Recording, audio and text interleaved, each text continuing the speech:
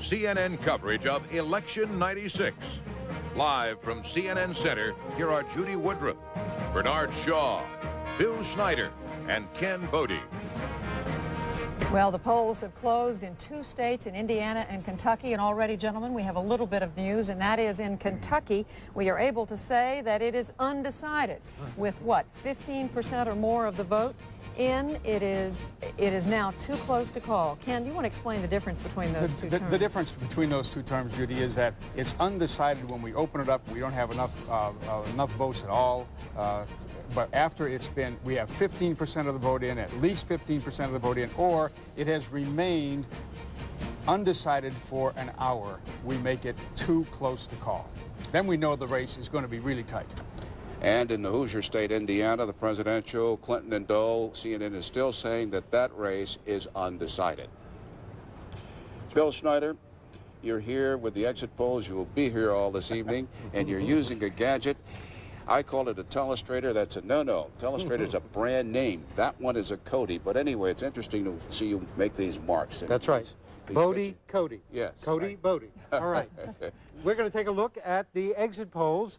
We're going to look at the national exit polls because different issues worked for Bob Dole and Bill Clinton. So let's take a look at what issues worked for Clinton and what issues worked for Bob Dole. First, the issues that worked best for Bill Clinton. The top issue for Bill Clinton, the economy. Among those voters who said the economy and jobs was the most important issue that drove their vote today, they went by about 2-to-1 for Bill Clinton. Clinton constantly touted his record on the economy, said we're better off, and it looks like the voters who thought they were voted for him. Now, the voters who said the most important issue was Medicare, they also voted by about 3-to-1 for Bill Clinton. Remember, the Democrats ran a lot of ads and had a lot of speeches in which they said the Republicans are trying to damage or cut Medicare. Third issue that worked for Bill Clinton. Now, this is one that did very well for Bill Clinton, and it was the education issue. He talked a lot about his program for the future and highlighted education as a key to that program. That clearly paid off for Bill Clinton. Bob Dole had very little credibility on the education issue. He got only 17% of the vote among those who said that was their top issue. Now, there were issues that worked for Bob Dole. One was the federal budget deficit. In a way, this is the old Bob Dole, the Bob Dole of green eye shades. He was once called the tax collector for the welfare state, but it looked like voters who were concerned about the deficit did go for Bob Dole. On the other hand, in this campaign, Dole did something interesting. He ran on a 15% across-the-board tax cut, and he said that he would return money to the American people. So it looks like Dole had it both ways.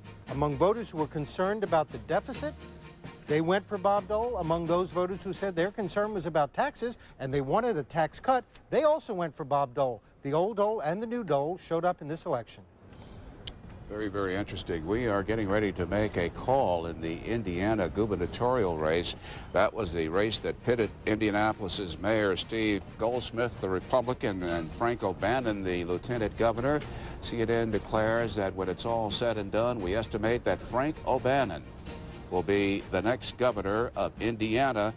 And Ken Bodie, that's your state. A little history being made there. Well, Steve Goldsmith, the mayor of Indianapolis. Indiana has never had a mayor from Indianapolis. Frank O'Bannon's lieutenant governor. He couldn't say he's a protege of Evan Bayh because he's much older than Evan Bayh, but he is clearly benefited by the economic prosperity of Indiana and the fact that Evan Bayh promised never to raise taxes, did not raise taxes. There's an economic surplus in the state. If the economy is working for Bill Clinton nationally, it certainly worked for Frank O'Bannon in Indiana. Well, that's got to make the Democrats happy. That state was very much a toss-up, that race. Yep. Well, we don't know how much money was spent in that governor's race, but controversy over what some call the mother's milk of politics has left a sour taste in many people's mouths as this entire election cycle is drawn to a close. Our Brooks Jackson has been following the campaign dollars, and he joins us from Washington. Brooks? Well, Judy, the sheer volume of big money in the '96 campaign was staggering, and some of it was tainted. Illegal contributions, a Democratic official hiding out from the press, more than enough to make Bill Clinton regret these words. I'd like to thank my longtime friend John Huang for being so effective. Huang was effective, all right, at generating money and trouble.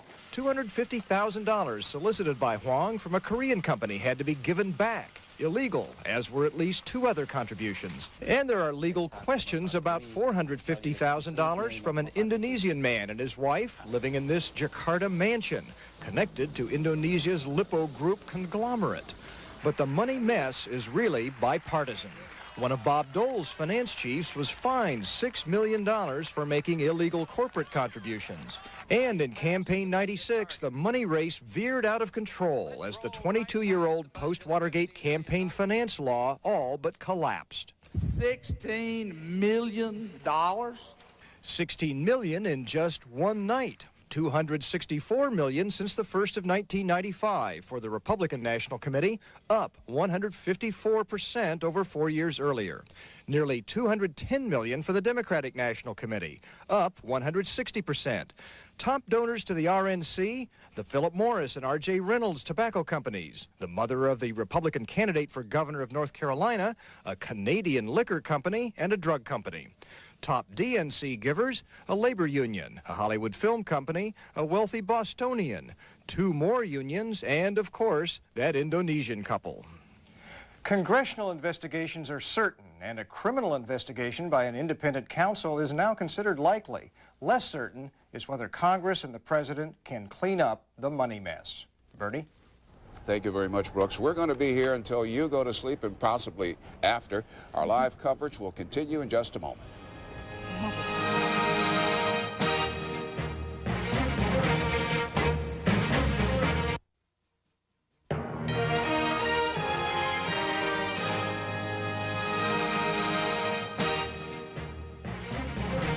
Now we take you to the East Coast, where our man Jonathan Karl has been covering the race for the United States Senate seat in New Jersey, the seat vacated by Democrat Bill Bradley. Jonathan, how has all this negative campaigning and mudslinging in that race affected the voting? Well, Bernie, the battle to replace Bill Bradley has been so negative that just a couple of days ago, 3 New Jersey newspapers came out and recommended a vote for none of the above. And as many of the voters were going to the polls today, some still had not made up their minds. It's very close, but... As New Jersey chooses between Bob Torricelli and Dick Zimmer, the critical vote will likely come from the nearly 1/3 of probable voters that polls showed were undecided in the final days of the campaign. New Jersey voters, beware. On both sides, the campaign has been waged largely through a barrage of negative TV commercials. All told, the campaigns have spent about $15 million. Republican Dick Zimmer has slammed Democrat Bob Torricelli for alleged ties to mobsters and terrorists. Democrat Torricelli, in turn, has accused Zimmer of denying medical coverage for cancer tests and allowing ocean dumping. No wonder both candidates are ready for the campaign to be over. Are you glad it's over? You have no idea. I've never wanted anything to be over as much in my life. Well, here in Woodbridge, New Jersey, the Torricelli campaign is preparing for what they hope to be a victory party. Judy?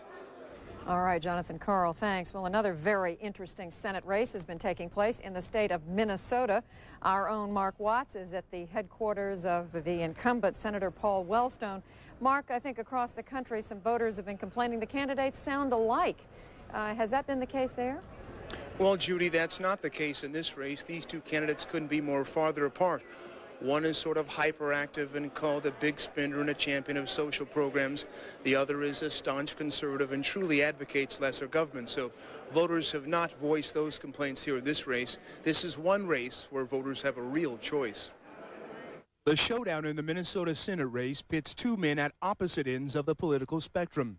Freshman Democrat Paul Wellstone, a proud old-style liberal, versus Rudy Boschwitz, a conservative who held the seat for 12 years before Wellstone knocked him off in 1990. Today's vote concludes a bitter campaign waged over the airwaves, both men accusing each other of being out of touch and distorting each other's records. Analysts say Boschwitz's negative ads in particular may have boomeranged. Once a dead heat, the race has now widened into a double-digit lead for the incumbent Wellstone. He wrapped up the campaign with a barrage of final day campaign events. Boschwitz took part in just a few events and did some radio interviews. And Boschwitz says he's not worried about his latest standing in the polls. If you may recall, 6 years ago on Election Day, it was Boschwitz who had a double-digit lead, and that was the night that Wellstone defeated him. So he is sort of hoping that history repeats itself in his favor. Bernie? Thanks very much, Mark. We'll come back to you a little later. Covering that Oregon Senate race is our man Greg Lamont. That's a race pitting Republican Gordon Smith against Democrat Tom Brugere for the seat held by the retiring Mark Hatfield. Greg, what's the difference between these two candidates? Well, Bertie, that is an excellent question, and maybe the best and quickest answer would be to say very little. What's a state to do when it's got two very popular, good-looking, self-made millionaires who both call themselves moderates, who are both seeking a soon-to-be vacated U.S. Senate seat held by a very popular U.S. senator? Well, here in Oregon, the polls would suggest about half the voters want 44-year-old Republican State Senator Gordon Smith. The other half want 50-year-old Democrat Tom Brugere. It's a race too close to call, and by late tonight, the eyes of the entire nation may be focused on Oregon, looking for the state to decide the balance of power in the U.S. Senate. Smith's fortune is in the frozen food business. He says Republicans in Congress must keep Bill Clinton in check. Brugere's millions come from a computer software firm. He says Bill Clinton needs a Congress willing to work with him. Both men are said to be extremely ambitious and have run on issues typical across the country: taxes, education, and the environment. What really makes this race very interesting is that its outcome may not be known for days. That's because there are 700,000 absentee ballots, and they may not be counted all until Friday. Judy? All right, I guess that means you're going to be up late tonight. Thanks. Well, we'll be back shortly with more of our election night coverage. Poll closings in 6 states are just minutes away.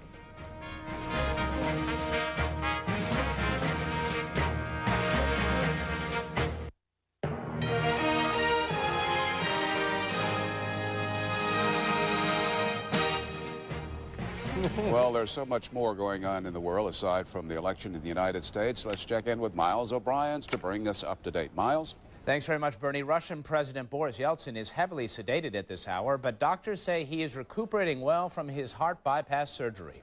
The surgery took 7 hours. Doctors removed blood vessels from other parts of Mr. Yeltsin's body to bypass 5 clogged areas of his heart. They say the president could resume his duties within the next couple of days, but he might not return to office full-time until next year. Once he does, doctors anticipate no problems. The length of time after operation for a bypass to continue to support the heart, in most of the studies that have been done in this regard, we can say that from 10 to 15 years after the operation, almost 3/4 of the patient were leading a normal life. Mr. Viktor Chernomyrdin is the man in charge of day-to-day duties as well as Russia's huge nuclear arsenal. Chernomyrdin visited Mr. Yeltsin earlier today and called President Clinton to let him know the Russian president is, in his words, doing well. O.J. Simpson's civil trial got a late start today. Lawyers spent considerable time in chambers with the judge after a newspaper reported an 18-year-old court intern accused Simpson of sexual harassment. Both Simpson and the intern now deny the report. She says Simpson did invite her to a Halloween party at the home of a friend, but she refused. Once trial resumed, criminalist Dennis Fung testified that preliminary tests done on Simpson's shower and bathroom sink indicated the presence of blood, but he said no further tests were done to confirm it was human blood. CNN Election Night 96 coverage continues with Judy Woodruff. Judy? All right, Miles, well, thank you. For even more election night information, you can log on to our political website. That is at allpolitics.com. Among other information, it is the place to find exit poll data for the states where the polls have closed. You can find out who voted which way and why. The polls are going to close in 6 more states: Florida, Georgia, New Hampshire, South Carolina, Vermont, and Virginia at the top of the hour. And our comprehensive election night coverage will continue. Please stay with CNN for everything about what's going on. And as we go to a break, we've got pictures of Little Rock, Arkansas, where, as we heard Wolf Blitzer say a little bit earlier, they are preparing for a joyful celebration tonight.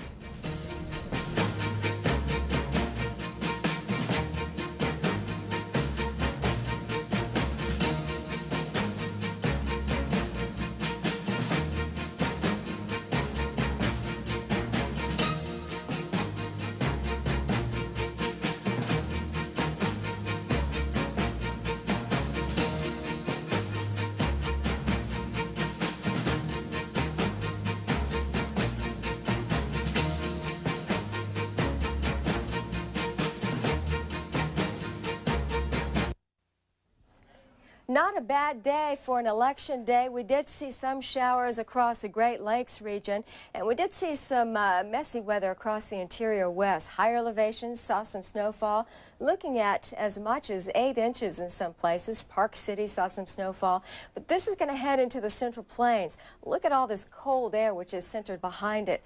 Well, we take you through the forecast time period, and it does look like headed into Wednesday, we've got that cold air which is sliding to the south and to the east. It's warm, it looks like, for at least another day or two, especially across the southeast. We're looking at 60s, 70s, and 80s. But look across the west. We've got a lot of cold air generated in through this area. How about Wednesday evening heading into Thursday morning? Here comes our blast of cold air, cold front, the leading edge of the moisture. High pressure moves in behind it. Then we'll see the snowfall across the northern plains and into the northern Rockies.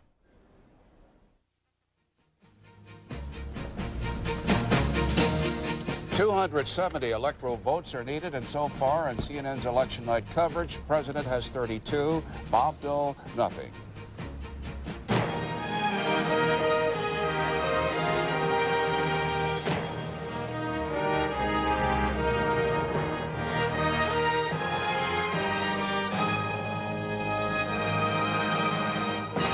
CNN coverage of Election 96. Live from CNN Center, here are Bernard Shaw, Judy Woodruff, Bill Schneider, and Ken Bodie. So we're off and running. We have electoral votes up on the board, and here we go. That's right. We're going to see what's going on in some of these states that are closing in this hour. Looking at Florida now, with 25 electoral votes, CNN declares that President Clinton has won this very important state. Major victory. This state hasn't voted Democratic since 1976. A lot of senior citizens in Florida, and the Medicare issue might have been big. The polls have also just closed in the state of New Hampshire. Bill Clinton won it by just a hair in 1992. And Ken Bodie? Judy, he started his last day of his last campaign in New Hampshire. It was very emotional for Bill Clinton, and he pretty much knew he would win this one. Looking at Vermont, a declared winner for those 3 electoral votes, Bill Clinton. Vermont hadn't voted Democratic since 1964 until 92. It went for Clinton then. It's going for Clinton now. It's a Republican state, but a liberal Republican state. Georgia, it's very close in the Peach State. Bill Clinton won it barely in 92, and it's still undecided, Ken, at this hour. That's right. He did win it barely in 92. In 1992, it was a 1-point state, and it's shaping up to be something like a 1-point state again tonight. In Thomas Jefferson State, Virginia, 13 electoral votes. This race undecided at this hour. Virginia has not voted for a Democrat for president since 1964. It didn't vote for Jimmy Carter. And remember, this is a big tobacco state. And another southern undecided, South Carolina. This is a state that the Dole people were counting on, Ken Bodie. Well, I think it's undecided because it's so soon after the polls close. You're absolutely right. The Dole people were counting on South Carolina, and I bet they still are. 2 other states looking at them quickly. Kentucky, this one is too close to call. And in Indiana, we're saying it is still undecided. This hour, let's take a look at that all-important electoral map and what we have. It's not a lot, but we have something. It's Bill Clinton has nailed down 32 electoral votes. At this hour, Bob Dole, nothing. But the night is young, the night's early, and those numbers will rise as the minutes go by. That Florida victory is very, very important. The Clinton people in 1992 spent only $50,000 in Florida and wrote it off. And Bill's exactly right. It is a case of seniors voting. It's a case of the Medicare issue. You can bet on it. And it's a southern state. It's a southern state, although it's the least southern state. It's a big one. It's the 4th largest state. That is a tremendous victory for Bill Clinton. Also, the Democrats have made inroads into the Cuban-American community, going after that Republican base there. Remember when that airplane was shot down, Bill Clinton took very strong measures, the Helms-Burton Act against the Cubans. It was very controversial, but he might have gotten some Cuban support as a result. The Cuban vote in Florida is generally 80% Republican. It's a very solid vote, and they vote. I'll be interested to see if he really did make much progress with the Cubans. Let's take you now to New Hampshire in that very tough gubernatorial race between Jeanne Shaheen and Ovid Lamontagne. CNN declares that New Hampshire now has its first woman governor, Jeanne Shaheen. The Democrats pick up this seat, and also Yes, Jeanne Shaheen would be the first female governor. She took the anti-tax pledge It was a tough race, but she has won it. First elected Democratic governor since, I think, 1980. Exactly. Another race people are keeping their eyes on, the state of South Carolina. Strom Thurmond, CNN declares him the winner. Judy, Strom Thurmond is 93 years old. He'll be 94 when he takes office. The most interesting fact to me is that his babysitter, his childhood babysitter, voted for him. His childhood babysitter, who's 104 years old, voted for Strom Thurmond. So wait a minute, she was 11 when, I guess so. Whatever, I guess when she was taking care of him. And his opponent, Elliot Close, in this race was born 7 years after Thurmond ran for president. In 1948. In 1948. I want to go back to Jeanne Shaheen in New Hampshire, governor, the first female governor of that state in New Hampshire, the most conservative state in New England. New Hampshire is doing very well economically. It's actually a booming state, and the Democrats seem to be picking up on that. The incumbent Republican Senator, Robert Smith, may be in some trouble in his re-election campaign in New Hampshire. Interestingly, Jeanne Shaheen is a political staffer, basically. That's where she's made her name. She worked for Jimmy Carter, she worked for Gary Hart, and then she got into the business herself of running for office. Should be the second woman governor. Now to the congressional desk for the latest on what Frank Sesno and his buddies down there are watching. Frank? Well, Judy, what we're watching principally is the United States Senate. You started talking about what was happening in New Hampshire at the gubernatorial level. Let's take a look at what's happened at the Senate level as well. This is good news for the Democrats. It's a pickup for them. They need 3 pickups net if they're to take control of the United States Senate. Dick Swett beats Bob Smith, ousts the incumbent for a Democratic pickup in the Granite State. What once was traditionally Republican territory is swinging the other way tonight. Off to Georgia now. A very close race throughout in the state of Georgia, and it remains so. We're not calling that at this time. Max Cleland, Guy Milner, one up against the other. Guy Milner strongly in favor of Dole's tax plan. Max Cleland saying that he's in favor of abortion rights. This was an ideological and fiscal split. To Virginia, the battle of the dollars here. Senator John Warner against Mark Warner. The Democrats floated a guy here who spent $5 million of his own money. This one not yet called, but this one was one that everyone was watching very closely. Again, let's remind you what we're looking at here. The balance of power coming into this evening in the United States Senate. As you can see here in red, the Republicans held 53 seats. The Democrats, represented in blue, held 47. Up for grabs this evening, contested seats, 34 of them. What we just told you was that New Hampshire, which had been a Republican seat, has now gone for a Democrat. If everyone else were to hold, the parties, the Democrats would need 2 more. With a vote by the Vice President, they'd control the United States Senate. But this is a very early evening yet. Much more to be determined. More races still to be coming. And in the next hour or so, Bernie and Judy will be seeing a lot more of these states close. We'll have some more of these races. Let's go back to you on the national desk. All right, Frank Sesno, thanks. I think Frank pointed this out early. Maybe it was you, Ken. This is the largest number of open seats in the Senate since 1914, and it's the reason we're looking at so much turnover, especially in the South, potentially. Well, it's potentially. Not gonna, we don't know. Potentially, and it won't work unless Bill Clinton, if he wins his election, gets 50% or more. If he's under 50%, what we're looking for is to see if the Republicans continue to make gains in the South. There are 4 open seats held by Democratic senators in the South: Alabama, Georgia, Arkansas, Louisiana, and no Democrat has won an open seat in the South since 1988.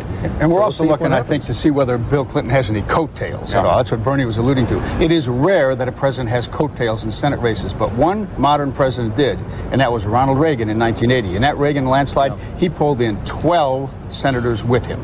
You know, I'm looking forward to our discussion tonight about divided Americans and how American voters either willfully or just naturally go into the voting booth, vote in such a manner that if one party controls the White House, they say, well, let's have the people on the Hill keep the guys in the White House honest, and vice versa. We'll see. I've got a theory about that, but we'll talk about it later. All right. Okay. So do I. Well, politics, the juice of politics is money, but a different kind of money is reported by Lou Dobbs with this brief edition of Moneyline.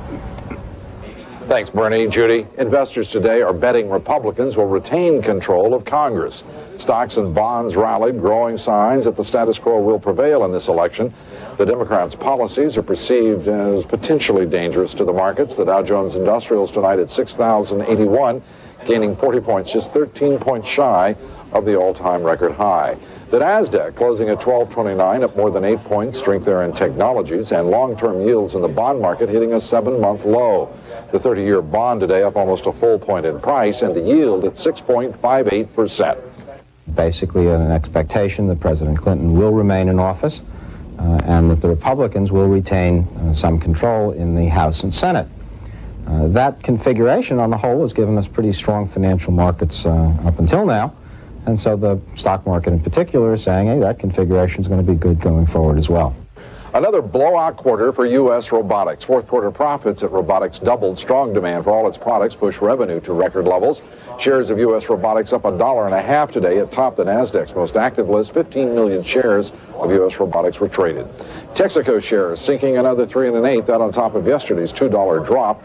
Federal prosecutors have launched a grand jury investigation into alleged criminal behavior by some senior executives.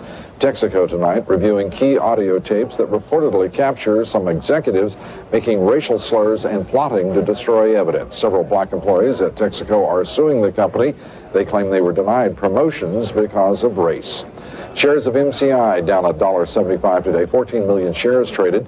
Investors apparently concerned that British Telecom's purchase of MCI must overcome numerous regulatory hurdles in both the United States and the United Kingdom. Shares of BT down 1 3/8. AT&T up 50 cents a share. The deal, MCI British Telecom, valued at just about $21 billion. It would be the third largest U.S. acquisition ever. Two other telecom deals making headlines tonight. The Justice Department has approved the U.S. West Continental Cablevision merger.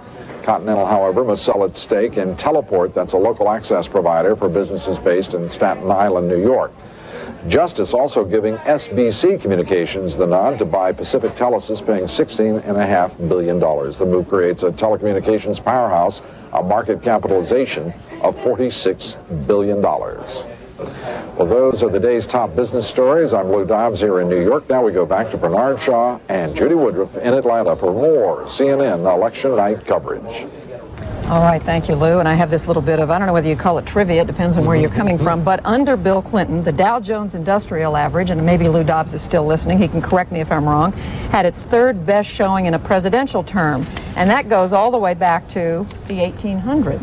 We mentioned a few minutes ago whether voters were going to vote for a Republican Congress and a Democratic president. That's a possibility. It could be that they don't actually deliberately say, I'm going to go out and vote for one party for president and the other for Congress. There is the possibility that if the voters know that the economy is doing pretty well, there doesn't seem to be a lot of angry voters out there, maybe they just go to the polls and say, I'm going to vote for the status quo, the incumbent president, the incumbent member of Congress. That would give the Republicans control of Congress. They did that in the 80s when they voted for Ronald Reagan and then re-elected Democrats to the House of Representatives.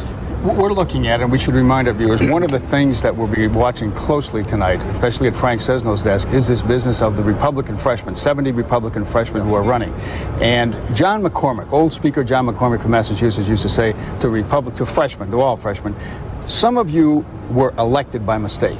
None of you will be re-elected by mistake, as an admonition to get out there and campaign. And boy, those Republican freshmen have done so, and they've raised a ton of money, and that could be a factor in this entire evening. It's got a lot of interesting races to look at, and there's much, much more to talk about, many more races to look at tonight. When we come back, we're going to hear from our own Bill Schneider and his device over there, the Cody, about what we're seeing in the exit polls that we have results. We'll be right back.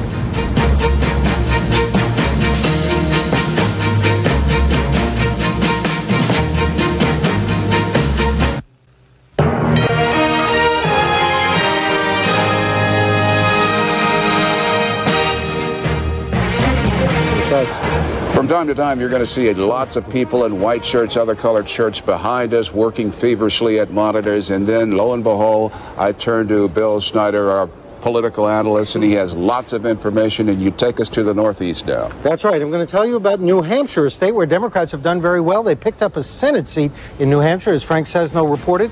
The big issue in New Hampshire was the economy and jobs. And that clearly paid off for Bill Clinton. Those voters who said the economy and jobs was the top issue voted 2/3 for Bill Clinton over Bob Dole. It's a booming economy there, and that paid off for Clinton and the Democrats for governor and for senator as well. Now, Vermont.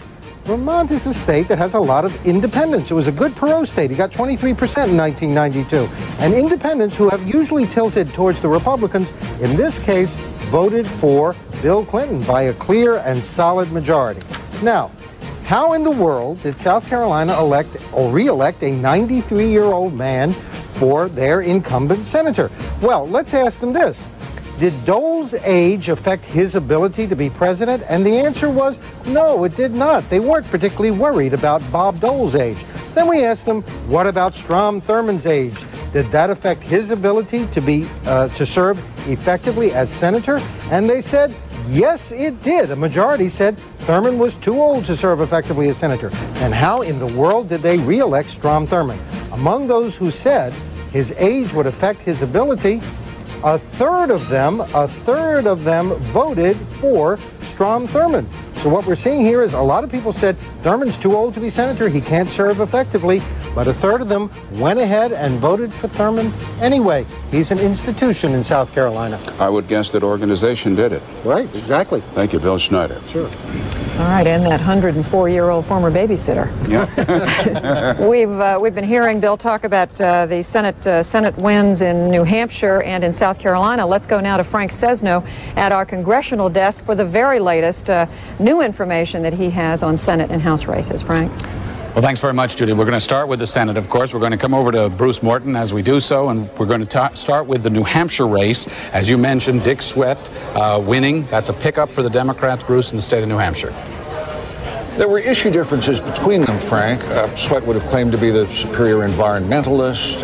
He was more or less for abortion rights. Bob Smith was staunchly anti-abortion. But it may simply have been that after 6 years, the voters looked at Smith and said, I can't really think of anything very much that he's done.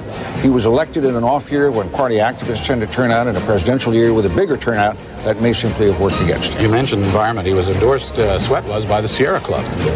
On to South Carolina, where we also have a result, as we talked about just a moment ago. Senator Strom Thurmond winning there. You know, Elliott Close tried to make age the issue, but only just. He said, this election is about the next century, not the last one.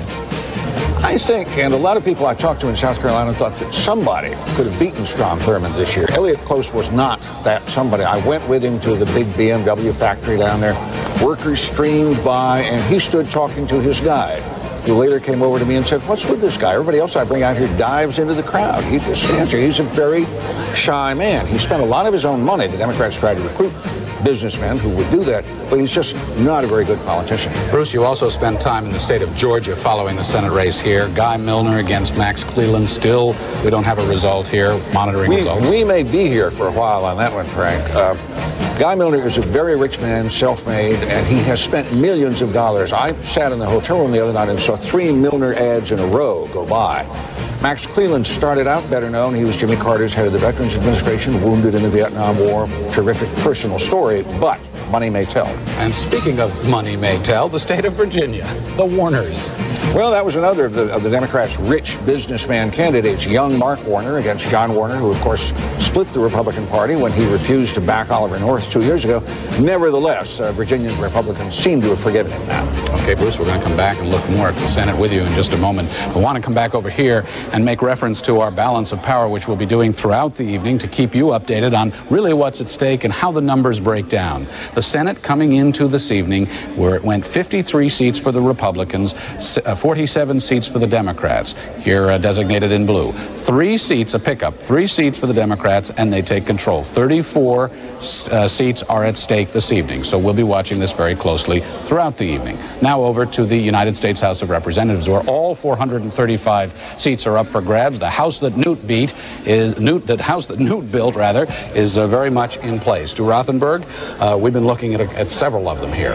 Go ahead. Well, we've got some partial results, a number of interesting races, and in Indiana, 10th Congressional District, Virginia Blankenbaker, a Republican, 47% of the vote, to Julia Carson, a Democrat, 53%. This is an open Democratic seat that the Republicans have wanted to pick up. And in Kentucky's 3rd Congressional District, Republican Ann Northrup against Democratic incumbent Mike Ward. Now here the Democrat is the freshman. That's right, Democratic freshman. There have been very few Democratic incumbents who are vulnerable.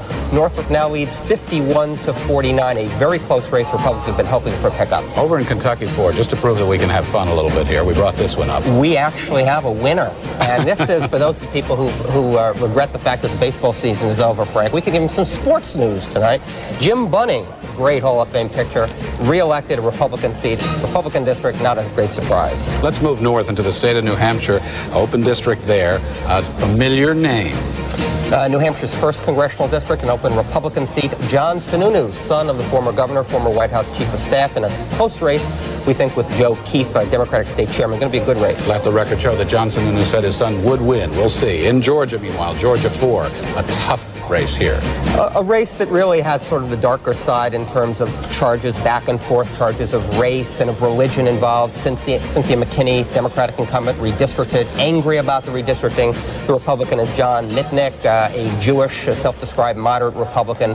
Very bitter race. Stu, let me just stop you for a minute. You mentioned redistricting. Not everybody is familiar with what the Supreme Court did and how that affected some of these districts. This is one of them. Take just a moment and explain it. Sure, Frank. There are a number of districts, particularly in the South, talking about North Carolina, Texas, Louisiana, and Georgia, that were redrawn to deal with the problem. The court found that many of the districts were gerrymandered, drawn primarily for racial reasons. This was one of the districts redrawn. Cynthia McKinney was very upset that the district suddenly was very different from the one that she had been elected in, and she's running anyway, and she stands a reasonable chance of winning. Okay, we'll see how it goes. Stu Rothenberg, Bruce Morton, we're going to have more of this throughout the evening, and we'll have more from the national desk on the presidential and other races and beyond when our coverage continues after this.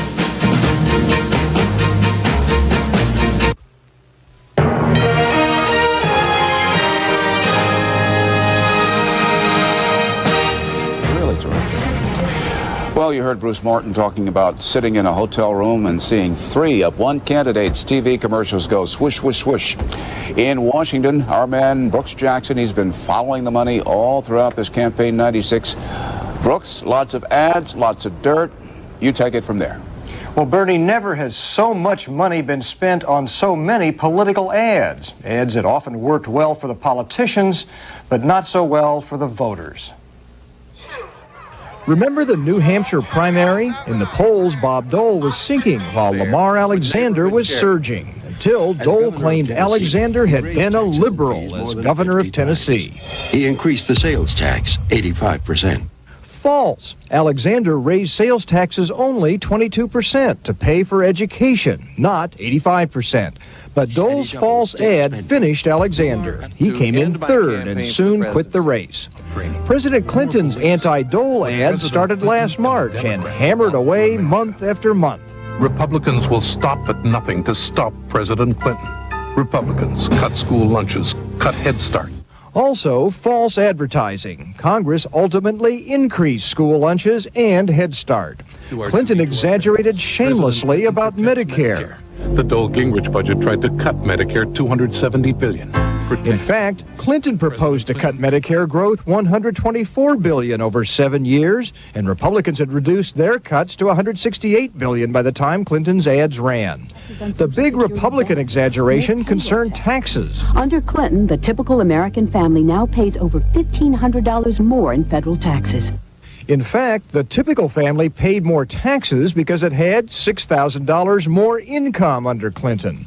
Clinton's gasoline tax only cost the average family about $40 a year. Other Clinton taxes hit only the most affluent families. Accuracy and fairness still take a back seat in campaigns. As one ad maker put it, we're trying to win an election, not run a think tank. Judy? All right, Brooks Jackson, thanks. Well, one of the states where they've been running some tough ads is North Carolina. The polls are about to close there in just a few minutes. Our own Natalie Allen is there at the headquarters of Senator Jesse Helms. Natalie, what news do you have to report? Well, Judy, polls close in 3 minutes. The banjos are strumming. People are filling in here at Helms headquarters, and the Republican state leaders still tell us they predict a clean victory for Jesse Helms. They say voter turnout has been heavy in areas important to him. But just last night, Democratic challenger Harvey Gantt's people were almost giddy, feeling a surge in their candidate's chances. And think about that, a black Democrat unseating a conservative icon, Uncle Jess, as he is known in these parts, would be the political story of modern times in North Carolina. Back to the national desk. Thank you very much, Natalie, and we'll be right back with more of our extensive coverage of Campaign 96 on this election night.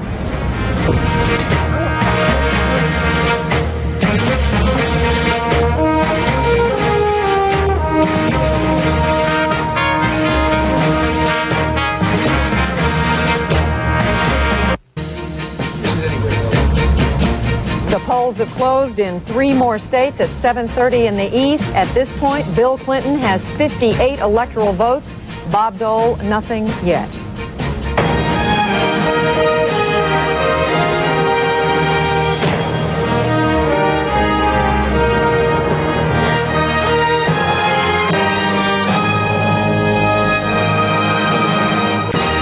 CNN coverage of Election 96. Live from CNN Center, here are Judy Woodruff, Bernard Shaw, Bill Schneider, and Ken Bodie. And the biggest electoral prize at this half hour, we can tell you, is the state of Ohio. CNN calls that the state of Ohio has been won by President Clinton. This is a big victory, Ken Bodie, for the Democrats. That is true. No Republican has ever been elected without carrying Ohio, and it's also further bad news because for the last 30 years, this state has voted for the winning candidate. CNN declares that Bill Clinton has won West Virginia's 5 electoral votes. Not a big surprise that West Virginia is reliably Democratic. Every congressman, senator, the governor, and both houses of the state legislature controlled by the Democrats. Polls have also just closed in the state of North Carolina, but at this hour, it is undecided among the 3 gentlemen you see there on the screen. Judy, this is fairly typical for North Carolina. This is a generally Republican state in presidential races, but George Bush won this state by less than 1% last time, his very closest state. These next 2 are going to surprise, if not shock you. First, in Indiana, CNN says that this one is too close to call. And in Kentucky, again, 8 electoral votes in Kentucky, too close to call. And look at the percentage of reports. Here are 3 states where the polls closed half an hour ago, as yet undecided. Georgia, the Peach State. Virginia, the Old Dominion, still undecided. And South Carolina, in the presidential contest, undecided. Now let's move over to the electoral map to show you what we have so far. President Clinton leading Bob Dole, 58 electoral votes. The magic number is 270. Well, Ohio's the story of this half hour. Ohio in this half hour, Florida before that. Those are 2 big states and both in the Clinton column. And if you look at all the states that we have just said are too close to call, among all those states, the only one, I think if I wrote them down as fast as I could, the only one that a Democrat carried last time was Georgia. Virginia, Kentucky, Indiana were all Republican states. So what we have is the Republicans in a little bit of difficulty here.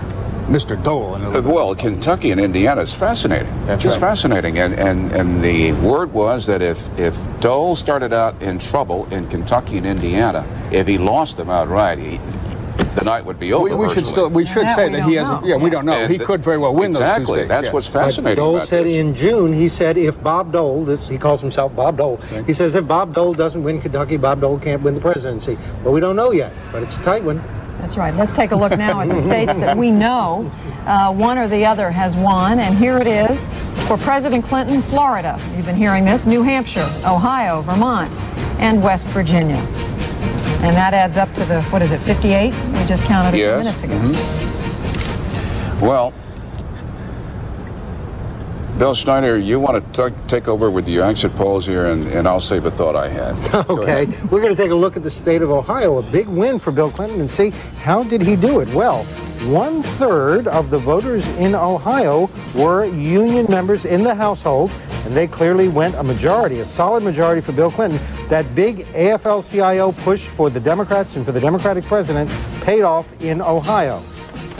Now, let's look at the voters who decided how they were going to vote just in the last 3 days. How did they end up voting? Well, they voted for Bob Dole. It looks like Dole talked about his momentum in the last few days. It was there. Those late deciders decided for him. But they were only 9% of the voters in Ohio. What about the voters who decided before October, who knew exactly how they were going to vote all along? They were the ones who delivered for Bill Clinton, and that was 70% of the voters in Ohio. So while Dole picked up some late momentum, it couldn't compete with the tremendous number of voters, 70%, who knew how they were going to vote before the month even started out. You are very good with that. John Madden ought to be jealous tonight. Well, checking the watch, it's time for Crossfire. Here they come. Live from Washington, Crossfire. On the left, Geraldine Ferraro. On the right, Robert Novak. In the Crossfire, Republican Senator John McCain of Arizona, advisor to the Dole-Kemp campaign. And in New Orleans, Democratic Senator John Breaux. Good evening. Welcome to Crossfire. Finally, Election Day came with Bill Clinton casting his vote in the renovated train station in Little Rock, Arkansas, and Bob Dole voting at the First Christian Church in Russell, Kansas. The other millions of Americans voting today decided 35 Senate contests and 435 House races, as well as the presidency. President Clinton is heavily favored for a second term, and the big question is, who controls Congress, with the Republicans narrowly favored? Jerry? Senator, let's pick up on a little bit on those numbers that Bill Snyder was talking about. We've had Ohio that has gone for Clinton. We have Kentucky, which Dole said was a must-win state, too close to call. You see that Florida has gone to President Clinton. If Dole is in trouble in the South, do you see any scenario by which he could win this presidency tonight?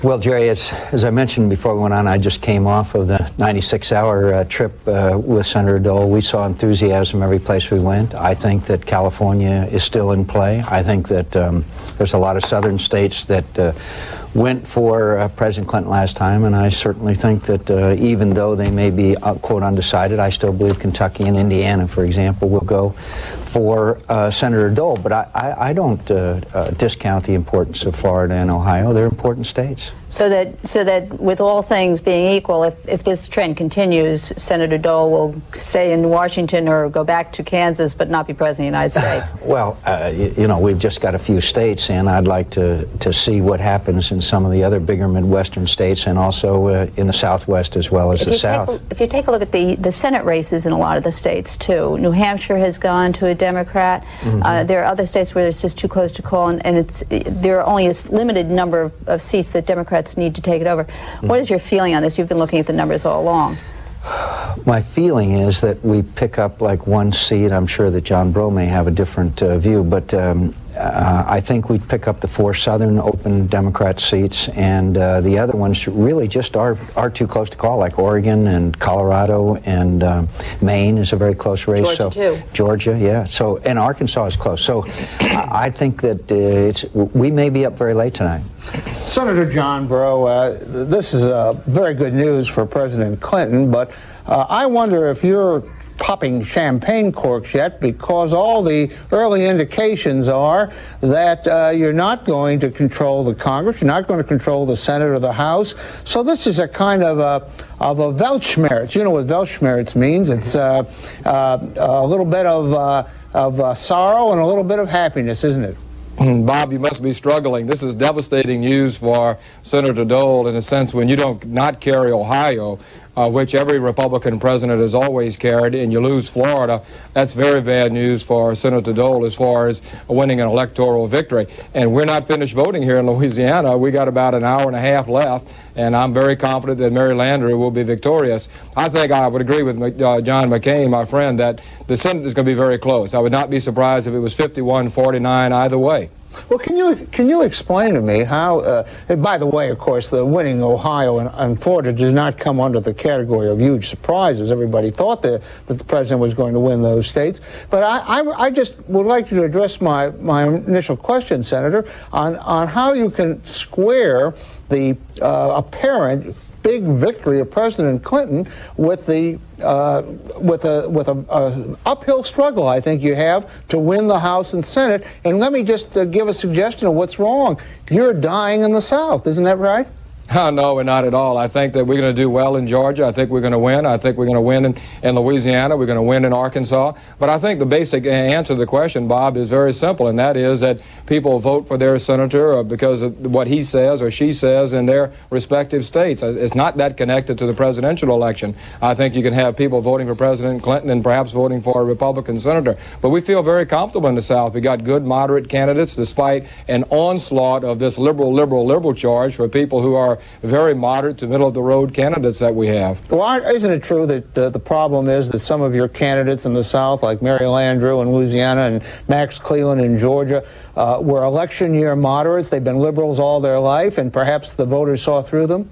Bob, it's really interesting. They're charging Mary Landrieu with being a liberal. Here's a person who supports the death penalty, supports carrying concealed weapons in Louisiana, and also will support a constitutional amendment to balance the budget. That doesn't sound very liberal to me, but that's what she's been charged with. She also opposed the bill to ban the late-term abortions, the Absolutely partial not. birth abortions. Bob, there you go again, falling for some of the Republican rhetoric. She clearly has said that she would have voted just like me and Bennett Johnson on that issue, but her opponent and others keep saying, well, that's not her position. That's what she said very clearly.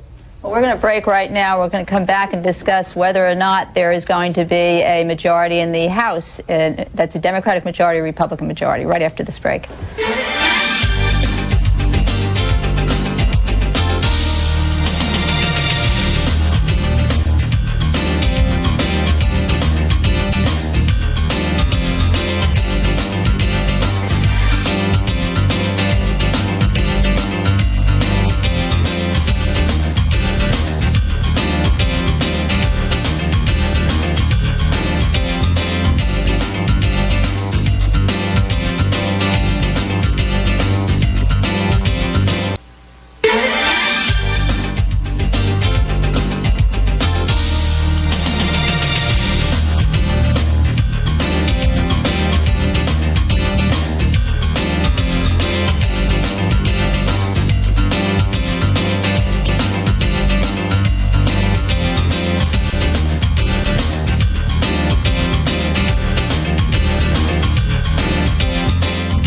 Welcome back to Crossfire. We're talking about Election 96 with Senator John McCain, Republican of Arizona and a Dole advisor.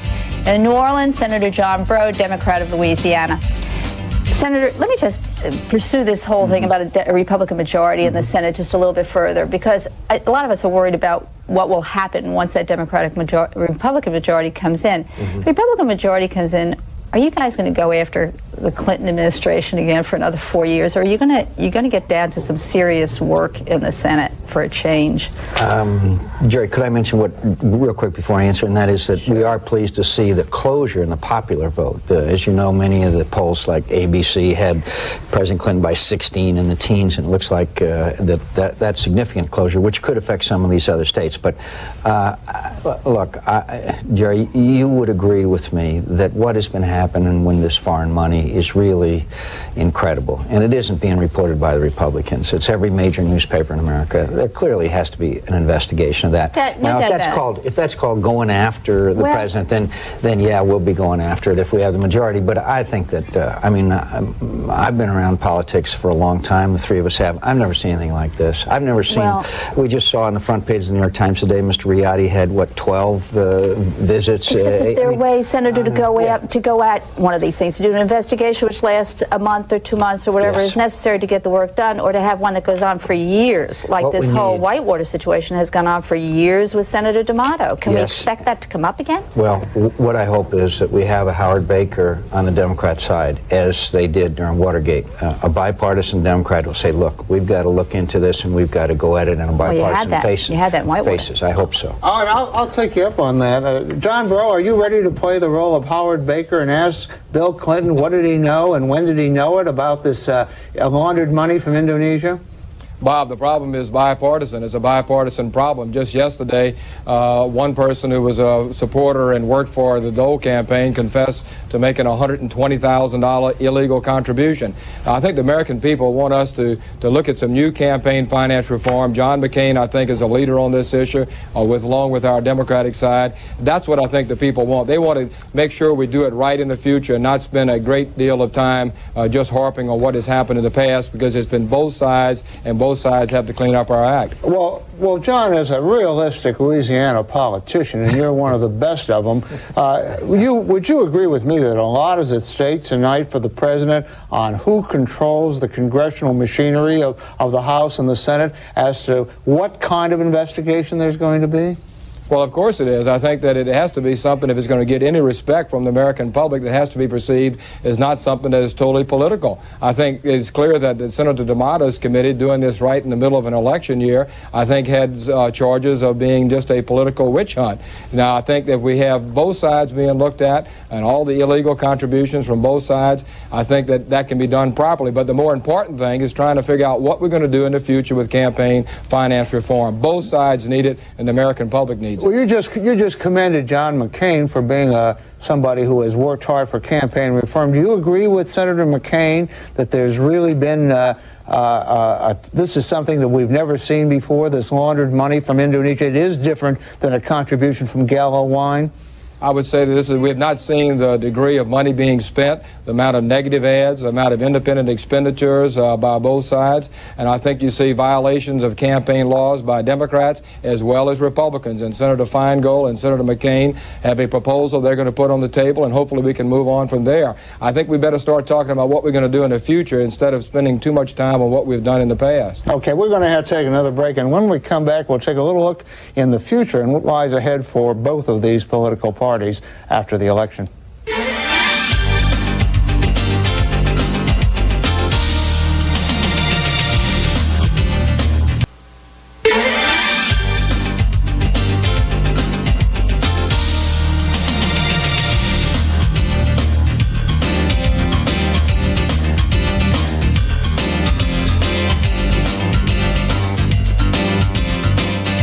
Welcome back to Election Night Crossfire. Senator John Breaux, Democrat of Louisiana.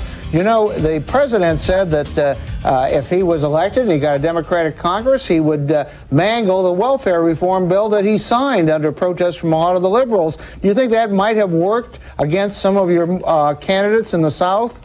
It wasn't a real issue, Bob, in Louisiana. I don't think it was an issue much throughout the South. Really, I think Senate races, as many House races, are based on what the individual candidates are talking about, what they stand for, where they've been, and what they are talking about doing in the future. Welfare reform, I think, was a positive throughout the South because people think the president did the right thing. Where do you think the Democratic Party is going to go in the future, John? Do you think it's going to be the party of Bill Clinton, which it's hard to tell where it is, or the really strong traditional liberal party of Teddy Kennedy?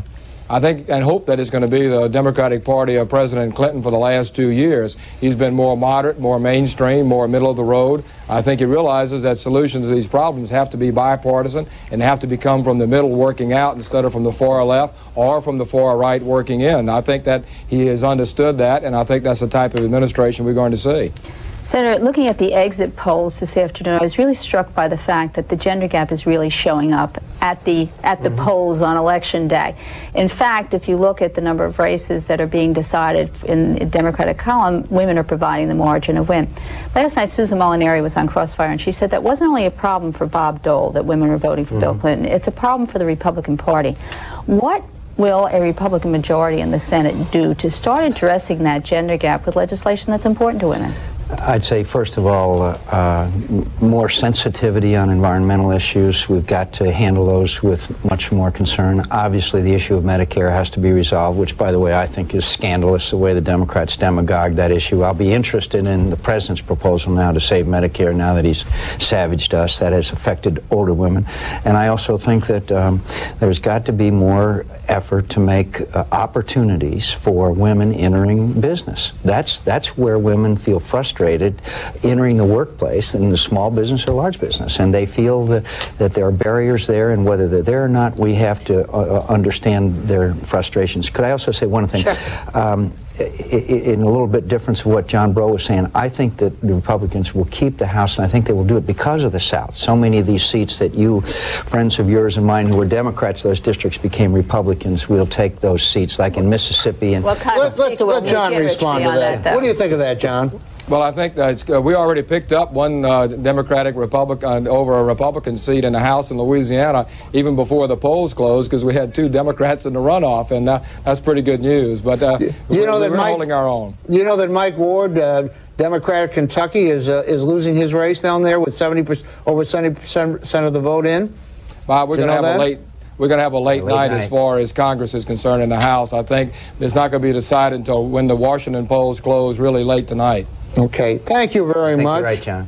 Thank you very much, John Bro, Louisiana. Thank you very much. And thank you, John McCain of Arizona. Thank you. And this debate will be continued by Geraldine Ferraro and me.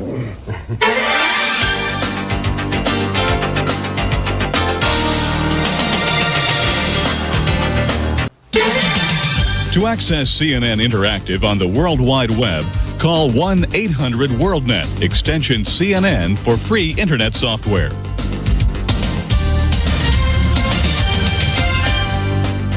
Crossfire will be back at 12:30 a.m. Eastern after most of the returns are in.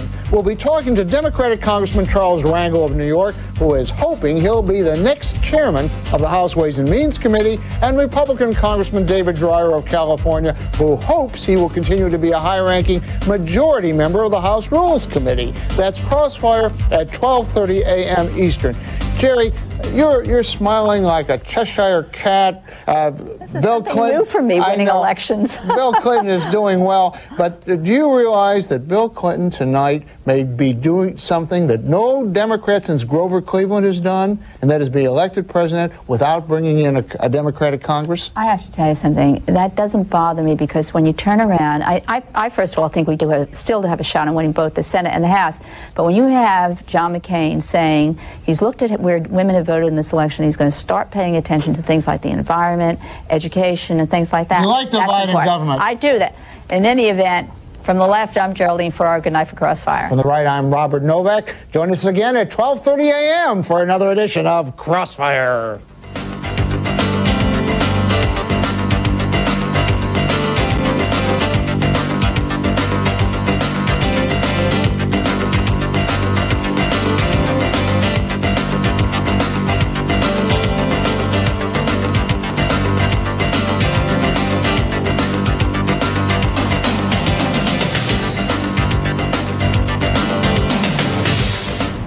CNN now on election night is calling that hotly contested Senate race in the Tar Heel state, North Carolina. It pitted the incumbent Jesse Helms and the second time around challenge by the former mayor of Charlotte, Mr. Gant. CNN is declaring. And that is a race that people have been watching very closely, Bernie. We'll have much more on that and on the fact that 16 states and the District of Columbia polls are closing in just a few moments. We'll be right back.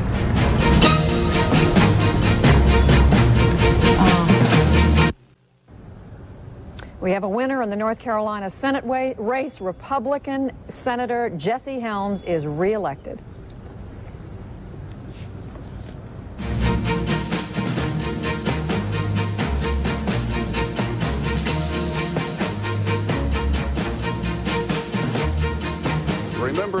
Remember this number, 240 electoral votes needed in this election tonight. And CNN is declaring that in Texas, the winner of Texas's 32 electoral votes is Bob Dole. Bob Dole was counting on Texas, a state that hasn't gone Democratic since 1976, and where Republicans have made big inroads. If he didn't carry Texas, he wouldn't have had a prayer. Pennsylvania, another big electoral vote state. Bill Clinton, the winner. This state has voted Republican at state levels, Democrat for president recently, and it's not been wrong in 30 years. In the land of Lincoln, 22 electoral votes. President Clinton winning the state. Talk about a bellwether state. This is one, too. All winning candidates this century have carried Illinois, with only 2 exceptions. Woodrow Wilson in 16 and Carter in 76 did not carry Illinois. Another Midwestern industrial state in Bill Clinton's corner, Michigan, and its 18 electoral votes. One of the most memorable moments of this campaign was when Bob Dole went back to that Battle Creek Veterans Hospital where he spent 2 years recovering from his war wounds. Michigan, however, did not vote with Dole. In New Jersey, CNN declares President Clinton taking over this state as he did in 1992. Bob Dole used Governor Whitman's come-from-behind victory as a model for his campaign, and the fact that she promised and delivered a very big tax cut, but it didn't work. The state of Massachusetts for Bill Clinton, all 12 electoral votes. Missouri, the show-me state for the president, for Bill Clinton. Tennessee, the volunteer state, 11 electoral votes in Bill Clinton's corner. Maryland, a state that has gone Democratic, now has gone Democratic once again. And Connecticut, 8 electoral votes for Bill Clinton. Bob Dole has something to cheer about in Oklahoma. He is winning that state tonight, along with its 8 electoral votes. And in Kansas, guess what? The home state of this former senator goes to Bob Dole. In Maine, President Clinton takes off 4 electoral votes there, as he does in Delaware, 3 electoral votes there, and no surprise, in the District of Columbia, the president winning handily 3 electoral votes. The polls have just closed also in the state of Mississippi, but it is undecided. We do not have a result yet from Mississippi. And Alabama has just gone for Bob Dole. We declare, CNN declares Bob Dole the winner in the state of Alabama. This is a place that President Clinton had campaigned in just a few days ago. Here is a look at this hour, just a moment after 8 o'clock in the East. Bill Clinton, 198 electoral votes, those states that you see in blue. Bob Dole, 55. And the big one on that map, gentlemen, is Texas, and that's one that comes sweet to Bob Dole. That's right. That was a very, very competitive state. That's a state Republicans have been carrying in recent elections. Bill Clinton decided to make a real fight for that state, and I think probably one of the big reasons that the Republicans wanted is the Bush family came out and really got behind the Dole campaign in that state. What we're seeing is Bill Clinton doing very well in the Northeast and the Great Lakes states where we expected him to do well, but the South is very, very competitive. Most of those states that are still too close to call are southern states. Bob Dole carried Texas, the biggest southern state. Bill Clinton carried Florida, the next biggest southern state. The South is a battleground. When the South is a battleground for president, the Republicans are in trouble. That's right. We know you're keeping score out there on what's been won so far. First for the president, the states won: Connecticut, Delaware, Florida, Illinois, Maine, Maryland, Massachusetts, Michigan, Missouri, New Hampshire, New Jersey, Ohio, Pennsylvania, and Tennessee. Clinton states tonight. Dole states won thus far, shortly past 8 Eastern Time: Alabama, Kansas, Oklahoma, and Texas. And Bernie, by our tally, we said, what, the president has 198 electoral votes. That leaves him 72 votes shy of that margin that he must have. It's half the Electoral College plus 1 is the magic number, and he's just 72 votes away. One of the sweet ones for the president and vice president have to be Tennessee, where in the last election they lost both Senate seats to the Republicans and the governorship. This time Al Gore probably is feeling a lot better about his home state. All right, and we have a Senate race to call in the state of New Jersey, and that is the Democrat Bob Torricelli. CNN declares he is the winner. That means that seat will stay Democratic. That's right. Bill Bradley's retiring from the Senate. A very, very tough, very, very expensive, and very, very negative campaign run by both candidates in that race. This might be attributable to Bill Clinton's coattails because he carried New Jersey. And, of course, Dick Zimmer, the Republican candidate, was attacked as a Newt Gingrich clone by the man who won, Bob Torricelli. And this was one where the label liberal was used very, very extensively against the Democrat Torricelli. One of the things we're going to determine in this election is how poisonous the term, the label liberal is, because it was used in a lot of campaigns against Democrats. It was almost a generic term of abuse. We'll see how many of those liberals survive. And there were some who said that it's just that the voters are just tired of hearing it, that it doesn't have the sting that it once had with voters. So we'll see. I'm sorry, I didn't mean to interrupt you. There was a great ad in New Jersey where you had the 3 frogs, like the Budweiser frogs, and they croaked liberal, liberal at Torricelli. Yeah. And one other thought about New Jersey, the state from which Bob Dole drew his inspiration from Governor Christine Todd Whitman, and what she did, she promised a big tax cut. She was behind in the polls. She won. Dole used that as a source of inspiration, the centerpiece of his 15% across-the-board tax cut. But tonight, President Clinton has won New Jersey. Frank Sesno is at the congressional desk. Well, Bernie and Judy, one big state we've got to tell you about right now is the state of Georgia, where the term liberal was thrown around, but it didn't stop Max Cleland. Max Cleland winning the seat vacated by Sam Nunn beating and turning back Guy Milner. It had been a hoped-for Republican gain. The party there watching that very closely, saying they had a surge in the final days, but Max Cleland wins narrowly. Onward to Massachusetts, John Kerry beating back a challenge by Governor William Weld, the popular Republican, pro-choice, but John Kerry holding forth and carrying on into the 104th. On to Illinois now, where Dick Durbin turns back a challenge from Al Salvi, a very conservative Republican there, but Dick Durbin winning there. In Kansas, a predictable win for Pat Roberts. That was an open seat. He picks that up, keeps it in Republican hands, turning back Sally Thompson. The state of Michigan, Senator Carl Levin, dependable Democrat, incumbent. He will return to the United States Senate, pretty much as expected, defeating Ronna Romney. Oklahoma Senator Jim Inhofe, that's another one that was expected. The Republican there returning to Washington, turning back Jim Boren, cousin of the former senator. To Tennessee now, Senator Fred Thompson, a one-time actor, now the incumbent, returns as a Republican to Washington, where he will take yet another bow on the stage for 6 years in the United States Senate. In Texas, Senator Phil Gramm winning, turning back a challenge by Victor Morales, the school teacher who waged a quixotic campaign, but in the end, Phil Gramm returning as he and most expected. Delaware, Joseph Biden returning as he expected as well. No real surprise there. To the state of Mississippi, Senator Thad Cochran will go back for another term in the United States Senate. That's the incumbent again, riding the predictable wave in the South. West Virginia now, another predictable wave. Senator Jay Rockefeller, one of the more liberal and predictable Democrats in the United States Senate. He too will go back. Not a very tough campaign for him there. Now, a few states too close to call. Still Alabama. The Republicans are looking for a pickup here. This pits the Democrat Bedford against the Republican Sessions. A very, very closely watched race. To the other Kansas seat. This seat was the one that was vacated when Robert Dole took his leave to campaign for presidency. Jill Docking, the Democrat, against Sam Brownback, very conservative Republican. A real bellwether there. And in the state of Maine, also too close to call. Susan Collins, the Republican on the right there, up against Joe Brennan. He's been running since the 1960s. He's trying again this time for the Senate. Virginia, the Warner brothers, they're not brothers, but as far as the state is concerned, they're side by side, both wealthy. Too early to call this one so far. Senator against John Warner. Now, let us again bring you up to date as to exactly what we're watching in the United States Senate. This 8 o'clock hour, a very, very big one. Coming into this evening, the Republicans, 53 seats, the Democrats, 47. Where we stand right now, 34 seats altogether up for grabs this evening. As you can see in this 8 o'clock hour, a number of them being decided. More shortly, we presume, in several minutes. Right now, the Republicans have won 8 of those 34. The Democrats have won 8. The Democrats have picked up 1 that had been in Republican hands up in the state of New Hampshire. So where it stands, if you add all the math together, 42 for the Republicans, 40 for the Democrats, 18 critical seats undecided.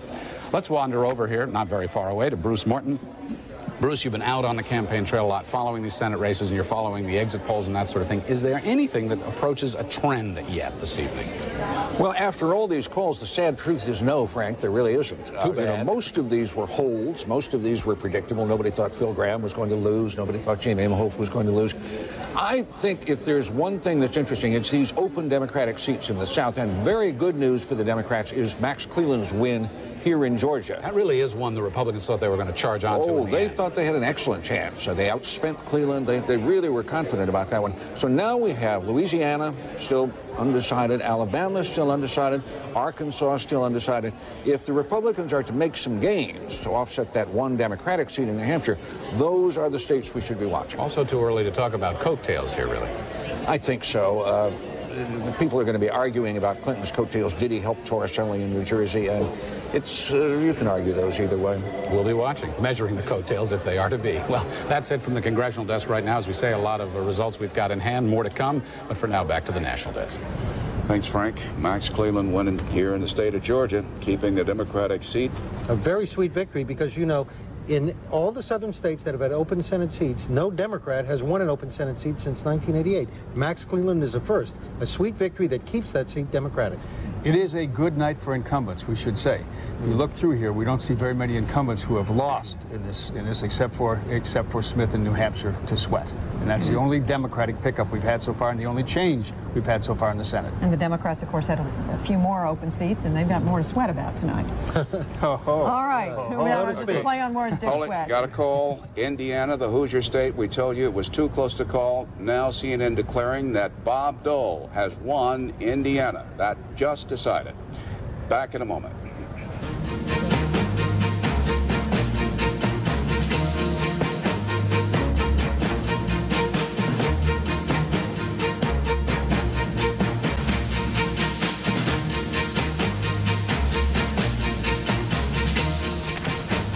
CNN has made the call that Bob Dole won Indiana. You just saw that.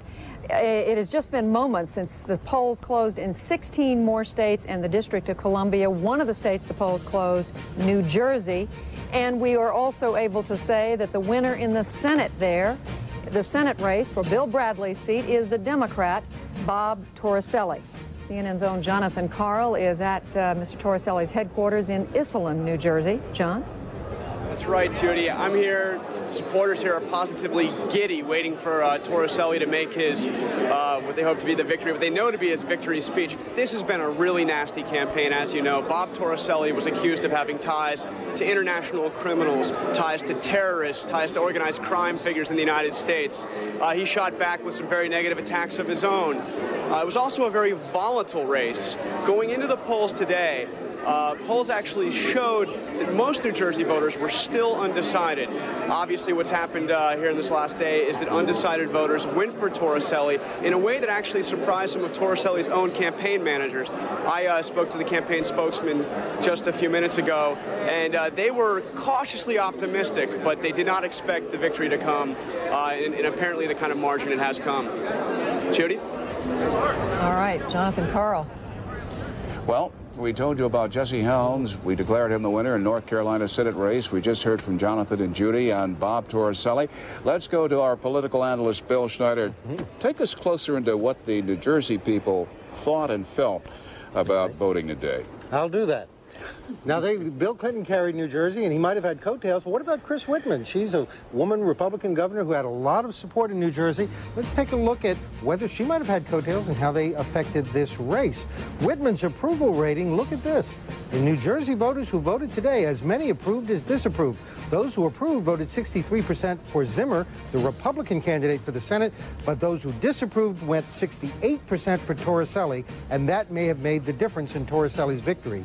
Now, what about that negative campaign in New Jersey? Well, what the voters, when they were asked who attacked his opponent unfairly, they said both candidates did. Both candidates, they were down for both of them.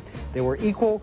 Neither candidate really got the Mr. Good Guy award, but there was a little bit of a margin of difference. Notice what happened here. 15% said Zimmer was the bad guy. Only Torricelli, that was just 10%.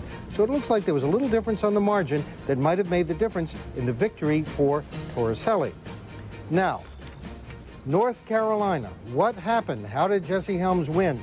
Well, in North Carolina, you need about 40% of the white vote to elect a Democratic candidate. And in the case of Harvey Gantt, he didn't get that. He got 38% of the white vote. He also lost the white vote among the new residents of North Carolina. So it looks like he came just shy of getting that 40% figure that a Democrat needs to carry the vote in North Carolina, and that once again re-elected Jesse Helms. Okay, thanks very much, Bill Schneider. Judy? All right, and I think what we're doing now is we're going, is it to Natalie Allen at Jesse Helms' headquarters? Yes. Natalie in Raleigh, North Carolina, and we know they're celebrating there now. Natalie? Judy, they sure are. You will probably hear pockets of cheering as I'm talking, as they are getting the word about Jesse Helms' victory. Republicans just told me they are ecstatic. He has been ahead since day one of this race, and this proves, they say, that North Carolina is a conservative state by heart. There were predictions that an influx of new voters, 600,000 to North Carolina in the past 6 years, might swing things toward the Democratic challenger, Harvey Gantt. These voters from more liberal areas of the Northeast and the Middle West, but apparently that did did not happen. Also, something that probably helped Jesse Helms, record voter turnout is what we're hearing. Perhaps as many as 70% of the voters going to the polls today, and when there's a heavy voter turnout, that aids Jesse Helms. He is expected in this room within the hour. Earlier today, he told us if he won again and went back to Washington for a 5th term, he would be happy to continue his conservative causes. No doubt saying and doing things only as Jesse Helms can. Back to the National Desk. All right, Natalie Allen there at Helms headquarters. Let's take a look now at some of the numbers we have in the North Carolina Senate race. And these are the raw count. This is the raw count with 8% of the precincts or the vote counted. You can see why Jesse Helms is the winner, 99,000 votes. In Massachusetts, here are some raw numbers in the Senate contest there. CNN has declared John Kerry, the Democrat, the winner, and I believe we've got some numbers to look at.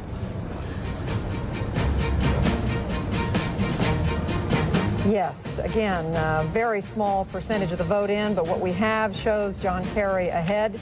And as we said a minute ago, John Kerry has been declared the winner. And Gene Randall, speaking of Massachusetts, is at the headquarters of John Kerry in Boston. Gene Randall. Judy, this is Weld headquarters, and I spoke to Governor Weld's press secretary a few moments ago. He said at this point it looks like a win for John Kerry, that Kerry will go to the U.S. Senate for a 3rd term. He said to an extent this was a combination of circumstances. Bill Clinton did very well here. It's a heavily Democratic state. He also indicated perhaps Governor William Weld is a victim of his own success, that not enough voters in this state saw a compelling enough reason to send Weld to the U.S. Senate and take him out of the State House. He has been a very popular governor here. But once again, we expect to see Governor Weld perhaps in an hour and a half once fuller returns are in. But at this point, the Weld campaign appears ready to concede it is a John Kerry win. Back to the National Desk. Egg on my face. I said he was at Kerry headquarters. He was at Weld headquarters. You know that point that Gene Randall made? Many people in Massachusetts considered William Weld to be so good. Gene Randall, a question. Go back to that point you made about the Weld people. We had speculated about that in the press and the news media about Weld being such a popular and an efficient chief executive that a lot of voters said, hey, we want you to stay here and run Massachusetts. We don't want you to go to Washington. Bernie, I think it was probably a much easier choice for a lot of voters in this state to vote for John Kerry and say to themselves, we should keep Bill Weld in the State House, rather than making a choice which dictated to them, it is time to fire John Kerry. So once again, perhaps William Weld was a victim of his own success. An irony, I suppose, a very special kind of irony. Well, I mean, I think he's right, but remember 2 things. One, the economy is pretty good. People are voting for incumbents all over the country. John Kerry, Strom Thurmond, Jesse Helms. Only Bob Smith has been turned out of office, and they're voting for the incumbent president, Bill Clinton. For Bill Clinton to carry Massachusetts as handily as he did and lose the Senate seat for an incumbent Democrat, that would have been remarkable. This was an important race for John Kerry because, as you all know, John Kerry has spent his entire Senate career in the shadow of that state's leading Democrat, Ted Kennedy. And he will be, I think, a clearly more effective senator now that the voters of Massachusetts know him better and he has this campaign under his belt. He has a mandate. Our live coverage of Election Night 96 will continue in just a moment. That's right.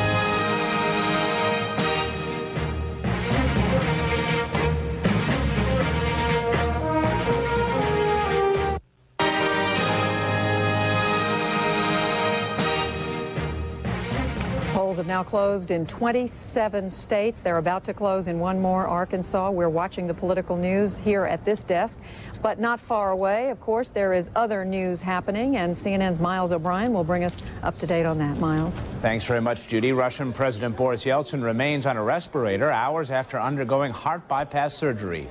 Doctors say the 7-hour surgery was a success. They used blood vessels from other areas of Mr. Yeltsin's body to bypass 5 clogged areas of his heart. The next big step is removing him from the respirator and allowing his lungs to take over.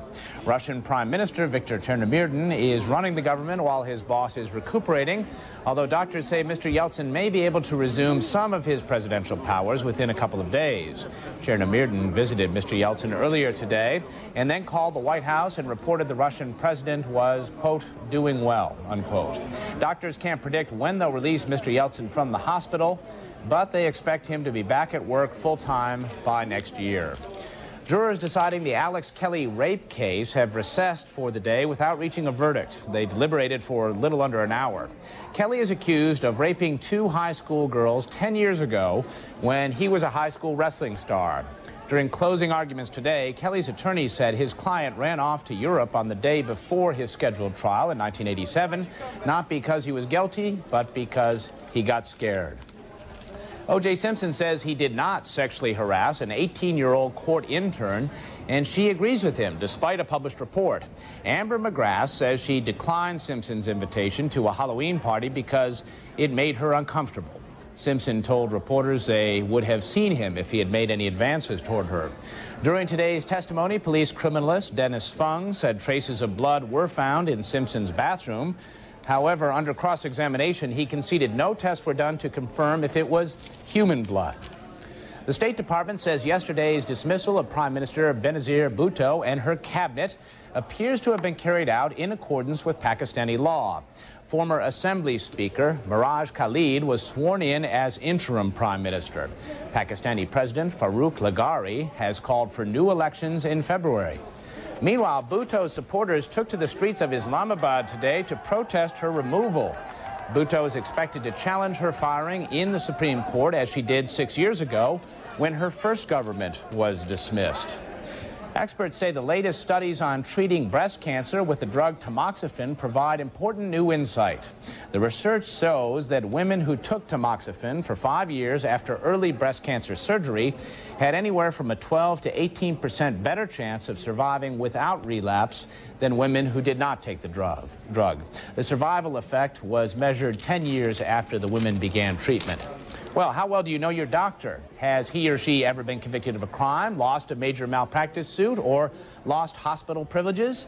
Usually you'd have a tough time finding all that out. But Massachusetts has passed a disclosure law allowing patients to find out about their doctor's backgrounds. Other states are considering similar laws. CNN election night coverage for 1996 continues. Let's go back to Bernie Shaw. Thank you, Miles, and our coverage will come right back here to the National Desk in just a moment after this local break.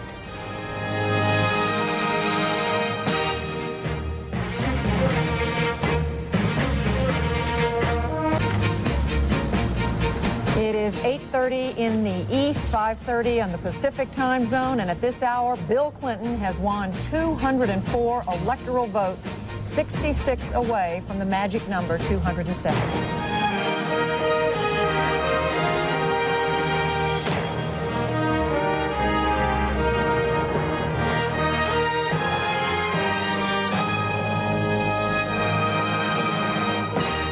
CNN coverage of Election 96. Live from CNN Center, here are Judy Woodruff, Bernard Shaw, Bill Schneider, and Ken Bodie. So, gentlemen, the numbers pile up inexorably, I guess might be the right adverb at this hour. We have now called 22 states, and of all those 22, only one state has shifted from what happened in 1992, and that's the state of Florida. That state went from Republican to Clinton this time. Every other state that Bill Clinton carried, Bob Dole carried, George Bush carried last time. That's clear. And we've called a number of Senate races, and only one state has shifted its party in the United States Senate. New Hampshire, an incumbent Republican, has lost. The Democrats have picked up that one seat. What this suggests to me is it looks like a status quo election where people are voting for incumbents. They must be pretty happy. Very much so, and as far as the House of Representatives is concerned, you can't say. All right, now Arkansas, the president's home state. Add Arkansas to the growing number of states going the president's way this night, as Ken and Bill alluded to. His early and overwhelming success was expected, of course, but at least one prize must seem especially sweet: the Sunshine State, Florida. as we just heard from Ken Bodie. Well, the president picked up that GOP-leaning state, which Ken said, which he narrowly, and some say begrudgingly, lost 4 years ago. But Bob Dole has managed to hold on to 2 other key states that lean Republican, Texas and Indiana. And South Carolina, CNN declares, has been won by Senator Dole. Bob Dole winning the Palmetto State. The 2 pickups so far tonight go to the Democrats, both in New Hampshire. It's interesting. In the Granite State Senate race, Dick Swett defeated Republican incumbent Bob Smith. And in that governor's race, Democrat Jean Shaheen won the seat of retiring Republican Steve Merrill, making her New Hampshire's first woman governor. And we have a race to call, a Senate race to call right now, Bernie, and that is a Kansas B, a seat that this is Bob Dole's seat, in fact. Sam Brownback, the Republican freshman congressman, has not only gone back to the Congress, he's gone back to the other chamber, to the Senate, defeating the Democrat Jill Docking, a wife of the former lieutenant governor of Kansas, Tom Docking. Continuing now in a couple of closely watched Senate races tonight, the incumbents have come out winners. We told you about Democrat John Kerry in Massachusetts defeating Governor William Weld. And in the Tar Heel State, Republican Senator Jesse Helms is coming back to North Carolina. And Frank Sesno, what do you make of all this going on? Well, what we make of it, Bernie, right now is pretty much as Bill Schneider said, that this is not a bad year for incumbents, at least not yet. We're watching this very closely. I want to take you back to the Kansas race that you just talked about, telling us that Sam Brownback is the winner there, and bring Bruce Morton into our discussion here as he helps us monitor the situation in the Senate. It's interesting. This was a place the Democrats thought they had a chance with Jill Docking. This was Bob Dole's old seat. She said this election is it's the far right versus all of us who are in the middle. There are a number of states, Frank. That was one. Louisiana's another. Here in Georgia was another, where the most conservative Republican won the primary. In Kansas, that didn't hurt. Sam Brownback, as we've just heard, got elected. Here, Guy Milner, who beat a more moderate Republican in the primary, lost. Still up in the air, Louisiana, where very conservative Woody Jenkins won that odd everybody in primary that they have. Let's move elsewhere in the South, into the state of Alabama now, where Jeff Sessions facing down Roger Bedford, the Democrat. Sessions labeling Bedford, we heard this a lot this year, a Ted Kennedy ally, liberal, liberal, liberal. Well, everybody's, Ted Kennedy for years has been the conservatives' best fundraiser. Milner in this state kept saying Cleveland's just like Ted Kennedy. Sometimes it works, sometimes it doesn't. No, one place it's not bad to be just like Ted Kennedy is in Massachusetts, which takes us to John Kerry, who wins the state of Massachusetts. He ran on having increased education spending and funds for the elderly. Sometimes, Frank, exit polls can really tell you something, just one number. And in Massachusetts, it's gender. Kerry and Weld were almost dead even among men. Look at women, a 20-point gap there. Kerry just overwhelmed Weld amongst women. And in the other race we've been talking about in New Jersey, where Robert Torricelli has beaten Republican Dick Zimmer, you find something of the same thing happening. That was an odd, muddy kind of a race. Very nasty race. What really made the difference was black voters. You look here, African-American voters, 83% for Torricelli. Now, that's just an overwhelming margin. They were, once again, the white vote was split pretty evenly between the two men, as you see here. To another place where African-American voters played a key role. In fact, the issue of race played a very important role. The state of North Carolina, which North Carolina goes back to Senator Jesse Helms for 6 more years for the Republican. Helms ran a series of really tough ads, hitting his opponent, Harvey Gantt, African-American, with the liberal, liberal, liberal label again. Well, the famous line, I guess, was more liberal than Bill Clinton. Gasp, shudder, too liberal for North Carolina. Helms always runs mean ads. I talked to one man down there who said, if you're running against Jesus, he'd find a way to attack him successfully. And they always work. This is a rematch.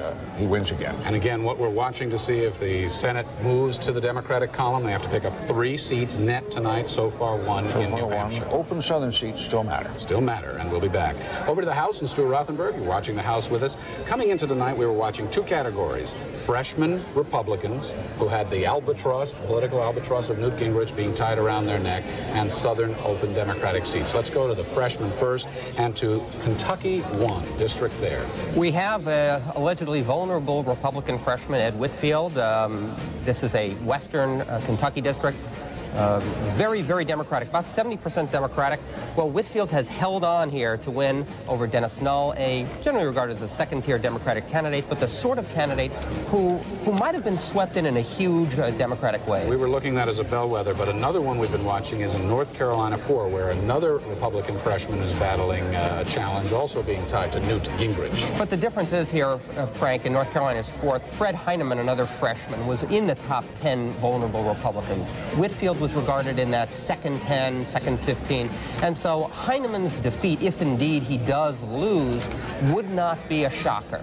David Price, former congressman, may well be coming back, but it's still too early to tell. And if we hop off the beaten track a little bit to the state of Vermont, we see something that we don't see in American politics very often. It's Congress's lone independent, Bernie Sanders, who doesn't really sound like a Vermonter, come to think of it. He sure sounds like a New Yorker to me. In any case, Bernie Sanders was supposed to have a tough fight. Susan Sweetser, an attractive Republican state senator. Early on, Republicans thought they could do it, but they didn't this time. They don't call them carpetbaggers in Vermont. They call them flatlanders. I know by experience. Okay, we'll be back as we continue to watch the congressional desk. Remember, in the House, we're watching if 19 seats move to the Democrats, then it is Speaker Dick Gephardt, not Speaker Newt Gingrich. Much work to be done, much to be determined before we can pass off on that one and see what exactly the trend is developing. So that's it from the congressional desk. For now, back to Bernie and Judy on the national desk.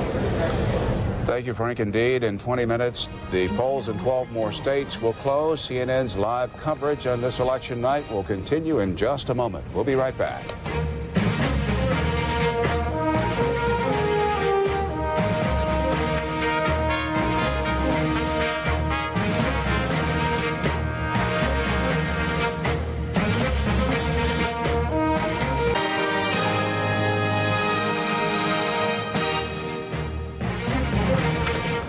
Short while ago, we called Arkansas for the president. No surprise there. But going behind the voting, Bill Schneider, what does it look like when Arkansans came out today and talked to pollsters? Well, clearly in Arkansas, friends and neighbors counted for a lot. They voted for their favorite son, Bill Clinton. But we asked them an interesting question. Remember Whitewater? That's in Arkansas. And we asked them, do you think Bill Clinton has told the truth or did not tell the truth about Whitewater? And guess what they said?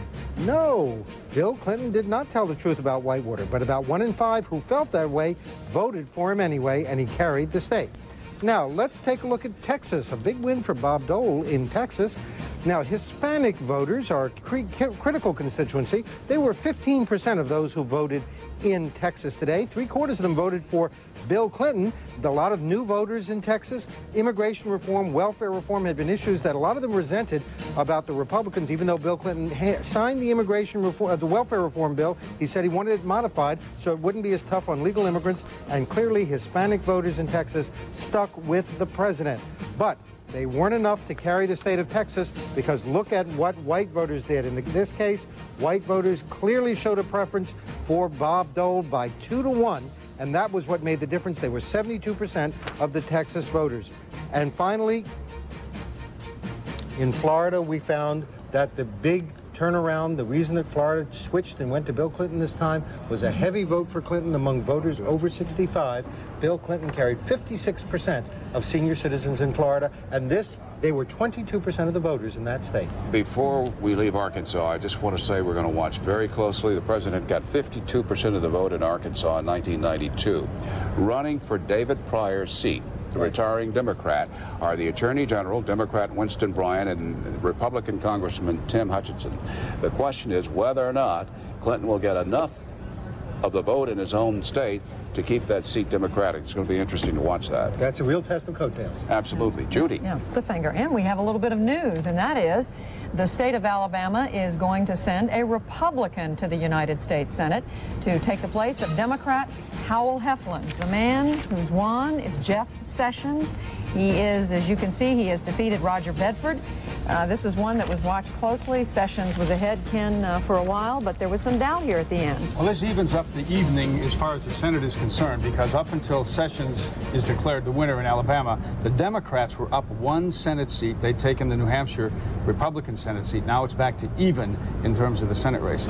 You know, it's very interesting, one of the things that we just saw, and that is that gender gap. How do you explain a 20-point gender gap in the Massachusetts Senate race? And is it indicative of what we're going to see in the presidential race as this unfolds. I mean, that's what the early polls told us. Is it possible to answer that question now? Well, we'll see what happens when we get the final results in, but this could be the first race since 1960 in which men vote for one candidate, presumably Bob Dole, and women vote for Bill Clinton.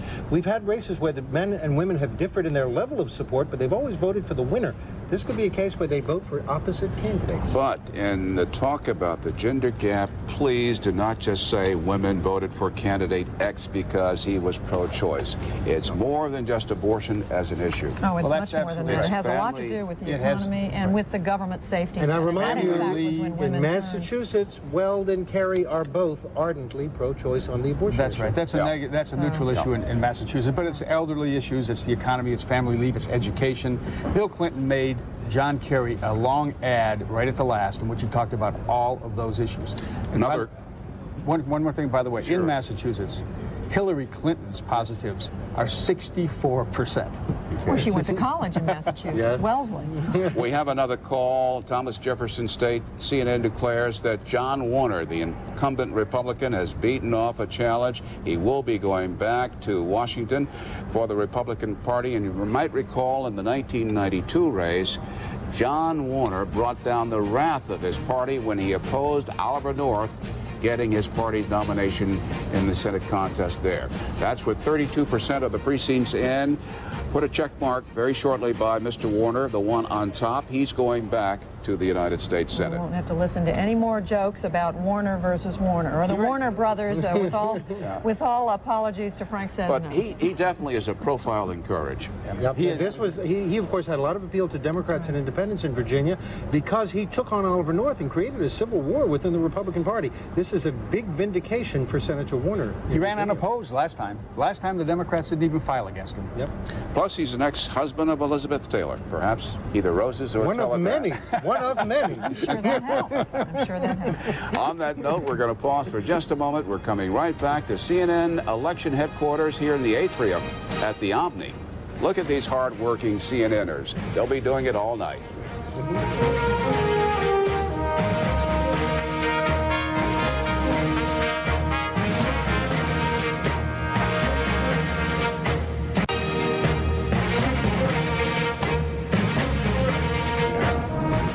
CNN declares a winner in the Tar Heel state.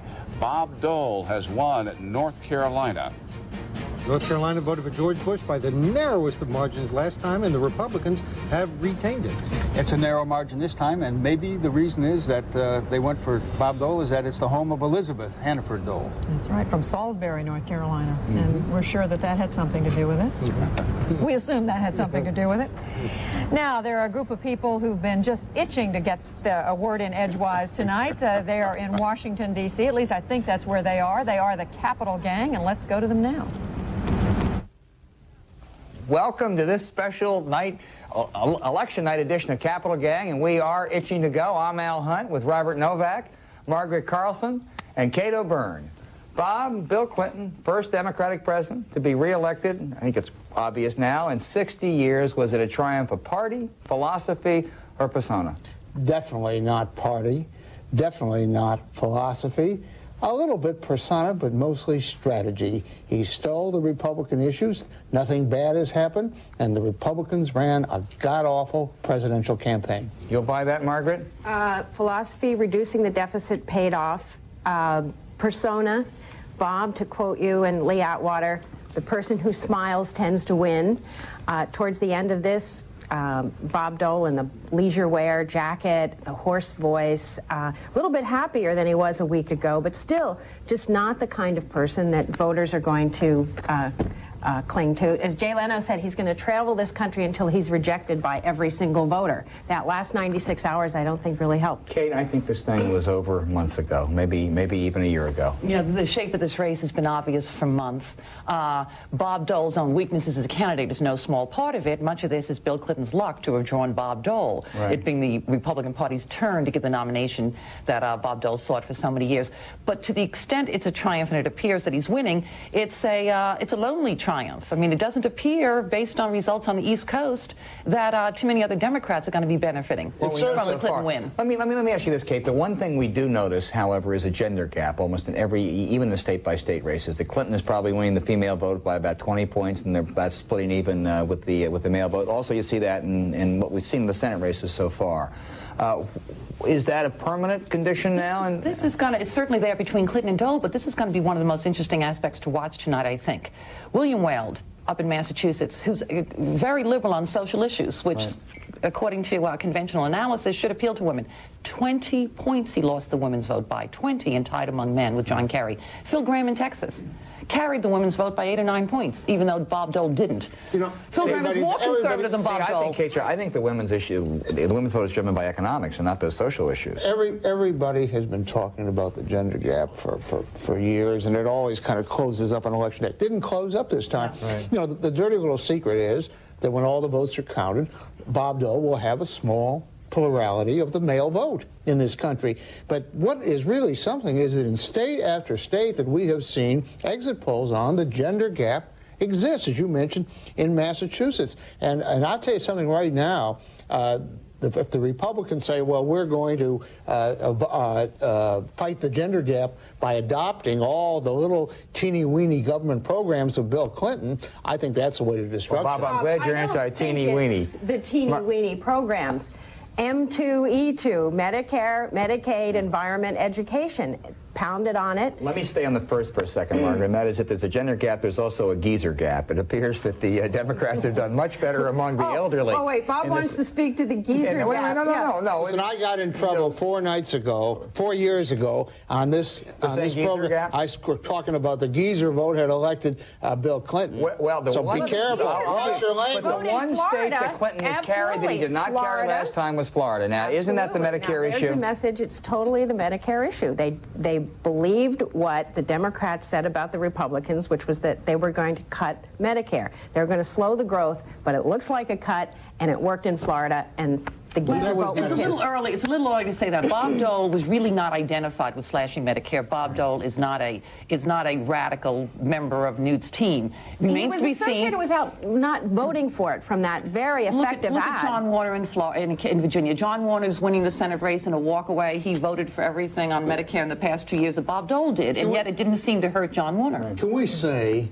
it's not very gallant to say so, because Bob Dole was a great fighter and he fought hard to the end. He's just an absolutely terrible candidate. He was too old. He looked bad. He could never express a vision. He was always preoccupied with process. That has to have something to do with the victory for Bill Clinton, don't you think? No, I think it did. I think it maybe was a point or two, but I still think that most of it was the economics and the Republican. Out there when you look at that primary, primary field. Steve Forbes, your guy, would have done worse than Bob Dole. I don't believe that. We'll know better when we see whether or not Bill Clinton breaks 50% of the vote. If it turns out that at least half of the American public still are unhappy with Bill Clinton in the White House, it says to me that there probably was a win for somebody else. I think the House outcome, which we probably won't know till about midnight tonight, if by then, I think will be terribly instructive. I agree with you, Kate, and from now on when we come back, I'm going to try to be like Bob Novak, much more sensitive about these various issues. But we'll be back later in the evening. Now let's go back to Atlanta for continuing election night coverage. Okay. All right. And the polls are closing in about 2 minutes. We're going to have word for you on the presidential race after the polls have closed. But if you're in a time zone where you still can vote, please do so. That's right. We've got 12 states with the polls closing, 10 more states with lots and lots of voters, with many issues to be decided, many state races, not to mention the presidential and the congressional races, gubernatorial races, still to be decided. So even though we and others may be calling this race based on our projections, we urge people to go to the polls and vote, because voting matters. The 9 o'clock hour in the past has been the hour traditionally where the presidential race has been decided and declared. Okay, don't go away. In 2 minutes, we'll be right back after this local break with the latest on Election Night 96.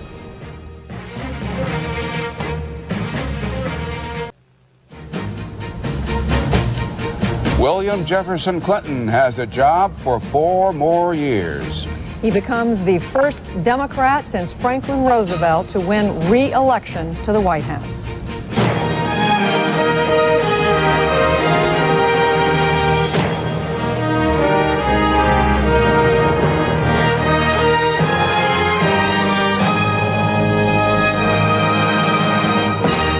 CNN coverage of Election 96.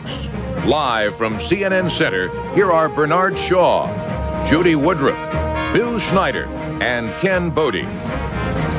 Well, he has 4 more years, but that's only part of the story this election night, but it's clearly the lead at this hour. He has won the presidency. We don't know what kind of mandate he has. That depends on what happens in Congress and whether he gets over 50%. But look at where he was 2 years ago and where he is now.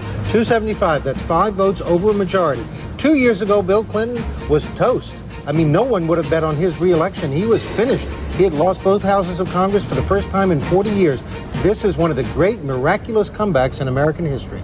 And the big question, Bernie, is the one that you alluded to, however, and that is, does he win the House and does he win the Senate? Does Bill Clinton have any coattails? Because if he doesn't, he might not be toast, but he's certainly going to be a little warmed over by the time Al D'Amato and Newt Gingrich get finished with him, right? Especially with those investigations. That's right. That's right. And we want to go straight to our man who's been following this White House over the last 4 years. Wolf Blitzer is in Little Rock, Arkansas. Wolf, I know you and they are watching these numbers with great eagerness, shall we say? Well, Judy, there's a huge crowd here in Little Rock.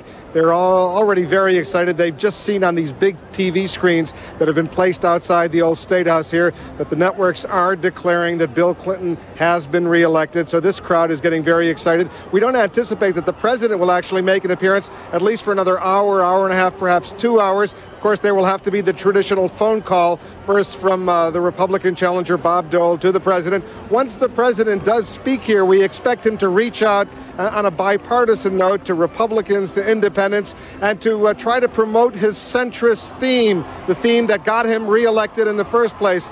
That theme will also include perhaps talking about the possibility of bringing some Republicans into a new cabinet. There will be a lot of changes in the cabinet. There'll be a lot of changes in the White House staff, and the president is very quickly going to have to start making some major decisions. We're told by his aides that he really didn't want to focus on that too much. He was afraid a little bit of a jinx. He was afraid of something going forward, but in the end, he's going to go move forward on this bipartisan note, and this crowd here in Little Rock will be very excited.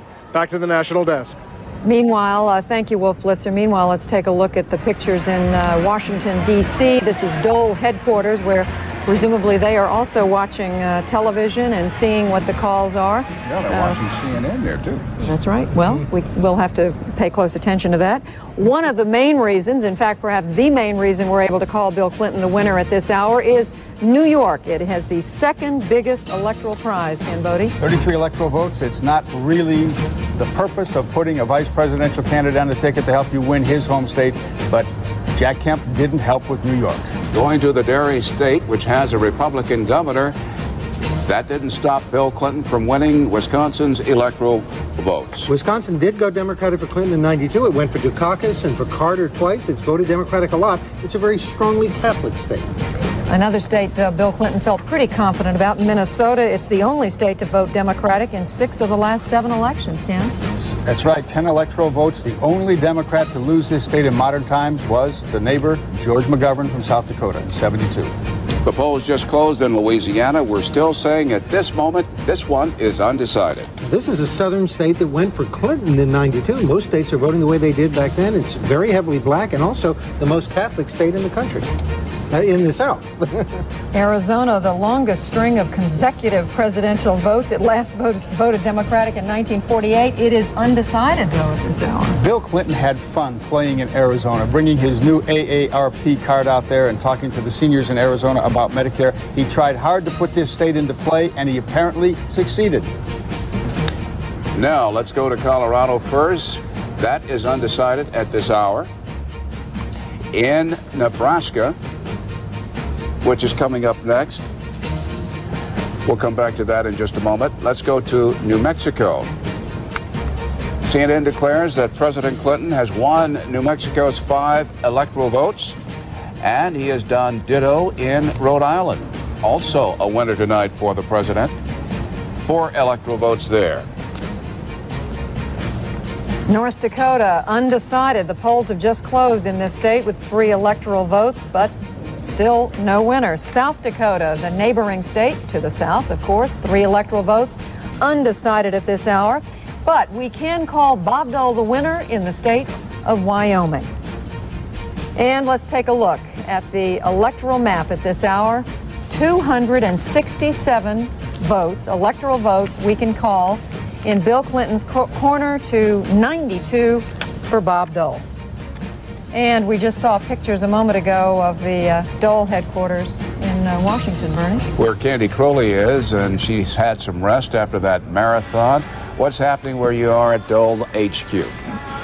Right now they are partying on. When they see the TV flash up a state for Dole, they cheer. Otherwise, they are sort of drowned out by the music here. Win or lose, I've yet to be at a campaign headquarters that didn't have very loud music, and this one's no exception. I doubt we are going to see Senator Dole probably until around 11 Eastern time after the polls close in California. They are always very concerned about tamping down the vote there, especially when there are a lot of congressional races and key ballot issues going on. In any case, they're willing to wait for him here, and we will too. Back to you, Bernie and Judy. Thanks very much, Candy in Washington. We'll be back to you shortly.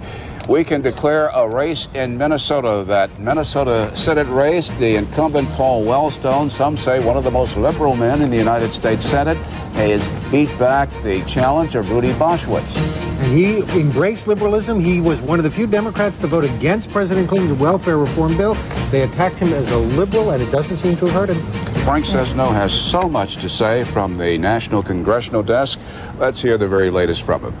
Well, Bernie, with a lead-in like that, I suppose I'm in some trouble. But let's start out with Wyoming, where we have some results as well. To fill the seat of retiring Alan Simpson, Mike Enzi wins there, so a Republican returns to Washington. He gets an A rating from the NRA. In Rhode Island, a Democrat replaces a Democrat, Jack Reed replacing retiring Claiborne Pell. And in the state of New Mexico, Pete Domenici wins yet again. Last time around in 1990, he won 73% of the vote. They love Pete Domenici in New Mexico.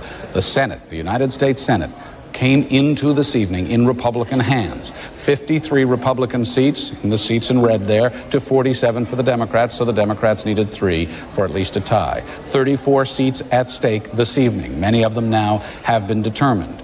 So far, the Republicans having taken 13 of the seats tonight, the Democrats just 10. So where it stands right now, if you factor in the incumbents too, the Republicans holding 47, the Democrats 42, but as you can see, there are several more to be determined. The Democrats picked up a seat in New Hampshire, and the Republicans picked up a seat in Alabama.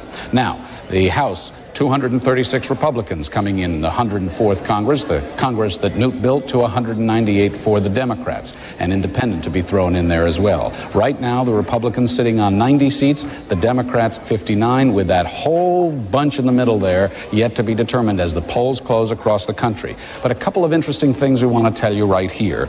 Coming into tonight, 70-odd House Republican freshmen being tied to Newt Gingrich. So far, we can tell you there have been 16 winners among the freshman Republican class, no losers. That's very good news for the Republicans. Not very many surprises or close races there, but we're watching very closely. There is a pickup for the Republicans as well in South Dakota. That seat had been a retiring Democrat. It's now in Republican hands. And 19 open Democratic seats we're watching so far. The ones we can call there have all gone back to the Democrats. Only 3 or 4 so far. So that's the look right now. A lot to come this evening in the congressional races. Back now to the National Desk.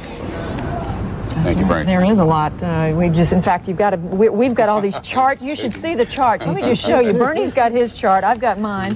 Look at what Ken and Bill. Everywhere we go. I mean, I don't know how the viewers are keeping up. Well, they're a lot smarter than we are. We'll be repetitive, and we'll come back for you. But a lot of times, what Frank is reporting and someone else is reporting. And it looks like, all right, we want to clarify, because a moment ago I said 267, and the correct number is 275. You have to have 270 to win election as to be president, and Bill Clinton has it, 275 to 96 for Bob Dole, and we'll keep counting. We're in Atlanta. It's 9 o'clock. It's a little after 9 o'clock, and it must be time for Larry King. Larry. Thank you, Judy. We're here with Larry King Live. What a night we're going to have. Bob Woodward is my co-host, the Pulitzer Prize winner from the Washington Post. He'll be with us for the rest of the hour. Joining us elsewhere will be folks from everywhere. We'll be going to Little Rock. We'll be going to Dole headquarters. We'll be meeting other people as well, and results will be flashing on the bottom of the screen. Any surprise tonight, Woodward? No, I don't think so. And the real question is why? Why did Clinton win? He went to the center where presidential elections are contested. He occupied the center. Dole could never really get there. The economy was good. I think age, the unspoken in the campaign, was a big factor. People looked at Dole, age 73. You can't become head of a company in the United States at that age. Why would you become president? So unlike Yogi Berra, this was over before it was over. Well, I mean, you never, it's always volatile, but now that it really happened, you have to look. Okay, well, let's get down to Little Rock and talk to Mike McCurry, the White House press secretary. Can you hear us, Mike? Larry, I can hear you loud and clear. Nice to be with you this evening. I just found out you were there. Bob Woodward is here with me. What's your first comment on this projection? Well, it's got to be a very gratifying night for all of us here in Little Rock. But, Larry, I want to say one thing I think is very, very important. Remember, polls are open all over this country. You're already reporting how close some of these races are tonight. And we hope folks out in California and the West that still have an opportunity to vote, get out and vote, because there are a lot of issues to be decided. One of them, what kind of Congress are we going to have to work for? It looks like tonight that those who are moderates, who appeal to that center of the American political spectrum Bob just talked about, are doing very well tonight, Democrats and Republicans, and that presents the possibility of having a real bipartisan majority in Congress that the president can work with. When did you last speak with the president, Mike? Well, just before coming down here, I visited him up in his suite. He's having a great time. He's got his family, some friends up there. A lot of former governors, friends of his, are kind of beginning to trickle in tonight as they watch election returns. He's very happy with what he said, but he's checking almost constantly now about how our Get Out the Vote operations are doing out in the far West, and he's saying, get on the phones and tell your friends to vote in California. Are you surprised that, as Bob Woodward just pointed out, that to this minute there are no surprises? Well, the contours of this race really took shape very early in the spring, and I think Bob is right. The president appealed to the center of the American political spectrum. He talked about the future. You know, American elections turn on the issues of peace and prosperity. America is at peace in the world. Our economy is growing. The president really defined a series of things that he wants to do to strengthen the future. But, you know, most important, the president said, I've got a good record. I'm proud of it, but I'm not going to sit on it. I'm going to build on it, literally build a bridge to the 21st century. And I think because he talked about the future, he didn't dwell on the past 4 years. He looked ahead. He made a very compelling case for re-election, and frankly, there was not an alternative offer. Bob wants to ask you something, Mike. Mike, what is the communication strategy going to be now? Is the president going to be available for interviews and much more willing to answer questions now that he seems to have won? Of course so, Bob. You know, in the closing days of an election, it really is for the American people. And the president worked very, very hard these last several days. He did literally crowd after crowd, giving his speech, making his argument, and then going down into the crowd to talk one by one with American voters who had questions. He used to work those rope lines aggressively and answering questions, responding to concerns of the American people. When there's not an election period, really the press plays that role as a surrogate for the American people. And the president considers it a very important responsibility, part of his responsibility as president, to answer questions from the press. Does he think that he has won now? I mean, you seem to suggest that he's not fully bought the victory. I presume at some point somebody came in and said, look, you really have won, and what did he say? Well, look, we are a little bit humble about this. These elections are not decided by the American television networks who've got exit polls and things like that. It's really decided by the process we have in this country. Voters vote, polls close, election returns are announced. Sometime later on tonight, Senator Dole will have something to say, and then the president will have something to say. That's the way the process works. We don't fault news organizations for reporting the news, but again, I'd say polls are still open, and one of the precious things we have in this country is our ability to vote, and we hope everyone who's still thinking about it gets out and does that duty. Thank you, Mike. Good to be with you. See a lot of you in the next 4 years. Okay. Are you staying on, by the way?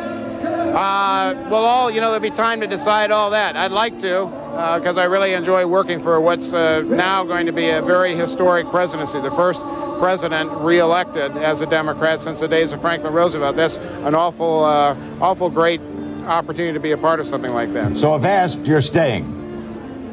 Yeah. Okay. Why not? Okay. We'll be right back with Bob Woodward and more. Lots more to cover tonight on this edition of Larry King Live, Election Night 96. And, of course, Bernie and Judy and the rest will be taking you throughout the evening. We'll be right back.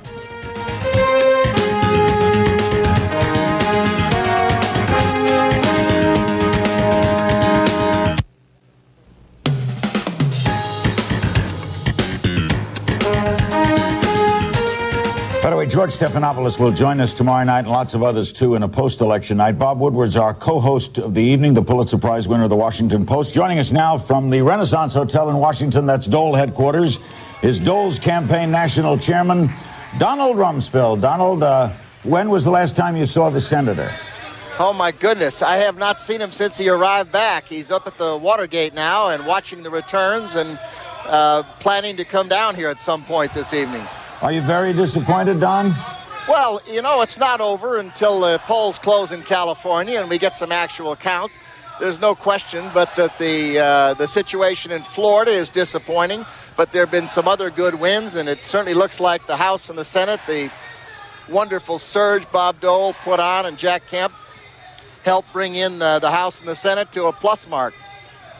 Bob Woodward said earlier that this may have been a losing task from the start for you, that it was just too much good times. Clinton went too much to the center. You agree? Well, it's always tough to beat an incumbent president, and there's no question but that his strategy of running as a moderate conservative was very effective.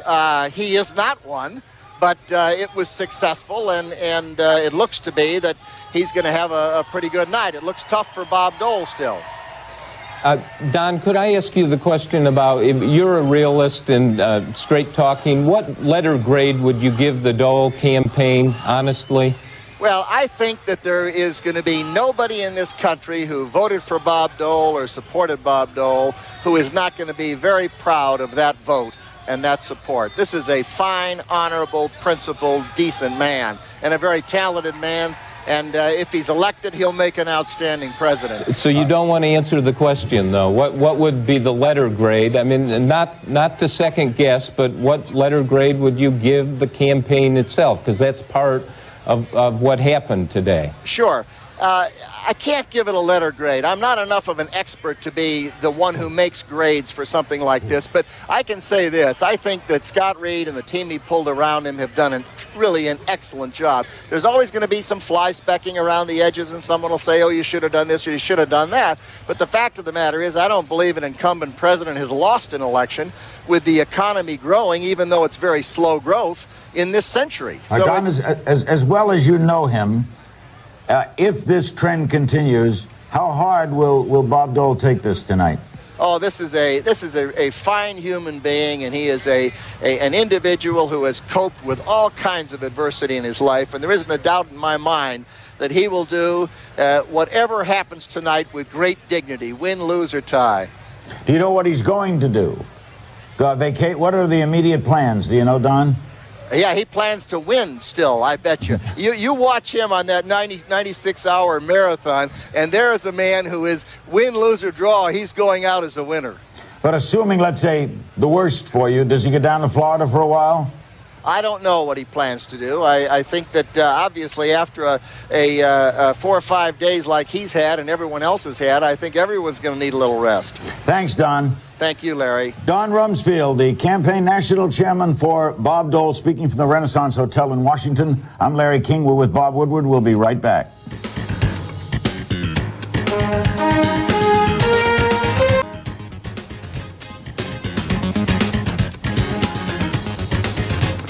Welcome back. You're looking at I guess that's the governor's mansion where the president used to live. That's the governor's mansion in Little Rock, Arkansas. Pretty night almost everywhere in the United States. It was a great day to vote. I don't know the turnout. Do you, Bob? Apparently better than expected.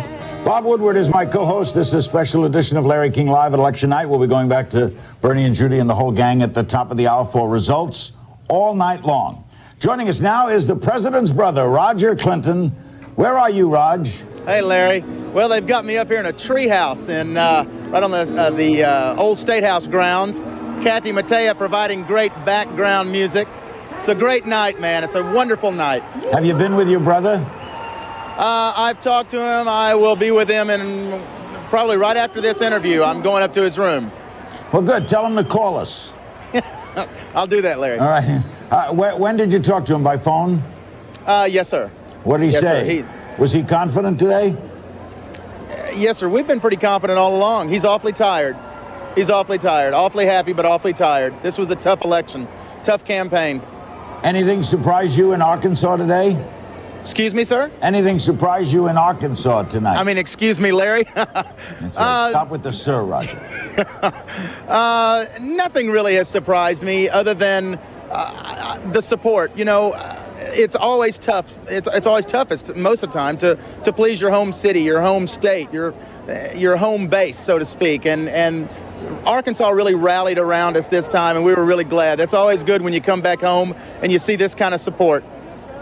You know, your brother was talking in those last appearances yesterday and earlier today. This is his last campaign. Do you have any idea what he's going to do after the year 2000? Well, Larry, I would say, first off, I'd like to say I'm just throwing this in now. You do what you want to with it, but might be his last campaign as an actual candidate, but I think he'd make a heck of a campaign manager. We're going to have a woman. We're going to have a woman president one of these days, and I can't think of a better time to start. But hold it. I think Woodward wants to ask you something, Roger. Roger, this is Bob Woodward. Hi, Bob. Two years ago, it looked like your brother was not going to be reelected. The Republicans had taken over Congress. Obviously, now he's won. Did he ever, for you, isolate the turning point, or could you sense in your discussions with him when it looked like it was going from no win to a win? You know, honestly, Bob, I think that he never really isolated, per se, the turning point with me, but I think that he would agree. From my conversations with him, we stayed the course. Just because people wanted change in '92 didn't mean they didn't still want change in '94. But it was proven, he believed in his heart, and we all believed, that they didn't want change from the presidency, from the change that they had made in '92 at the White House. They wanted change across the board, and the rest of the across-the-board scenario happened in '94. I think he stayed the course. I think you saw a lot of people jump off ship, both Democratic and Republican supporters alike, and then they all rallied back around him. But also, as he's commented several times, and other fellow Democrats and Republicans that he's worked in and around for the last several years, he became president after about 2 years. He really started becoming much more presidential, and I think everybody finally realized we have something special here, and we need to hang on to it. Roger, do you think your sister-in-law might run for office someday? Well, without putting myself on the spot... Go ahead, put yourself on. Well, you know, I can't think of a better person. She's a wonderful person, a wonderful woman, very strong, very politically active, as you well know. And she has a lot of ideas for the future. And, you know, when you're obsessed like my brother and my sister-in-law are with helping this country and this world, and I guess obsessed is the only thing you can say to characterize wanting to become president and first lady, then she has a lot more to accomplish. And I think that being in an office, a public office, and a high public office at that, I think is a perfect spot for Hillary. Thanks very much, Roger. Thanks, Larry. Always a pleasure, buddy. Say hello to your brother. Yes, sir, I will. Thank you. Go up now and say hello. Thanks, Raj. Big night tonight in Little Rock. We're with Bob Woodward. We've got a half hour to go. Trent Lott, the Senate Majority Leader, will be joining us. We'll also hear from Henry Cisneros, the Secretary of Housing and Urban Development, and find out if he intends to stay on in this projected win for Bill Clinton. If you're joining us late, we can tell you that to this minute, so far in the major races, no surprise. We'll be back with more after this. Don't go away.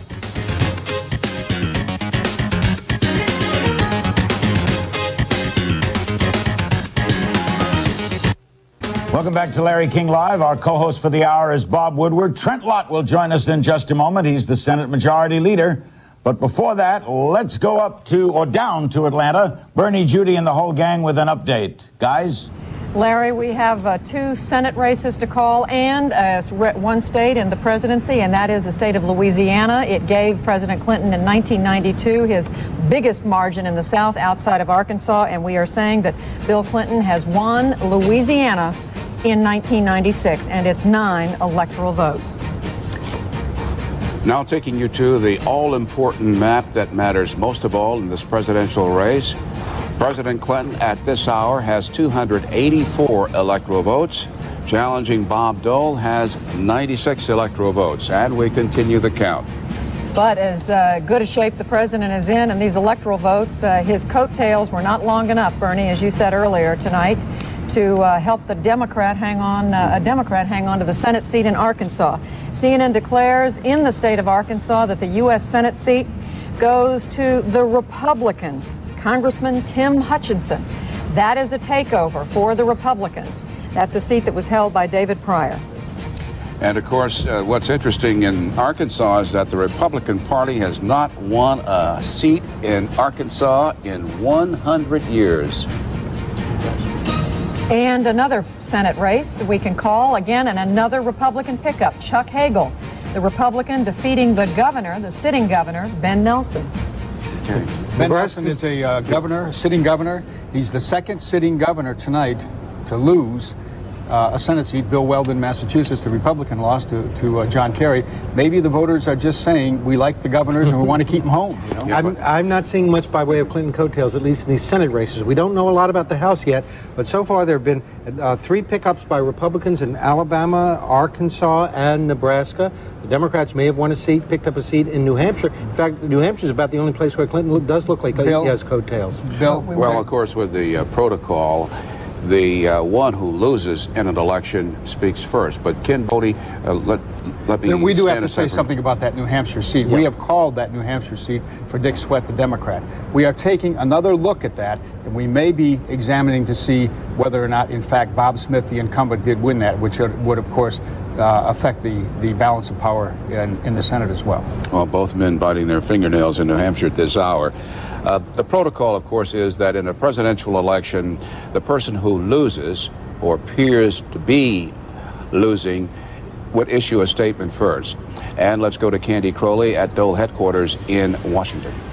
Bernie, I suspect it will be another hour and a half or so before we actually see Bob Dole. That's because that's when the California polls will close. They're very concerned about some races out there, some ballot issues, so they want to wait to then. But we do have at least a tacit acknowledgement by his campaign that the presidential race at least is over. In a written statement from Press Secretary Nelson Warfield said, even in defeat, Bob Dole has much to claim by way of victory. He noted that it appears that the Republicans will retain control of Capitol Hill, and Nelson Warfield concludes this means that the nation endorsed what Bob Dole fought for, and in its broadest sense, that is support of Bob Dole. Nelson also praised Bob Dole for his courage and his honor, and I can suggest to you that there are a lot of people in this room that agree with that assessment. Back to you in the National Desk. Okay, thanks very much, Candy Crowley. Dole should take some solace in the fact that he put a dent in Arkansas, a Republican in the Senate there for the first time. And that's right, and those raw numbers nationally are still coming in. Larry King and Bob Woodward, back to you. Thanks, guys. And joining us from the Majority Leader's office here in Washington is Trent Lott, the Senate Majority Leader. Trent, thanks for joining us. Bob and I were talking during the break. We have figured it out.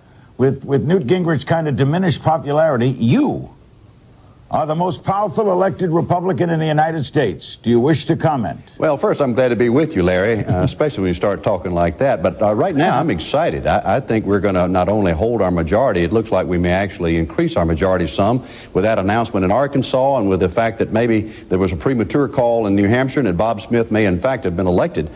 But it does look like, in spite of the valiant efforts of Bob Dole, the marathon man did close the gap as far as the popular vote goes.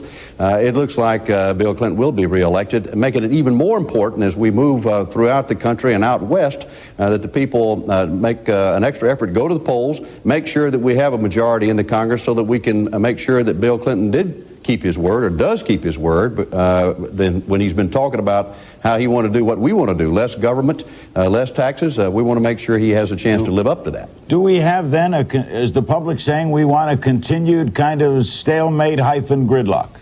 Well, as a matter of fact, I think what they saw in the latter part of the year was progress being made and some cooperation. I think when we went out, the 104th Congress turned out to have the highest favorable rating of any Congress in 10 years. I think the people saw we kept our word. We did apply all the federal laws to ourselves and passed welfare reform, and we passed illegal immigration reform. We did work with the president where we could, and we made some real progress. And I think maybe the people saying, well, we think there was good progress made. We'd like to keep keep that majority in the Congress. And if Bill Clinton's going to be reelected, we really want to keep them there so that they can make sure he doesn't return to the old Bill Clinton of big government and big tax increase. So is this a night of mixed emotions for you? It is mixed emotions because, you know, Bob Dole worked so hard, and I'd love to have seen him win and had a majority in the Congress to work with him. I've got some friends that I've made that may not have been elected or reelected, and I regret that. But there's a certain amount of euphoria, too, because I know we've got good people coming into the Senate with Jeff Sessions and Tim Hutchinson in Arkansas and Chuck Hagel in Nebraska. I'm still pulling for Gordon Smith out there in Oregon as a really fine candidate for the Senate. So it's a mixed emotion, but I'm excited. It looks like I will still be in the majority and the majority leader in the Senate. Senator, real quickly, what does Dole now have to say in defeat to the public?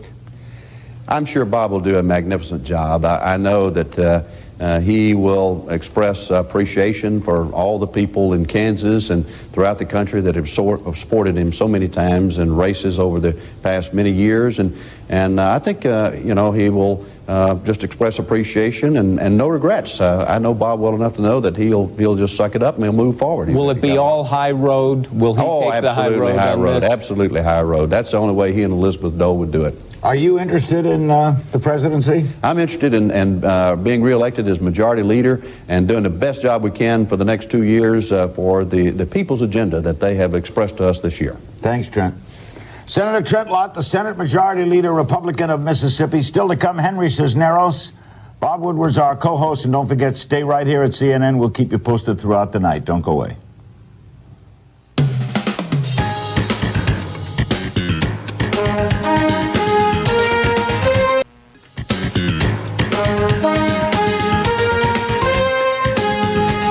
We're going to go to Little Rock in a moment with Henry Cisneros. First, another question for Bob Woodward, though. You were talking during the break about the mystery now. What's the mystery now? Well, all kinds of things. We don't know what Clinton's really thinking. Wouldn't you like to be able to have him here and say, what do you feel? What's going through your mind? The other big mystery, what's he going to do in a second term? What is his real agenda? Is he going to be a centrist? Is he going to be more of a traditional Democrat? And then the third mystery, which I'm sure is the one that he is living day and night, is what about all the investigations, FBI files, Whitewater? The Republican Senate, you know that's going to happen. All right, maybe the answer will come from the Secretary of Housing and Urban Development, Henry Cisneros. What kind of 4 years are you going to have, Henry? Well, Larry, I think it's going to get off to a very solid start because the president has been president for 4 years, and he knows where all the mechanics of how to move the White House, how to relate to the national press, how to get through the American people. So I think you're going to see a sure-footedness that maybe wasn't there in the first term because nothing can prepare you for the cauldron that is the presidency of the United States. Do you want to stay on? Larry, that's something I'll discuss with the president later in the week. I'd love to stay on, but it has to be balanced off against considerations, family, personal obligations, and we'll cross that bridge. Tonight is a night for celebration, and there's a lot to celebrate. Tony Bennett, is that Tony Bennett behind you? That's Tony Bennett in the background, and he's really got this crowd fired up. He followed Kathy Mattea, and it's going to be just celebration all evening. Are you disappointed in the Senate results so far? Well, I think we'd have liked to have seen more progress in terms of taking back those key Senate seats. Lost a couple that I had actually thought we would win, like Nebraska, where Governor Nelson was up for a long time. But the key thing tonight, obviously, for supporters of the president, is he's running very strong. Winning Florida, for example, for the first time in many years, 20 years, is a plus. Ohio, Missouri, a lot of other states. And, of course, I still believe we've got a chance to win the House. I'm not in position to hear all of the House returns, but I'm hopeful we can win the House. Bob Woodward wants to ask you something. Sure. Sir, have you heard from the president directly on what his plans, do you have any clues about what his plans are for the second term? Yes, he has talked on a number of occasions in small groups and private groups with the cabinet and others about some of his priorities. I think that one of the things you'll see is the continued emphasis on jobs and sustaining the economy. And part of that will be to try to create jobs for people who are affected by the signing of the welfare bill. I think in this administration you'll see a good deal more emphasis on people from distressed neighborhoods and people who are coming off of welfare. The president believes that having taken a welfare check away from people in due course, it is necessary to provide them with the opportunity to get training as well as a paycheck. And so he'll be calling on corporations to come up with a way to do that. He said he would change that or fix it. He's not going to do it with a Republican House and Senate, is he? Well, I think there will be limitations on how much can be fixed, and it just puts that much more emphasis on dealing with the economy, corporations, mayors and cities about working on jobs. The other priority I think you'll see with renewed emphasis is education. I have heard him say that he believes the single most important thing an American president can do to prepare people for the uncertainties of the future for the next century is focus on education. So training, schools, scholarships, computers, all of those things that truly empower people to fend for themselves, whatever turn the country takes. Are you going to go up and see him now? As a cabinet, we'll see him as a group in a few moments, just before he comes out and makes his acceptance. And I'm sure he's going to be a very, very happy man. And frankly, many people here feel like this is a team effort, because although he has been the leader up front, the president, people like Warren Christopher and Leon Panetta and Bob Rubin and members of the White House and the cabinet have all done a superb job of governing so that there was a record to take out, and I'm sure he's going to express his appreciation for that. The whole cabinet is there in Little Rock?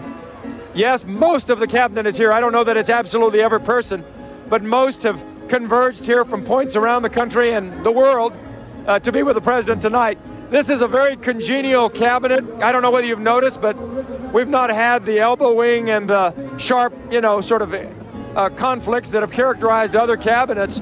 And he selected a congenial group, but he's also emphasized that he wanted us to work in that way. So we're real friends. There's a kind of a family feeling, and we all wanted to be with him tonight. Can we say, Henry, on balance, based on your first statement, that you would stay on balance, or it's too close to call?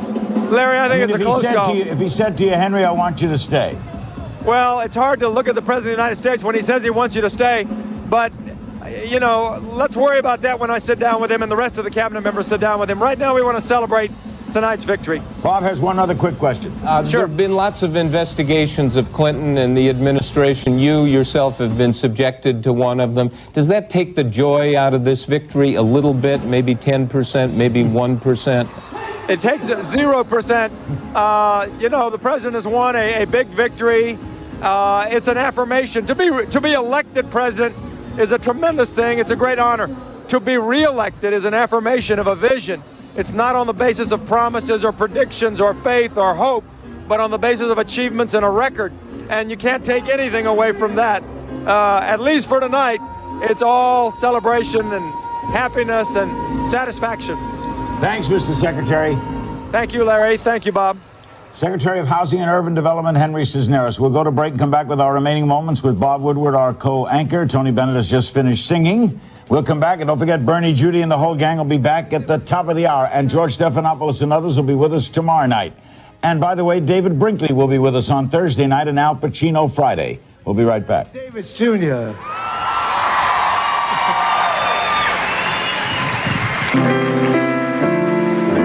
Oh, beautiful for spacious skies, for amber waves of green, for purple mountain majesties above thy fruited plain. America, America, God shed his grace on thee and crown thy good with brotherhood from sea to shining sea. Thank you very much, ladies and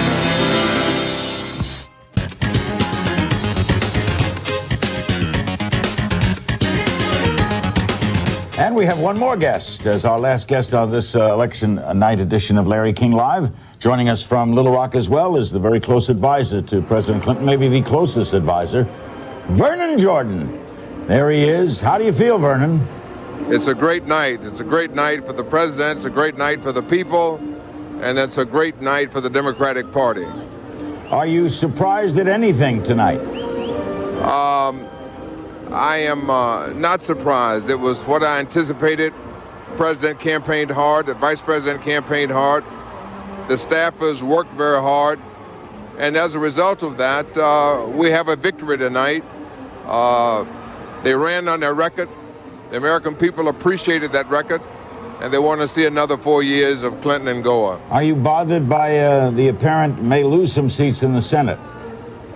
I did not expect that we would take the Senate. I do believe, contrary to others, that we will win the House.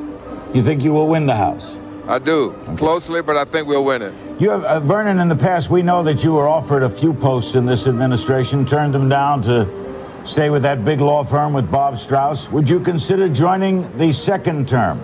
I like what I'm doing, and I plan to continue. Vernon, you know how the president thinks and the kind of inner Clinton, his soul. Was there a moment in the last 2 years where this really turned around for him? I don't believe, if I understand your question right, Bob, that there was ever a moment when this president has not been confident, not cocky, but believing that if he served well and led well, that the American people would do what they've done tonight, and that's re-elect him for a second term. Have you spoken to him tonight, Vernon? I have, yes. He was obviously feeling very good. How long ago did you talk to him? I beg your pardon? How long ago? 30 minutes ago, just before the announcement. When you say feeling good, would you say real up? Up. This is so different from last 4 years ago. But if you think about it, you're 50 years old, and you've been re-elected to the presidency of the United States for the second time. That's got to make you feel pretty humble, very grateful, and appreciative to the American people. Thank you, Vernon. Vernon Jordan. We'll be back with our remaining question of Bob Woodward right after this.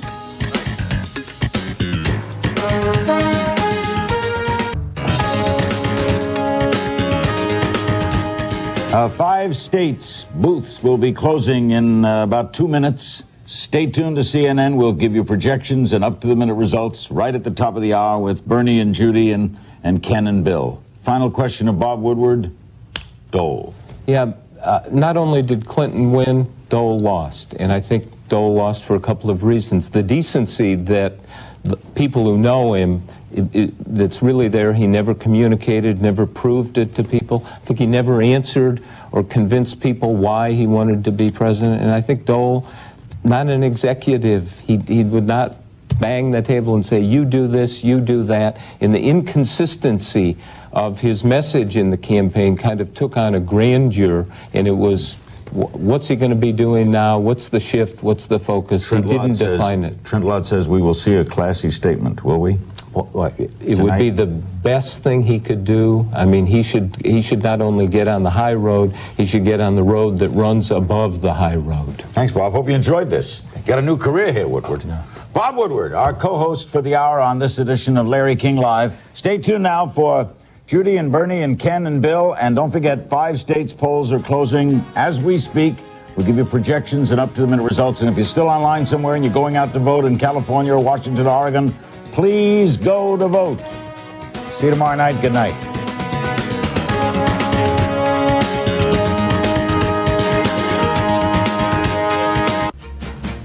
President Clinton has gone over the electoral top for re-election, 291 to 105, but don't let that deter you from voting in 5 western states.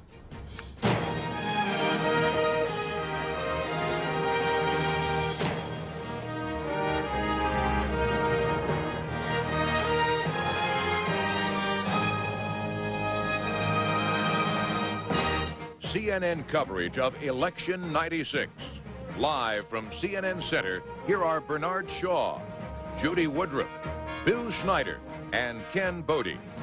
And if you're still voting, please remember the 5 states I alluded to: California, Hawaii, Oregon, Washington, and Alaska. Bill Clinton reelected. That's right. 5 states. The polls have just closed in those 5 states. We're going to tell you shortly what happened, or at least what we think happened in several of them.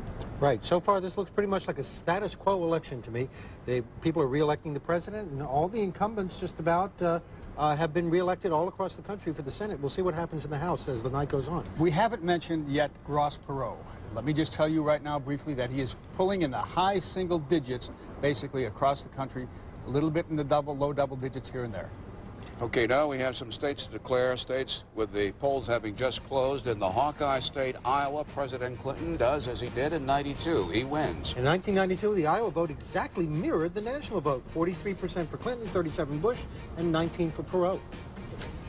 Utah. This is a state that gave Bill Clinton his worst results in 1992, and once again, it's done the same. Bob Dole, the winner. Worst results, I'm not sure yet, but it's not been a Democratic state since LBJ in 1964. Bob Dole winning ditto in Idaho. 4 electoral votes, Bill. Ditto in Idaho and Utah. Hasn't voted Democratic since 1964. Clinton only got 28% of the vote in 1992 in Idaho. And Nevada, undecided. This is a state that was, I think Bill Clinton was the first Democrat in 28 years to carry it the last time. We don't know what's going to happen this time. Well, our crack research team, Judy, tells me that Nevada has the highest divorce rate in the nation. And I don't know what that means exactly in terms of presidential voting. Well, let's move on to Montana then. We have to say Montana right now, undecided. Big surprise in '92 when Montana voted for Bill Clinton. A lot of people think Perot's very high vote there, 26%, might have taken a lot of votes from the Republicans and helped Bill Clinton carry the state. With a lower Perot vote, can he do it this time? And the state of Kentucky, President Clinton, the winner. This state keeps up its record of voting with the winner. What, Ken, over the last, this will now be 8 elections it's voted That's with right. the winner. It's a genuine bellwether presidential state. Bob Dole said earlier this year, if Bob Dole wins Kentucky, I'll be president. He's not going to win Kentucky, and he's not going to be president. I wrote down on this piece of paper 3 questions. If Clinton wins, will he get a majority, 50% plus, or a plurality as he did in 1992, 43%? If Dole wins, how did he do it? And do the Republicans keep control of Congress? Well, the Republicans are doing pretty well in the Senate seats. The House seats take a little longer to come in. Something interesting about this election, though, is so far in all the states that have been called, only one has switched sides from 1992, and that's the state of Florida. That voted for George Bush in 1992. This year, Florida, with probably the help of a lot of older voters, voted for Bill Clinton. Every other state we called voted the same way it did in 1992. That's right. That's right. So it's right. It's a status quo election so far. Okay, if you're keeping score at home for the president, these are the states won: Arkansas, Connecticut, Delaware, Florida, Illinois, Iowa, Kentucky, Louisiana, Maine, Maryland, Massachusetts, Michigan, Minnesota, and Missouri. And the states won: New Hampshire, New Jersey, New Mexico, New York, Ohio, Pennsylvania, Rhode Island, Tennessee, Vermont, Washington, D.C., no surprise there, predominantly Democratic in the district, West Virginia, and Wisconsin. Now to the Dole states won tonight: Alabama, Idaho, Indiana, Kansas, Nebraska, North Carolina, Oklahoma, South Carolina, Texas, Utah, and Wyoming. The Dole states. Now let's take a look at some raw numbers. With 29% of the national vote that has come in, you can see the numbers there. The president has 49%. Bob Dole 43%, and Ross Perot 8%. But again, that's with less than 30% of the vote counted. It's early in the raw vote counting. We're not going to know. One of those questions you asked a moment ago, Bernie, about whether he's going to go over 50. Right now, he's not. Well, let's whisk you now to Frank Sesno and the Congressional Desk. Thanks very much, Bernie. Well, what we can tell you at this time is that the Republicans are teetering on the edge of being able to claim victory, being able to say that mathematically they will retain control of the United States Senate. Let's take a look and tell you some of what's happening. First to Idaho. In the state of Idaho, a close race. Not really. Larry Craig wins. The Republican, he returns to Washington rather easily. In Iowa as well.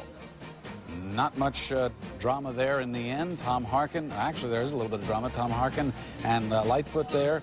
Representative Jim Lightfoot in a close race, still too close to call. In Montana, Early days yet. Senator Baucus and Dennis Rayburg, still not calling that one for you. In New Hampshire, we've gone back. We're taking another look at this one.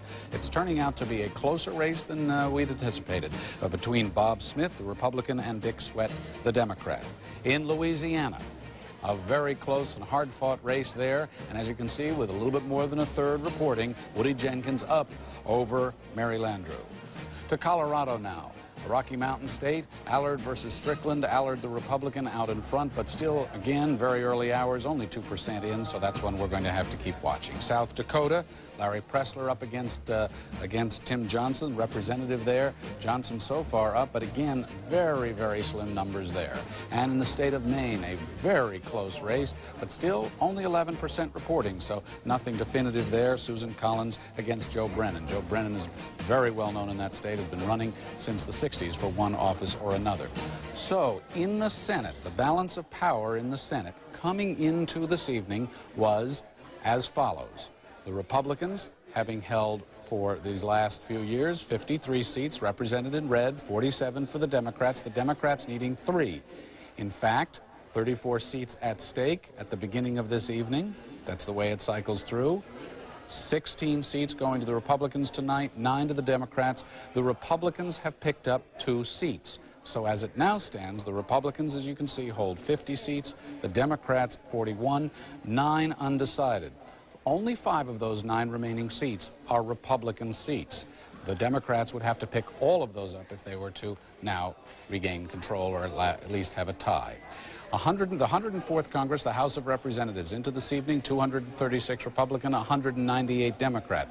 All 435 House seats up for grabs tonight. That's the way it works.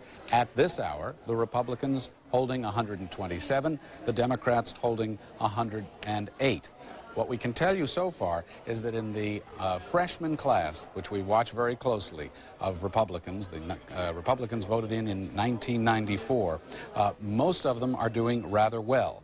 We have 23 of them who've won, only 3 of them who've been defeated. We will keep watching very closely to see what happens. Want to very briefly come over to Bruce Morton here. Bruce has been following the Senate.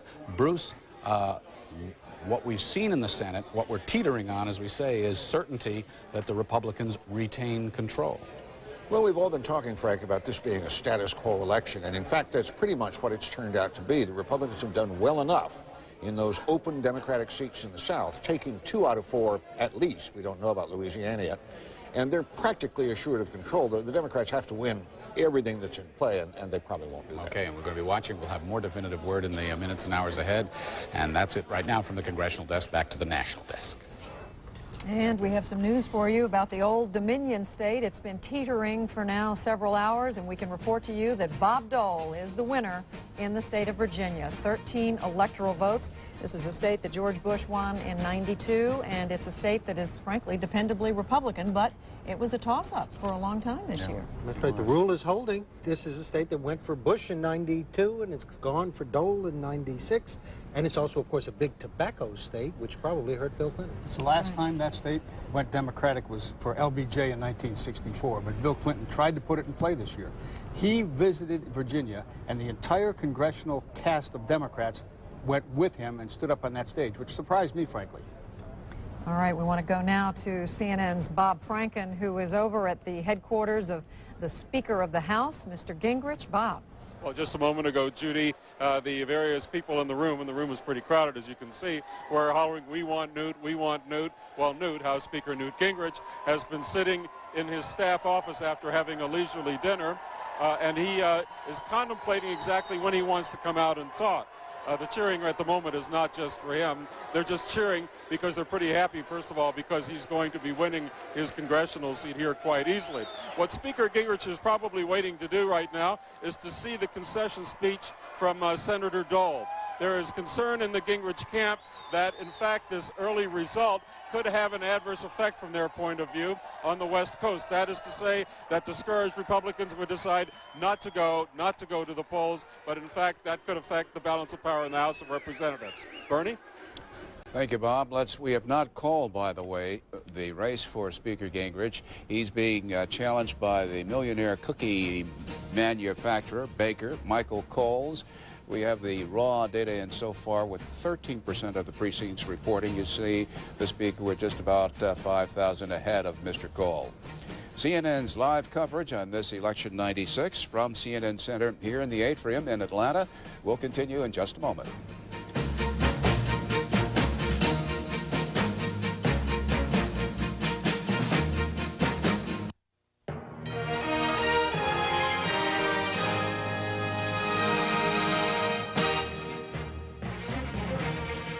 We have been reporting to you very faithfully every late-breaking development. We have another one. This one concerns the Dole camp. Please listen very carefully. The Dole camp is now saying that a statement released from the Dole camp was released prematurely. The Dole camp emphasizes at this hour no concession has been made, nothing has been conceded, and the Dole camp regrets any confusion the prior release of that statement might have caused. And important to remember, Dole campaigned very vigorously in California. He drew a bullseye around that state, and obviously the man does not want to concede anything unless and until the polls close in California, and those polls are open for 45 more minutes. We'll keep you updated on that. Judy? All right, let's take a look now at a state we reported the Senate results on just moments ago. That is Massachusetts. We declared John Kerry the winner. 594,000 votes at 52%. Let's go to Governor Weld, who is making a speech right now. Let's listen. Buckingham.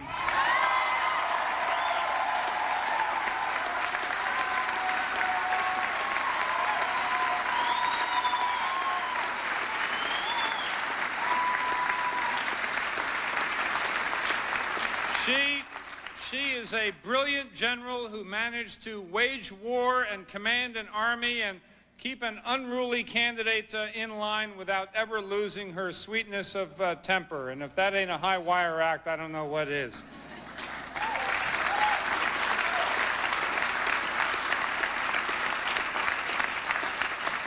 And as well, Tom Valley, who ran the most efficient, disciplined, high-spirited operation I've ever seen in a campaign.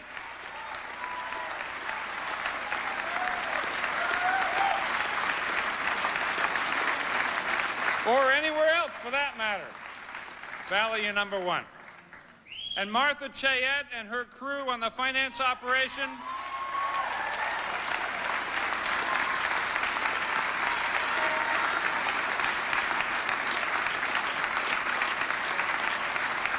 They took us from zero to financial security in 11 months on Martha's first try, with no practice. Think what that woman can do with practice. It's scary.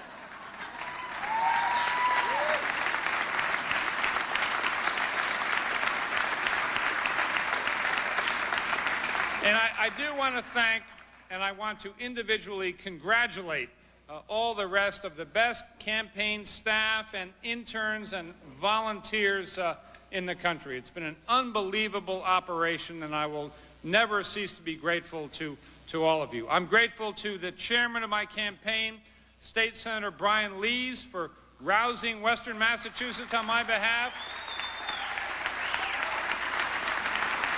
and for endless good advice. But Massachusetts Governor William Well will be remaining as the governor of Massachusetts. He lost a bid to become that state's junior U.S. senator. This is someone who took a great big gamble, Bernie, when he decided to stick his neck out and say to the voters, please elect me to the U.S. Senate. He already had a pretty good job as governor. He'll continue in that job. He told the audience there tonight in Boston he was awaiting the hit and vote. The hit and vote never appeared, and Bill Schneid had reported in exit polling that there was a wide gender gap. Women breaking overwhelmingly for his opponent, John Kerry, the incumbent Democrat, as opposed to Governor Well. That's one situation in the Northeast. In the South, in Little Rock, everybody's happy down there. Let's see the smile on the face of Leon Panetta, the White House Chief of Staff. Yes, it's there. There it is. Tell us about your reaction, Leon Panetta, and especially that of the president.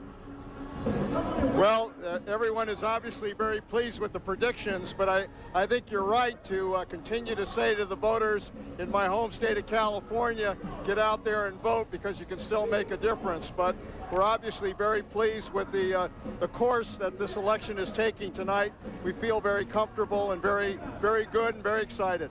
Leon Panetta, let's talk hard-nosed strategy for a moment. I know you're in a crowded, noisy area there, but please, let's go back to 1994 when your boss, the president, was devastated by the Republicans riding roughshod into Washington and taking over the Congress. That affected him mightily. He began the tack towards the middle when he saw what happened. The Republicans shut down Congress, and a lot of people believe that that was the turning point and the launching pad for the Clinton re-election victory tonight. Bernie, I think, as always, these things go to a lot of important factors. I think, first of all, I think the president's record, and that goes back to his first 2 years, particularly on the budget, reducing the deficit and getting the economy in place, along with crime and education. All of those elements were put in place the first 2 years. But obviously, when the Republicans came in and shut down the government, the American people then could contrast what he had done and tried to do for the country with where they were trying to take the country. And I think that helped a great deal in terms of getting the president's message across to the American people about the future. We don't know yet, Leon Panetta, what the final vote total will be, but as of now, it's looking as if the president is under 50%. Does it make a difference that this president might be coming back to office with a less than a majority support of the American people? I think we're headed towards a clear victory for the president. He'll be the only, I guess, about the 5th Democratic president in our history to win re-election to the presidency. He's the first president since President Roosevelt, Democratic president, to win re-election, and it looks like we're headed to about 400 electoral votes. So I think he's got a very strong victory to bring to the country and to the Congress in terms of getting his agenda accomplished. Well, Leon Panetta, no one is denying the victory tonight and denying the congratulatory atmosphere, but going back to the tone of Judy's question, it looks like President Clinton, re-elected, first time for Democrats since FDR in the 40s, it looks like the president is going to have to deal with a plurality rather than a majority of the vote. As we're looking on screen now at 35%, it shows the president at 50% right now.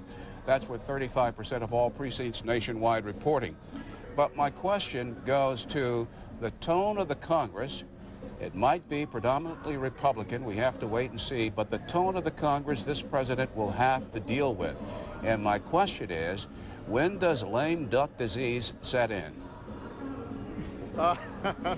Well, I'll have to tell you, having worked for this president, there's no such thing as lame duck disease for him. He's intent on a strong agenda for these next 4 years. He's talked about education. He's talked about balancing the budget. He's talked about implementing health care provisions for kids. He's talked about doing a lot of things in terms of crime, particularly with regards to gangs, youth gangs in neighborhoods. He's got a very clear agenda, and I think right now, if the Republicans are smart and the Democrats are smart, there'll be a bipartisan effort to implement that agenda. The American people, frankly, are sick of gridlock and partisanship and the kind of political attacks and personal attacks that we've seen. That's reflected in this vote tonight. Well, speaking of political and personal attacks, Leon Panetta, last question. The president has been relentlessly attacked in these last days and weeks by Bob Dole and Ross Perot on ethics charges, on character, on trust, on honesty. Did your campaign, did the White House underestimate the extent to which this was going to dominate this campaign? Well, I have to tell you that I think looking back over these last 4 years, it's pretty clear that a number of efforts were made through allegations to go after personal attacks in one way or another. So we anticipated, unfortunately, I think for the American people, that this campaign was going to be about insults rather than issues. That was too bad. But they were smart enough to focus on the issues. That's why they voted the way they did. And I think that's a signal to the Republicans and to the Democrats and to the American people that what the Congress and the President need to focus on are the issues that affect families in this country. If it bogs down in personal attacks or allegations and investigations, I think the American people are going to say, reject that and say it's time to get down to business and deal with us, not yourselves. Leon Panetta, White House Chief of Staff, and we should tell you as you leave us, they're rocking here, Bernie. They're rocking there, but the man you drew a bullseye around, House Speaker Newt Gingrich of Georgia, guess what? He's coming back to Washington. CNN declares Gingrich the winner over his challenging Democratic opponent, the millionaire cookie baker, Michael Coles. Newt Gingrich going back to Washington. CNN declares he has won in his congressional district. In New Jersey, Robert Torricelli, the Democrat who battled a Republican congressman for the vacant seat of Bill Bradley, is talking to his supporters. Let's listen. These 6 years are clear.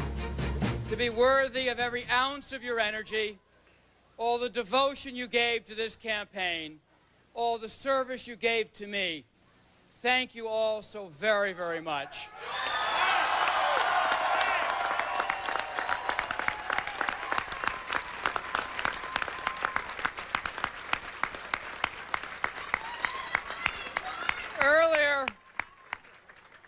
Earlier I received a call from Dick Zimmer. No, there's been enough of that. I congratulated on his drive, his tenacity, and the spirit with which he defended his own beliefs. Now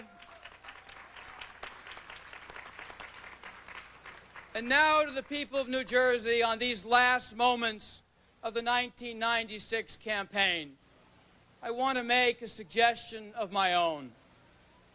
There is a place in public life for spirited debate. Differences of ideas and positions on issues is what governing our country is all about. But there is nothing contradictory in the conflict with ideas, in being civil to each other, respecting each other's views.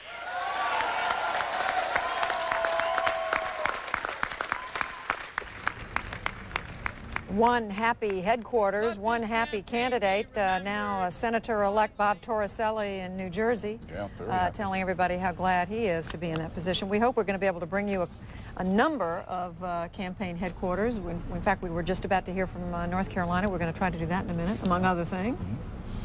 And we'll be right back with more of our coverage, including Ken Bodie and Bill Schneider's just itching to give us the latest exit polls. You guys are still here. Bodie and the Cody.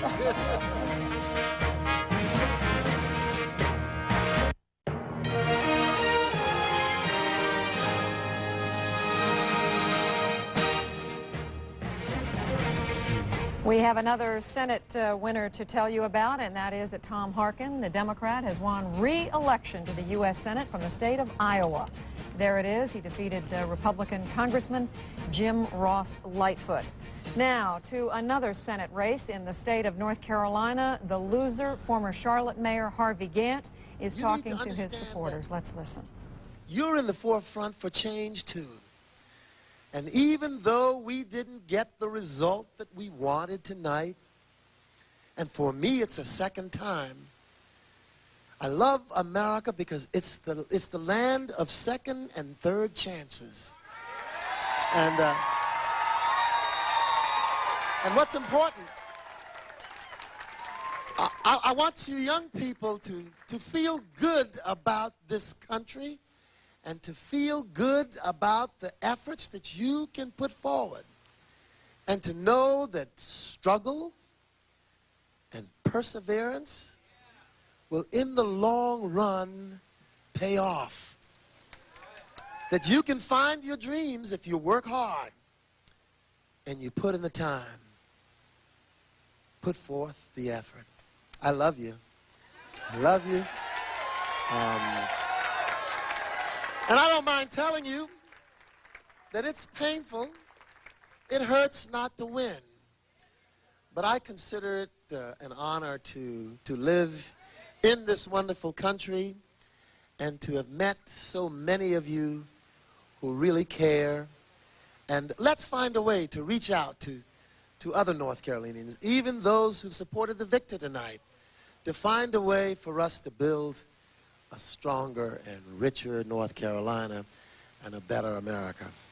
I'm here for you, and thank you from the bottom of my heart for all those folks. Democrat Harvey Gantt, former mayor of Charlotte, the loser in the Senate race. This was his second try at defeating Jesse Helms. He lost, 6 years ago, and he lost again this time, and it was a pretty emotional time for him. But he said, America's a great country. It's a country of second and third chances. And so do you think maybe, he was suggesting I don't something? know. I don't know. Richard Nixon would be the one who had so many chances, and he kept coming back. Helms would be 81 years old if he runs. I think Gantt's words were really money in the bank for a future run at this. And what's really important to note about this race is that this one was less nasty than the one in 1960. That's right. We found that even though there were about 600,000 new residents of North Carolina since 1990, the fact is they voted more or less the same way other residents of North Carolina voted. They broke along racial lines. Okay, CNN's coverage of this election night, the denouement to Campaign 96 will continue, and we'll be right back here at CNN Center in Atlanta in just a moment.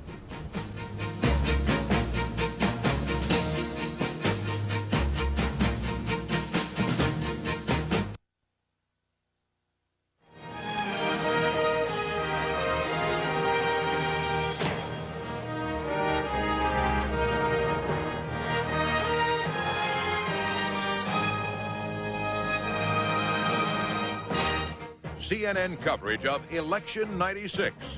Live from CNN Center, here are Judy Woodruff, Bernard Shaw, Bill Schneider, and Ken Bodie.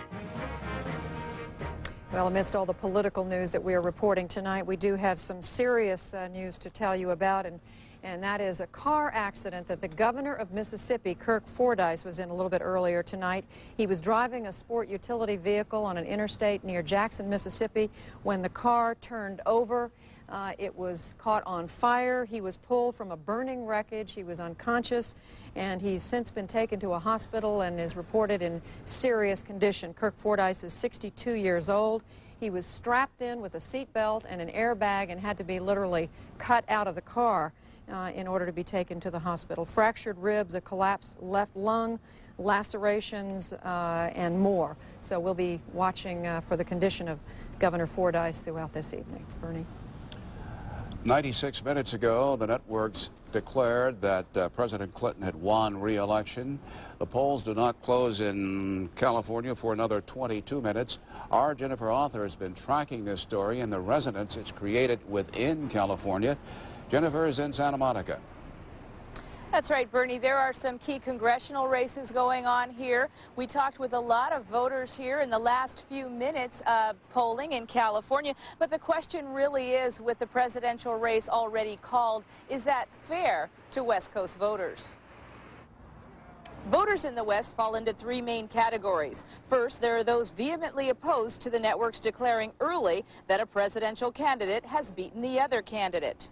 I think the East Coast journalists and people like that, they need to just really think about the fact that we go out here and vote. They encourage you to vote, but yet and still when we come home from work, we get off of work 5, 6 o'clock.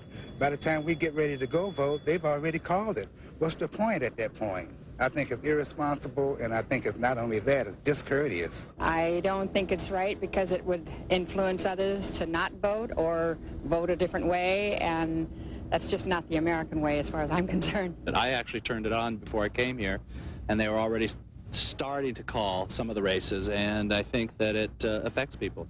And people then stay home, and that's not a good thing. We need people to vote.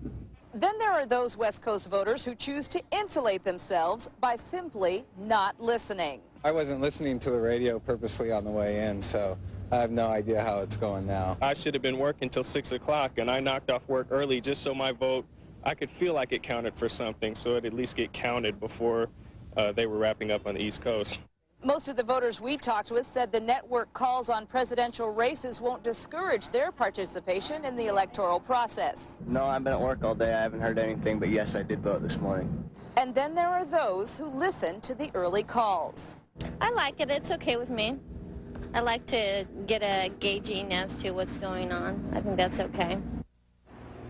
Now, in the past commercial break, we did get a chance to talk with some of the voters that are voting here in the last 20 minutes of polling in California. And here's the breakdown. 2 said that they heard the call. It didn't matter to them. It didn't change who they're going to vote for. 6 told us that they were at work or otherwise did not hear the call, so they just went on ahead and voted anyway. And then one person was, in fact, angry. She heard the call. She said she turned off the television set because, in her words, it just isn't fair. She came to vote anyway. Back to you on the National Desk. All right, Jennifer, author there in Santa Monica, California. One of the races we have called in the Senate is that of North Carolina.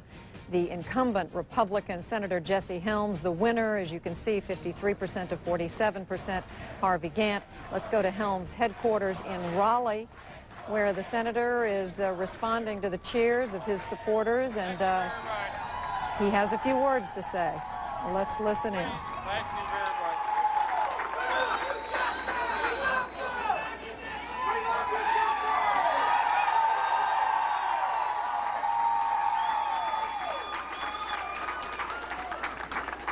All right. Now look what you've done.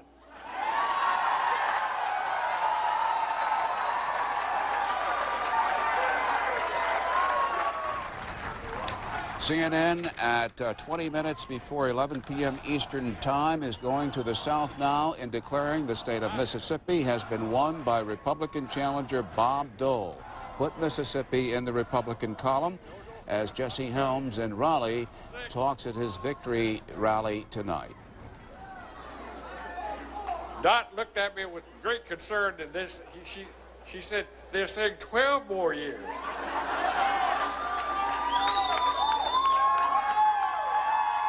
Don't you know, I can hear it now. I can hear it now, the gnashing of teeth in the editorial department of the Charlotte Observer, the Raleigh News Observer, the Greensboro Daily News, the Winston-Salem Journal, and I saw Dan Rather trying to avoid announcing who was the winner in North Carolina.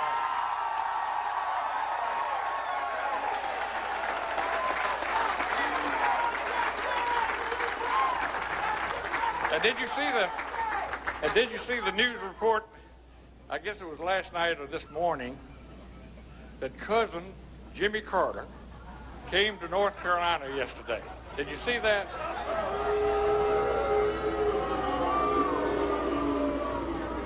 And he claimed kinship. He said he was my cousin. Not so fast, Jimmy. 75-year-old Jesse Helms celebrating with his supporters his win in the North Carolina Senate race. Let's travel several hundred miles north to the state of Massachusetts, where John Kerry, the incumbent senator, has been reelected. Democrat reelected in Massachusetts. John Kerry defeating the governor of Massachusetts, the Republican William Weld, who had hoped to unseat him. Let's listen to John Kerry. And I want the people of Massachusetts to know that I extend my hand to him in a spirit of bipartisanship, as I know others who have fought with us in this effort also do, because in the end, it's our responsibility to do what is best for Massachusetts. And we will build on that, and we will do that.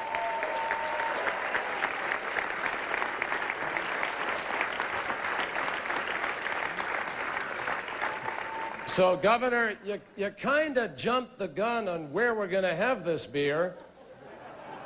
But let me tell you, there's no doubt we're going to have not one, but a couple of beers somewhere pretty soon. And Going now to Minneapolis, where incumbent Paul Wellstone, one of the most liberal persons in the Senate, a Democrat, won re-election. This is the second time around that Rudy Boschwitz tried to beat Wellstone.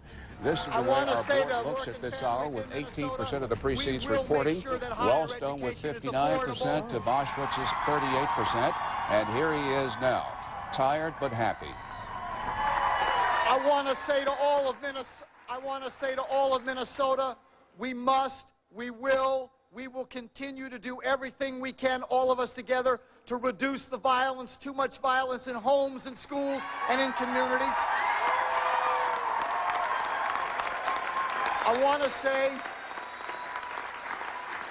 say to Minnesotans, I believe that it's just wrong that people should go without health care.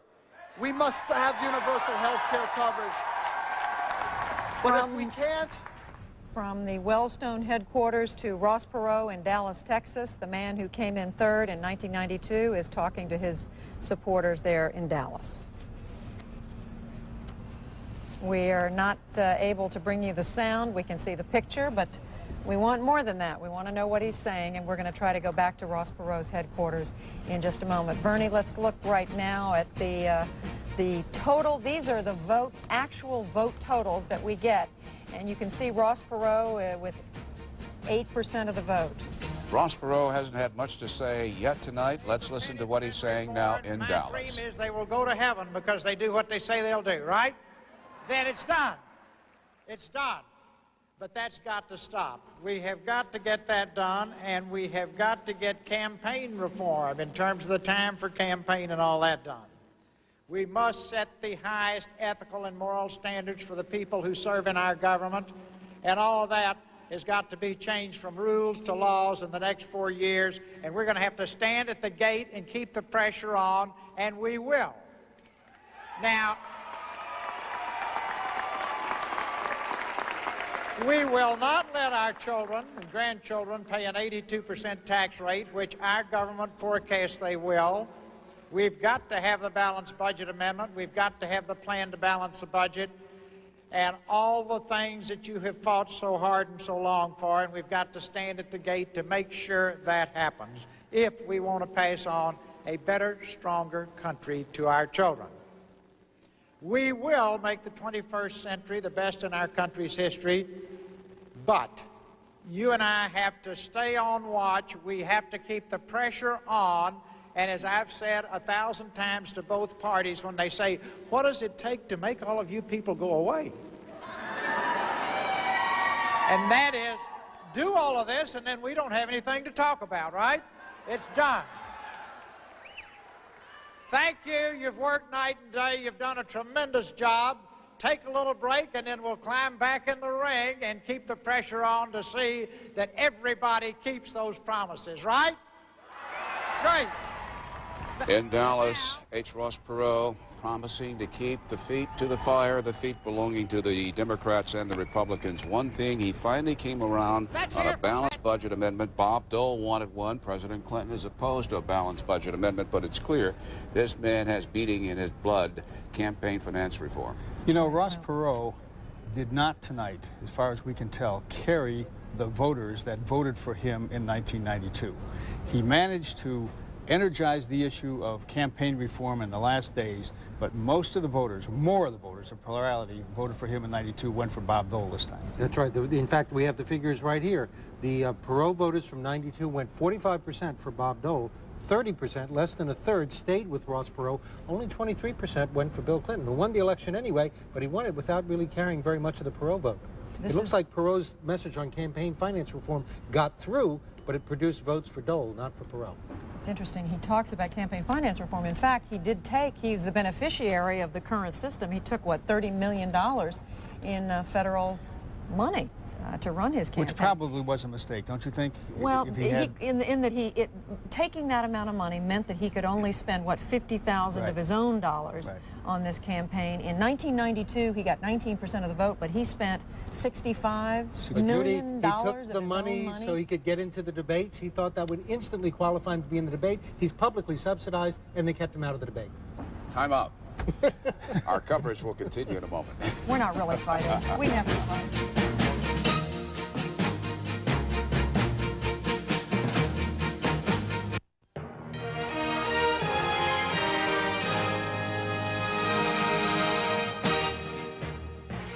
Governor's race? Yeah. I got Charlotte. Well, CNN is calling a race, the governor's race in West Virginia. It's a Republican pickup.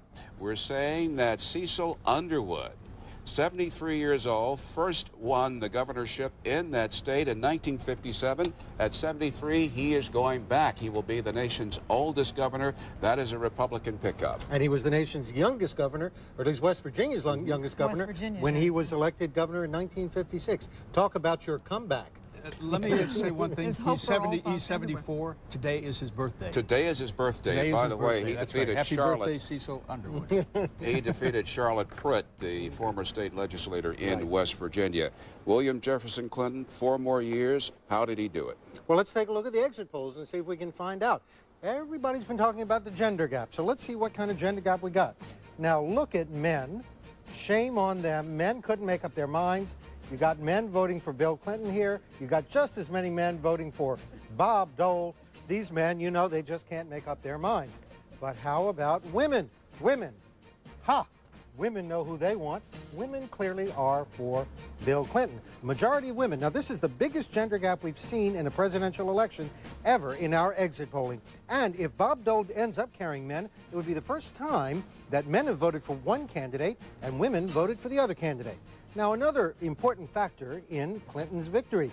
Look at his move to the center. He carried the moderate vote very handily. This is important because while there are more conservatives than liberals, half of Americans call themselves moderate, and Bill Clinton dominated that moderate category by nearly 2-1. If there was any single issue that helped Clinton win, it has to be the economy. Now, look at this. About 45%, almost half the voters, said their financial situation has stayed about the same in the last 4 years. They split their vote evenly. 20% say, well, things have actually gotten worse, and they voted 2-1 for Bob Dole. But a third told us things have gotten better in the last 4 years, and let's take a look at how those people voted. That was where Clinton really built up his majority. 2/3 of them say if their family was better off since 1992, 2/3 of those voters went for Bill Clinton.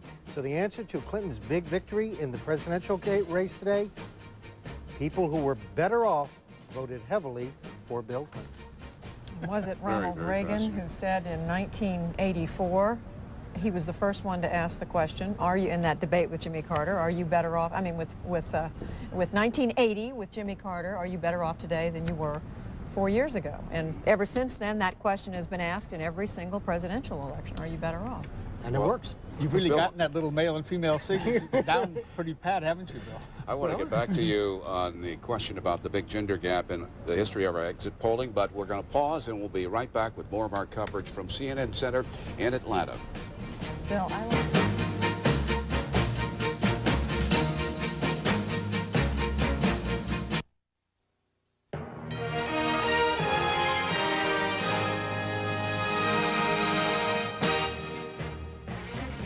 As the time zones shift from east to west and the polls close, let's check in with our congressional desk man, Frank Sesno, for the very latest on the 105th Congress. Frank? Well, Bernie, as it looked good for Bill Clinton coming into the evening and going through the evening, so it looks pretty good for the Republicans right now. Certainly in the Senate, things are looking very solid there. In the state of Georgia, Max Cleland, the Democrat, picking up a win in the state of Georgia, beating Guy Milner. The Republicans had hoped to come back from behind in this one and prevail, but they did not. Coming over to Bruce Morton now, looking at the state of Georgia, Bruce. It was a close one, it seemed, in the final days. Well, it was close. Guy Milner spent a lot of money, and in the end, it all came down to women. Men divided pretty evenly in Georgia. Women liked Max Cleland by a lot, and that was his margin of victory. In Alabama, another of those open southern seats, which went the other way, women split pretty evenly. Men went for the Republican, Jeff Sessions, and he was the winner. Louisiana, of course, is still out, but what we seem to know pretty certainly is that the Republicans are going to keep the Senate. We don't know the margin yet, but unless they lose every single seat that's still in play, they're going to control the Senate. Bruce, let me jump in here. I think we're going to come back in just a few minutes and finish all this congressional business up, but I believe there's some news brewing on the national desk, and if the time is right, we're going to go back there now. Indeed. Thanks, Frank. First to the West Coast. In California, CNN is declaring at this moment that President Clinton has won California's juicy 54 electoral votes, a state he worked very, very hard and repeatedly. Went there almost 30 times. Bob Dole put everything he had into the last few weeks in California, spent $1.5 million a week. It didn't work. The state of Washington, we can also say that Bill Clinton has won. This is a state that he won in 1992, Ken Bodie, and more good news for the Democrats. It's a state that's become more and more Democratic in presidential voting as time goes on, as are all of the states down this Pacific Rim: Washington, Oregon, California.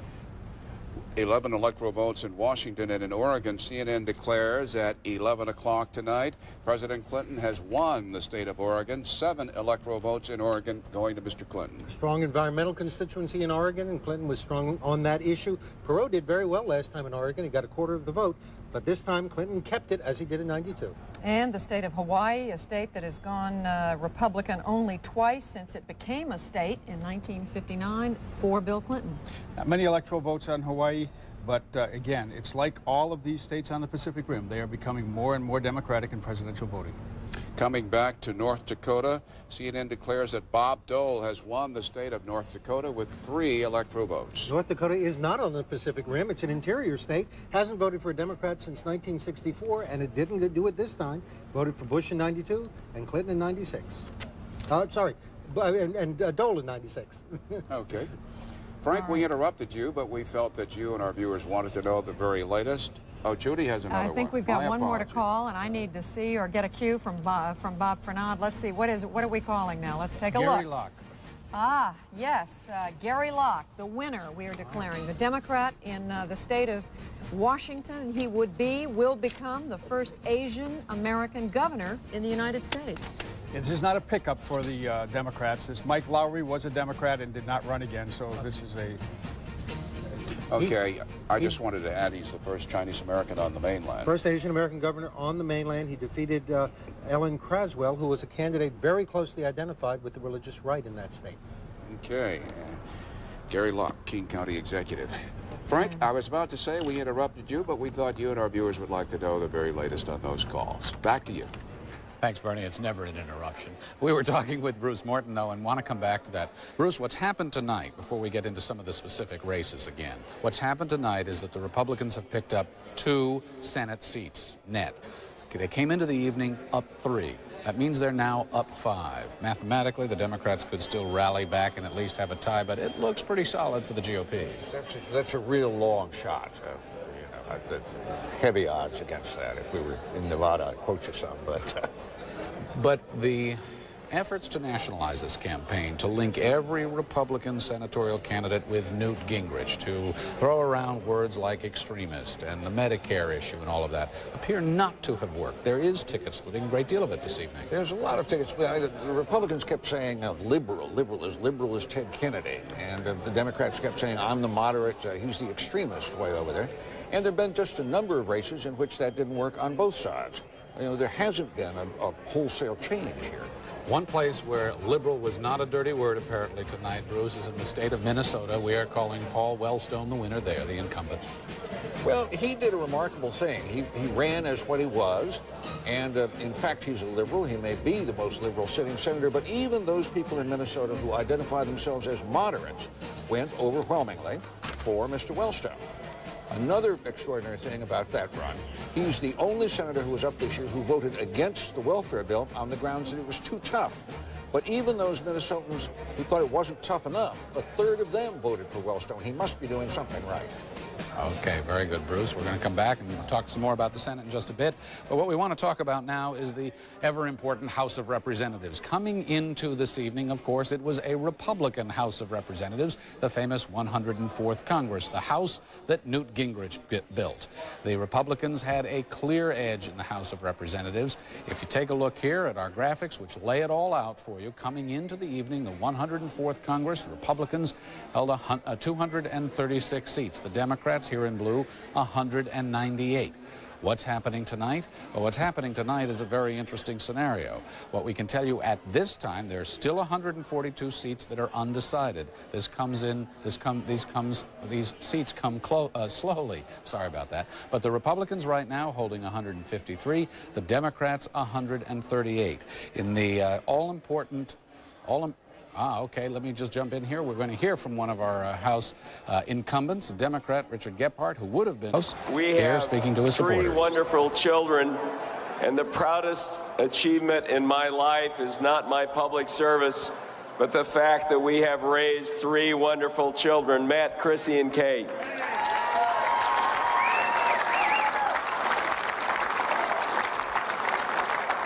I want to recognize Jane, my wife, who's my partner and makes my public service possible, and my mother, Lorene, who's 88 years old and gave me the values, the South St. Louis values that I've grown up with and have made my public service.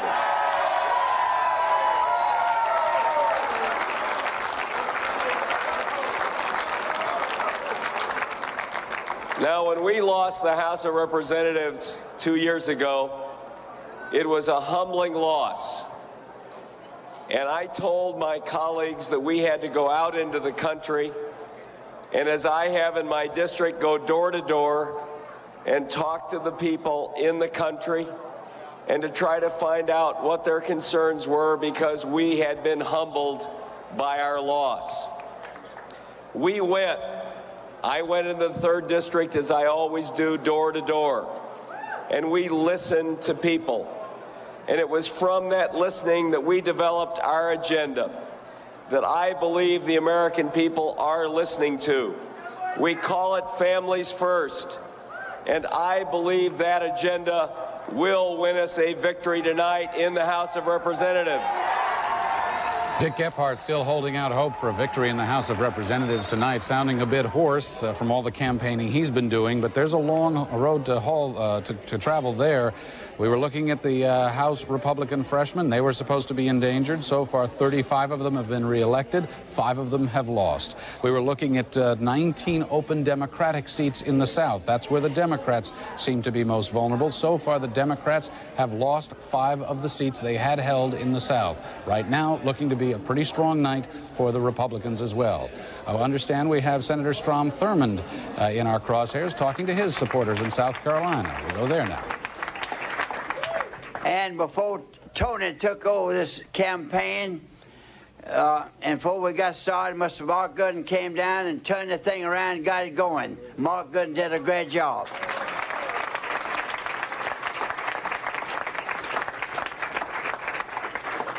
The campaign staff has never been a finer working staff that's more loyal and more helpful than they are. The chairman, Tony Denny.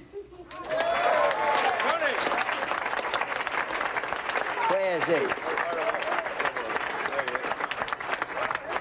Come up here and let him see it. 93-year-old Strom Thurmond. He will be 100 years old at the end of this term that he has been reelected. Well, 99 years old at the end of this term that he'll be reelected to, has just been reelected. He has that wonderful Old South accent. I'm sure that some viewers wanted to have subtitles there to make out what he was saying. That's right. Well, you just have to understand Southern. Some of us do. We're going to take a break, and we'll be back with much, much more. We'll be back.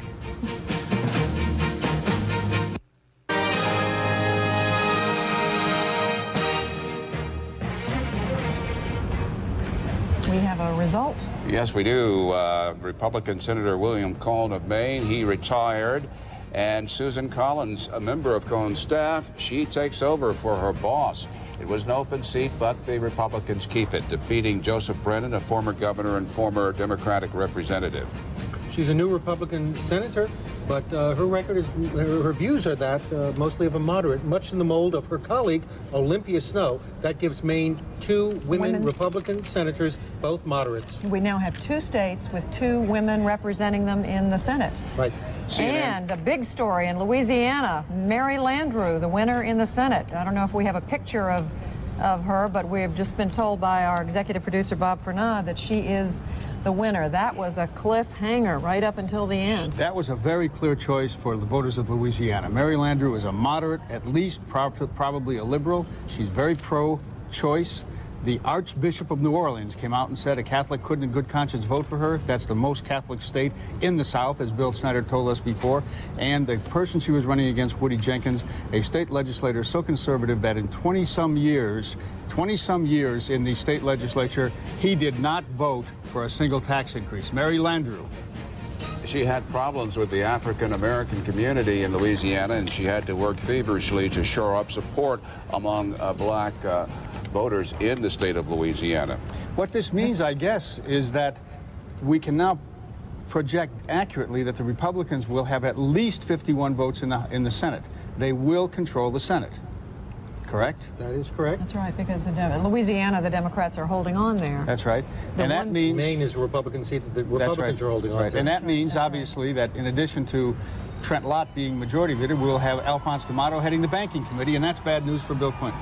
Over in the House, Speaker Newt Gingrich, we called his race. He's going back to Washington, of course. But let's listen here in Marietta and see what he has to say about the balance of power, which is what we've been watching for you all night long. Newt Gingrich.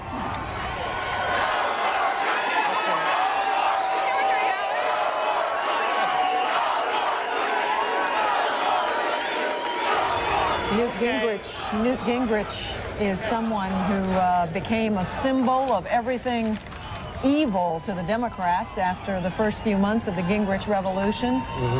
There are those who say that he pushed the revolution too far. It looks like he's getting ready to speak. Well, maybe he's getting ready to speak. Newt Gingrich predicted that the Republicans would pick up between 6 and 26 seats in the House of Representatives. Not that you all are excited or anything, but this is pretty amazing.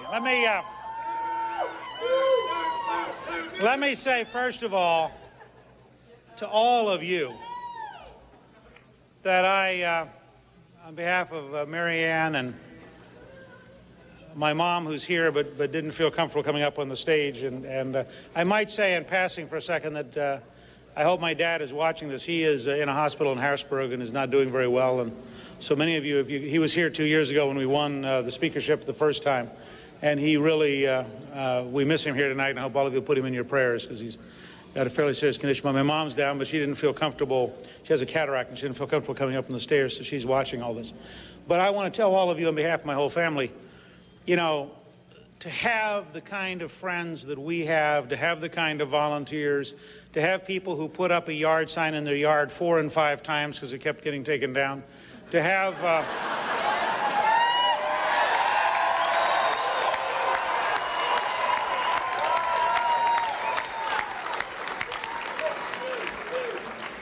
And I know they left the stage, but to have Linda and to have Babe Burns and to have the chairman right here and to have all the different friends we had from all over the district. And the fact is that our opponent spent about $3 million, most of it out of his own pocket. And it's wonderful to live in a country where people can start out and by riding a bicycle and selling cookies, they can have the extra resources. It's wonderful. But the fact is, in this district, it was the people power of all the folks who went out all over this district that made the difference.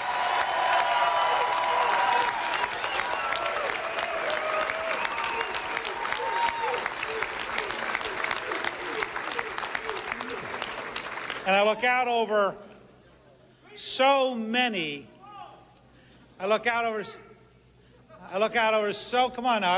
so many personal friends and people who've been involved in the campaign and people I've known for years. And I'm now of an age where people come up and tell me that they were glad they took my course 20 years ago and I'd like to meet their son or daughter who's going to vote for me this year. And, you know, you begin to realize that it becomes a generational thing. And I just can't tell you what it means to all of us, to Paul and to Kathy, to Jackie and Jimmy, to Mary Ann and myself, to be able to look out here. See, this really is a jam-packed. I think there are twice as many people here tonight as there were the last time we did this. I look over here at Mark Grundon, who's now, I think, what are you, 6'5"? I I knew Mark. House Speaker Newt Gingrich feeling very good at this hour. He's going back to Washington, and he's won in his district. Bill Snyder, you've been looking at some of the exit polling out of there. And Newt Gingrich doesn't do too well in the exit poll. This is nationwide, mind you, not in his district.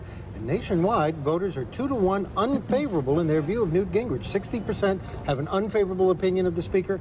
31% have a favorable opinion. Now, the Republicans tried to use Hillary Rodham Clinton, the First Lady, as a kind of scare figure, but Americans are divided over the First Lady, 49 favorable, 46 unfavorable. Gingrich, there's a decided tilt to the negative nationwide, but obviously not in his district, one of the most Republican in the country. Okay, thank you. Well, we still have outstanding Washington and California, but by our interpretation of what we're getting in, it appears that the Republican Party, when the 105th Congress is sworn in January, the Republican Party will be in retention of supremacy in both houses. Incidentally, if you're keeping track and wondering about 6 states, we indeed have not called 6 states. We have not called Arizona. We have not called Colorado, Georgia, South Dakota, Nevada, or Montana. And also, people are still voting up there in Alaska.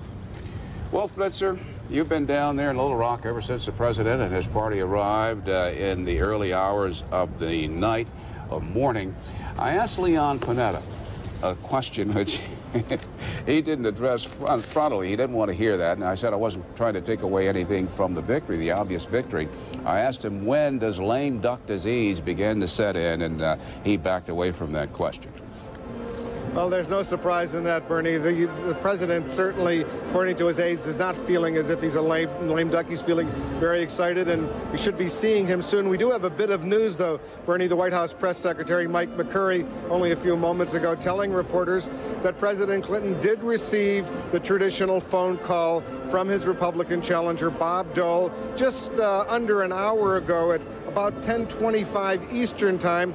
Dole called Clinton here in Little Rock to, of course, congratulate him, to express probably his regret over his defeat. The conversation was described by McCurry as warm. He didn't want to go into any details. About half an hour, 40 minutes or so after that, the Republican vice presidential challenger, Jack Kemp, telephoned Vice President Al Gore here in Little Rock as well to congratulate him, to acknowledge that they have been defeated, of course.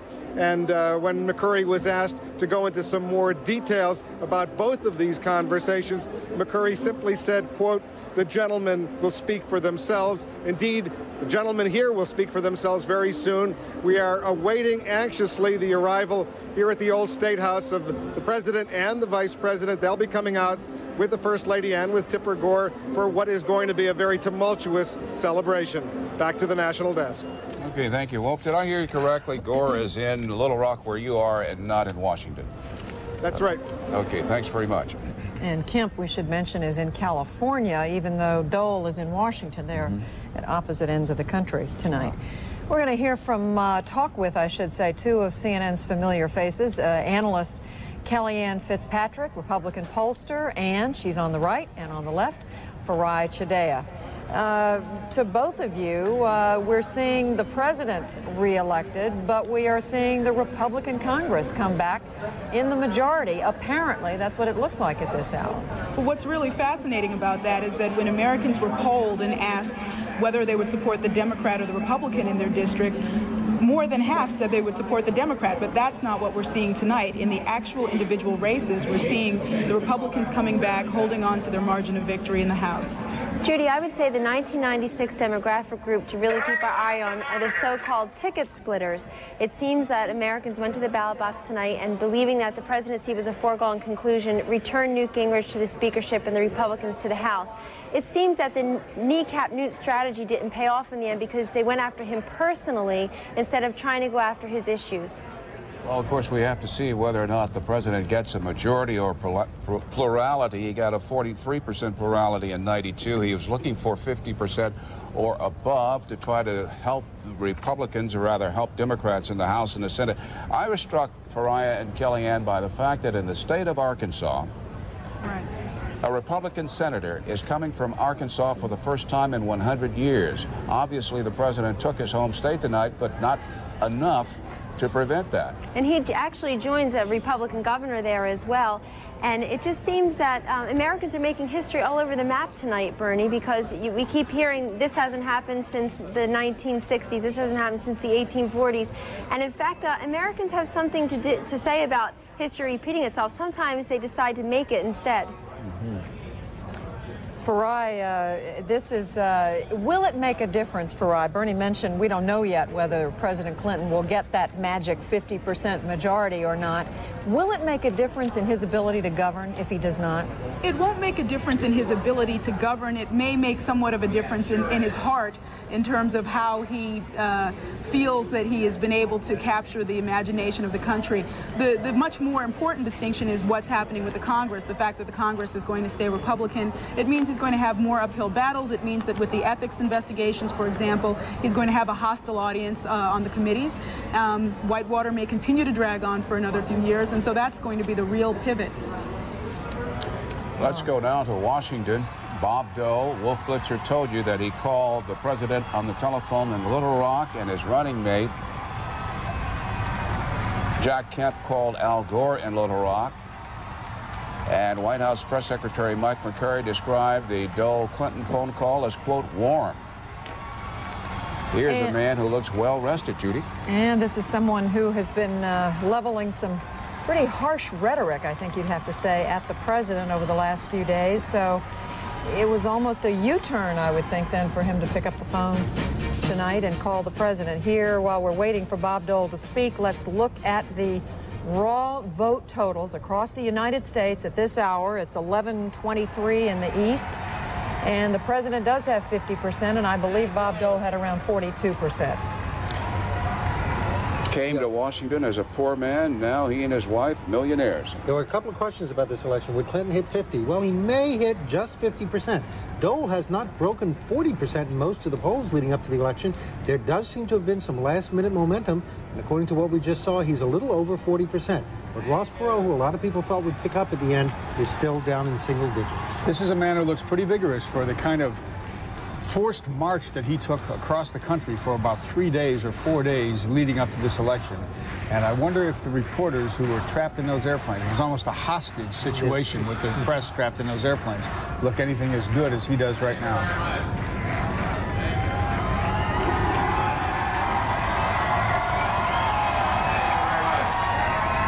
Let's see if he's got his voice back.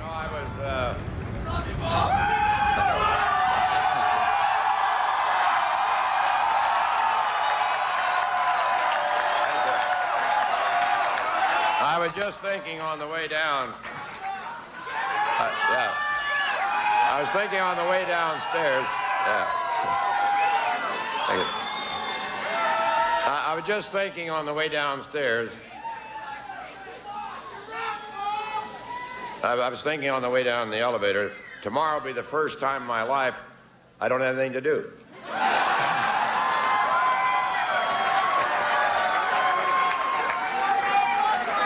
But I wanted to come down and thank all of you. You've done a great job, and I'm very proud of Trent. We're going to keep the Senate. We're going to keep the House. We're going to...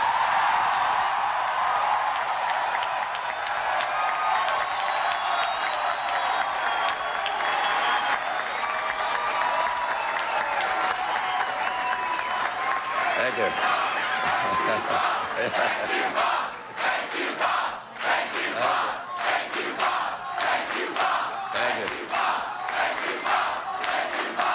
Thank you, Bob. Thank you, Bob. Thank you. Thank you very much. Let me say that I've talked to President Clinton. We had a good visit, and I congratulated him. And I've said, wait a minute. Now, I've said repeatedly,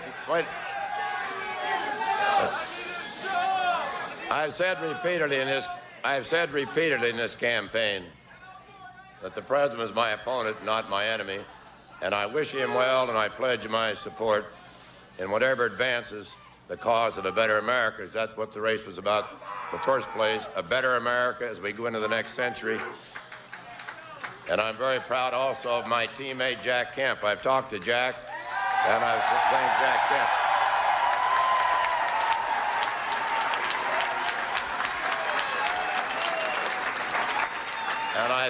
I want to thank not only Jack, but his wife, Joanne, who did an outstanding job, and all the Kemp family for the work they did in this campaign. And obviously, I want to thank two outstanding women. My daughter, Robin, who did a great job.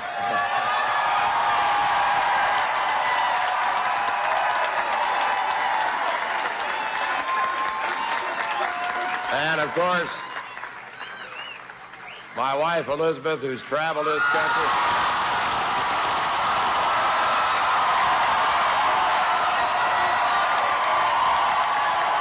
From one end to the other.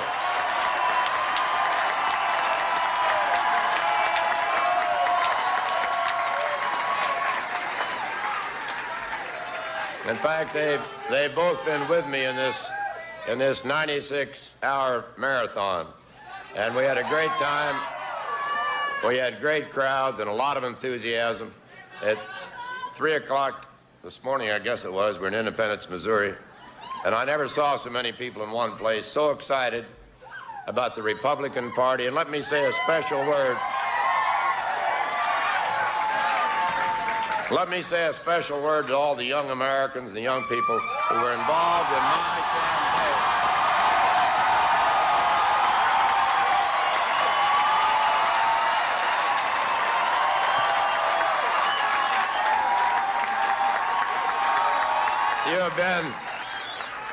You've been a constant source of inspiration for Elizabeth and myself.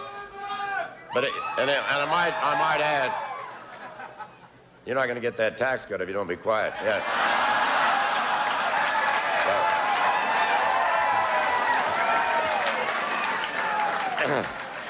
And I would say to the young people and all the others involved, it's a lot more fun winning. It hurts to lose an election, but stay involved and keep fighting the good fight, because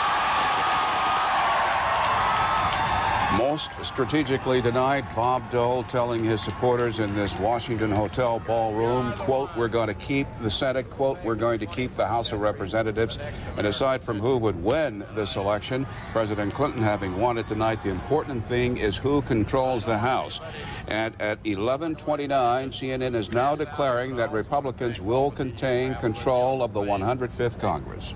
We predict that the Democrats will pick up about 11 seats, give or take something, some or more, and which puts them closer to parity, but still not enough to win back the majority. Let's go back to Bob Dole in Washington. We have many friends in the media, and they were there every day, every night, every day, and every night as we flew around this country.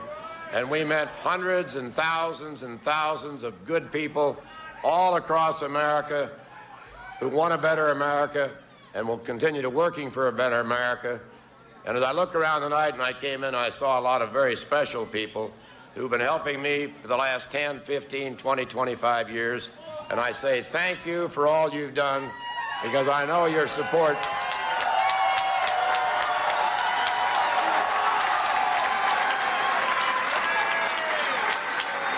Because I know that because of your support, I am still the most optimistic man in America.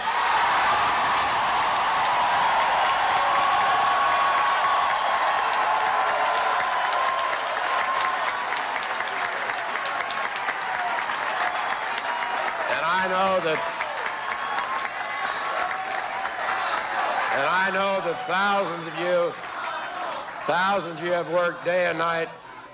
Thousands of you have worked day and night. And millions of you trusted Jack Kemp and me with your vote. And for that, we will always be grateful. And I say thank you very much. Dole. Now that we've declared everything, are we going to have a moment to, well, whenever we come out? I would say, Haley, you've done an outstanding job. We appreciate it very much.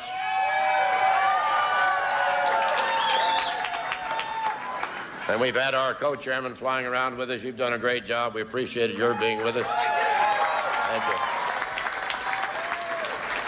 And I want to say to my campaign staff, to Scott and to Jill and to Joanne and everyone else, I could not have had a better, more faithful, more loyal team. And I want to thank everybody, and we'll have an opportunity to do that in the future.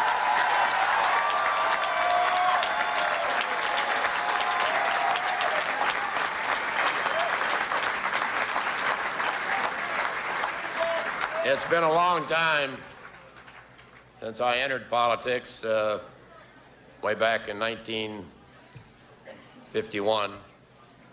And a lot of things have happened since that time, but some things never change. A few days after I took my seat in the state legislature, a reporter asked me what I had on my agenda. And I said, well, I'm going to sit back and watch for a few days, and then I'll stand up for what I think is right. And any of you wondering what my plans may be in the future, I'm going to sit back for a few days, then I'm going to start standing up for what I think is right for America and right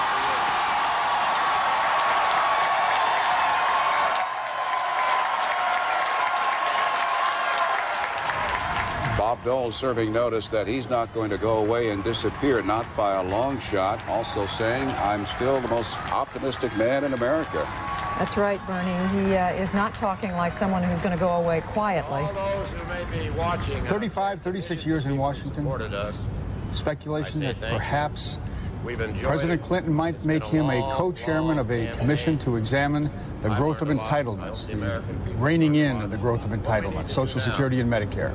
As Republicans, This is a very bittersweet night, of course, for the Republicans. They did not want to lose control of the House and the Senate. They have not apparently lost control of the House or the Senate, but they did lose the White House. And this man was the embodiment of that dream for them in 1996. It was not to be. It was Bob Dole's third try. He has been in Washington since 1960.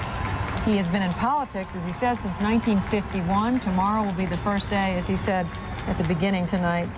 He said, the first day in my life when I don't have anything to do. Let's listen again. with a full heart and a fervent prayer that we will meet again and we will meet often. In this land where miracles are always happening, where every day is a new beginning and every life a blessing from God. So I want to say thanks to each one of you here. Thank you for all you've done and all you will do in the future for America. Thank you very much, and God bless America.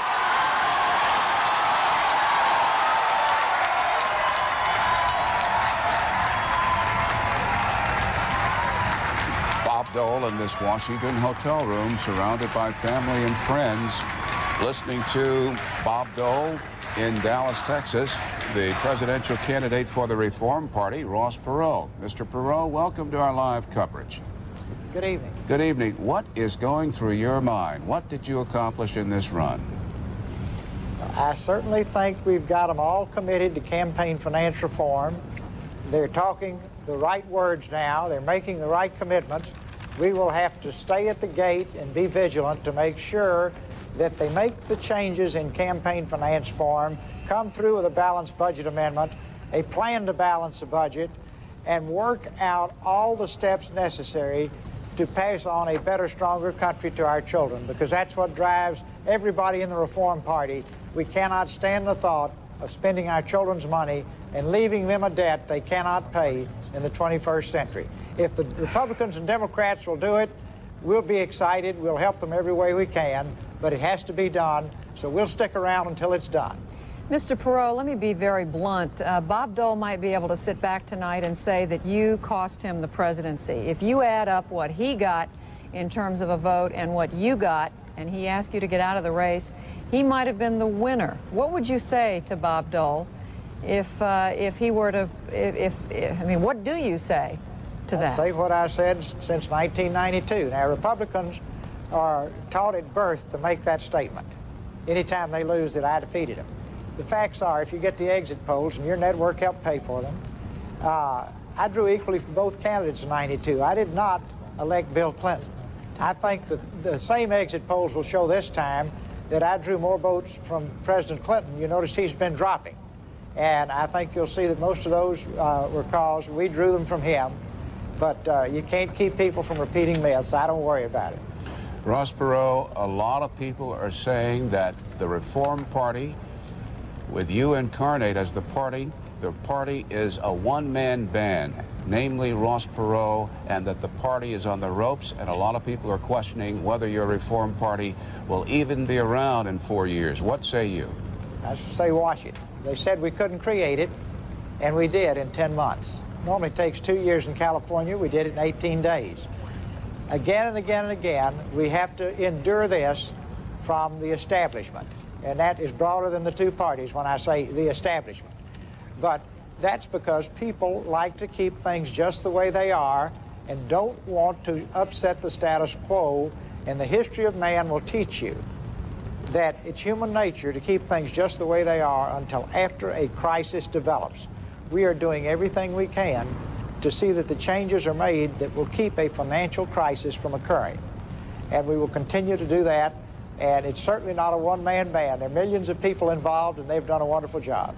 All right, Ross Perot, we thank you very much, and we congratulate you on your effort in this presidential campaign. Now to California, let's listen to Jack Kemp, the Republican nominee for vice president. 38 years ago. And this wonderful family, this has been the greatest experience of my life. I thank him, and I thank you, and I thank the millions of Americans who voted for the Dole-Kemp ticket. I called Al Gore, I called the vice president as well, offered, wait. Come on, you guys. This is my microphone. Harrington paid for it. I called Vice President Gore and offered my congratulations to him and the president. And I told him that President Clinton and Al Gore have our prayers and our best wishes as he begins his second term as president. Let me say on behalf of all Americans, Republican and Democrat alike, we thank Bob Dole, his wife Elizabeth, for their commitment to our nation. We thank them for their decency, their grace, and their courage, and their indefatigable spirit. No one will ever forget it. Thank you, Bob. Joanne and I have profound respect and admiration and affection for Bob. He has conducted himself in this campaign in the same heroic way he conducted himself in the military and in his whole career in the United States Congress and the Senate, and we thank him for that. Jack Kemp talking to his supporters in Costa Mesa, California. He's all the way across the country, on the other side of the country from Bob Dole. We've got another state to call for Bob Dole, and that is South Dakota. This is a state that George Bush won, the Republicans won in 1992, so it's not a big surprise, but it's been dangling out there, and we just are able to call it just now. Now, let's go back up to the Northeast in New Hampshire. Robert Smith, the incumbent Republican, he hung on by his fingernails, and he's going to be going back to Washington. Bob Smith, the winner there in New Hampshire. And in the state of Montana, Max Baucus, the Democrat, hangs on. This turned out to be a much closer race than Max Baucus would have liked, but he is now able to return to Washington as the U.S. Senator from the state of Montana. Don't go away. CNN will be back with more coverage on this election night. The culmination of Campaign 96 continues in a moment.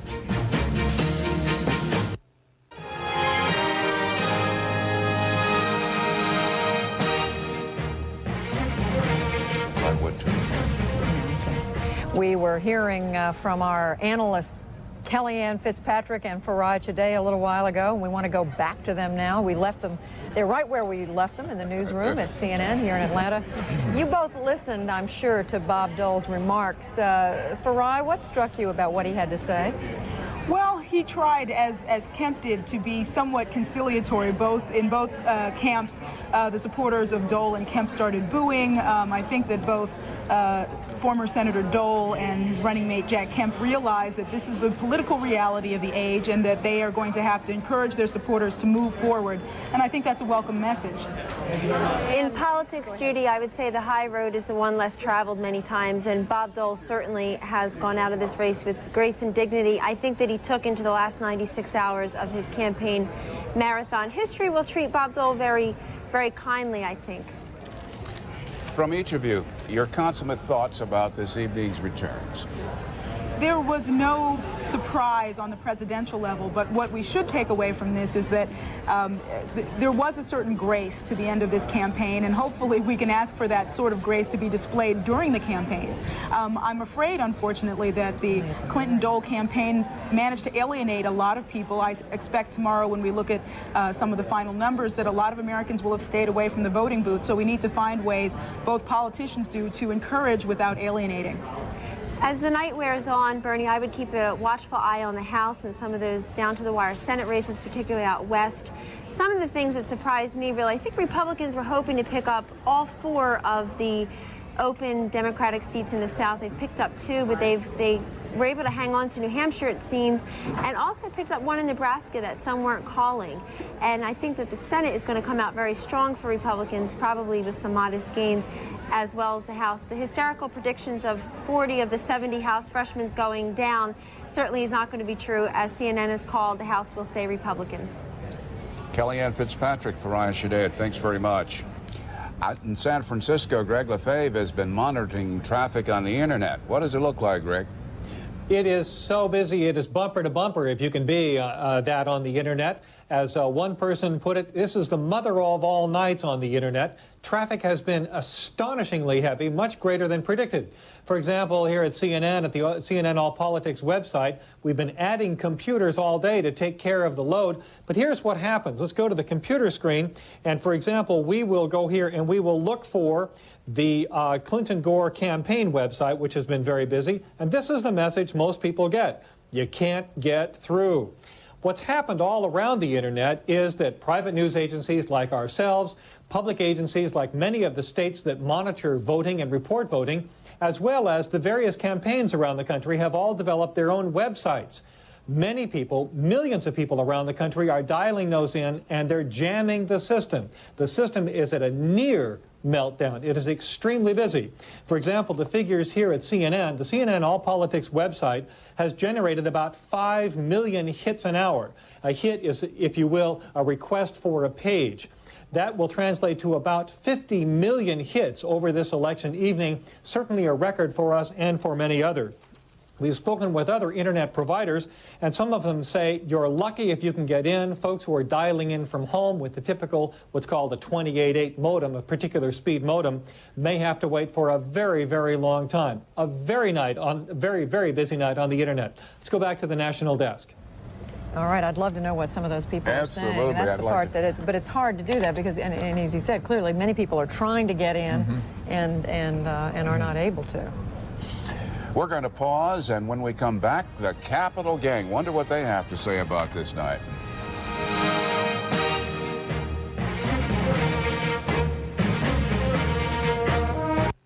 It's the only time.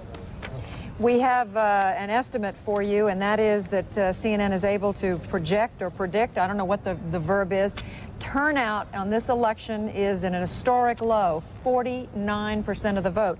It was 55% in 1992. That was up from what it was in 1988. It had gone down to 50.1, but it has once again gone down and gone down below what it has ever been in a presidential race. Now, this qualifier, this could change because we're still counting votes. We still have absentee ballots to vote, so it could change. But right now, what Judy just reported for us and to us is something to really ponder.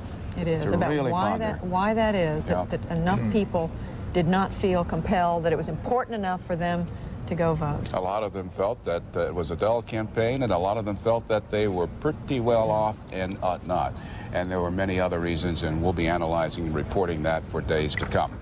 Now, time for to Washington and the Capitol gang. Welcome to yet another special election night edition of the Capitol Gang. I'm Al Hunt with Robert Novak, Margaret Carlson, and Kate O'Byrne. Kate, in your Olympian fashion, tell us what it all means. Clinton wins with 50%. The Republicans hold control of the Senate and probably the House. It was a very friendly day for incumbents, Al, and to Bob Dole's great misfortune, he was not one. And Bill Clinton was a very quiet issue environment. Bob Dole never convinced the public that he would do anything dramatically different from Bill Clinton. And so we're seeing that not a single, yet it appears not a single senator, Republican or Democrat, has gone down. And this is from liberal to conservative.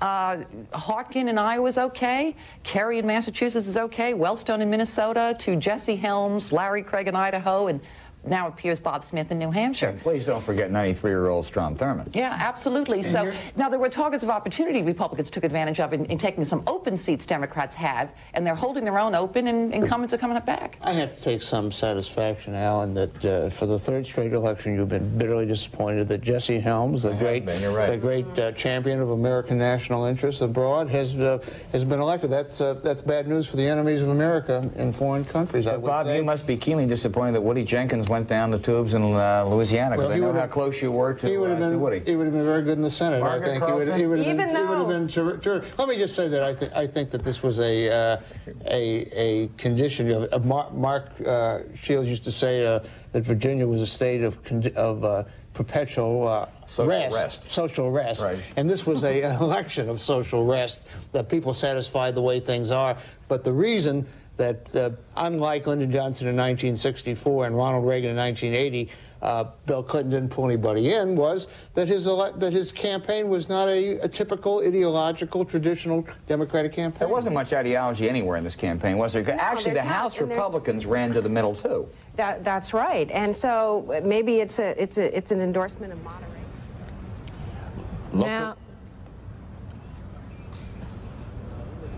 Now to Little Rock, Arkansas, where, as you can see, President Clinton, First Lady Hillary Rodham Clinton, and their daughter Chelsea are coming to speak to a huge group of supporters, we expect.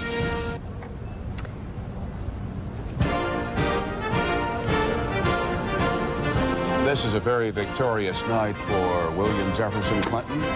He has been re-elected. He wanted it to be a majority and not a plurality, as happened in 1992. He has a lot on his mind, a lot on his agenda. He has told the country where he wants to take the people of the United States. He told during this campaign how he differs with Bob Dole on certain issues. Tonight, in a gracious statement in Washington, Senator Dole wished the president well, said he would be supporting this president in the betterment of America. Ladies and gentlemen, and said that he's going to of the United States, sit back and watch for a few days, and then he'll be speaking his mind. Meanwhile, the Democrats have one more thing to smile about, and that is that they have picked up a Senate seat, and that is in South Dakota. Tim Johnson, the congressman, has won the seat that belonged to Republican Larry Pressler. This is the one Democratic pickup we've seen tonight in the Senate. Ken Bodie. Well, it's also the first incumbent to lose tonight. The only incumbent senator to lose is Larry Pressler. He loses to seven-term Representative Tim Johnson, who runs statewide in South Dakota much more often than Larry Pressler does. This has been a remarkable night, a good night for incumbents. Very little change, really, since 1992. Every state that voted for Clinton in 1992 voted for Clinton so far again in 1996. Every state that voted for George Bush in 1992 has voted for Bob Dole in 1996, with one exception so far, and that is the state of Florida. An enormous amount of consistency. Clinton did 7 points better than he did in 92, but Dole did 5 points better than George Bush did. So Look at that. A lot of change. Look at that man in the center of the screen. Not this one. This is the victor, of course, President Clinton and his wife and daughter waving at the crowd, but Al Gore. Al Gore, whose father was a United States Senator. Al Gore, who served the cause loyally and very well. Al Gore, who is hoping to be his party's ticket leader and presidential candidate in the year 2000. What must be going through his mind? Well, I know what's going through his mind, Bernie. He's thinking right now, if this were England, I'd be the Prince of Wales. That's what's going through his mind. Well, if I may say so, this is a much more presidential presentation than it was 4 years ago this night in Little Rock, Arkansas. When you remember that giddy scene with Hillary Clinton and Tipper Gore doing a little dance and raising their arms in the air. This is much more sedate. We're hearing "Hail to the Chief."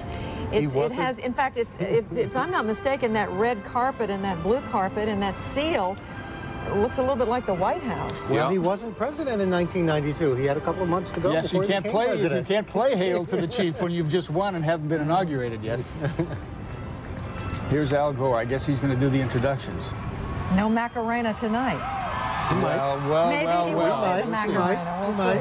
I'll tell you one thing that might be going up through his mind. this moment tonight, right now at this podium, he could be thinking this makes up for all those funerals I had to attend. Ladies and gentlemen, thank you for joining us this evening. Before I present the President, I would like to thank the people who made this glorious evening possible. My wife, Tipper, who has campaigned from one end of the country and back again with flair and passion.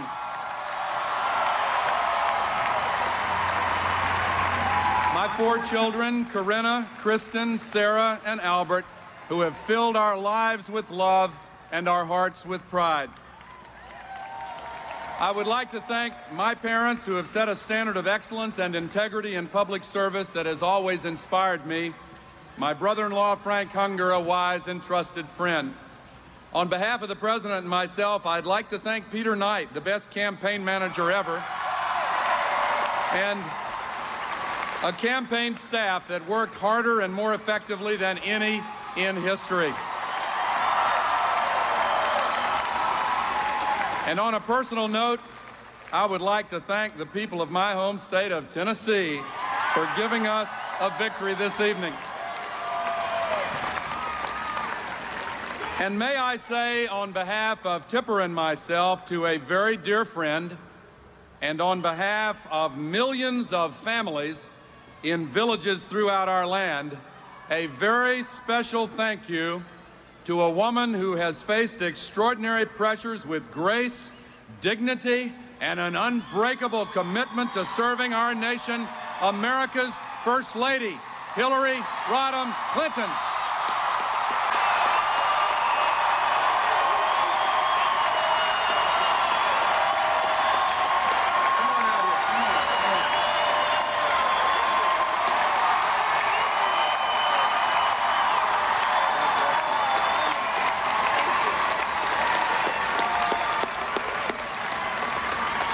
A few blocks from here, in the summer of 1992, then Governor Bill Clinton asked me to be his running mate.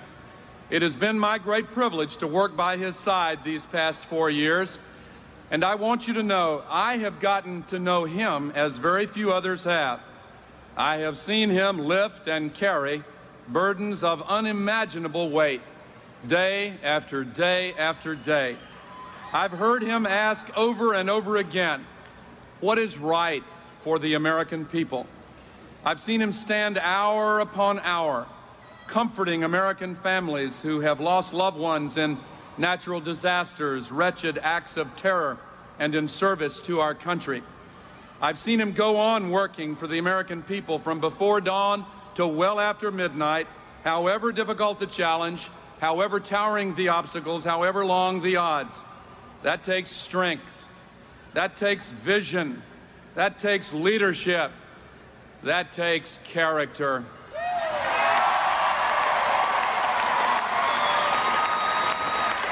The Bible says, by their fruits ye shall know them. On this night 4 years ago, on this very spot, I said we felt good having won an election, but even better at having been granted the chance to change a country. Much has changed since we last gathered here, and it has changed because of the resolve and determination of the American people under Bill Clinton's leadership. Under President Bill Clinton, we have forged a new prosperity, putting our financial house in order while restarting the great American jobs machine.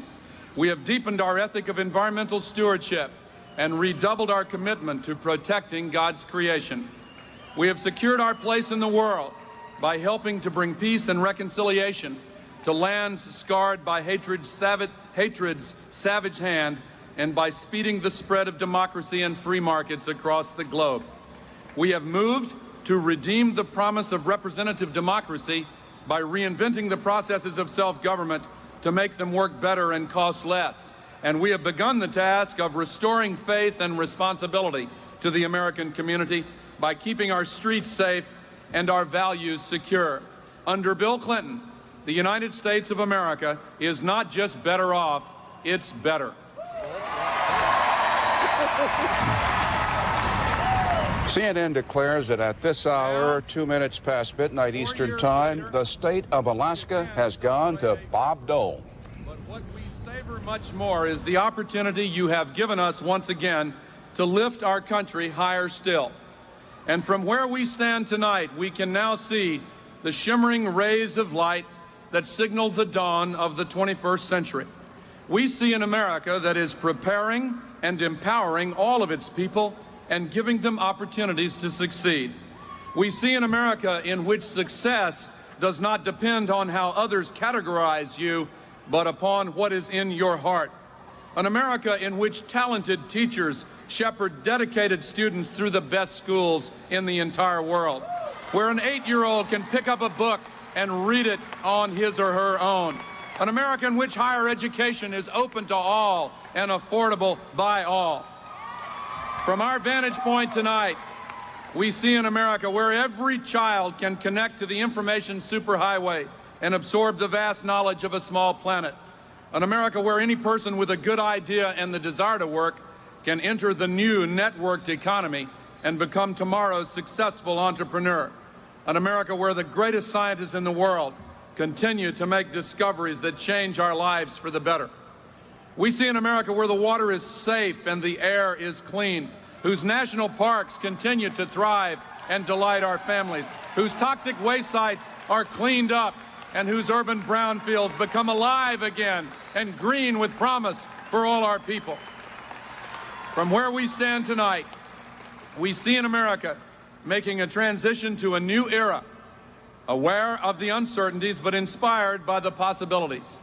We are beginning to see an America scrubbing the stain of cynicism from our national fabric, reinvigorating the civic institutions on which our national health depends. An America motivated not by what divides us, but by what makes us one.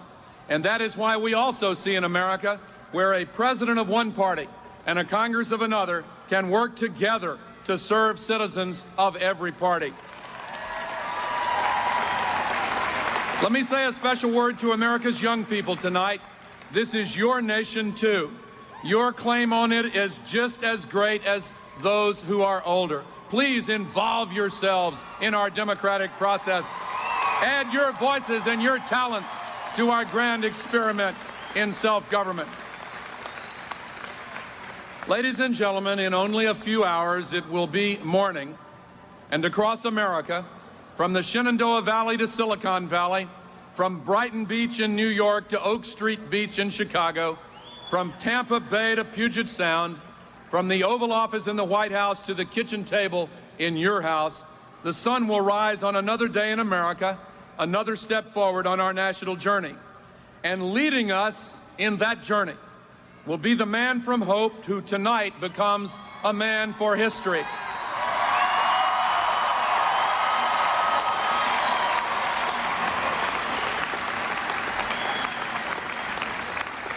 Prior to this election, in the entire history of our nation, from the presidency of George Washington forward, only 13 people have been elected to 2 straight terms as President of the United States of America.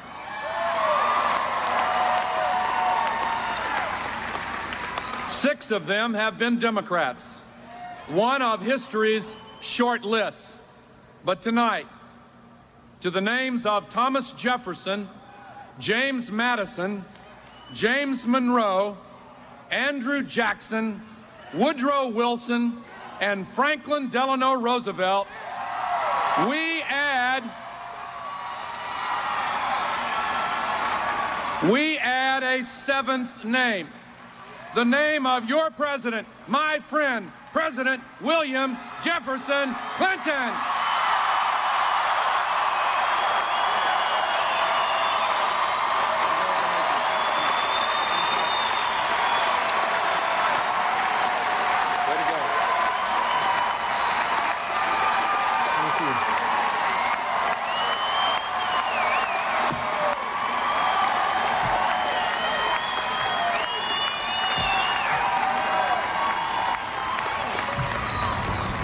As the president begins to speak, one more state goes into his column, and that is the state of Arizona and its 8 electoral votes.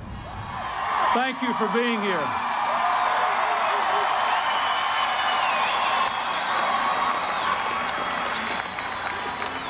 Just 4 years from now, we will enter a new century of great challenge and unlimited possibility. Now, we've got a bridge to build, and I'm ready if you are.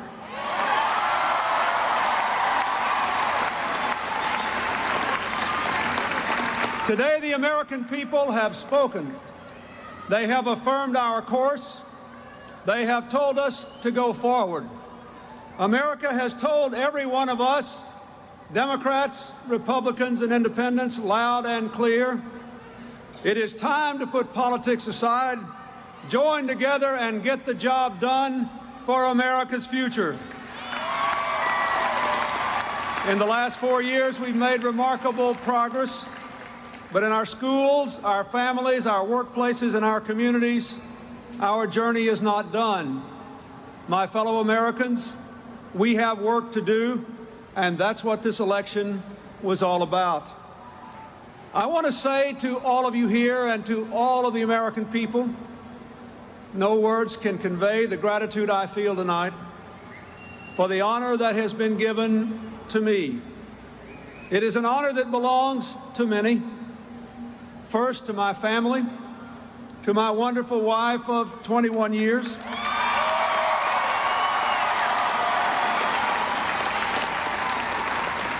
who from the day I first met her began teaching me that it does take a village to raise our children and build our future.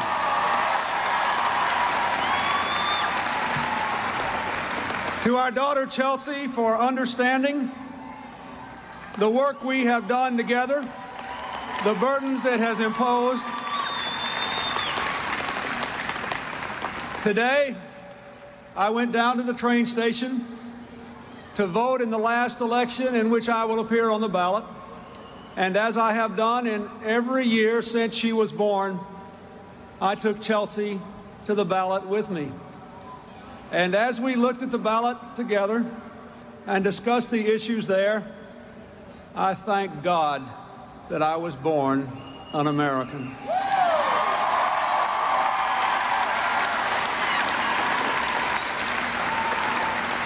I thank the members of my wonderful family who are here, my stepfather Dick Kelly, my wonderful mother-in-law Dorothy Rodham, and all the others. And I thank my beloved mother who is smiling up there and said, I never had a doubt. I always knew it would be this way.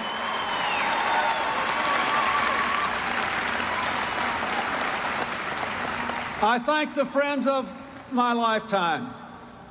There are people who have stood with me through thick and thin, who started with me in grade school and junior and senior high school, in college and all across the years since. Friends who knew me and knew my dreams and stood as a powerful force against those who sought to stop America's progress with the politics of personal destruction. Thank you, my friends. Thank you for what you did for America.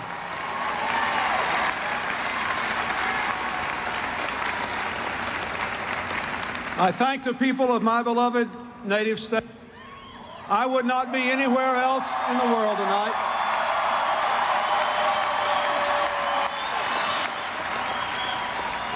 In front of this wonderful old Capitol that has seen so much of my own life and our state's history, I thank you for staying with me so long, for never giving up, for always knowing that we could do better.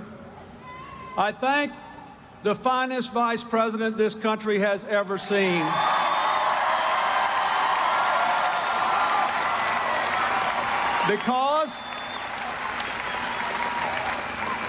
Because of Al Gore, we have a stronger and more secure relationship with the Democratic Russia. We are exploring the wonders of new technologies for the benefit of America. We are protecting our environment, and we have reinvented America's government so that it does more with less, thanks to his leadership. It is a legacy unique in the history of this republic.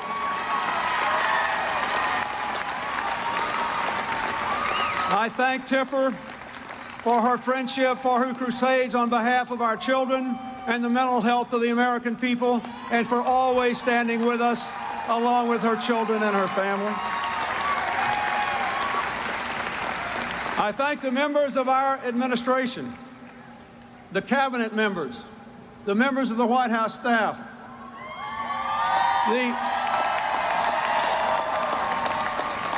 I thank all those who are part of the permanent service to the President at the White House and the medical staff.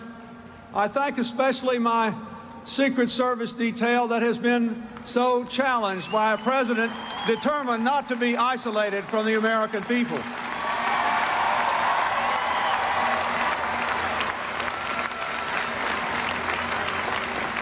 I thank the members of our campaign staff, all those who have served in this election and the work you have done. I thank the leaders of our party in the Congress and the state houses. I thank all those who stood for what we believe in these elections today, those who won and those who did not. You did a service to America by raising the things in which we believe, and I thank you all and wish you Godspeed. I want to thank the employees of the nation's government. They have had to do a remarkable job. We have reduced the size of our government to its smallest point since President Kennedy served, and yet they have continued to serve the people better year in and year out. They had to do it in the face of enormous challenges and outright hatred for momentary periods. They had to live with the horror of Oklahoma City and the difficulties that came along the way. But the people who serve us deserve our thanks, and I thank them.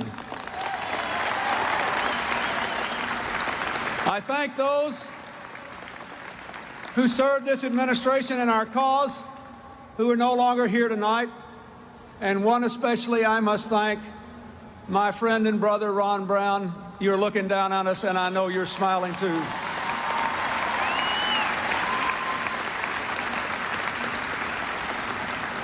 On a purely personal note, I must thank my pastor, Rex Horn, who prayed with me before I came out here tonight, and all the ministers and people of God who prayed for me and with me over these last 4 years. There were a few especially, and they know who they are, who came to the White House time after time in good times and bad. When the times were bad, they reminded me that God gave St. Paul a thorn in his flesh so he would not become exalted in his own eyes. And that certainly was not a problem for me in the bad times. When the times were good, they reminded me that humility is always in order in the presidency, for in this life we see through a glass darkly, and we cannot know the whole truth of our circumstances or the motives of those who oppose us. I thank them all for bringing me closer to God and to the eternal wisdom without which a president cannot serve.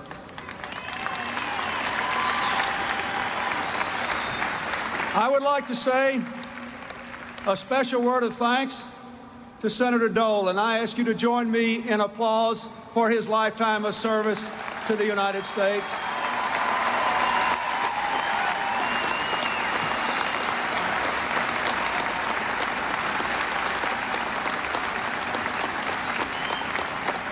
And I thank Jack Kemp for his service to America and his devotion to the proposition that this is a country in which everyone should have a chance to live free and equal and to have a chance at success.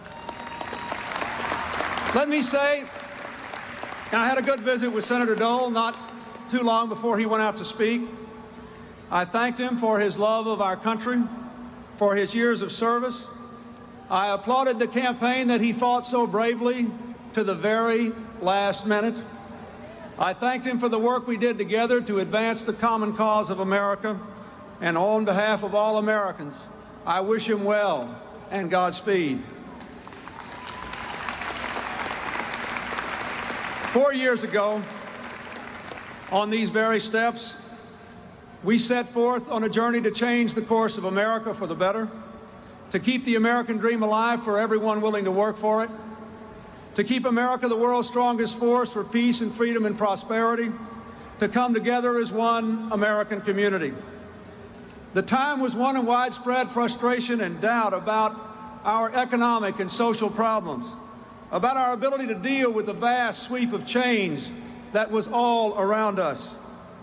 The scope and pace of those changes were threatening to many, and our values seemed to be under attack on all sides. But together, you and I vowed to turn our country around with a strategy to meet our challenges and protect our values. Opportunity for all, responsibility from all, an American community of all Americans. We have worked hard to end the politics of who's to blame and instead to ask, what are we going to do to make America better? Tonight we proclaim that the vital American center is alive and well. It is the common ground on which we have made our progress. Today our economy is stronger, our streets are safer, our environment is cleaner, the world is more secure, and thank God our nation is more united. To all the men and women across this country who have created our jobs, taught our children, patrolled our streets, and kept America safe throughout our world, I say America's success is your success. This victory is your victory. I thank you from the bottom of my heart.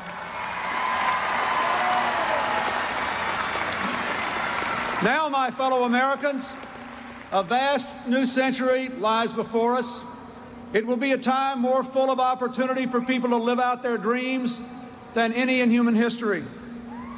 We have committed this night to continuing our journey, to doing the hard work that will build our bridge to the 21st century, to give the young people here and those all across America the America they deserve, and their children and their children's children.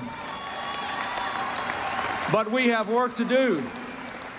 We have work to do to keep our economy growing, steady and strong, by balancing the budget while we honor our duties to our families, our parents, and our children, and our duty to pass on to our children the earth God gave us. We have work to do to give all of our children the gift of an education, to make sure every 8-year-old can read, every 12-year-old can log on to the internet, and yes, every single 18-year-old in this country willing to work for it can have a college education. We have work to do to make the permanent underclass in this country a thing of the past, to lift our fellow citizens who are poor from the degradation of welfare dependency to the pride and dignity of work. We have work to do to strengthen our families, to help our parents succeed at home and at work, to keep our children safe from harm in their schools, their streets, their homes, and their communities, to clean up our environment so that our children grow up next to parks, not poison, to tell them that drugs are wrong and illegal and they can kill them, to teach them right from wrong. My fellow Americans, I will do all I can to advance these causes, but all our citizens must do their part to continue the upsurge of personal responsibility that in the last 4 years has brought crime to a 10-year low, child support collections to an all-time high, and reduced the welfare rolls. Will you help me do that? We must do it together. We must make our democracy stronger by enacting real, bipartisan campaign finance reform. Talk is no longer enough. We must act, and act now, and the American people will be watching the leaders of both parties to see who is willing not just to talk, but to act. I am willing to act, and I ask others to join me. And we must keep America the world's indispensable nation, finishing the unfinished business of the Cold War, meeting the new threats to our security through terrorism and the proliferation of dangerous weapons, and seizing these extraordinary opportunities to extend our values of peace and democracy and prosperity. Every American here tonight and every American within the sound of my voice can take pride in the fact that in these last few years, for the first time in all of human history, a majority of the human beings living on this globe live under democracies where the people rule. The challenges we face, they're not Democratic or Republican challenges. They're American challenges. What we know from the budget battles of the last 2 years and from the remarkable success of the last few weeks of this Congress is the lesson we have learned for the last 220 years. What we have achieved as Americans of lasting good, we have achieved by working together. So let me say to the leaders of my Democratic Party and the leaders of the Republican Party, it is time to put country ahead of party. We do not know the final outcome of the congressional elections, but we know this: the races are close. The American people have been closely divided. The Congress, whatever happens, will be closely divided. They are sending us a message: work together, meet our challenges, put aside the politics of division, and build America's community together.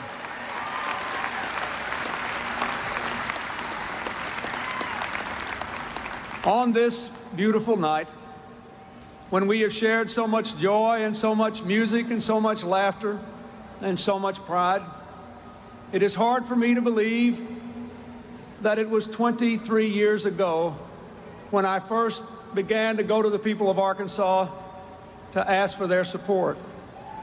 The most lasting and important thing that I have learned in all those 23 fleeting years is this: when we are divided, we defeat ourselves. But when we join our hands and build our families and our communities and our country, America always wins. What we need to do is to do the work of America the way we seek to do the work of raising our children and doing our work and supporting our religious institutions and our community institutions. If we would simply be Americans the way we seek to live in all of our other roles, there is no stopping America. Our best days are still ahead. And so, I say, when we look into our hearts and simply ask what is right for the American people and the future of our children, when we set aside our differences and build on our shared values of faith and family and work, when we roll up our sleeves and work together, America always wins. And my fellow Americans, America is going to keep winning these next 4 years.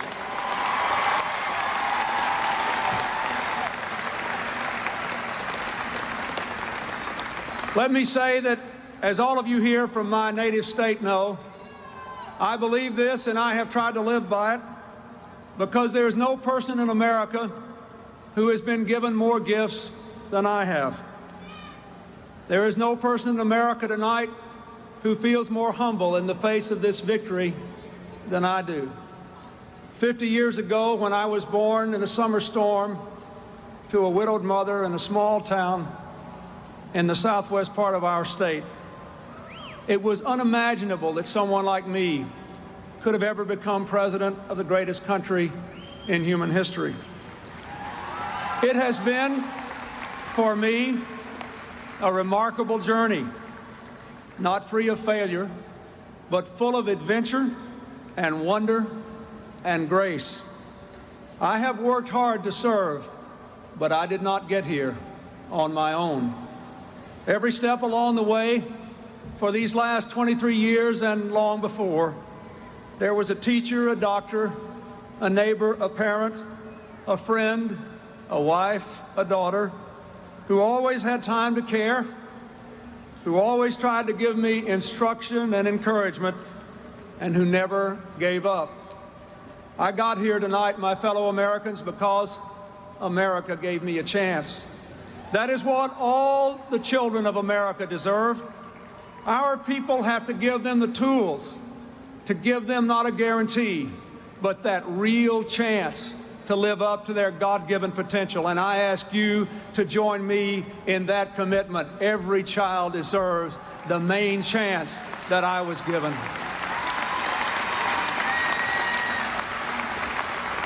And so I say, again, let us resolve to run our country the way we tried to run our lives. Whether you are of the party of Thomas Jefferson or the party of Abraham Lincoln, whether you're an independent or unaffiliated, Remember that we all belong to the greatest nation in history. To us, much has been given, and much is still expected. We must rise to the challenge of building that bridge to the 21st century. Tonight is a night for joy, not just for us here, but for all Americans. For the 53rd time in our history, our people have made their quiet and deliberate decision. They have come together with their powerful voice and expressed their will. Tonight we celebrate the miracle of America. Tomorrow we greet the dawn and begin our work anew. I am more grateful than I can say. You have given me an opportunity and a responsibility that comes to few people.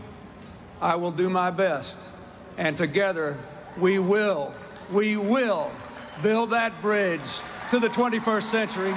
Thank you, good night, and God bless America. Thank you. Thank you.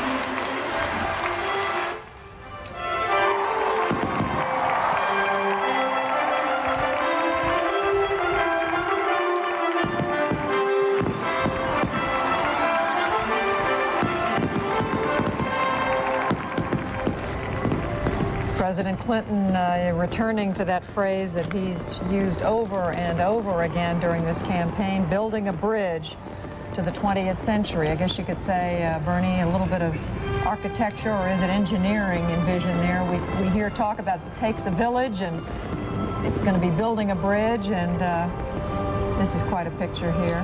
I think we see some teary eyes on the part of the First Lady.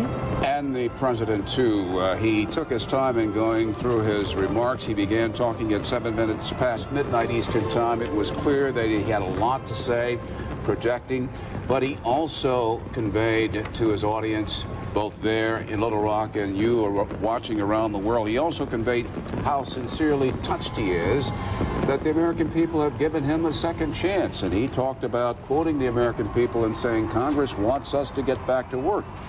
But if you balance that with Republicans gleeful about the fact that they control both houses of Congress, it's clear it's going to be bare-knuckled politics in Washington when they go back to the Capitol. Which is not what people are voting for. And the President, in his remarks a few minutes ago, said that what people are voting for is moderate policy of the center.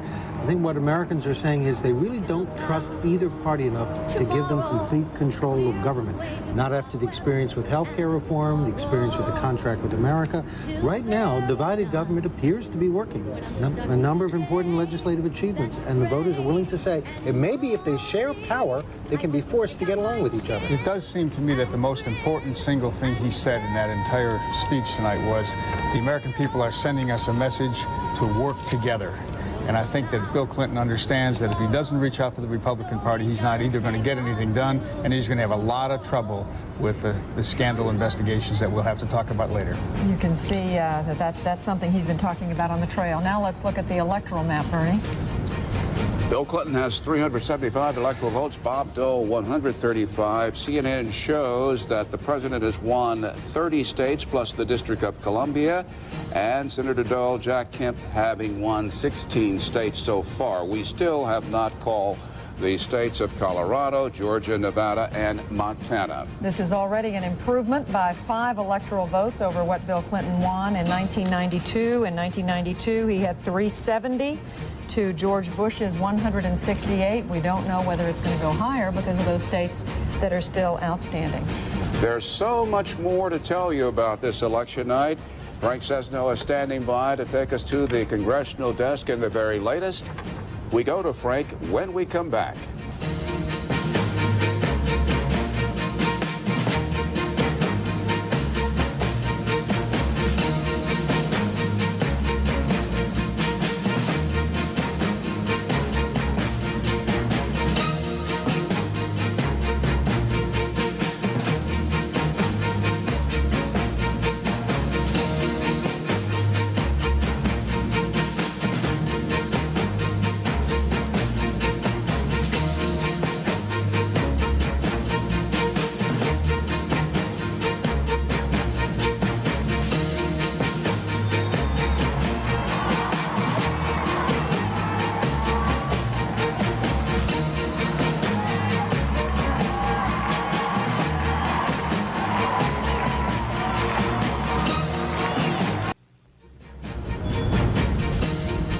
Besides the people who are running for office, there are some initiatives on the ballot tonight. In California, the one getting the most attention, anti-affirmative action Proposition 209, end the use of race or gender-based affirmative action by public institutions. It has passed by 64 to 36%. Another proposition in the state of California, 215, would let doctors prescribe marijuana to their patients. That passed more narrowly, 52% to 48%. And in the state of Colorado, constitutional amendment number 17 would establish the rights of parents, quote, to direct and control the upbringing, education, values, and discipline of their children. This has gone down to defeat. It was supported by the Christian Coalition and opposed by a coalition of other more liberal groups. As you can see, 56 to 44%. So, Bernie, results indeed. And one of the most basic concerns out of all of this vote counting tonight is who controls the 105th Congress. Frank Sesno now with the very latest from the congressional desk. Well, Bernie, as we all know, it said the president proposes, the Congress disposes. The disposition of the 105th Congress will be Republican. The House of Representatives coming into this evening, the 104th Congress, was a Republican territory. The 105th stays that way. Here's what it looked like at the start of this evening. 236 Republican seats represented in red, 198 in blue. The voting takes place. We count them up. Right now, with still 59 seats undecided, 197 Republican, 177 Democratic. We'll talk about the pickups in just a moment. But what exactly happened here tonight? Well, we're going to wander over here and talk to Stu Rothenberg, who's been monitoring this with us throughout the evening, along with Bruce Morton, who's been looking at the Senate. Let's talk about freshmen for just a minute. The House Republican freshmen were the key targets here for the Democrats. There were 70 at stake. So far, 42 have been elected, 6 have been defeated. Let's talk about a couple, Stu, that have lost. First, Illinois 5. A fellow by the name of Michael Flanagan, the Republican there. Absolutely. Frank, what happened was the most He's in the little picture. The big picture is the man who wins. Rod Blagojevich, right, a state representative, Democratic state representative. The most vulnerable Republicans went down to defeat, and Flanagan was certainly in that group. He swept to victory 2 years ago, defeating Dan Rostenkowski on the Republican wave. But without the wave, he was washed back out to sea. Another one in North Carolina. North Carolina, David Funderburk. This is actually a conservative Republican district. Funderburk's problem was not so much the revolution as personal problems. He had a driving incident where he allegedly pushed a car off the road, switched seats. He was hammered in a political ad. He went down to defeat. So let's go over to Kentucky. Kentucky won. A lot of money, labor money, came into this campaign to move it away from the Republican. But look what happened. Yes, Ed Whitfield defeated Dennis Null. Particularly interesting because in polling over the past few weeks, Whitfield was under 50% of the vote. One of the big question marks, would undecided voters go for the Republican, or would they say throw the bums out? In this case, they voted for the incumbent. Now in Iowa, AFL-CIO money came in there, but the Republicans countered, wait a minute, don't give the liberals a blank check. You're absolutely right again. Big money in against Greg Gansky, the Republican freshman, a doctor who was ill during the campaign. Again, polls showed Gansky under 50%. He swept to victory against Connie McBurney, who got a lot of ink from Democrats and a lot of money behind her, but not enough. Now the open seats, Democratic open seats, 19 of them in the House, 1 of them in Alabama, Alabama 3. The Republican moves in, defeating, taking a seat that had been held by a Democrat. Yeah, Frank, the South turned out to be the Republican gold mine once again. Here was a case where Republican polling showed Riley ahead, a businessman, car dealer. Democratic polling said, nope, Ted Little, Democratic state senator, was going to win. Apparently the Republican numbers were better. Riley portrayed this race as a liberal versus a conservative. And it happened in Arkansas, too, the president's home state.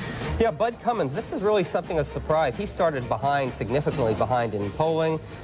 He ended up beating a Democratic state senator named Snyder in I think, something of a significant upset. Again, conservative versus liberal was the trick in the South. Let's go over to Mississippi. Mississippi House 3. Yeah, this is Sonny Montgomery's open seat. We all knew that we all knew that when this one went open, the Republicans would have a terrific chance. Chip Pickering, who looks like about 15 years old, however, was able to get conservatives to line up behind him. It turned out to be a very strong candidate. By my count, 1, 2, 3, 4, 5, 6, 7 of the 19 open Southern Democratic seats so far have gone over to the Republicans. So a pretty good night for the Republicans. Yeah, the Democratic open seats turned out to be the Republican ace in the hole. Okay, I'll be back in just a moment, but let's come back over to the wall for just a moment here. We want to now take a look at what's happened across the aisle, across the hill, over in the United States Senate. Again, a look, a profile at what this was all about coming into this evening's race. 53 seats held by the Republicans, 47 by the Democrats. The Democrats would have needed a net gain of 3. It then would have been 50-50, the vice president casting the tie-breaking vote. 34 seats were at stake altogether. Here's how it's all worked out. Right now, 19 seats picked up by the Republicans, 13 tonight in tonight's balloting. Only 2 there, as you can see, remaining to be called. It's been a very good night for the Republicans. They now sit on 53, the Democrats 45. The Republicans, rather, have picked up a couple of seats, as we said, 2 undecided. Back over here, we want to talk to Bruce Morton. Bruce has been following the Senate throughout the evening.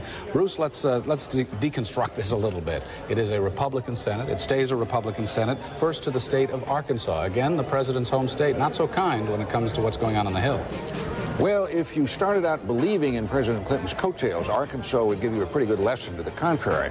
The Republican, Congressman Tim Hutchinson, won against the state attorney general Winston Bryant.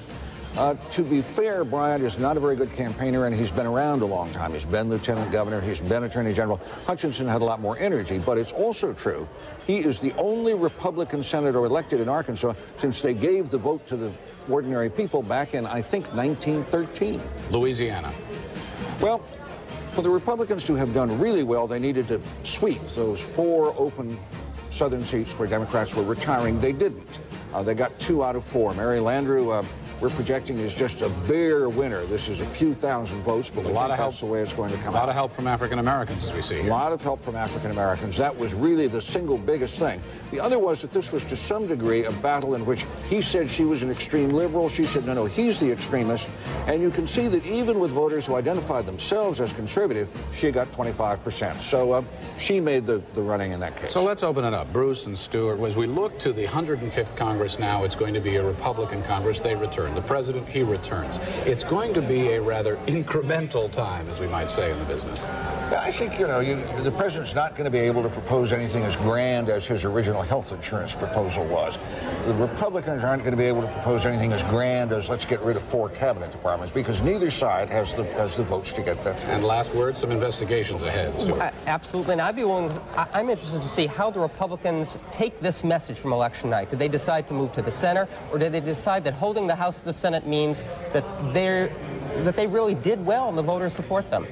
Stuart Rothenberg, Bruce Morton, thanks very much throughout the evening. Been tremendously insightful throughout, as we mentioned. Well, we're going to come back after a break, go back to the National Desk, back to Bill Schneider for some more analysis of what this extraordinary night has brought. But first, a quick break.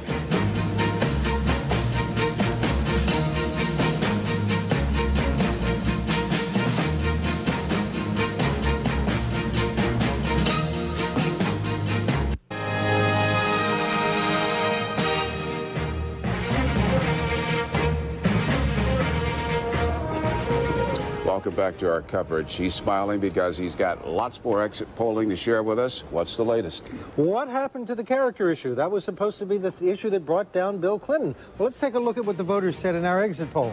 We asked them, is Bill Clinton honest and trustworthy? And they said, no, they do not think so.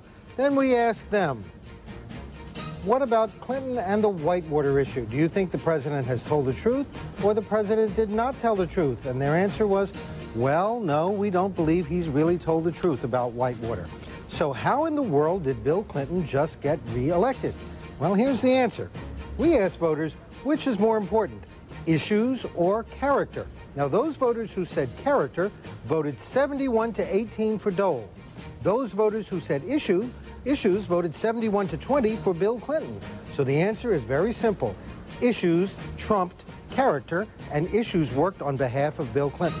Now, it was a good victory for Bill Clinton, but then we asked one very revealing question. Suppose Colin Powell were the Republican candidate instead of Bob Dole. Look what would have happened. Colin Powell would have won handily by a 10-point margin, the result among voters who voted today across the country. Colin Powell, virtually half the vote, 47%, Bill Clinton down to 37%, and Ross Perot still would have ended up with 8%. Colin Powell didn't run very hard in this election. He really didn't do anything. Bob Dole ran himself ragged as the marathon man, but the voters said if Powell were the nominee, they would have voted for him. I think it was Cincinnati, Colin Powell there with Bob Dole said it was the beginning of the mother of campaign stops, but to no avail. Yep. Thank you, Bill Schneider, the man with all the exit polling. Well, there are 11 other contests that we have not been talking about a lot tonight, but we have something to tell you, and that is that we want to update you on the results in the governor's races. 11 seats were at stake today. 4 of them were held by Republicans, 7 by the Democrats. And Republicans won 4 of the races, losing New Hampshire, but picking up West Virginia. The Democrats winning 7. And so the balance of power remains as it was as far as the governors go. Republicans continue to hold 32 slots, the Democrats 17. And it might be worth noting the gubernatorial breakdown was 20 for the GOP, 30 for the Democrats when Bill Clinton was sworn into office in January 1993. And a closer look now at the governor. I think we want to look more closely, even more closely at the governor's races, starting out with the night's 2 pickups. In New Hampshire, Democratic State Representative Jean Shaheen grabbing the governorship now held by Republican Steve Merrill, who's retiring, did not want to go for a 3rd term. She defeated State Board of Education Chairman Ovid Lamontagne and will become New Hampshire's first woman governor. West Virginia's former governor, Republican Cecil Underwood, is reclaiming his old job, now held by retiring Democrat Gaston Caperton. In a close race, Underwood beat former Democratic State Senator Charlotte Pritt. In Washington State, King County Executive Gary Locke has won the governor's seat now held by fellow Democrat Mike Lowry, who is retiring. Locke beat former GOP State Senator Alan Craswell. In Indiana, Lieutenant Governor Frank O'Bannon held on to the governor's office for the Democrats. He beat the Republican mayor of Indianapolis, Steve Goldsmith. Governor Evan Bayh was barred from a 3rd term. As expected, Republican incumbents in Montana and Utah held on to their jobs. Governor Mark Roscoe easily defeated State Senator Judy Jacobson, and Governor Mike Leavitt trounced former Salt Lake County Commissioner Jim Bradley. In North Dakota, incumbent Republican Ed Schaefer parlayed his state's job growth and relative prosperity into a sweeping victory over Democratic State Representative Lee Calder. Incumbent Democrat Thomas Carper won a 2nd gubernatorial term in Delaware, easily beating State Treasurer Janet Reznicki. And another Democratic governor winning re-election, Mel Carnahan of Missouri, who was challenged by a state auditor, Margaret Kelly. 2 more governor's races, Democratic governors who have been returned to office. Jim Hunt, no surprise, of North Carolina. He defeated State Representative Robin Hayes. And in the state of Vermont, Howard Dean beat Republican businessman John Gropper to win his 3rd full term in office. We have a lot more, and we'll be right back.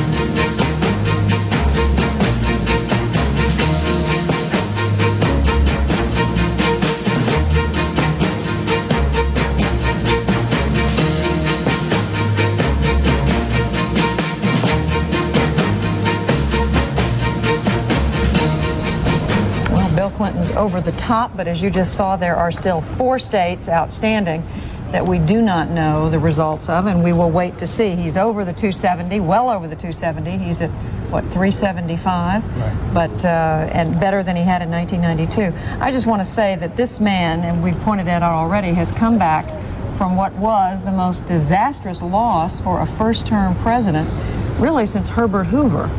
When you look at what the Republicans did in 1994, he has come back to win re-election? Judy, there are three things that we've been looking at all night long. One is the Electoral College, which is a landslide. It could be as many as 400 votes in the Electoral College when the final states get in that are now too close to call. The second thing is, does he get 50%? And it looks as though he's going to nudge up past 50% in this thing. And the third is, does the House and the Senate go Democratic? And that's the one place where Clinton fell down. And that is the one thing that Bill Clinton is going to have to live with this entire next 4 years, or at least 2 of the 4 years that he's got a Republican House, a Republican Senate. He's got Newt Gingrich, who really did win tonight as well, given that he was an issue for the Democrats. The most remarkable thing I've seen tonight is that all the states that went for Clinton last time went for him this time. He only added 2 states, Florida and Arizona, that went for Bush last time, now went for Clinton. There's no mystery why that happened. Those are states with a large population of elderly voters who are probably very frightened over the Medicare issue. This is an election where Jesse Helms, the most conservative member of the Senate, and Paul Wellstone, the most liberal member of the Senate, got reelected. The House and the Senate remained about the same, so Republicans can come out claiming a victory. No net change in the Republican governorships. How did the voters vote in the end? They split 50-50 over Bill Clinton. Net bottom line here is, I think it was a status quo election. People were not angry for once. They did not vote for change. They voted to keep things about the way they are, not for gridlock, but to force both parties to try to work with each other. And if I may just add one other point before Bernie does, I get goose pimples every time we have an election in this country because, frankly, we pass the power. It's in the hands of the president and the elected officials. It goes back to the people. They have their chance to throw the rascals out or to return someone to power. They have made their choice. They've made their decision. And not a drop of blood was shed. And this is one of the few countries in the world where that can happen. And it's, you know, it's exciting that we live in a country like the one we live in. Not only no blood drop, but no shots fired either. Ken Bodie making the point about, and you, Judy, that the president made this comeback, especially after the disaster of 1994. The Republican Party actually helped William Jefferson Clinton in that comeback, especially when they voted to shut down Congress. The American people said the Republicans went too far. We did not send you to Washington to shut down the federal government. Bill Clinton used that partly as a springboard, and he was able to keep the liberal wing of his party placated or sedated, and he was able to move to the center and appeal to more conservative Democrats. So he has been re-elected tonight. The question is, how effectively will he be able to lead as the 105th Congress goes in January, controlled by the party that controlled it when they went home, the Republican Party? One final note.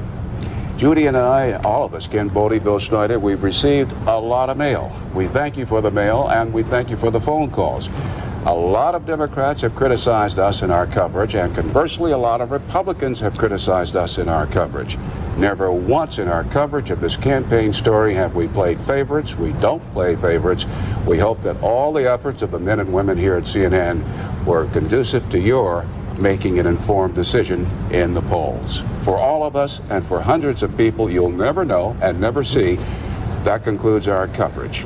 And we leave you with sights and sounds of this election campaign 96. Behind us is the atrium here at CNN Center. And behind us, these buildings house all of the networks of CNN. And we leave you with these pictures.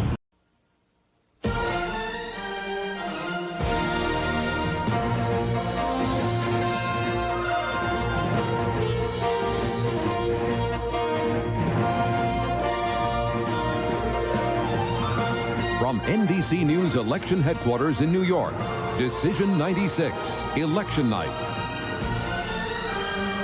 Here is Tom Brokaw.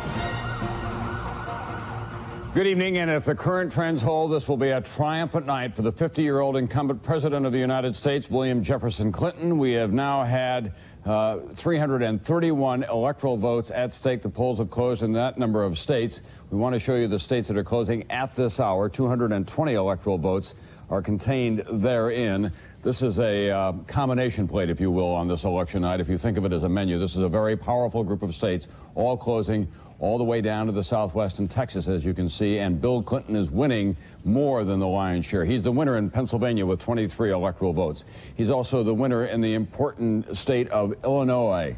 where he had his Democratic National Convention with the Daley brothers helping him a lot there. In Michigan as well, Bill Clinton the winner in that industrial heartland. In New Jersey, he picks up the 15 electoral votes there, according to our projections.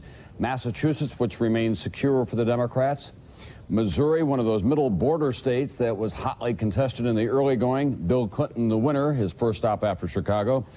Al Gore's home state of Tennessee in the Democratic column. Also the state of Maryland, right next door to Washington, D.C. Connecticut, the home state of Chris Dodd, the Democratic National Chairman, in the Democratic column. The state of Maine, Clinton won 4 years ago. He gets it again in the District of Columbia. Bill Clinton the winner there. Democrats can count on that. The state of Delaware, 3 electoral votes. That goes to Bill Clinton. Bob Dole is our projected winner now. He gets on the board for the first time in Oklahoma, which is right next to his home state of Kansas. He is also the winner in his home state of Kansas, and it's 6 electoral votes. So this is how the map is beginning to take shape now. Bill Clinton in blue, Ross Perot in gray, and Bob Dole in red. Bob Dole winning in the middle of the country, but the patterns are very, very strong for Bill Clinton. He is well on his way to the 270 electoral votes that he needs to win. Bob Dole is on the board now with 14. Tim Russert, it just couldn't be shaping up better for Bill Clinton at this hour. We still have a long way to go and important races out there, obviously. But, Tom, the states you just declared for Bill Clinton, Pennsylvania, Michigan, Illinois, New Jersey, half hour ago, Ohio, they all have Republican governors. That was supposed to be an opportunity for the Republicans to hold that electoral base. They were states, so-called Rust Belt. No more. They're boom states, and the economy's good, and they opted for the Democrat. All right, we want to take you through some Senate races as well, because that's the other hotly contested chamber tonight, along with the House of Representatives. This was probably the sexiest race in the country. It was the governor of the state of Massachusetts against John Kerry, Bill Weld against John Kerry, 2 millionaires, 2 men of patrician backgrounds, and John Kerry is the winner tonight. He'll be going back to the United States Senate with a lot of help from young voters and from women. This was a race of a different kind altogether. They both kind of sunk into the swamp of negative ads in New Jersey, and Bob Torricelli is the winner in New Jersey. That's the seat that Bill Bradley has retired from. Phil Gramm didn't do very well in the presidential race, but he is the projected winner in Texas. He'll be going back to the United States Senate. In Illinois, the Democrats hang on to the seat. Paul Simon retiring. Richard Durbin takes his seat from the state of Illinois.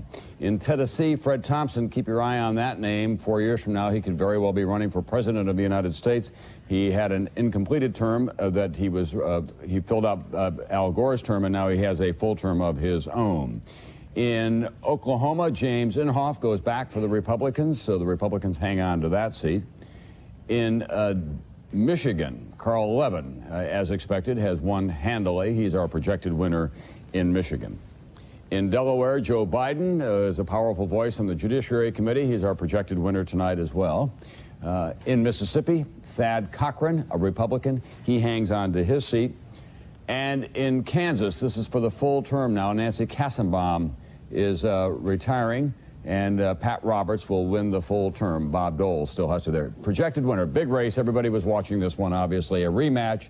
Harvey Gantt, the former mayor, the African-American from Charlotte, loses to Jesse Helms. In Georgia, Max Cleland hangs on to Sam Nunn's seat. This is a big victory for the Democrats tonight as well. Big victory in North Carolina as well for Jesse Helms, obviously. Now, this is how the Senate is beginning to take shape. The Democrats so far, according to our tally, could very well pick up 1 Senate seat. We have 41 elected Democrats and 41 Republicans. There were about 6 votes. Actually, there were 6 votes separating the two parties, the Republicans with a 6-vote margin going into tonight. The Republican National Chairman is Haley Barbour. He's at the Dole headquarters now in Washington. Understood. He's there with his headsets on. Mr. Chairman, these are always difficult evenings when we show a map like that with Bill Clinton continuing to pile up votes in the industrial Midwest, throughout the Southeast, places where you'd hope that you would do well. Doesn't look too promising for your candidate at this hour.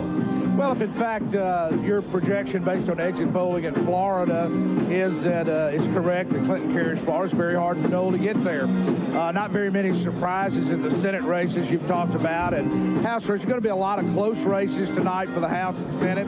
The likelihood is Republicans will not only keep our majorities, but actually increase our majorities. But if in fact, as you say, Florida goes to Clinton, then Bob Dole, who's made a tremendous, gallant, valiant effort and left no stone unturned, will have been the underdog, and while he's going to run well ahead of the polls, if he doesn't carry Florida, it's not likely he'll get 270 electoral votes. Mr. Chairman, I'm told that you were part of that decision to leave the East and go west in the closing days of the campaign. Any regrets about that now? Well, no, actually, I thought Senator Dole had the capacity to run a nationwide campaign. The idea that he had to choose between competing in California and competing in the Midwest and the East, I think, is a false idea that the press actually has kind of latched onto. There's no reason that you can't do both. And in fact, as you saw these last 96 hours, Bob Dole campaigned from coast to coast in many states that the press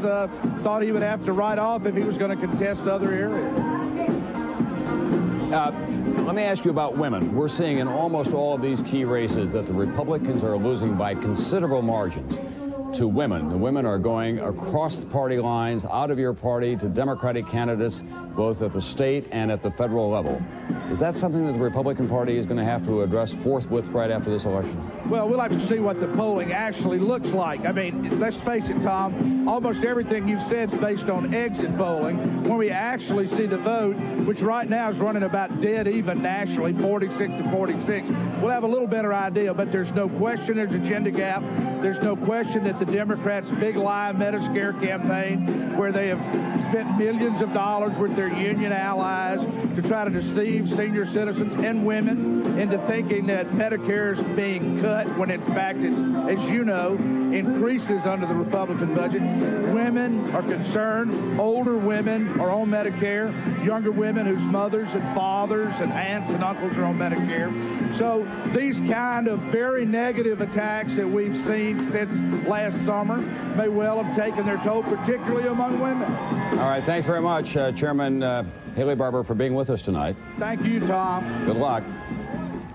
Well, Tim Russell, he talked a lot about Medicare, but the fact is that women are identifying a lot of other issues besides Medicare. They're talking about Bill Clinton coming out for mandatory 48-hour stays after they've given birth to a child, about education, about drugs, about abortion, taking a far more tolerant view. It seems to me that the Republican Party, however this election turns out tonight at the congressional or at the presidential level, is going to have to retire somewhere and say, what are we going to do to get our women back into the Republican tent?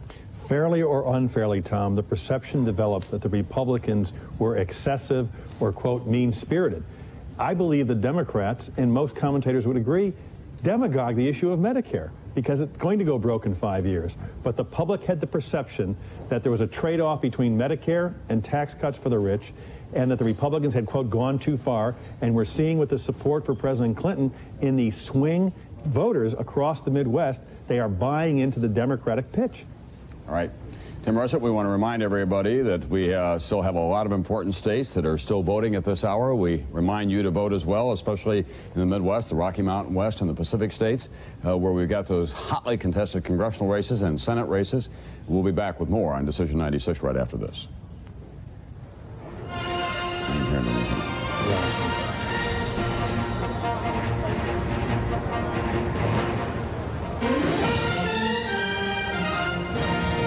Decision 96, Election Night, is being sponsored in part by GE. Visit us online at www.ge.com.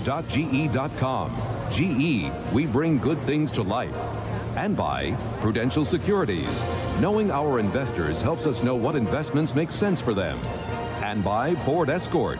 It's new and it's nifty, made for the smart, the intelligent, thrifty.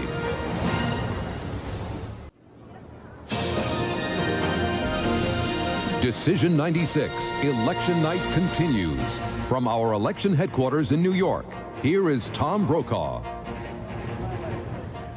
Good evening. We're back, and we can project now in the state of Alabama. It goes into the Dole column. It's 9 electoral votes. Bob Dole needs to see that kind of development on this big electoral map as it takes shape across the country now, because a lot of those states are beginning to be colored in blue for Bill Clinton. But Bob Dole down in the Deep South, he's our projected winner in the state of Alabama. We want to tell you as well that we've got, this is the electoral count now, 200, almost 200 for Bill Clinton, 23 for Bob Dole. You need 270 to win.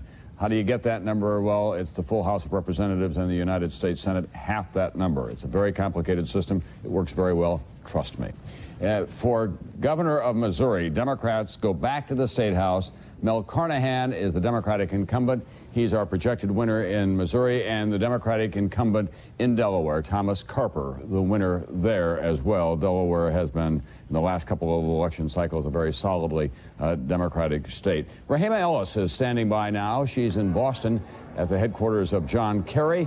John Kerry had a very tough race against Governor Bill Weld, the governor of Massachusetts. He's our projected winner in the United States Senate tonight. Rahima?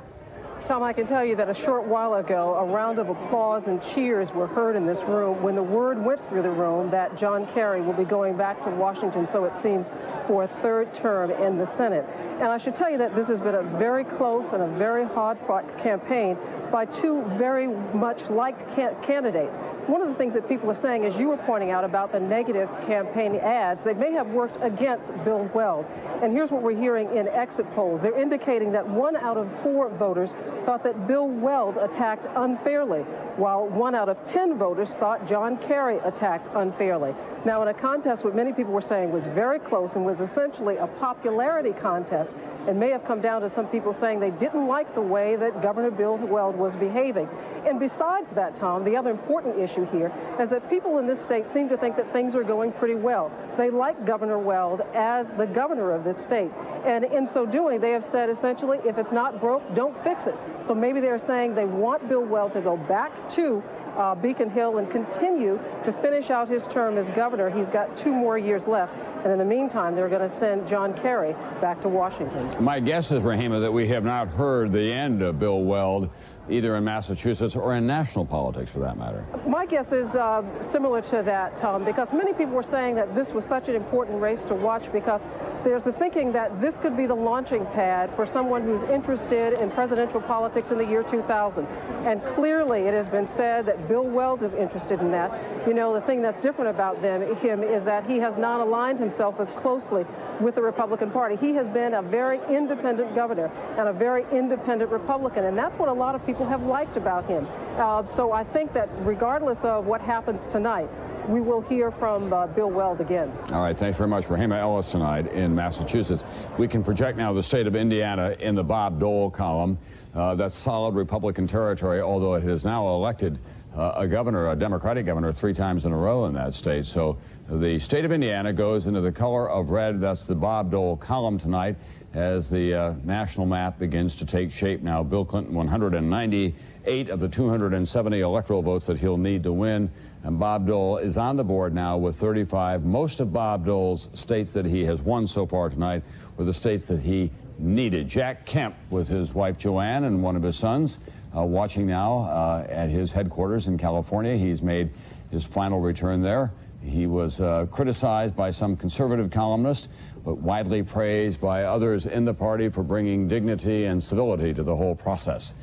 Jack Kemp, we no doubt have not heard the end of either. He's 60 years old. That means in 4 years he could run once again in the year 2000. He is the kind of the happy warrior of the Republican Party. So Jack Kemp, who was a bit of a surprise choice for Bob Dole, went out and talked a lot about the importance of a tax cut and economic populism, but he never was able to attract to the Republican Party the people that he feels closest to, Tim, a lot of the people who are in the lower parts of the economic spheres in this country. And Tom, it's interesting, Jack Kemp was going to be the outreach to minority groups, to new immigrants. In the end of the campaign, Bob Dole aggressively campaigned against for affirmative action, against some of the immigration changes, and Jack Kemp got a bit concerned about that. Looking at some of these early returns in states like Florida, you wonder whether or not Jack Kemp wasn't right in the very beginning of an inclusive Republican strategy. However, his unwillingness to be the pit bull, the attack dog, earned him a lot of criticism from Republican insiders. They expected that was part of his role as a VP candidate. Yeah, and one of the arguments that he had, I think the most difficult making, obviously, was that we need to do something about this economy. He kept talking about it's the slowest growing economy in the 20th century. But all of our polls indicate people are pretty happy with where they are economically. They think the country's on the right track and they're better off now than they were 4 years ago. Ironically, the last quarter, the economy only grew at 2.2, but the perception is the economy is very strong. All right. We'll be back with more on Decision 96. More states, more elections for the House, the Senate, the governorship, and for the big enchilada, the presidency of the United States.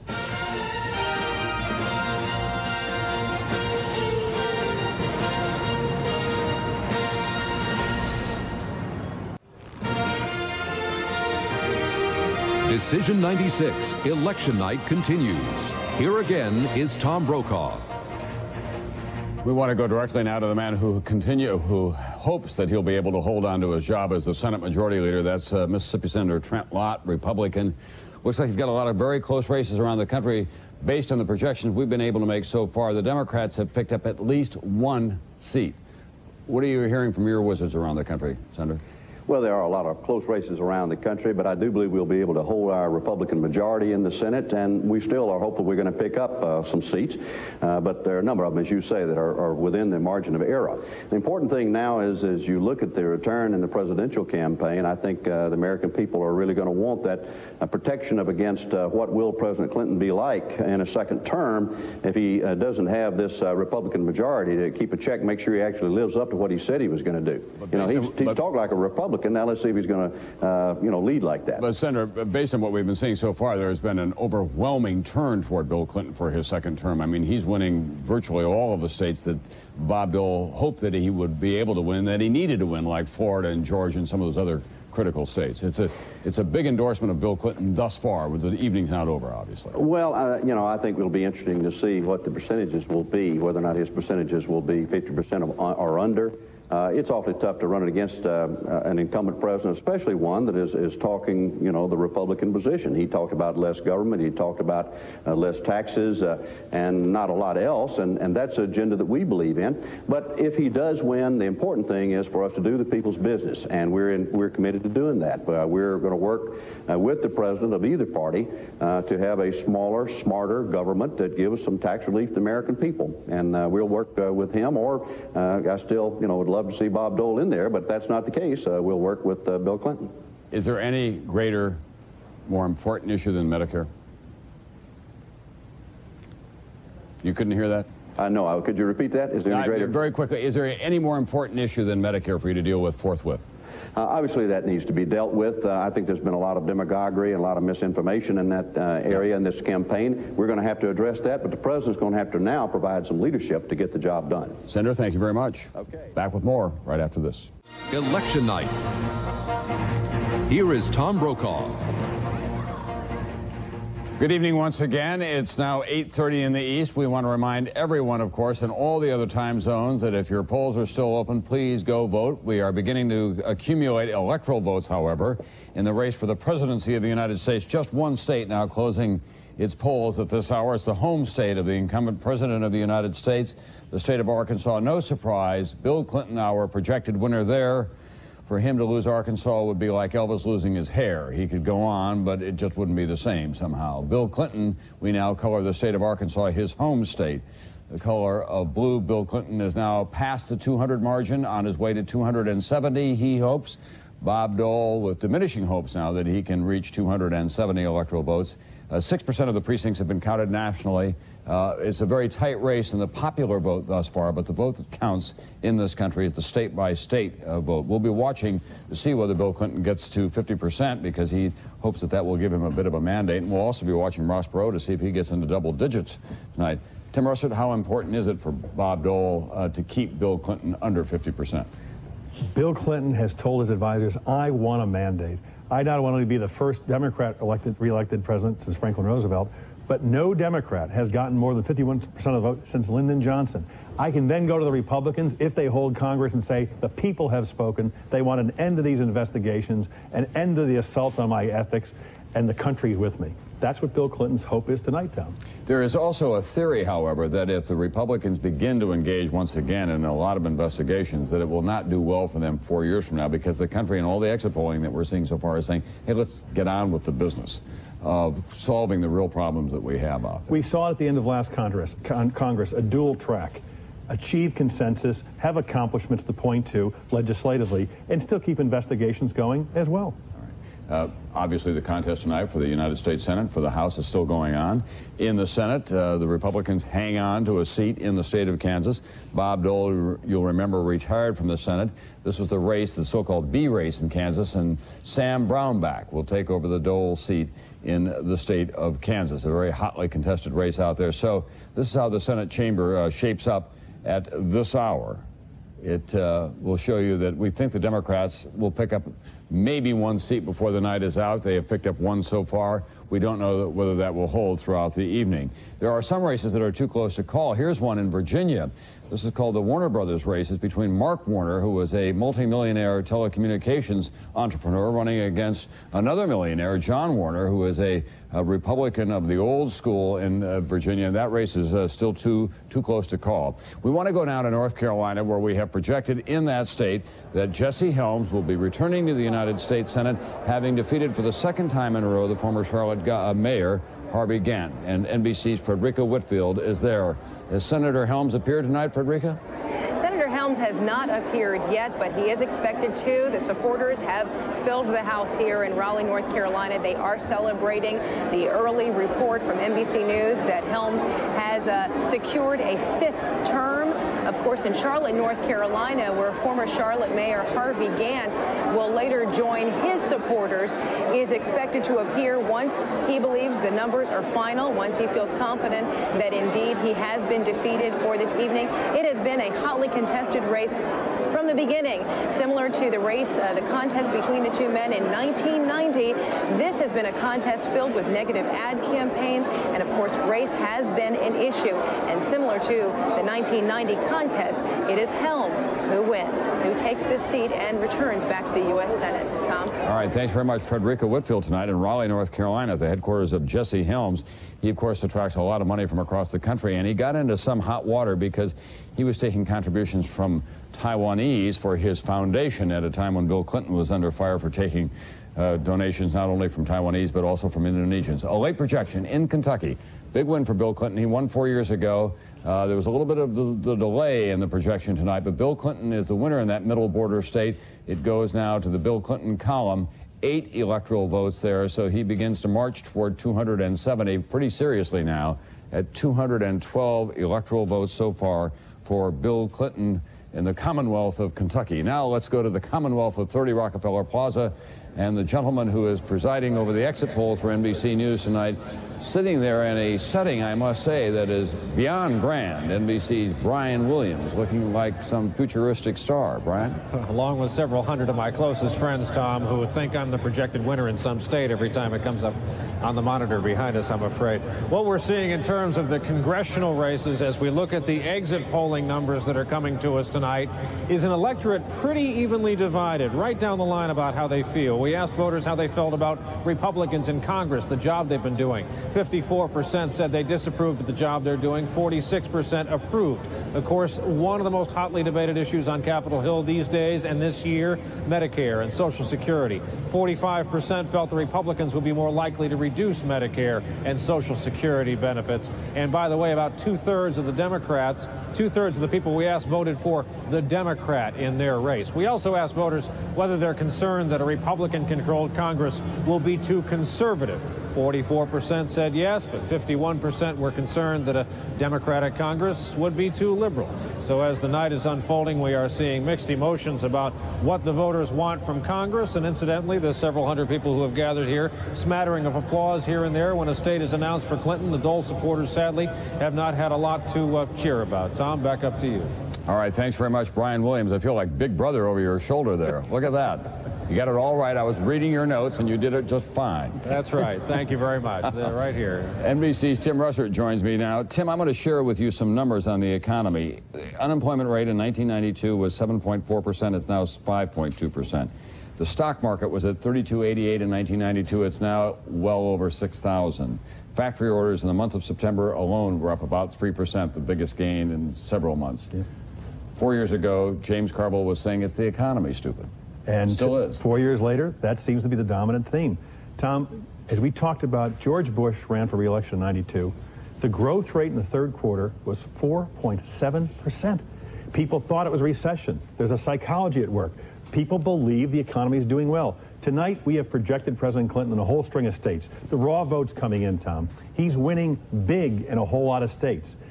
Bob Dole should be winning a lot of traditionally Republican states right now. And as we sit here, states like Virginia, North Carolina, South Carolina, Texas, none of them have been projected for Bob Dole.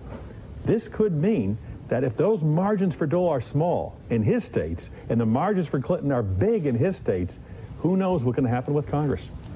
We want to tell you that in 1930 there was an extraordinary thing that happened. We don't think it'll happen this time.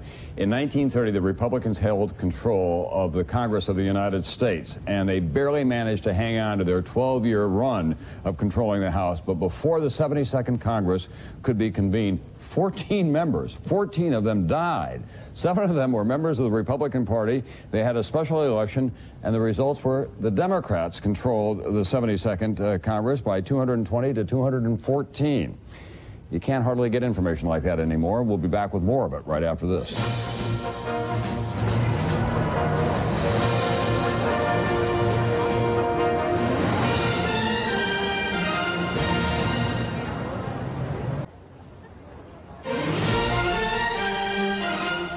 Decision 96, Election Night continues. Here again is Tom Brokaw.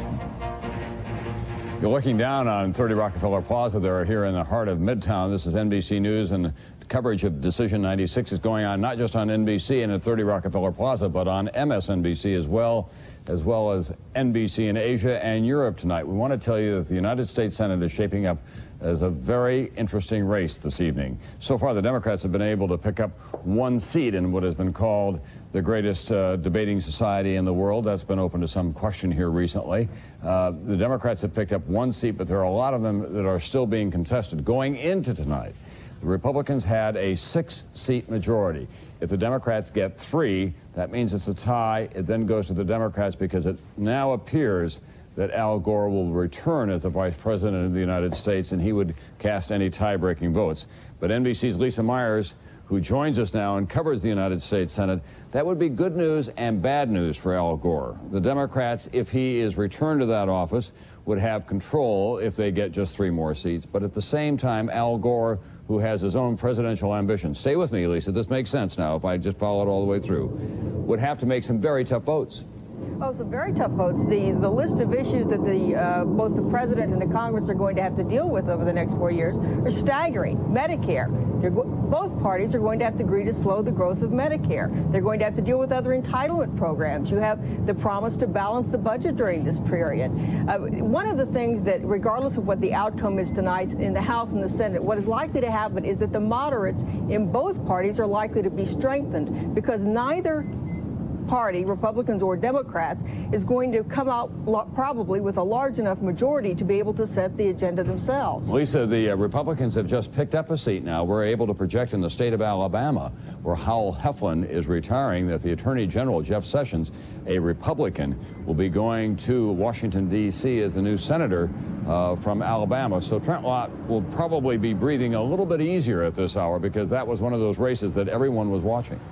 Trent Lott was counting very heavily on the state of Alabama. The other race that he's watching very closely, the other highly endangered incumbent is Senator Larry Pressler in South Dakota. That is a seat that a lot of Republicans expect to lose tonight, along with the Bob Smith's seat in New Hampshire. But overall, the Republicans are hoping that as we move through the South and into the Midwest, they will be able to offset any of their losses in the Senate with gains down the road.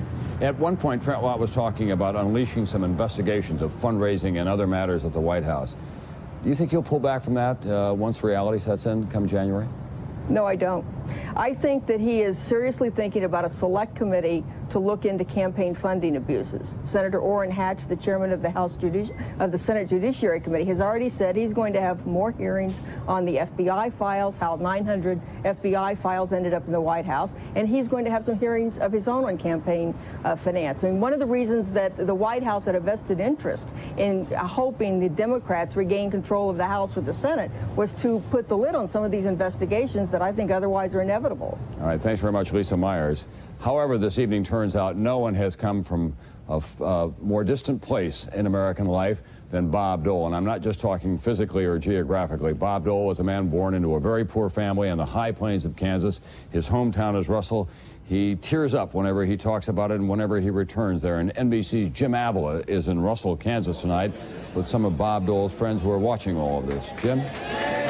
Thank you, Tom. Russell, Kansas, as you can tell from the noise behind me, has been tracking right along with the people and the race that's going on here. Their fortunes, in fact, are tied directly to Bob Dole. I'm with a couple of friends here, and I want to talk to Aldine Baker first, the banker first, about how you first met Bob Dole getting a parking ticket taken care of when he was a county attorney here many years ago.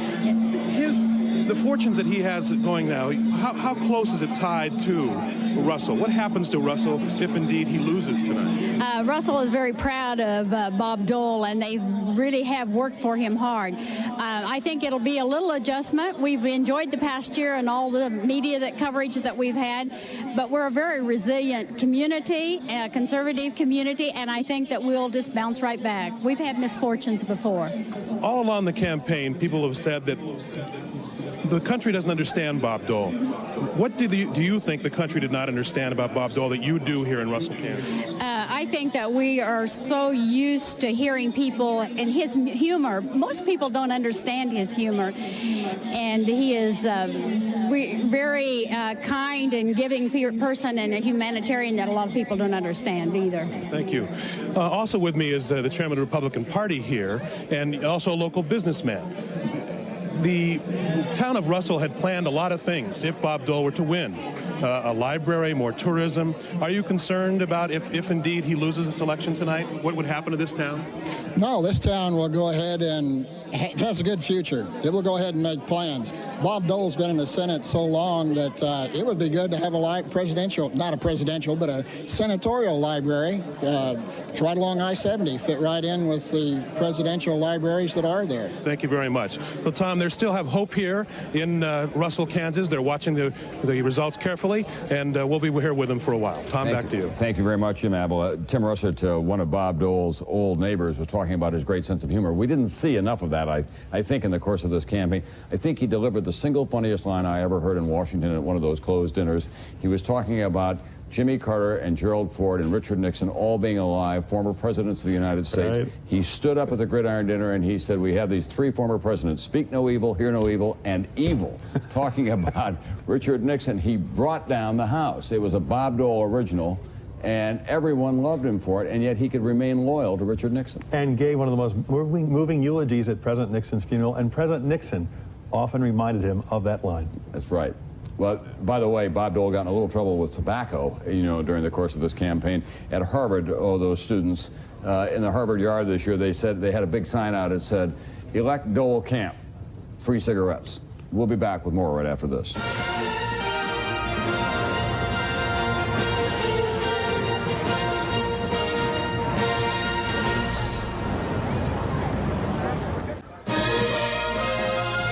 Decision 96, election night continues. Here again is Tom Brokaw.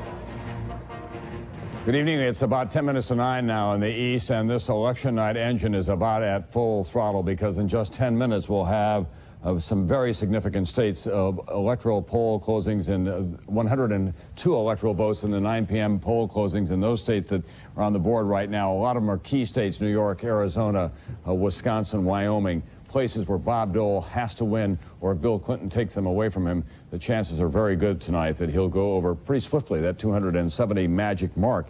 He's well over 200 at this point already. NBC's Maria Shriver is in Little Rock tonight. Bill Clinton is there, of course. And Maria, I gather that you can kind of sense the anticipation beginning to build. Well, this place is beginning to swell. The VIPs are parading in. A lot of the people working for the president, Mike McCurry, George Stephanopoulos, have also started coming in here.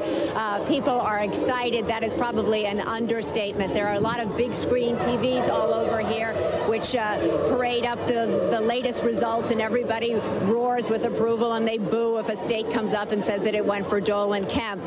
Everybody here is excited about the president's impending arrival. They are looking forward to it. They are excited. This is their favorite son, and even though many people here today told me that this is somewhat bittersweet because they feel that even though the local boy made good, a lot of people who went to Washington with him from this state had their reputations tarnished.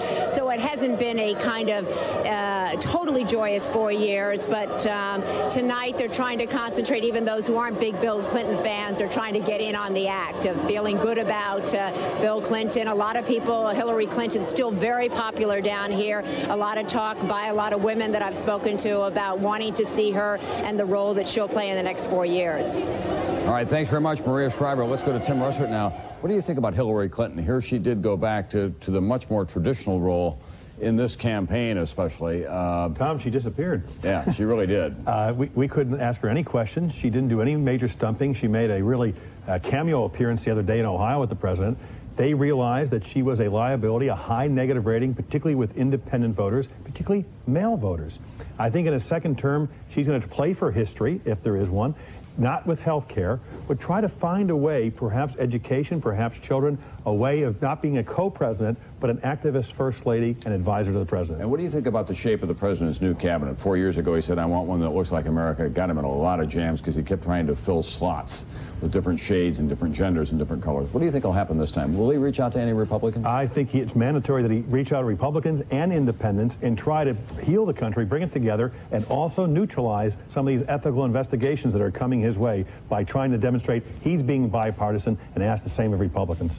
All right. Well, Bill Clinton is in Little Rock anticipating what will happen tonight. When Harry Truman had his big upset in 1948, he slipped off with a couple of Secret Service agents and spent the night after a glass of buttermilk and a ham and cheese sandwich in a small hotel. Back after this. Tonight, it was a very dark evening in the living quarters of the White House for President Bill Clinton as the Republicans swept the House and the Senate and promised a revolution into the 21st century. Tonight, Bill Clinton proves his title, the Comeback Kid. He is our projected winner as President of the United States, re-elected for a second term, the first Democrat since Franklin Delano Roosevelt. The 50-year-old man from Hope, Arkansas, who went off to Ivy League schools, eventually to England, avoided the draft, then came back and began the long climb toward the White House, running first for Congress, then for state offices. This is the headquarters in Little Rock, Arkansas tonight. A night of triumph for Bill Clinton, for Hillary Clinton, and for the entire Clinton campaign. We're also looking at the DNC in Washington, D.C. That's the Democratic National Committee, which played an active role in this campaign by raising millions of dollars, some of them from questionable sources. It became a big issue at the end of the campaign. So we show you now the projection of Bill Clinton, our elected president of the United States, by winning in the state of New York, the 33 electoral votes there. Also in Wisconsin, in the heart of the Midwest, Minnesota. And Bill Clinton is the winner as well tonight in the state of New Mexico in the Southwest. And he's the winner in Rhode Island, just 4 electoral votes, but that's important to him. The projected winner in North Carolina, Bob Dole. And a moment to talk about Bob Dole, who also wins in Nebraska tonight and in the state of Wyoming. This proud warrior, severely wounded during World War II, a man who served his country so honorably and so well, not only in the Army, but in the Congress of the United States and in the Senate. His last valiant campaign comes to an end tonight. William Jefferson Clinton is our projected winner, 275 electoral votes. And Tim, if the pattern does continue, Bill Clinton will have a lot to lay claim to when he goes to deal with, if it stays a Republican Congress of the United States. There are a lot of states that are backing him up here tonight. He will say the country overwhelmingly supported me. You laid everything out there in terms of my ethical shortcomings, and the people have spoken. Why don't you set it aside? They won't, of course, Tom, but President Clinton will make that case. Think back just 2 short years ago, Tom. There was, in effect, a vote of no confidence in Bill Clinton. For the first time, the Republicans won both houses of Congress, and tonight he's being reelected with an overwhelming Electoral College, at least, victory. And you can see him moving very smartly in the last 2 years from left of center to right of center. We're going to move smartly now to Little Rock, Arkansas, and NBC's Maria Shriver, who is down there in the midst of what must be a very happy crowd, Maria. That is exactly true, Tom. This place just turned in an uproar when it went up on the screen about Bill Clinton and Al Gore. And I am standing here with one of Bill Clinton's closest friends and one of his closest unofficial advisors, Vernon Jordan. You were just watching the returns with the president. What's the mood in his suite right now? The mood, I'm sure, has... the volume has gone up since I was there. It was reasonably confident, anticipatory, optimistic.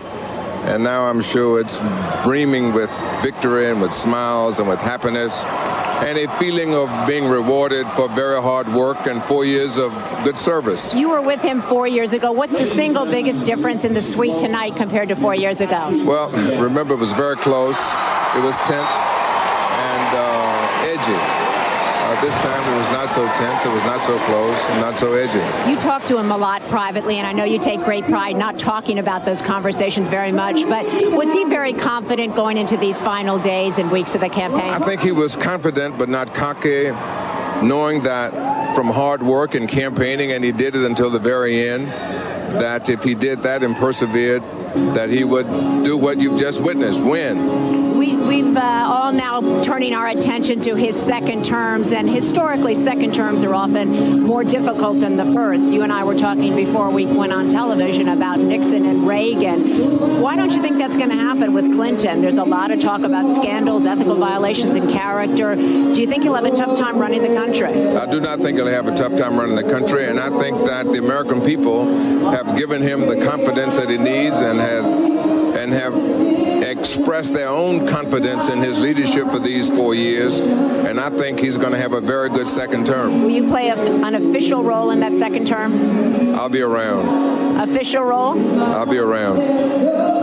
Okay. It's a nice night, so I'll let it go at that. Back to you, Tom. Thank you very much, Maria Shriver. The chances that Vernon Jordan will give up that high-powered life that he has in Washington and a lot of corporate boards to give up all of that to become a part of the official family, chances are pretty slim and none, I think. He likes to be the first friend of Bill Clinton, and it's a role that he does very well. Let's go to Russell, Kansas now. A different mood there, obviously. This is the VFW in Bob Dole's hometown of Russell, Kansas, up there in the high plains. The sad thing is there always has to be a winner and there has to be a loser. But the great thing about American politics is the equanimity with which we have these presidential elections that are so bitterly fought, how people in the end are graceful.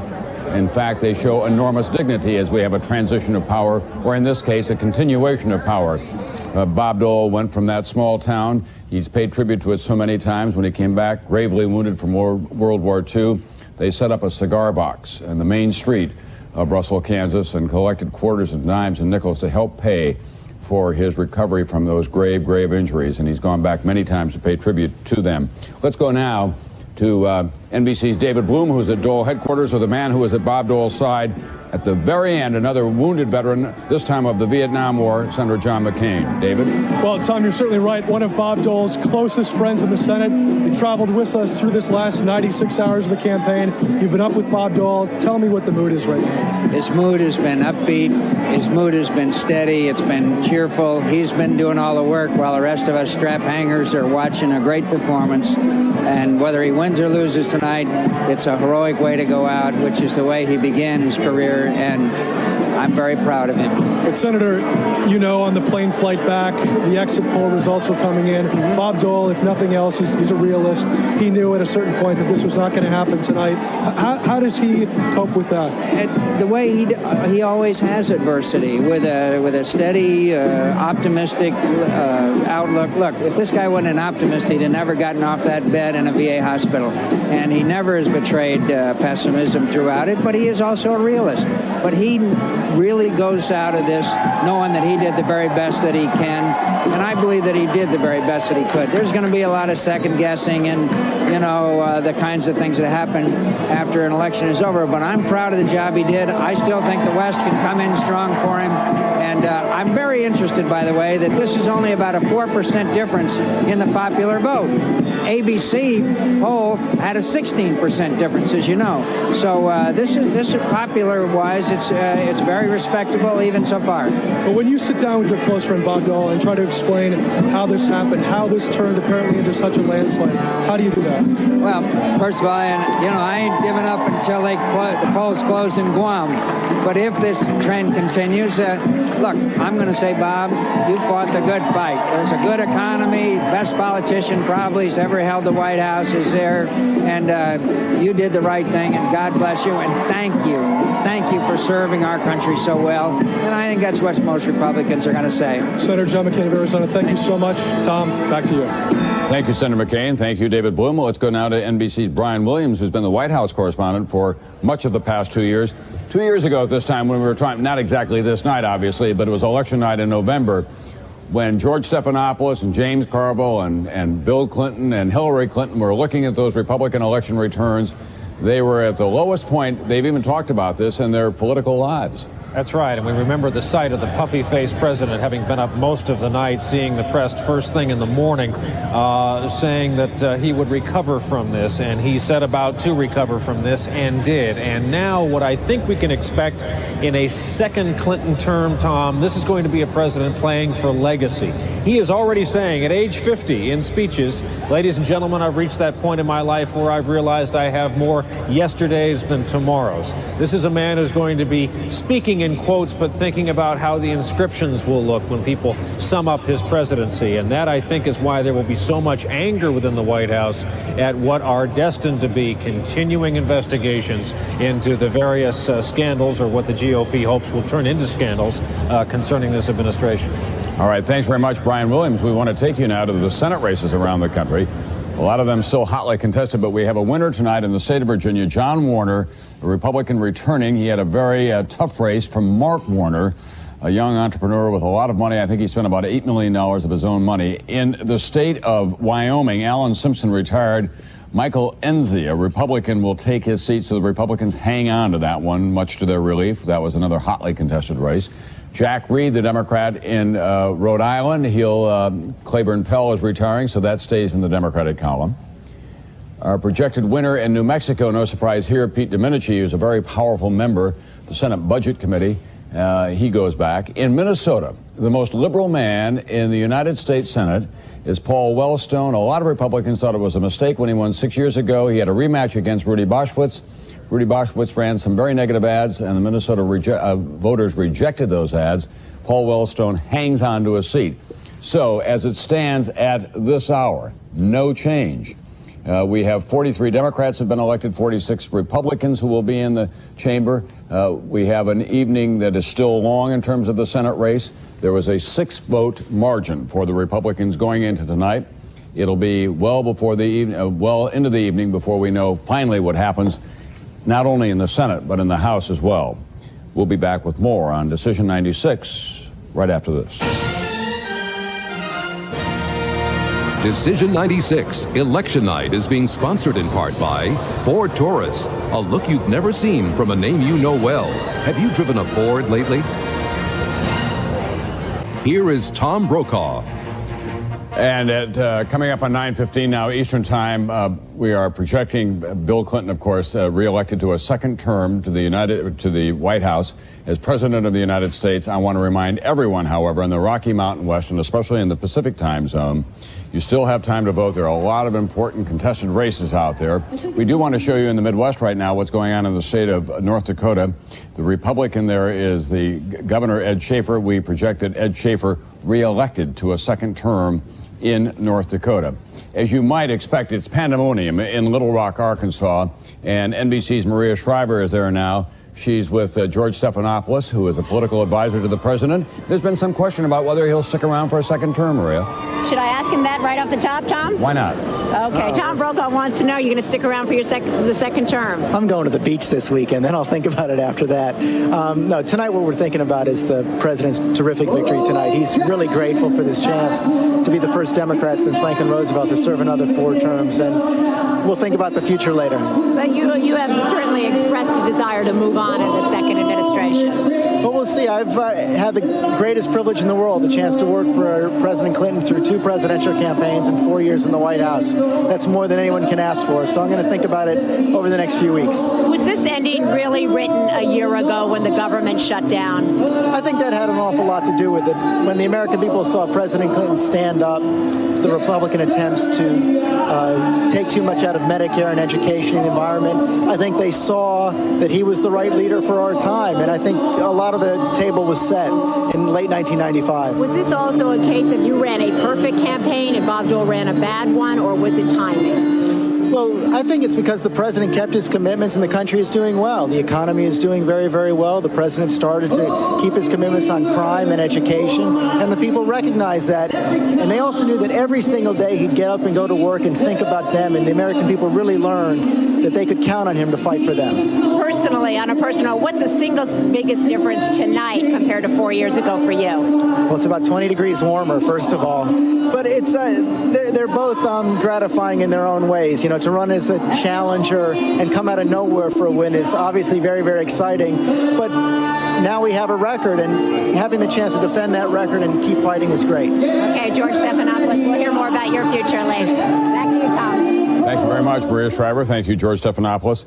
Another young man on the opposite side of the political spectrum joins us now. He's Ralph Reed, who, of course, is the man behind the Christian Coalition. 2 years ago, when you and I talked, Mr. Reed, I think that you expected that this presidential election would turn out a lot different than it is tonight. Well, I don't know. Really, Tom, I think the best break that Bill Clinton could have had in 1994 was to have the Republicans gain control of Congress. It gave him a wake-up call. He moved to the center, and it made it possible for him to run to the right on issues like V-chip, on issues like welfare reform. He signed the Defense of Marriage Act. So I don't think tonight, if Bill Clinton wins, and certainly that's what's happening tonight, that it's a referendum for liberalism. But we are seeing, for example, that Catholics are voting for Bill Clinton in overwhelming numbers. One of the real hot-button issues in this election has been abortion. And I think that you probably expected that the Catholics would go to Bob Dole on that issue alone. Well, I would also point out, by the way, that according to a survey that we did, Tom, with the Wirthlin Research Company, what we found was that about 24% of voters said that Clinton's stand on abortion was a factor in them voting against him. Only 19% said that about Bob Dole. So the pro-life issue was a 5% differential winning issue for the Republicans. We're also showing an enormous gender gap tonight, Mr. Reed, and it's been harmful to Republican candidates, not just at the presidential level, but based on the exit polling that we're seeing right across the board. And a lot of women in this country think that the Christian Coalition and other socially active groups on the right end of the spectrum, on the right side of the spectrum, make it too tough for them.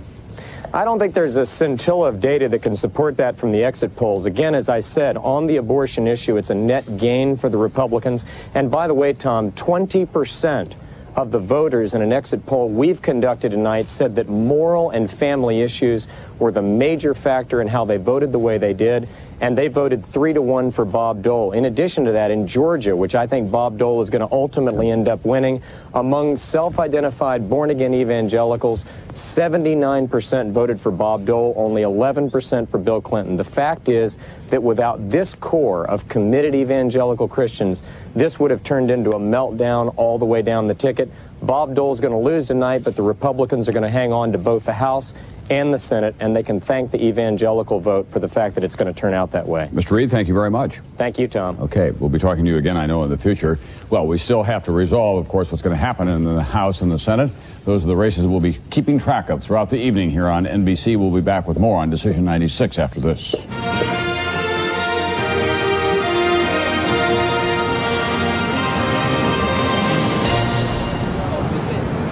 We're now able to project that Bill Clinton is the winner in Louisiana. That only adds to his electoral vote total, which some time ago now, or in the course of this hour, exceeded 270 electoral votes. So we color the state of Louisiana tonight blue for Bill Clinton.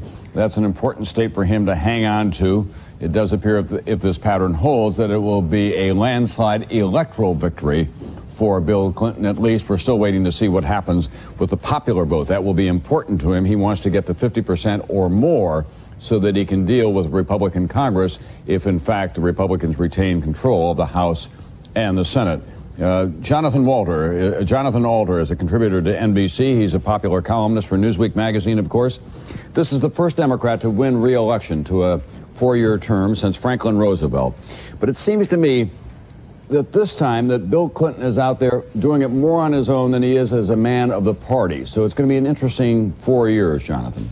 I think that's right. He's clearly on his own, in the same way that Richard Nixon was in his big landslide in 1972. They actually lost 2 Senate seats that year. Ronald Reagan lost a couple of Senate seats in '84. But you know, Tom, when you look at this in historical perspective, Bill Clinton thought, I think when he went into politics, that his idol, John F. Kennedy's description of this century, a long twilight struggle with communism, that would be the big theme. Thanks to Bob Dole's generation, instead, we're ending with a kind of talk show presidency. All right. Thanks very much. Jonathan Alter will be seeing you during the course of this evening. Bill Clinton, of course, talking about a bridge to the 21st century. Now he gets to walk across it.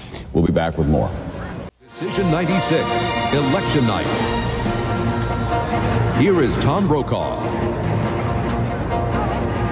Live at 10:30 Eastern Time, you're looking at the Channel Gardens and Rockefeller Plaza. We've rearranged the furniture and the lighting there just a bit tonight, but this election is going on all the way from Rockefeller Plaza, now across the country to the far reaches of Washington and Oregon, and there in Little Rock, Arkansas. Thousands of people have assembled to hear a native son, Bill Clinton, who has now been elected twice President of the United States, come and greet them and talk about what this moment means for him. At the remarkably young age of 50, Bill Clinton has been elected to his second term.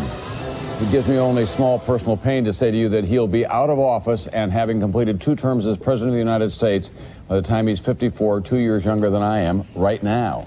That tells you exactly how young he is. We now have him with 40% of the precincts counted so far. At 50% of the vote, he wants very much to go over 51%. It's not just a matter of personal pride.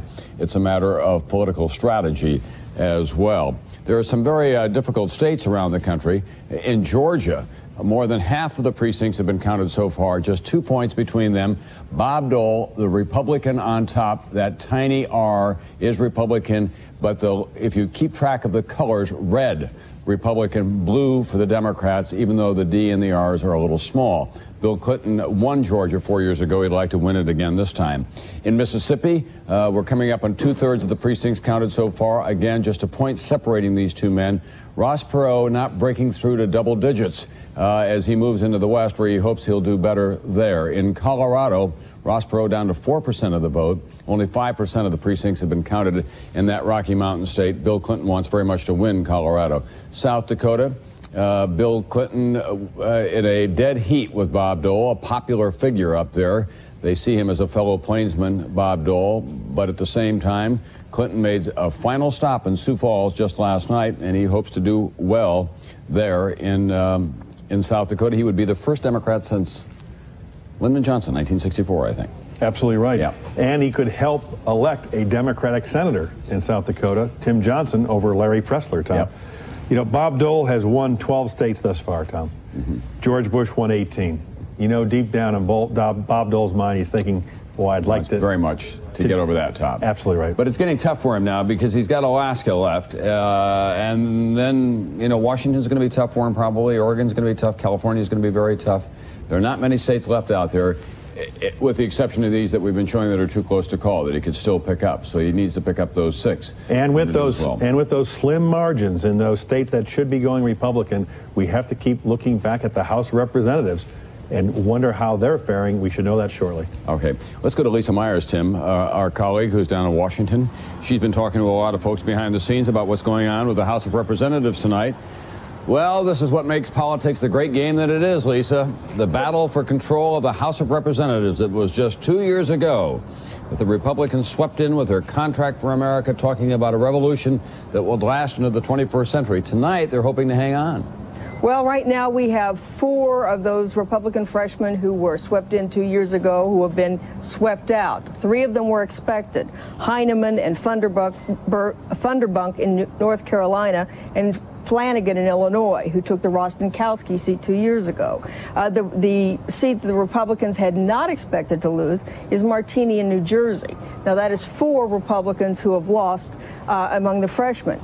The big surprise, though, is a 3-term Republican in Connecticut, Gary Franks, one of 2 black Republicans in the House. He has been a big target of Democrats for a lot of years. He was on organized labor's hit list. He invited Newt Gingrich into his district during the campaign, and in the end may have been done in by a book deal, which Democrats managed to link to the book deal, the Speaker's controversial book deal a couple of years ago. Anyway, the Republicans have lost 5 seats at this point. On the other hand, they have picked up an open Democratic seat in Mississippi. So right now what we're beginning to see is a trend in the direction of the Democrats. We don't know if it'll hold. We don't know if it will be enough, but certainly Democrats are picking up some seats so far this evening. All right, thanks very much, Lisa Myers. One of those prominent young Democrats in Chicago tonight is Jesse Jackson Jr. So we saw a good deal of him this summer at the Democratic National Convention. He was even giving his father some instructions on the art of compromise when last we talked. You're going to have to hone those skills even more if you have what appears to be a very close margin in the House, Mr. Jackson? Mr. Brokaw, I think there's probably no question at all that unless we regain control of the Congress, we will not be in a position to pass the kinds of legislation that are necessary to make a difference for people across our country. I'm sorry my IFB has just made a terrible sound, but we need the 218 votes. You need the 218 votes, but how is it now? Can you hear me now? I can't hear you. Go ahead, sir. Well, the wonderful thing about the Jacksons I've always found is that whatever my question is, they're going to tell me pretty much what's on their mind anyhow. So whether you hear me or not, I'm sure that that's what you're going to do. I'm sorry, Mr. Brokaw. Go ahead. Now, what happens if, in fact, you don't get there? Do you just play the part of a minority party for the next 2 years? Are you not going to be able to initiate anything, you think? Well, I think the president's proposals to build a bridge to the 21st century are certainly going to confront certain obstructions, including toll booths and potholes on that road, which includes Medicare and many of the programs that Newt Gingrich and the Republican-led Congress tried to go after in the 104th Congress. If, in fact, we get the 218 votes that we need, Dick Gephardt will be the Speaker, and we can help the president bring about the kind of change that he wants to see in the 21st century. But short of that, are you going to be able to make any changes, for example, in welfare reform, which was an issue that you feel so passionately about? Well, I think that it's going to require a certain amount of initiative. When you look at the 98 Democrats who voted against that bill, Dick Gephardt, David Bonnier, Charlie Rangel, others, they will be in leadership in the 104th Congress. I'm not of the opinion that Newt Gingrich or the particularly Republican-led Congress has an interest in fixing that bill, and the only way we're going to be able to make that difference is to regain control of the House. All right, Jesse Jackson Jr., thank you very much. You'll be going back to the House of Representatives. We do expect to see a good deal more of you, not just in the next 2 years, but in the years to come. Thank you, Mr. Brokaw. Thanks for being with us tonight. By the way, in recent national polls, this country has indicated pretty clearly that it is right of center. Only about 16% of the voters say that they're liberals. 44% say that they're moderate. 34% say that they're conservative. 6% say they don't know.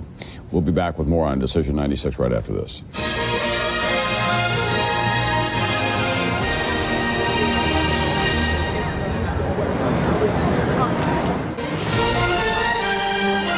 Decision 96, Election Night continues. Here again is Tom Brokaw.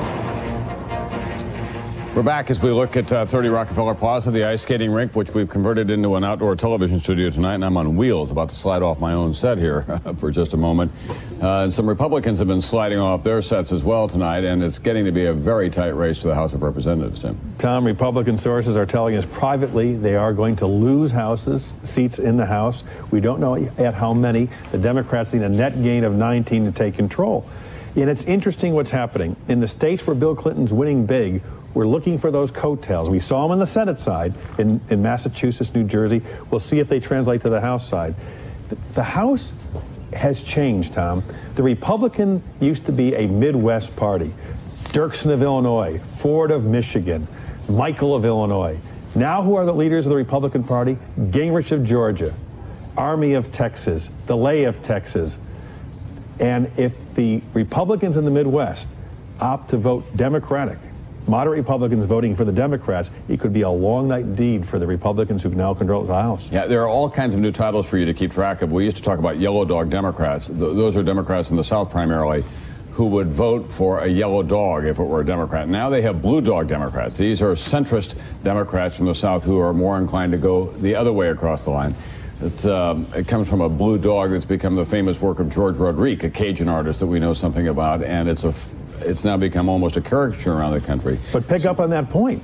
If suddenly the Republicans keep control of the House, but by only 3 or 4 members, what happens then? Do people switch over? Do the Republicans stay united behind Newt Gingrich? Or does Dick Armey or John Kasich of Ohio and others say, hey, listen, this thing's too flexible and too vulnerable. Why don't we make a change here? This could be a long and interesting night and year.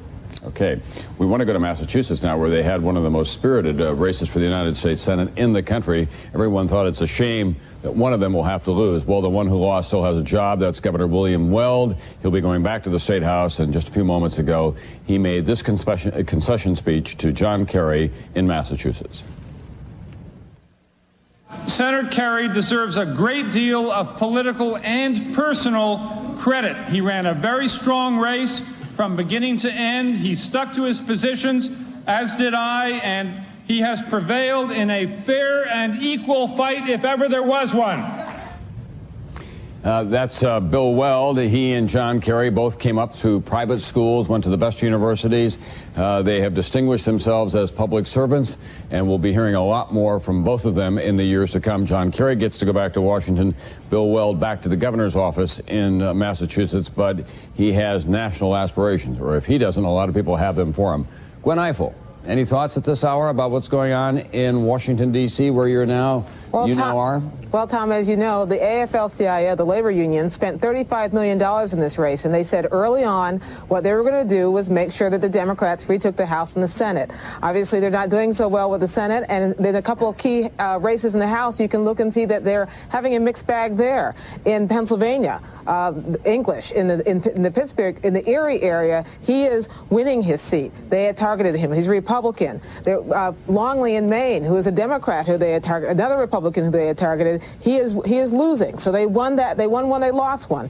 Steve Chabot in Ohio is another Republican. He's winning. So the AFL-CIO targeted a lot of folks, and they didn't necessarily win. And another trend, of course, is race politics in this country. We see that in the Torricelli-Zimmer race in New Jersey, Bob Torricelli, the Democrat, got 90% of the black vote, and he split the white vote with Dick Zimmer, who lost, the Republican. And in North Carolina, once again, Harvey Gantt got 90% of the black vote, but got very little of the white vote. And in Cynthia McKinney's district in Georgia, which was redistricted for racial gerrymandering reasons, she's losing so far, big time. So there's lots of questions about all the traditional ways of voting and getting votes in this. Do you think that the AFL-CIO money turned out to be a double-edged sword of some kind, because it financed a lot of attack ads, and that caused a lot of folks to say, hey, listen, I don't like all that outside money coming in here? Oh, yeah, and there was a lot of backlash. One thing that AFL-CIO started doing was spending their money in May and letting everyone know that's what they were doing. The National Rifle Association and big business groups and the Republicans decided to strike back late. They spent their money targeted, they spent it late, and they spent it when people were paying attention. All right, Gwen Ifill, someone you know a lot about, is about to make an appearance in Texas. There he is, Ross Perot. And you did it, so congratulations.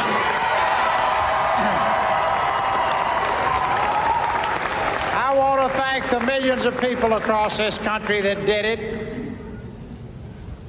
Nobody does it better. In California, it takes 2 years to create a party. They did it in just 18 days, and that shocked the system. And believe me, the system needs some shocks. I want to thank the staff that's worked tirelessly on this for doing an incredible job.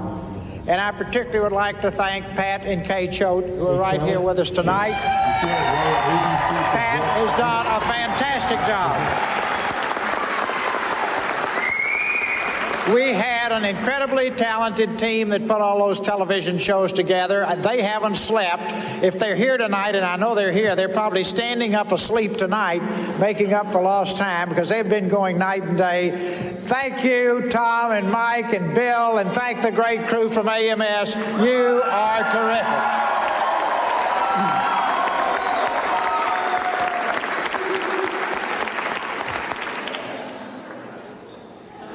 We're going to keep the pressure on the major issues. I think they've gotten the word on campaign finance reform, don't you?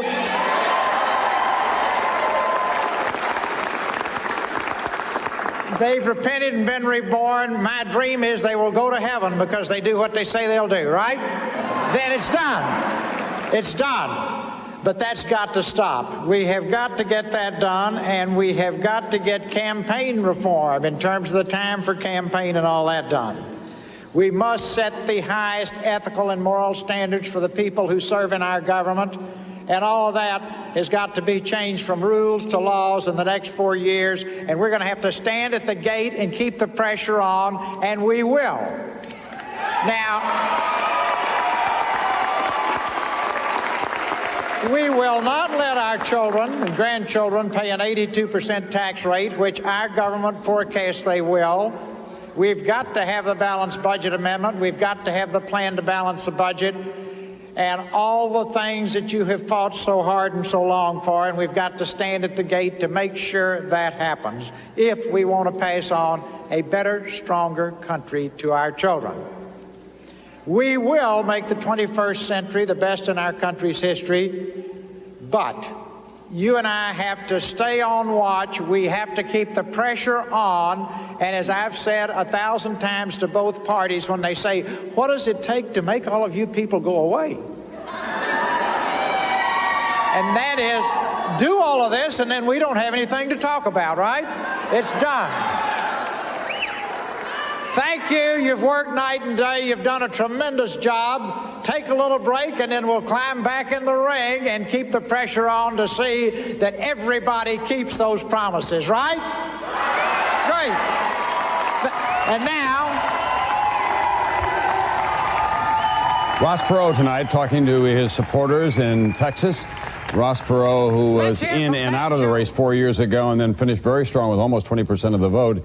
This time ran against Richard Lamb for the Reform Party nomination. Many people felt that it was wired from the outset for Ross Perot. It's effectively been his party. He's bankrolled it. He started it, and he got the nomination, and he is finishing what appears to be in single digits tonight, Tim. Tom, Ross Perot is now 66. In the year 2000, he'll be 70. He has to decide whether he is going to be the right messenger for the third-party movement in this country. Well, let's talk about the third party period. What do you think the chances are that a third party will be mounted in 4 years from now without someone like Ross Perot? And do you think the chances are that the two mainstream parties will have gotten the message in the last year or so? It depends how partisan Washington is. If we have a situation where the Republicans control the House and the Senate, and there's a Democratic president, and it's gridlock, then, Tom, think about the people who are leaving the Senate. Dole, Kassebaum, Simpson, Nunn, Bradley, Cohen, by and large being replaced by people who are much more ideological, much more partisan. If we have a hotly contested, divisive contest to see who can outpunch each other in Washington, I think the opportunity for a third party is great in the year 2000. All right, thanks very much, Tim Russert. There are 13 people who have retired from the United States Senate this term alone. That is a record number, and the new DNA of the Senate will be very important to determine what happens in the year 2000. By the way, a lot of you have called in to say, listen, this is not the last election of the 20th century. The last election will be in the year 2000. Well, for my purposes at least, it's the last election because it's the last presidency of the 20th century. The next presidency will be in the new century. So can we just settle on that, all of us? It'll make it a lot easier for us. Okay, Mississippi, Dole. He's the projected winner in the state of Mississippi with 7 electoral votes. He had counted on winning that state, but of course it's not enough for him. But we color the state of Mississippi red for Bob Dole. That's the home state of Trent Lott and Thad Cochran. It's been a pretty Republican state for some time now, and Bob Dole is the winner there. Bill Clinton has 291 electoral votes, Bob Dole 126. We'll be back with more on Decision 96 after this.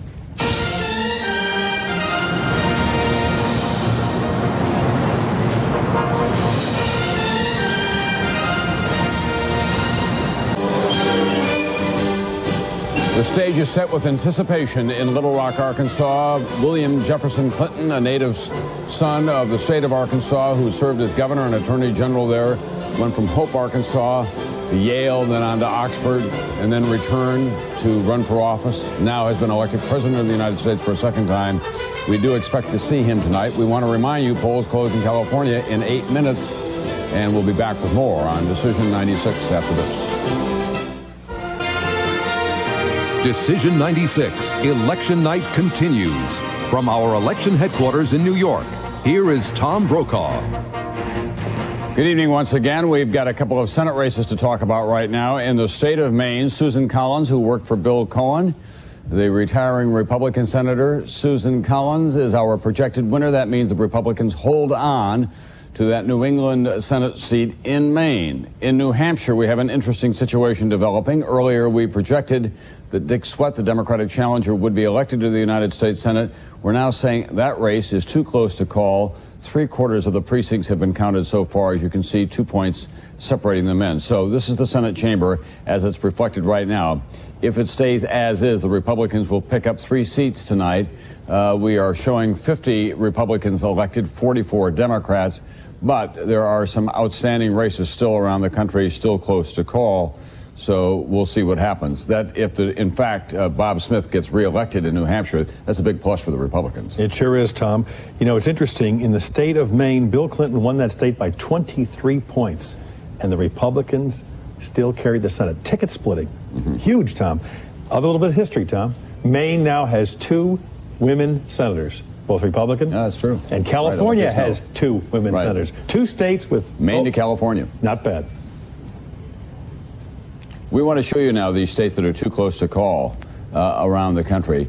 For example, for president in Georgia, Bill Clinton won that 4 years ago. That would be a sweet victory for Bob Dole if he were able to defeat him there, especially with a Democratic governor in that state.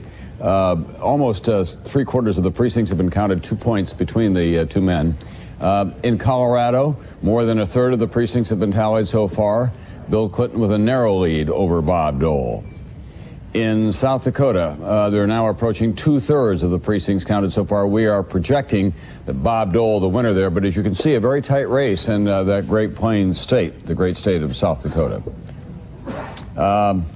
Tim Russert, before this evening is out, it appears that Bill Clinton is going to have a lot of states behind him, a lot of electoral votes, but we have been talking all night long about the importance to him of the popular vote, about whether or not he can go over the 50% threshold. He wants to go to, if it is a Republican House, Republican Senate, and say, folks, listen, can't we just have a peace pipe here? I got half the country to vote for me. I have a majority of the folks. He keeps looking at that 50% number. I've been talking to people all day long, Tom, who keep saying the president is fixated on that 50%. Well, you know, he was described by a lot of his critics as not a fully franchised president because he got only 43% of the last time. They failed to point out, a lot of them, obviously, that Jack Kennedy finished with less than 50% in his first term. So did Richard Nixon, finished with less than 50% in his first term. Who else? Jimmy Carter, I think, was under 50% as well. Yeah, Jimmy Carter actually had 50.7. Yeah. But Woodrow Wilson, who won 2 terms as a Democrat, both below 50%. Right. Clinton wants that 50 number. It's just something he has in his head. Bob Dole had 15 as his magic number. Bill Clinton's is 50. Well, the interesting state that we're still counting tonight at this hour, the combination plate of American politics, is the state of California. It is the largest single state in the country. It has 54 electoral votes. 30 million people live out there. And Bill Clinton has spent a lot of time in California. So has Bob Dole. But Bill Clinton was blowing out Bob Dole in the polls, so he could pick up some raw numbers in that big state of California, especially in the southern part where the bulk of the population lives. And the more you listen to Bob Dole and other Republicans tonight, Tom, the more you understand what was being reported in the papers and on television 2 weeks ago is that Bob Dole decided on a save the Congress strategy. Right. Let me go to California, spend a lot of time and money in congressional districts out there, Washington State, Oregon. The Republican Party basically conceded the presidency 3 weeks ago and began the focus on Congress. It worked in the Senate. We're still waiting to see if it works for the House.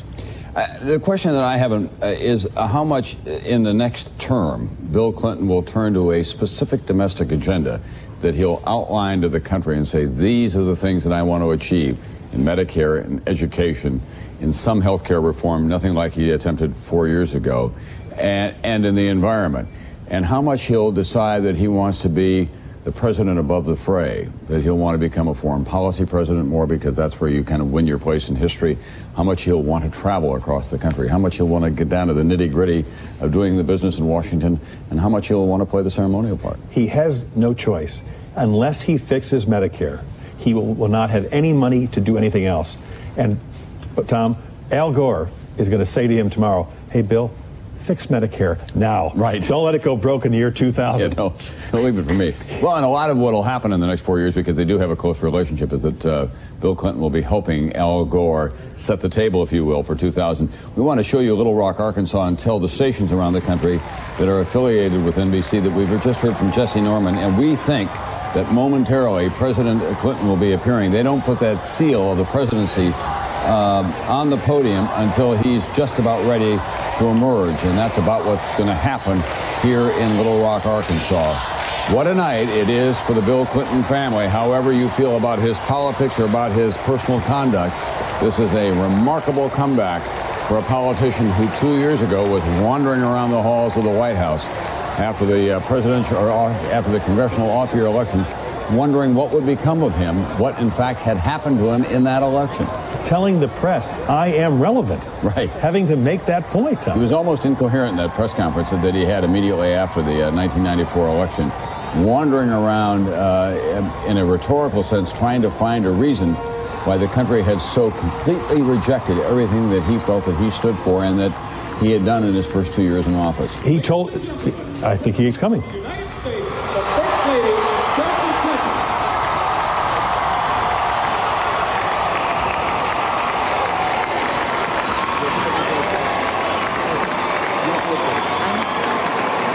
Reagan, Richard Nixon, now Bill Clinton, re-elected President of the United States.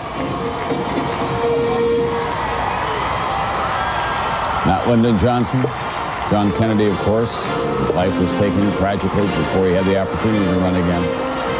Harry Truman chose not to run. Dwight Eisenhower, a Republican, was re-elected. This is a real political partnership, ladies and gentlemen. That's not going to come of any news to any of you. These two very bright, very ambitious people have wanted this for a long, long time. They've made a lot of personal sacrifices along the way, but they've carved out their place as well in history. And tonight, for another 4 years, they'll occupy 1600 Pennsylvania Avenue. Maria Shriver, what is it like there? Well, I thought we had Maria there, but perhaps not. Here's Vice President Al Gore and his family. Go ahead, Maria. Oh, Tom, yeah, this is obviously, as you can see, the moment everybody here has been waiting for. They have been serenaded all night by the likes of Jesse Norman, Tony Bennett, but they have been waiting for Bill Clinton, his family, and Vice President Gore, and they're very anxious to hear what he has to say. You can feel the tension here, the excitement. The night is very young here in Little Rock.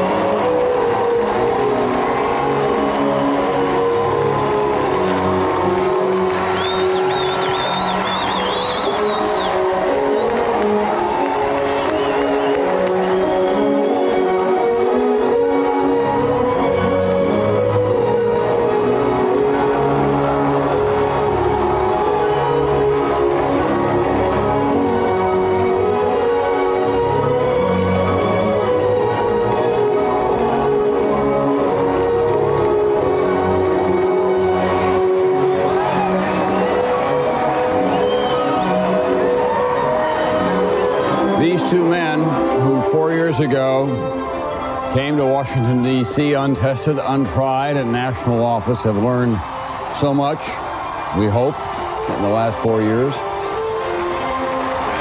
It's been a rocky time for them, but they have gotten along well. They have many shared political values. They have confidence in each other.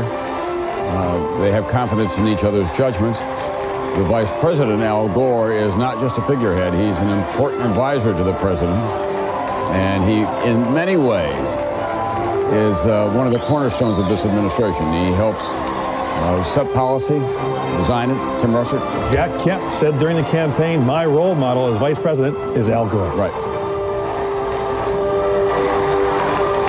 By the way, Tom, it's not too early to think about the year 2000. We asked in our exit poll, who would you vote for, Al Gore or Jack Kemp? 43 Gore, 39 Kemp. Close race. Close race already.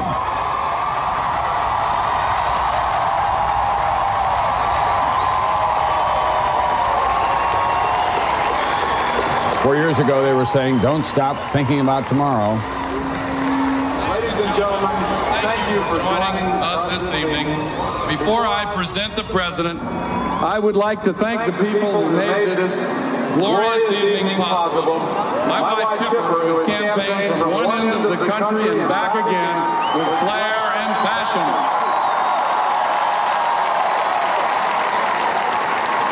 My four children, Corinna, Kristen, Sarah, and Albert, who have filled our lives with love and our hearts with pride. I would like to thank my parents who have set a standard of excellence and integrity in public service that has always inspired me. My brother-in-law, Frank Hunger, a wise and trusted friend. On behalf of the president and myself, I'd like to thank Peter Knight, the best campaign manager ever, and a campaign staff that worked harder and more effectively than any in history. And on a personal note, I would like to thank the people of my home state of Tennessee for giving us a victory this evening. And may I say, on behalf of Tipper and myself, to a very dear friend, and on behalf of millions of families in villages throughout our land, a very special thank you to a woman who has faced extraordinary pressures with grace, dignity, and an unbreakable commitment to serving our nation, America's First Lady, Hillary Rodham Clinton.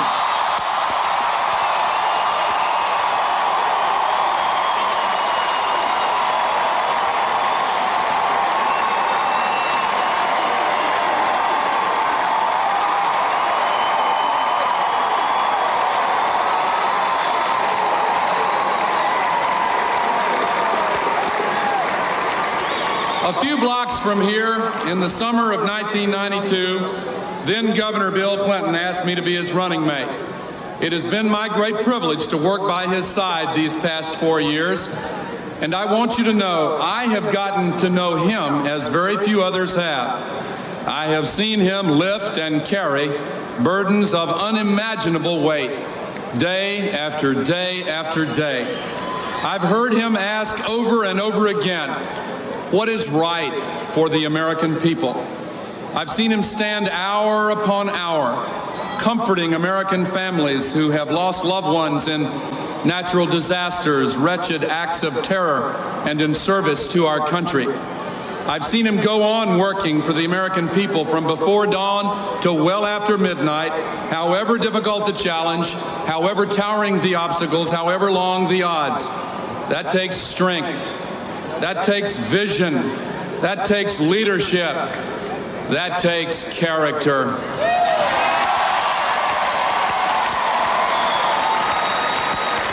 The Bible says, by their fruits ye shall know them. On this night 4 years ago, on this very spot, I said we felt good having won an election, but even better at having been granted the chance to change a country. Much has changed since we last gathered here, and it has changed because of the resolve and determination of the American people under Bill Clinton's leadership. Under President Bill Clinton, we have forged a new prosperity, putting our financial house in order while restarting the great American jobs machine. We have deepened our ethic of environmental stewardship and redoubled our commitment to protecting God's creation. We have secured our place in the world by helping to bring peace and reconciliation to lands scarred by hatred's savage hand, and by speeding the spread of democracy and free markets across the globe. We have moved to redeem the promise of representative democracy by reinventing the processes of self-government to make them work better and cost less. And we have begun the task of restoring faith and responsibility to the American community by keeping our streets safe and our values secure. Under Bill Clinton, the United States of America is not just better off, it's better.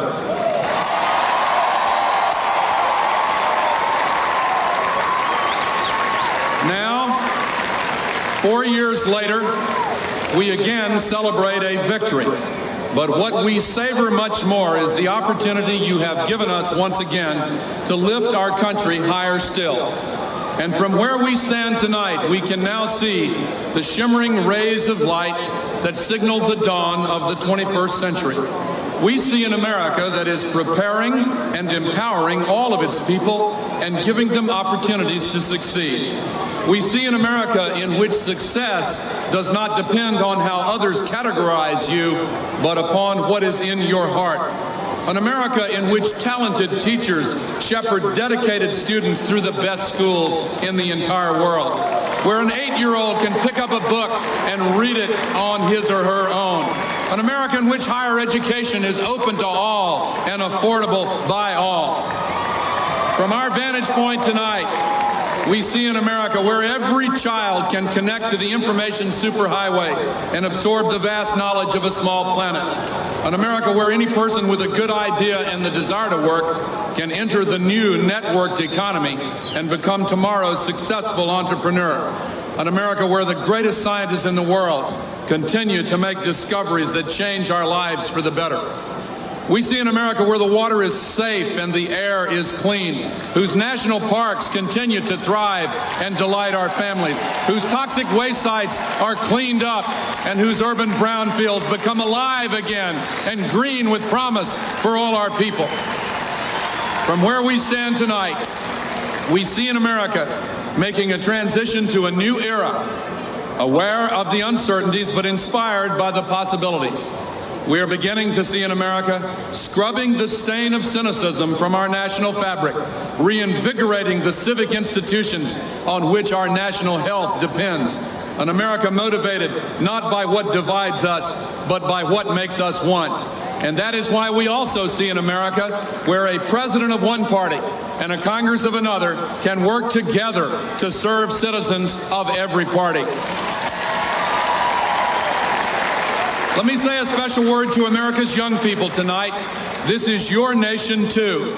Your claim on it is just as great as those who are older. Please involve yourselves in our democratic process. Add your voices and your talents to our grand experiment in self-government.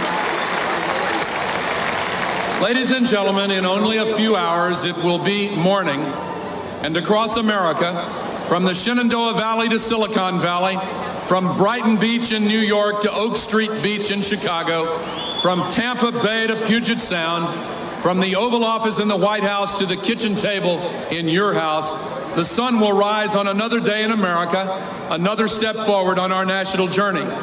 And leading us in that journey will be the man from hope who tonight becomes a man for history.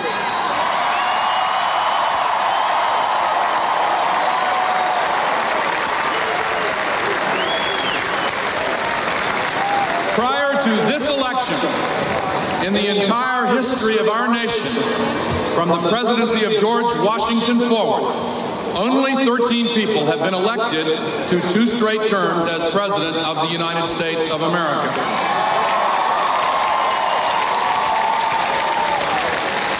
6 of them have been Democrats.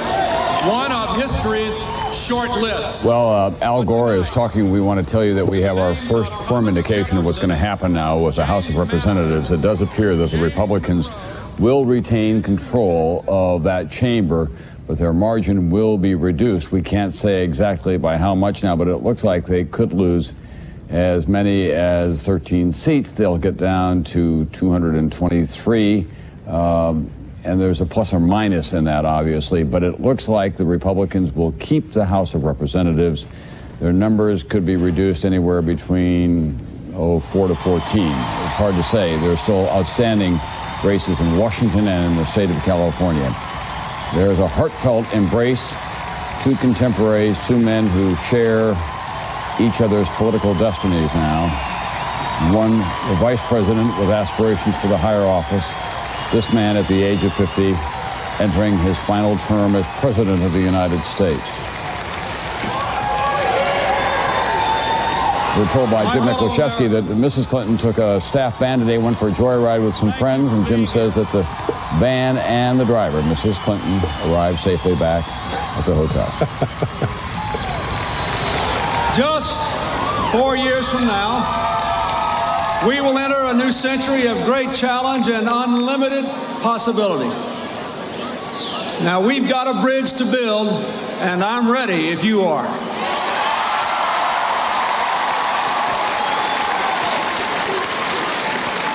Today, the American people have spoken.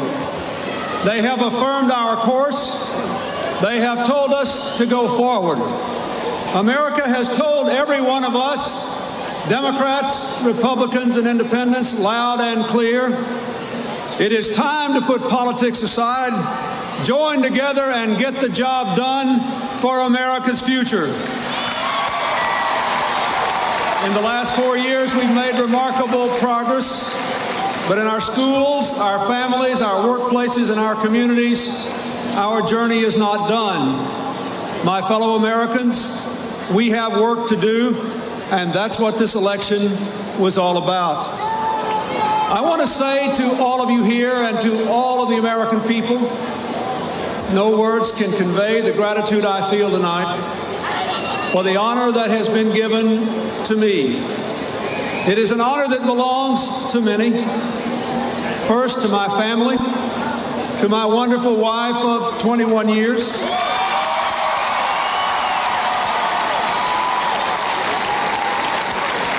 who from the day I first met her began teaching me that it does take a village to raise our children and build our future.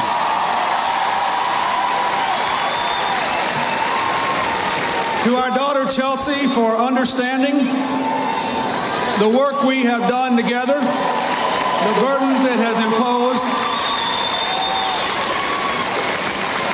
Today, I went down to the train station to vote in the last election in which I will appear on the ballot. And as I have done in every year since she was born, I took Chelsea to the ballot with me. And as we looked at the ballot together and discussed the issues there, I thank God that I was born an American.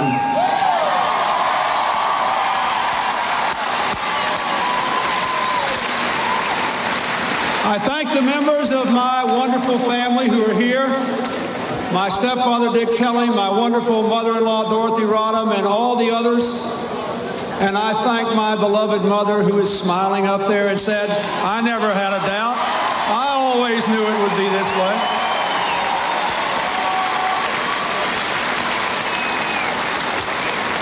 I thank the friends of my lifetime.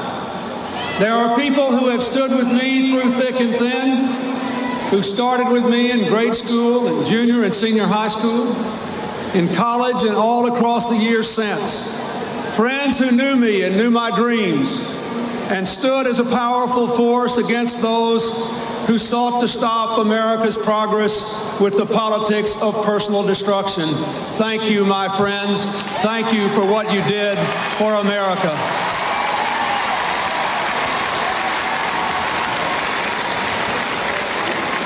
I thank the people of my beloved native state. I would not be anywhere else in the world tonight.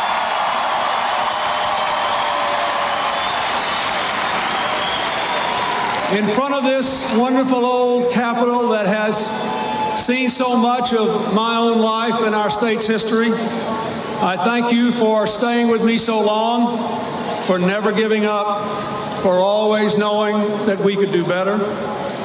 I thank the finest vice president this country has ever seen.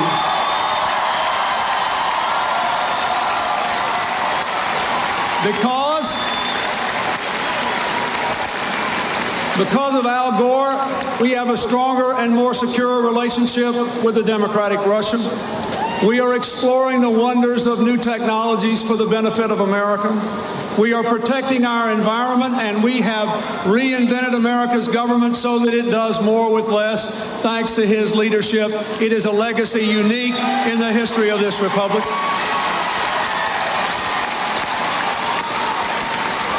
I thank Tipper for her friendship, for her crusades on behalf of our children and the mental health of the American people, and for always standing with us along with her children and her family. I thank the members of our administration, the cabinet members, the members of the White House staff,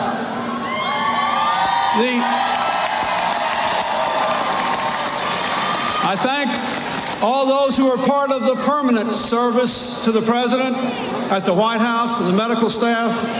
I thank especially my Secret Service detail that has been so challenged by a president determined not to be isolated from the American people.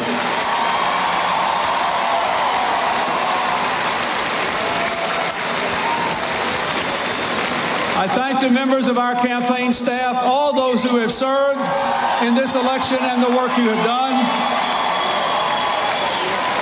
I thank the leaders of our party in the Congress and the state houses.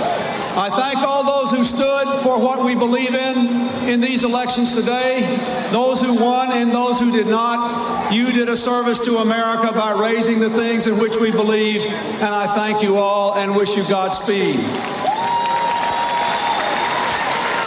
I want to thank the employees of the nation's government. They have had to do a remarkable job. We have reduced the size of our government to its smallest point since President Kennedy served, and yet they have continued to serve the people better year in and year out. They had to do it in the face of enormous challenges and outright hatred for momentary periods.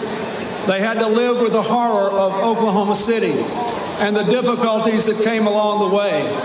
But the people who serve us deserve our thanks, and I thank them. I thank those who served this administration and our cause who are no longer here tonight. And one especially I must thank, my friend and brother Ron Brown. You're looking down on us, and I know you're smiling too.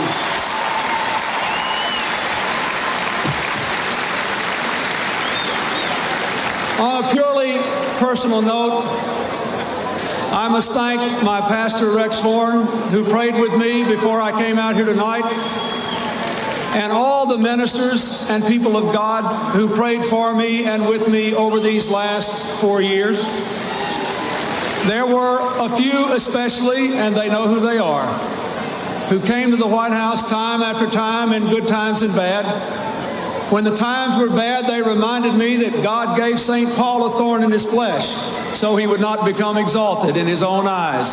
And that certainly was not a problem for me in the bad times. When the times were good, they reminded me that humility is always in order in the presidency, for in this life we see through a glass darkly, and we cannot know the whole truth of our circumstances or the motives of those who oppose us. I thank them all for bringing me closer to God and to the eternal wisdom without which a president cannot serve.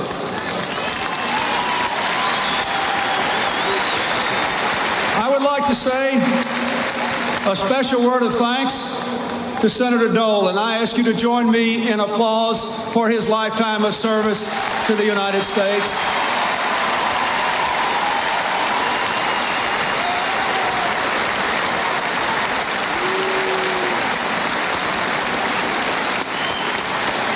And I thank Jack Kemp for his service to America and his devotion to the proposition that this is a country in which everyone should have a chance to live free and equal and to have a chance at success. Let me say, I had a good visit with Senator Dole not too long before he went out to speak. I thanked him for his love of our country, for his years of service. I applauded the campaign that he fought so bravely to the very last minute.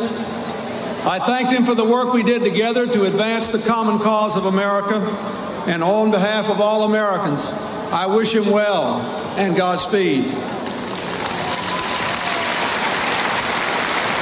4 years ago, on these very steps, we set forth on a journey to change the course of America for the better, to keep the American dream alive for everyone willing to work for it, to keep America the world's strongest force for peace and freedom and prosperity, to come together as one American community. The time was one of widespread frustration and doubt about our economic and social problems, about our ability to deal with the vast sweep of change that was all around us. The scope and pace of those changes were threatening to many, and our values seemed to be under attack on all sides. But together, you and I vowed to turn our country around with a strategy to meet our challenges and protect our values. Opportunity for all, responsibility from all, an American community of all Americans. We have worked hard to end the politics of who's to blame, and instead to ask, what are we going to do to make America better?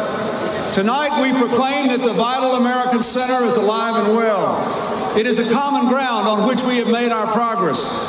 Today our economy is stronger, our streets are safer, our environment is cleaner, the world is more secure, and thank God our nation is more united.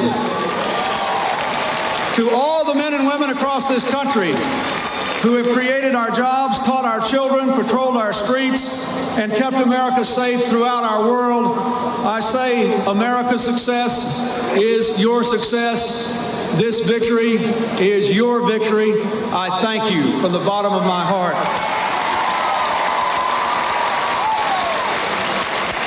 Now, my fellow Americans, a vast new century lies before us. It will be a time more full of opportunity for people to live out their dreams than any in human history. We have committed this night to continuing our journey, to doing the hard work that will build our bridge to the 21st century, to give the young people here and those all across America the America they deserve, and their children and their children's children. But we have work to do. We have work to do to keep our economy growing steady and strong by balancing the budget while we honor our duties to our families, our parents, and our children, and our duty to pass on to our children the earth God gave us. We have work to do to give all of our children the gift of an education, to make sure every 8-year-old can read, every 12-year-old can log on to the internet, and yes, every single 18-year-old in this country willing to work for it can have a college education.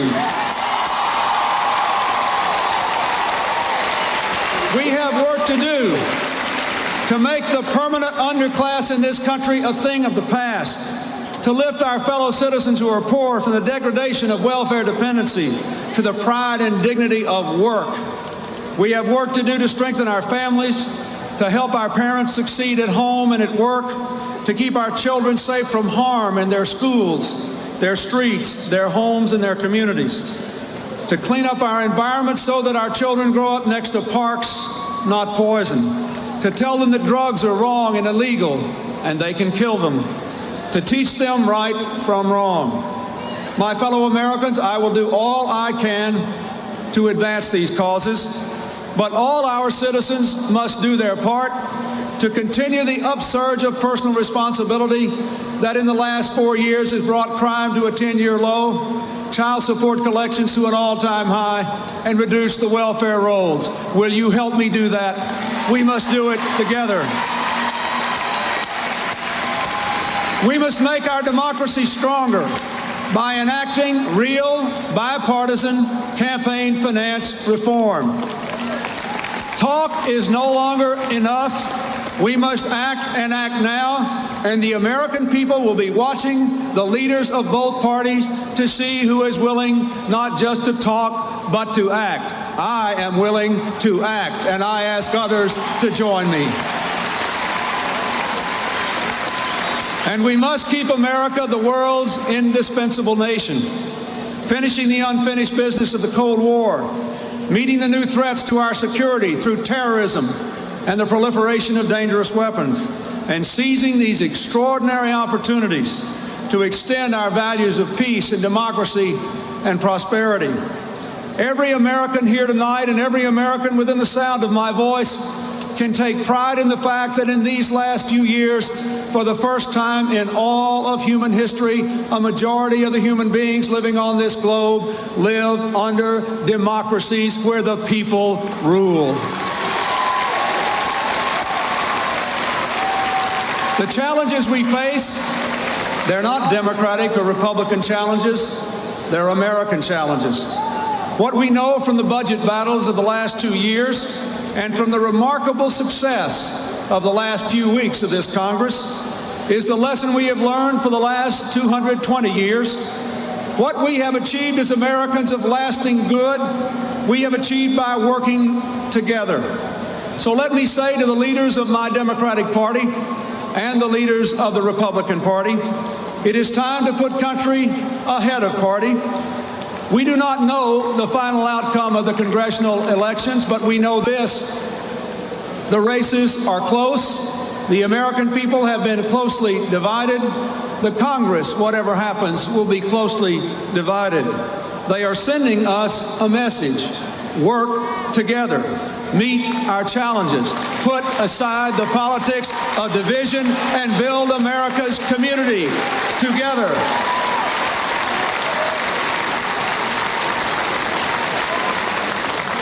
On this beautiful night, when we have shared so much joy and so much music and so much laughter and so much pride, it is hard for me to believe that it was 23 years ago when I first began to go to the people of Arkansas to ask for their support. The most lasting and important thing that I have learned in all those 23 fleeting years is this: when we are divided, we defeat ourselves. But when we join our hands and build our families and our communities and our country, America always wins. What we need to do is to do the work of America the way we seek to do the work of raising our children and doing our work and supporting our religious institutions and our community institutions. If we would simply be Americans the way we seek to live in all of our other roles, there is no stopping America. Our best days are still ahead. And so, I say, when we look into our hearts and simply ask what is right for the American people and the future of our children, when we set aside our differences and build on our shared values of faith and family and work, when we roll up our sleeves and work together, America always wins. And my fellow Americans, America is going to keep winning these next 4 years.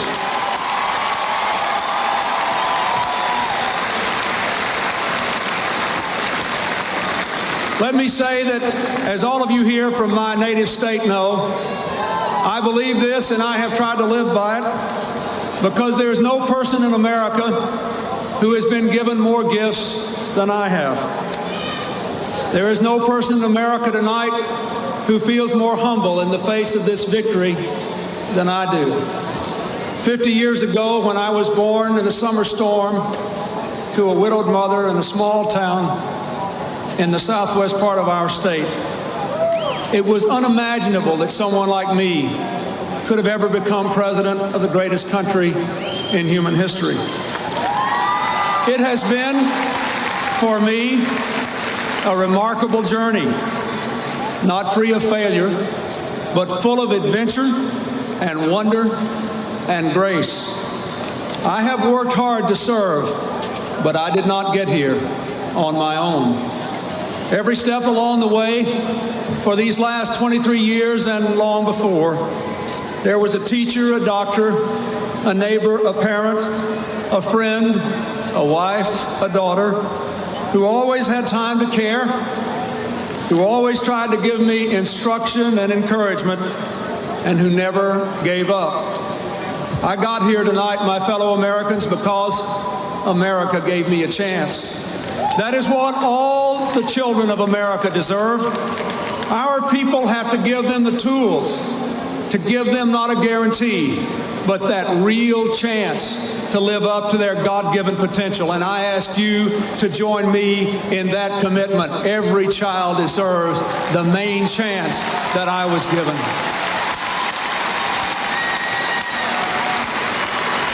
And so I say, again, let us resolve to run our country the way we tried to run our lives. Whether you are of the party of Thomas Jefferson or the party of Abraham Lincoln, whether you're an independent or unaffiliated, remember that we all belong to the greatest nation in history. To us, much has been given and much is still expected. We must rise to the challenge of building that bridge to the 21st century.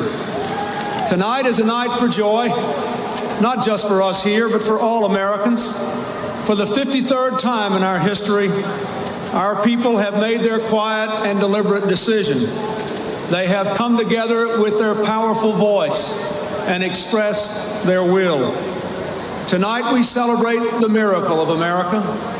Tomorrow we greet the dawn and begin our work anew. I am more grateful than I can say. You have given me an opportunity and a responsibility that comes to few people. I will do my best, and together we will build that bridge to the 21st century. Thank you, good night, and God bless America. Thank you. Probably the second best night in Bill Clinton's political adult life, without going into the time that his daughter was born, of course, or when he married Hillary, but his first election as President of the United States will be with him forever. But then to make this remarkable political comeback tonight, we see fireworks over the state capital of Arkansas, the place that he launched his presidential campaign from as the governor of that state. Fireworks in his mind as well as he thinks back on his remarkable life with his daughter Chelsea at his side.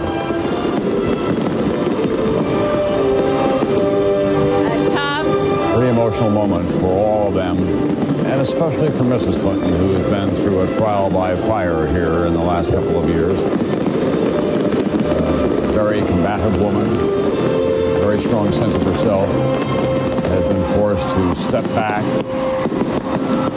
and reorganize her place in the Clinton presidency and Bill Clinton's political life, because she had become a liability, not an asset.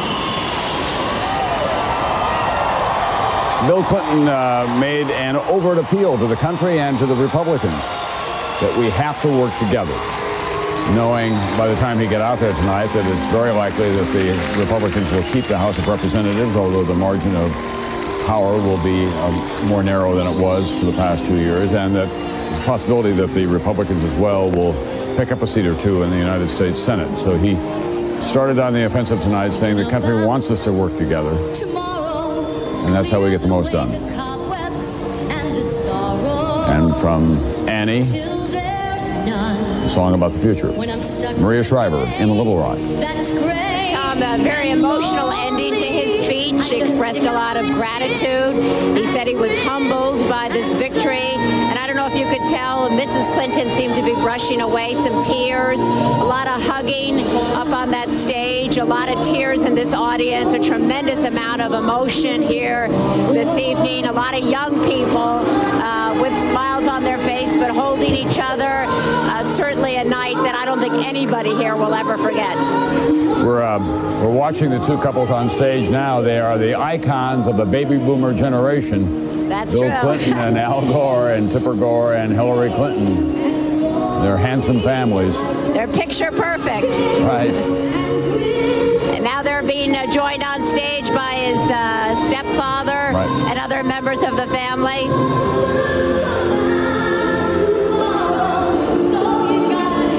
There's a lot of young people here. I don't know if you could hear when President Clinton thanked the White House staff and volunteers.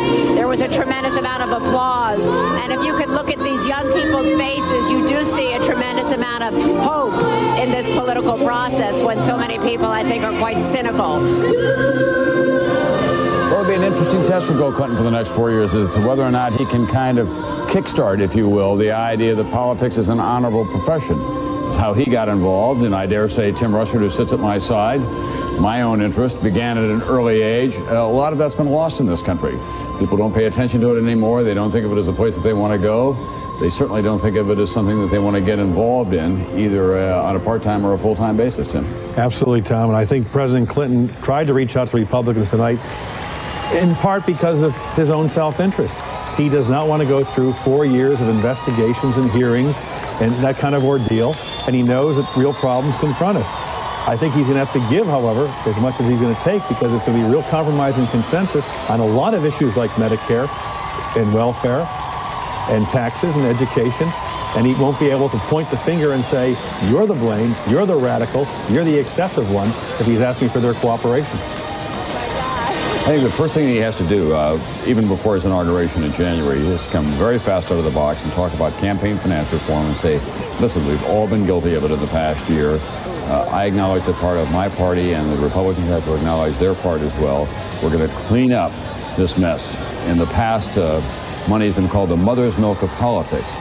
And in fact, what money has done is given mother's milk a bad name in this campaign, because so much money, more than 55% that was raised 4 years ago by the Democratic National Committee, more than 75% by the Republican National Committee, hundreds of millions of dollars from all over the world, from people who obviously want influence and want the president's here.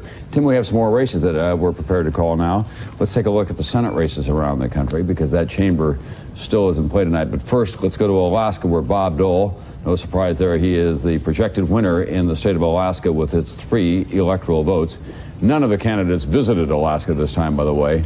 It was a mistake that Richard Nixon made when he ran against John Kennedy. He said he was going to visit all the states, and he went all the way to Alaska. It's a long way up there. So we give Bob Dole Alaska tonight. He's our projected winner there, 135 electoral votes. Bill Clinton well on his way to a landslide victory. Here is a real victory for the Democrats. Tim Johnson, who's been the statewide representative in South Dakota, knocks off Larry Pressler, who's been the senator from that state for a long time, powerful chair of the House Commerce Committee. And in Alaska as well, Ted Stevens, who is a senator for life from that state. He really is a very powerful figure in the Republican Party, and he's been reelected. In Montana, Max Baucus, who thought he was in a tough race at the outset, wins pretty handily.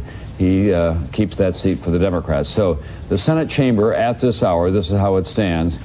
The Republicans are up 2 seats right now. We still have Colorado outstanding and a couple of other races outstanding, but the Republicans can expand their majority in the Senate tonight, Tim. 3 seats open, Tom. New Hampshire, Oregon, Colorado, all held by the Republicans. Even if the Democrats win all 3 seats, the Republicans will still have a majority of the United States Senate. Yeah. Okay, we'll be back with more on the House of Representatives, more on those Senate seats, more on the balance of power in the Congress of the United States, more on your future, the political future of this country, after this. This is Decision 96 on NBC.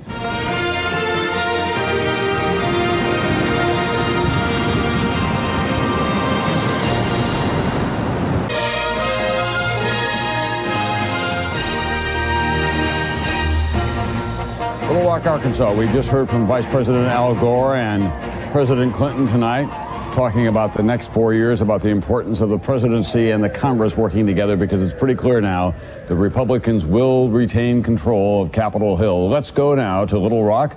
NBC's Maria Shriver there with the White House Chief of Staff, at least for the moment, Leon Panetta. Maria? Thank you very much, Tom. The president walked out here tonight, Mr. Panetta. He seemed rather somber, was he? Well, I think he had just had a prayer with his minister, and I think he was thinking at that moment about what it meant, what the American people had done, and the next 4 years and the responsibilities. He's someone who really takes that deep to his heart, and I think it showed a little tonight. Does the work of this new administration start tomorrow morning? Without question. This president, if anything, always likes to hit the ground running, and I think that's what's going to happen with these next 4 years. First responsibility is obviously to put the team together for the next administration, to begin to focus on the policies that he's got to implement with this Congress now, and to, I think the first order of business is to begin work on the budget. How quickly does he need to put this new team into effect? I think what we're focusing on is trying to see if we can get the team put in place by the end of the year so that as we get into January, we can begin to focus on the policies and themes that he'll make for his inaugural. Is he considering, there are some reports he's considering bringing some Republicans into the inner circle, into the cabinet. Is he talking about that? None of those decisions have been made. What I'm doing now, I'm really in charge of the transition, and so what I'm trying to do is to assemble, the names of those that he should be able to consider for purposes of putting his team together. But you would not rule out any Republicans. No, not at all. After all, tonight he came out and asked for the country to come together. Wouldn't it be beneficial for him to include some in his cabinet? Well, I don't think there's any question. In line with the theme of trying to assert, hopefully, a bipartisan agenda where Republicans and Democrats can work together to try to fulfill the themes that he set for the country, I think it's extremely important that we reach out to everyone who might be able to contribute. So it's going to be based, hopefully, on those who are best qualified to serve in those positions, and that could include some Republicans. Thank you very much. Men and women. Leon Panetta. Back to you, Tom. All right, thank you very much, Maria Shriver. We heard the president tonight appealing, obviously, for unity as he has to work with the Republican Congress. The House and the Senate, it appears, will remain in Republican hands, although the numbers will be reduced on the Republican side. NBC's Lisa Myers, who covers Capitol Hill for us, is there now. Lisa, if the numbers get down far enough on the Republican side, what are the chances that Speaker Newt Gingrich would be challenged from within his own party?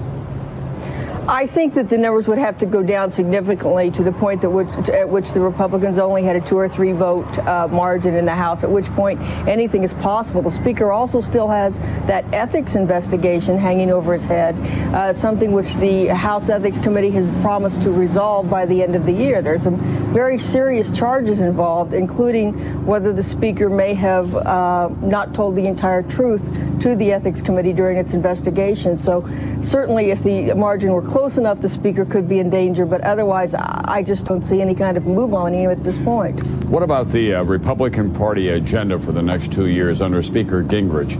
What about the contract with America? How much of that stays intact? How much do they begin to try to move a little bit toward the center? I don't mean to the center, but toward the center.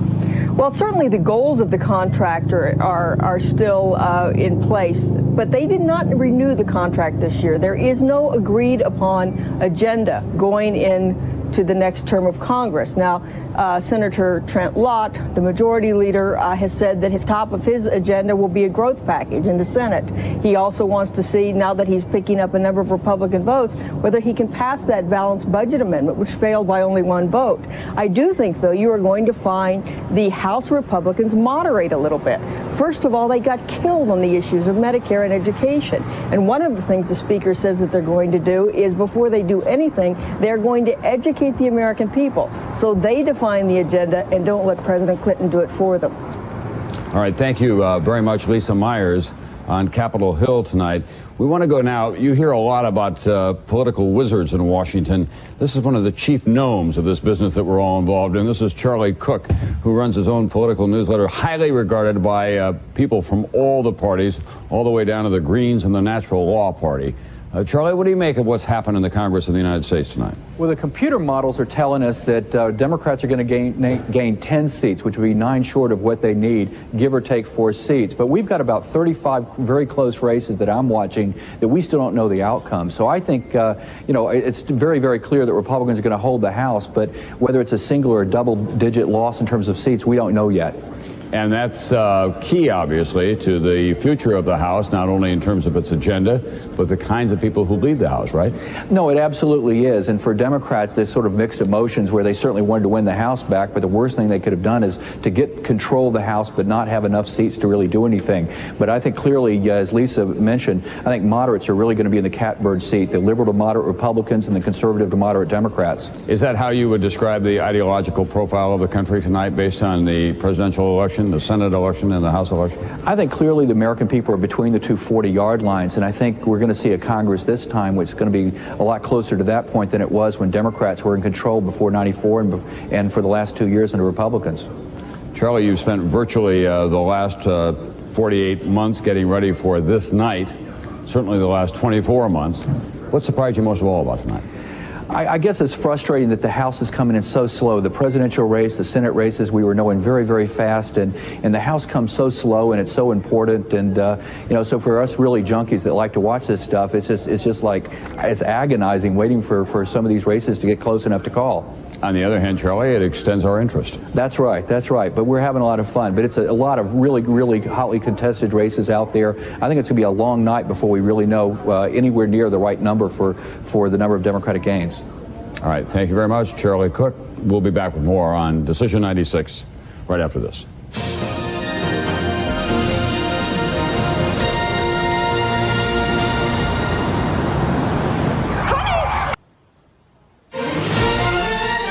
Decision 96, Election Night continues. Here again is Tom Brokaw. This comes under the heading of whoops in a big way. Earlier tonight, we projected that Sweat would be the new Democratic senator from the state of New Hampshire. We now withdraw that, and we project that Bob Smith will be returned to the United States Senate. He was the Republican incumbent.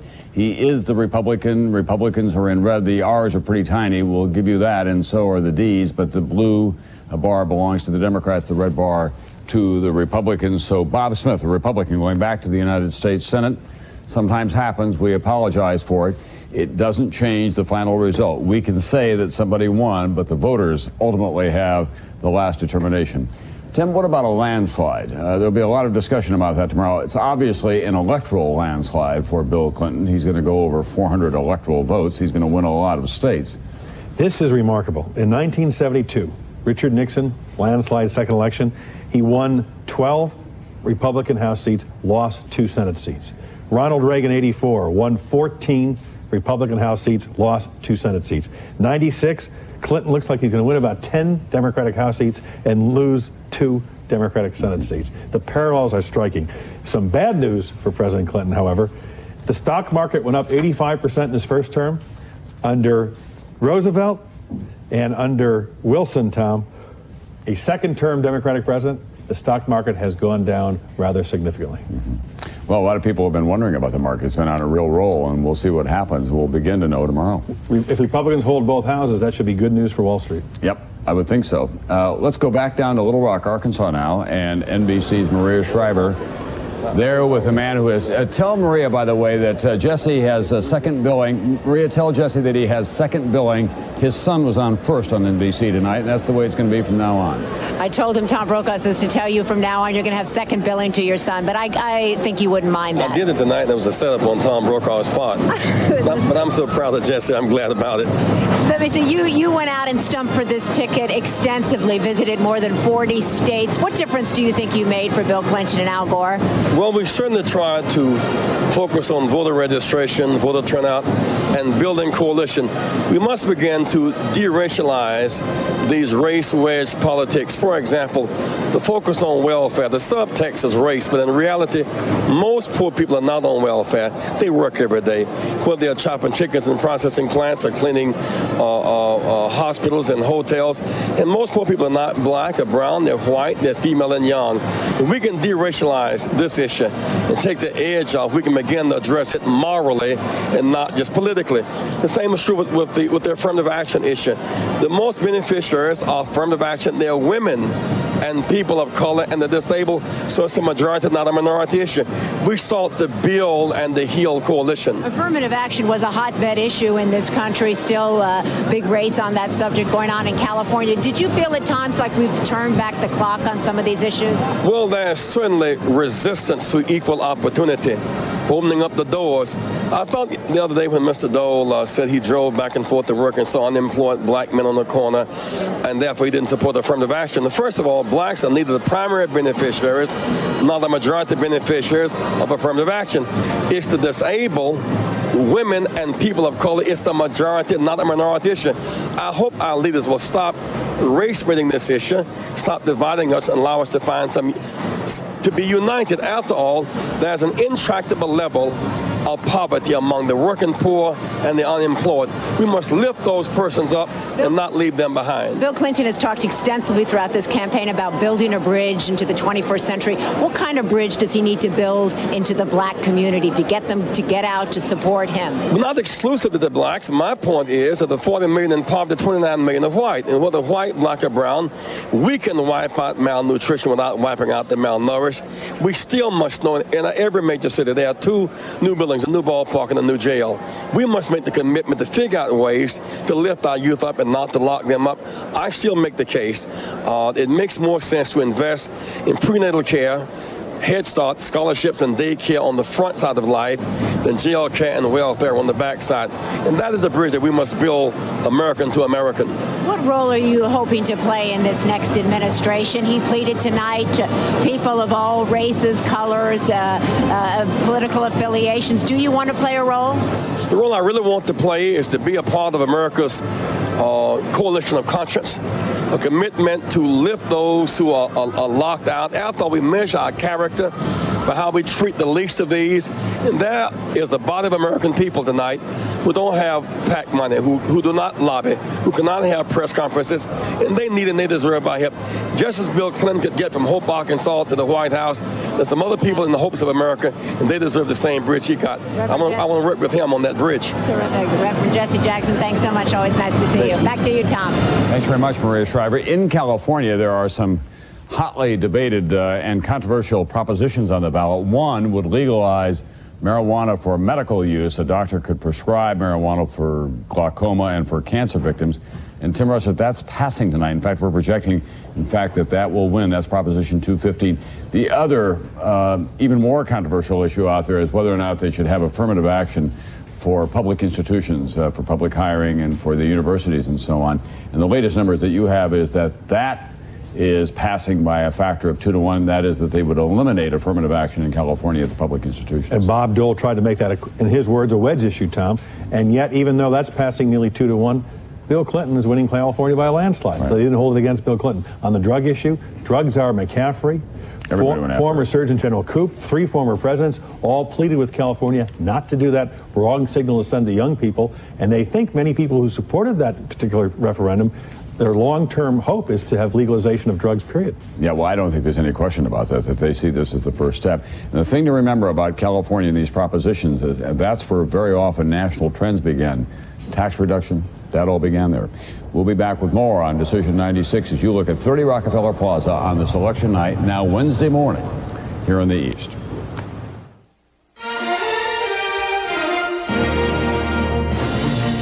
This is an NBC News election update. Here is Bob Kerr. Hello again. President Clinton thanked the American people and saluted Senator Dole in Little Rock tonight. Earlier, we heard a gracious and eloquent concession speech from Mr. Dole. All this against a backdrop of some big wins for the president in traditional Republican strongholds across the South, from Florida to Louisiana, Kentucky, and on to Arizona. The president scored surprising victories over Bob Dole. Mr. Clinton also won Ohio and the 2 biggest prizes, California and New York. In the battle for the House of Representatives, it now appears Republicans will retain control, but perhaps with a reduced margin. And it seems the Republicans will maintain their majority in the Senate. Now, the news tonight is not simply about the man who has won the White House. It's also about what he faces in a House and Senate that now appears will retain their Republican majorities. For some insight, let's turn to NBC's Gwen Eiffel, who joins us again from the Capitol tonight. Hi, Gwen. Hi, Bob. Well, listen, here are the numbers. Someone told me 223 Republican in the House, 208 Democrat, 2 independent, and that could go up or down by about 5. What kind of Congress is it going to be? It's going to be a Congress that was bought and paid for in large part by special interest groups. One of the things that, as you know, dominated this race for the past several days on the presidential level was money. Who was raising it and who was spending it. On the presidential level, we know what happened, and it has happened as well in House and Senate races. And that's that local special interest groups targeted these districts. Even groups like the Christian Coalition, without specifically endorsing candidates, targeted certain districts and targeted certain groups and found a way to sway voters. It also obviously affected people's decision to vote for a sort of divided government in states like California, for instance, where Bill Clinton won big, some of his issues didn't win big. It was an interesting mixed bag. Gwen, a lot of Congresswoman Pat Schroeder was on earlier, and she said that support for doing something about this campaign financing usually wanes after an election. I think it's going to be different this time, don't you, because of the investigations and pressure that'll be on? Well, you know, I think it almost waned during. I think what happens is that people in both sides have to agree to unilaterally disarm in order for something to happen, and neither will do it. You see, what is happening, the worst of what's happening is perfectly legal, and investigations can't usually get to the root of anything illegal. The illegal parts of this are just the tip of the iceberg about what's wrong with the campaign financing system, so even investigations won't really fix the problem. Thanks, Gwen. NBC's Gwen Ifill tonight at the U.S. Capitol. There were a lot of interesting issues on the ballots in many states. In Florida, the vote was no on the sugar tax, which means sugar growers will not be taxed to pay for the cleanup of the Everglades. In Colorado, it was no to a controversial measure that would have mandated parental rights, but in California, the answer was yes to another highly provocative proposal, this one about marijuana. Let's get details from NBC's Pete Williams in Washington now. Pete, how are you? Very well, Bob, and a similar measure on the ballot in Arizona, which also appears to be passing. In both states, in both California and Arizona, these initiatives would not legalize marijuana. They wouldn't decriminalize the possession of marijuana. They would simply give people who used it a legal defense in court if they could show that they were given permission or a prescription, in essence, or a recommendation to use it by a doctor for a medical condition. Now, many people have said that marijuana, and only marijuana, provides them with relief from the symptoms of long-term diseases like cancer and AIDS, relief from pain and nausea, and that marijuana is the only way they can get this. So this initiative now will allow them to use it for medical purposes and potentially provide them with a defense in court. And as a matter of practical effect, I think it simply means that they won't be prosecuted for it. Well, Pete, now, does this open a Pandora's box, really, in the legal community? I mean, what if somebody grows marijuana, sells marijuana, gets marijuana, says, look, I'm under stress, I have a medical condition. What are law enforcement people thinking about this? Well, that's exactly the argument that the opponents used against it. They said, you know, a nurse could tell you, you look nervous, you ought to have some marijuana, and you can grow your own. They say this is not regulated like a drug. People could provide their own marijuana of all kinds of varying strength. And the opponents were saying, if we really need marijuana, if we really need the drug there, then let's create it like a drug and let's regulate it like a drug. They really fear that this is the beginning of an attempt to legalize marijuana nationwide. Pete, you cover the Supreme Court. Let me ask you, one of the high-stakes matters in any presidential election is that the person who wins gets to pick the next justices and have a big impact on things for years to come. What's likely to happen? Well, you get to do that if somebody on the court steps down. That's what has to happen first. And that's an open question of what's going to happen. For a long time, we all thought the Chief Justice William Rehnquist, who's been on the court for 24 years, might be ready to step down. Now we're not so sure. He's had recent surgery. He feels much better. The same thing for the other two senior-most justices on the court, Sandra Day O'Connor and John Paul Stevens. Not at all certain they'll step down. But let's play what if. Suppose they do. Most people seem to agree that if Sandra Day O'Connor steps down, the president would be strongly tempted to appoint another woman. Possible nominees, Janet Reno, his current attorney general, and Judith Kaye, a senior state judge in New York. Others say that the president is very tempted, if one of the two male justices steps down, Rehnquist or Stevens, president is very tempted possibly to make some history and appoint the first Hispanic to the Supreme Court. A likely contender there would be Jose Cabranes, a federal judge. And finally, the president may be tempted to appoint somebody from the political branches, like his friend George Mitchell or possibly Interior Secretary Bruce Babbitt, Bob. Pete Williams, thank you very much tonight. You bet. And so the race between Bill Clinton and Bob Dole is over. Here is how these two very different men from very different generations summed up the night. Some things never change. A few days after I took my seat in the state legislature, a reporter asked me what I had on my agenda. And I said, well, I'm going to sit back and watch for a few days. Then I'll stand up for what I think is right. And any of you wondering what my plans may be in the future, I'm going to sit back for a few days. Then I'm going to start standing up for what I think is right for America and right for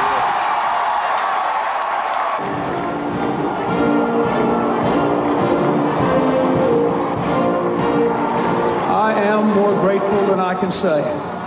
You have given me an opportunity and a responsibility that comes to few people. I will do my best, and together we will build that bridge to the 21st century. Thank you, good night, and God bless America. Thank you.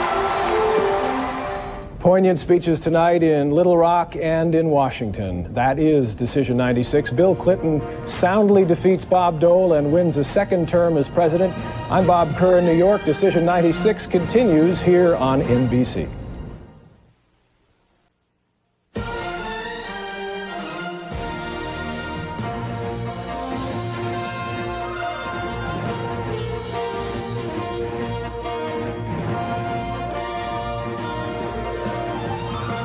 From NBC News election headquarters in New York, Decision 96, Election Night.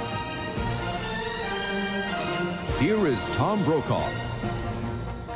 Good evening once again, everyone. It is 1 o'clock on a Wednesday morning in the East. It is 10 o'clock in the evening in the Pacific time zone. And in Bill Clinton's hometown of Little Rock, Arkansas, it is forever, or it's 4 more years at least, in the White House. Bill Clinton elected President of the United States tonight. About 73% of the precincts have been counted so far across the country. Clinton holding steady at 50% of the popular vote. Bob Dole back at 42%. And Ross Perot failing to break into double digits. In Colorado, one of the states that's too close to call, more than half the precincts have been counted. Dole leading Clinton there by a single percentage point. Remember, Dole is in red. He's the Republican, obviously, and Bill Clinton is the Democrat in blue. Ross Perot down around 6 and 7% as he is in the state of Georgia. Bob Dole has been leading by a point all night long. We're now up to 85% of the precincts counted there so far. Max Cleland does get Sam Nunn's Senate seat in Georgia. In Montana, one of the states that Bill Clinton won surprisingly 4 years ago, he now has a narrow lead over Bob Dole with just under 40% of the precincts counted. Almost 40% of the precincts have been counted in Nevada. And in that tabulation, as you can see, Bill Clinton there with a lead of about 1,800 votes, just 1 percentage point over Bob Dole. That's one of the states that Bob Dole had hoped that he would pick up. There are still lots of congressional races still to be resolved tonight. At last count, more than 30 of them altogether. But it does appear that the Republicans will retain control of the Senate tonight and maybe even pick up a vote or two. NBC's Brian Williams is still out there in what we finally decided, I guess, was prom night at MTV. Brian, what are you seeing from the polls? Well, interesting numbers backing up what we've seen come true during the night, Tom. Everything was kind of foreshadowed during the evening. You mentioned a lot of talk about the networks calling these races, and we are privy to some numbers earlier in the evening than we report them. Something Tim alluded to earlier is what the issues are, that what voters think life in the next generation will be like. People are pretty evenly split, optimists and pessimists tonight. Bill Clinton, it strikes me, we keep talking about returning him to the White House for 4 years. He doesn't own a home, it's important to point out. I don't know what he would have done had he been turned away tonight. Probably find a good real estate agent and go on from there. But the president does not own a home, has been granted at least temporary shelter for the next 4 years again by the American people tonight. All right, thank you very much, Brian Williams.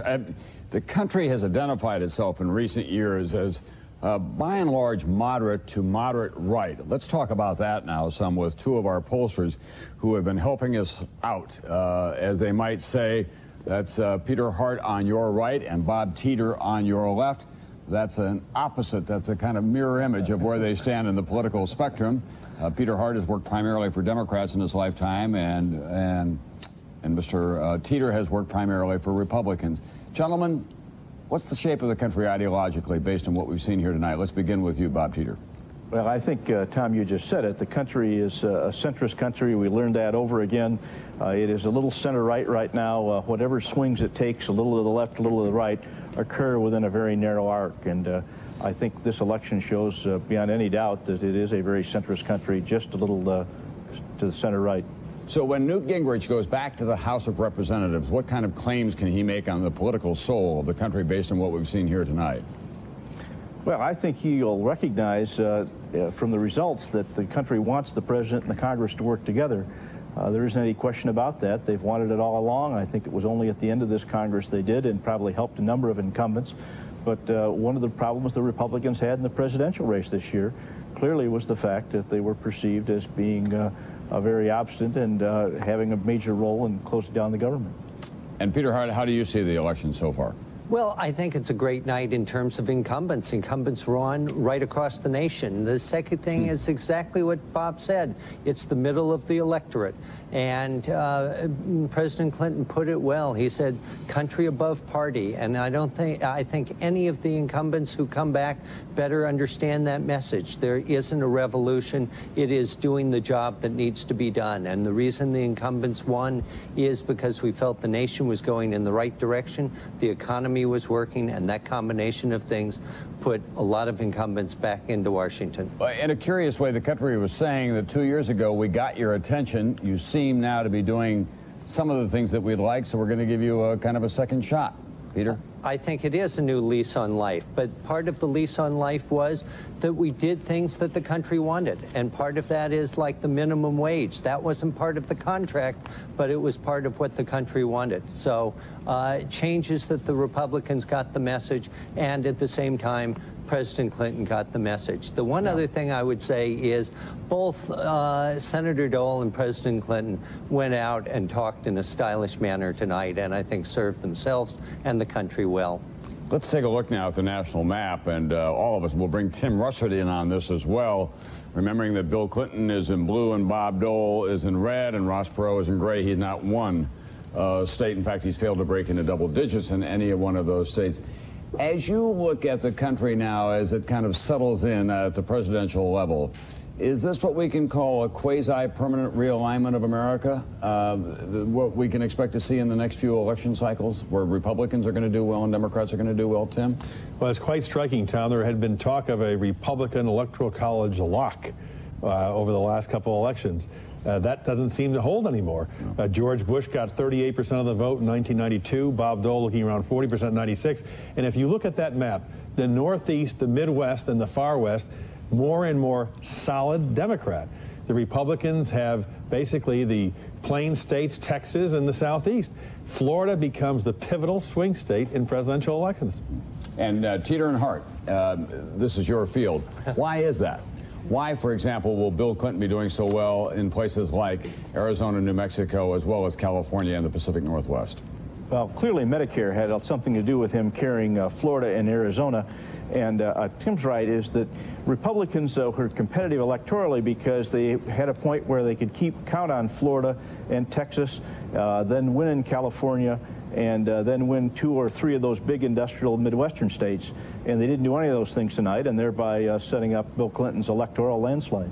Peter, okay, go ahead, Peter. I was just going to say one thing, Tom, and that is 21 states that Reagan and Bush carried in the 80s have now been carried twice by Bill Clinton, and that's that Midwest industrial territory as well as some of the Sun Belt. Well, let me give you my own view as well. I think especially in the Southwest and in the Far West and the Pacific Northwest, you have a lot of young women who are taking their place in the social fabric and in the professional fabric of this country, and they are playing an ever more prominent role, not only in politics, but in business and in education, and kind of setting the agenda, if you will. Issues matter, Tom, and if you look at a coalition of women, minorities, and new immigrants, the Democrats have fashioned a pretty interesting agenda to keep them in their fold now and at least for the next couple cycles. But let it not be lost on us. The Republicans, if they hold Congress, this is the first time in 30 years Republicans have been elected to 2 successive Congresses, and the first time in history where there's been a Democratic president and a Republican Congress elected the same year. And 2 years from now, as a midterm election and a Democratic president, you can look for significant Republican gains if history continues to be borne out. All right, Bob Teeter, Peter Hart, Tim Russert, thank you very much. Gentlemen, stand by. We'll have more on Decision 96 right after this.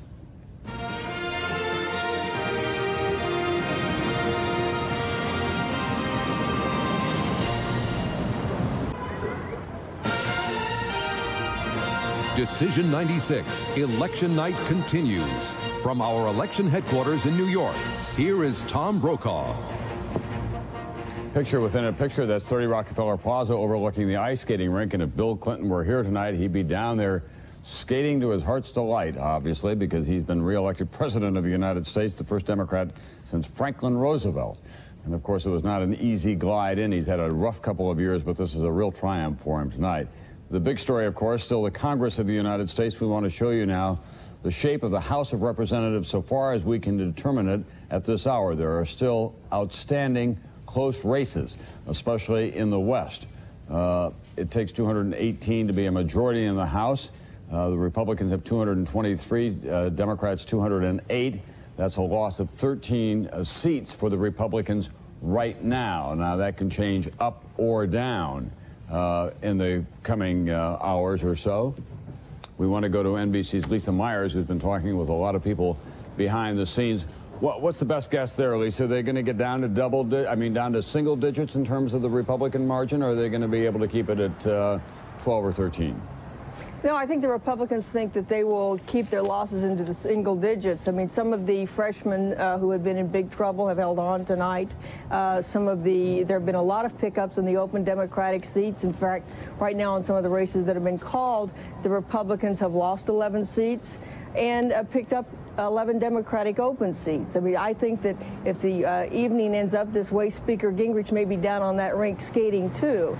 Certainly his own people had thought that the Republicans might come out of tonight with a 2-seat gain, but if they could keep their losses to single digits, given the year they've been through and the kind of victory the president is rolling up tonight, I think they'll be very happy. What do you think Newt Gingrich's attitude will be, his demeanor as he comes back to Washington, given what's happened here tonight? The big victory for Bill Clinton and the loss of some seats on the Republican side. I think the speaker is someone who thinks and learns his lessons. What we saw this spring was a much more humble Newt Gingrich than we saw last fall and winter. He admitted he was outmaneuvered by the president badly. He failed to foresee some of the strategic traps that were built for him, and at times he personally did not perform very well. I mean, he shouted a few things that he wished he could have back and said a few things that really caused a great deal of embarrassment to his party. He has tried to be much more calm, more under control, and to stay in the background and do more thinking and strategizing and let others who are more popular take the front role. All right, thanks very much, Lisa Myers tonight. Let's take a look now at the U.S. Senate. Lisa covers that as well, but we'll be talking with Gwen Ifill in just a few moments. Here's a race that's too close to call. More than half of the precincts have been tabulated so far. Wayne Allard is the Republican. He hopes to succeed Hank Brown, the retiring senator from Colorado. He's got a 6-point lead, but we simply can't make a projection there. Here's another very tight race in Oregon. These are two newcomers, and the retiring seat is Mark Hatfield's. The Democrat is Bergier, and the state Senate president, I think, Mr. Smith.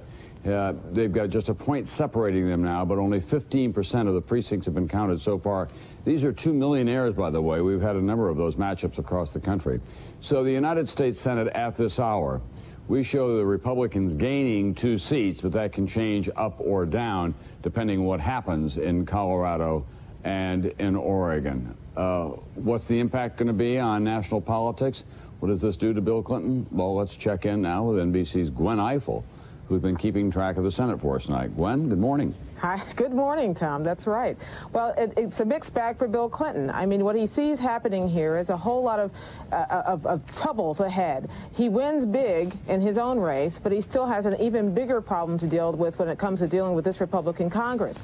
It's a Republican Congress, by the way, which, not coincidentally, owes its seats to all the money that was poured into these races, not only early on by labor groups like the AFL-CIO, but also later on by groups like the NRA, the National Rifle Association, and the national parties. Loopholes which allow hundreds of thousands of dollars, millions of dollars to be spent above and beyond the campaign limits that the people imagined in the post-Watergate reforms. So a lot of cash greased the way into this new Congress. But what it does is sets up a lot of rows and hills for Bill Clinton to climb. He figured out a way to finesse working with the Republican Congress last time, but this one may be a little bit more intransigent and a little bit more wounded. All right, thank you very much, Gwen Ifill, as we watch these continuing realignments in the House and in the Senate. mostly in the Republican favor, I hasten to point out. It's not a complete realignment, but there's a diminution of power for the Republicans in the House, but there may be a gain for the Republicans when it comes to the Senate. Bruguiere, the Democrat in Oregon, may take that seat away from Mark Hatfield. On the other hand, the Republicans could hang on to their seat in Colorado. So this is still to be resolved, Tim. Absolutely, Tom. You were talking earlier about what do we have to look forward to. I think initially tomorrow, the Democrats will want a bumper sticker which says, President Clinton, deal with it. The Republicans will counter with Speaker Gingrich, deal with it. I think if those two men could get together privately and say, hey, ethics investigation in the House go away, ethics investigation in the White House go away, let's make a deal. They'd love to do it. The problem is it's beyond that. It's now special prosecutors, and it's just taken its whole new life in the criminal process system.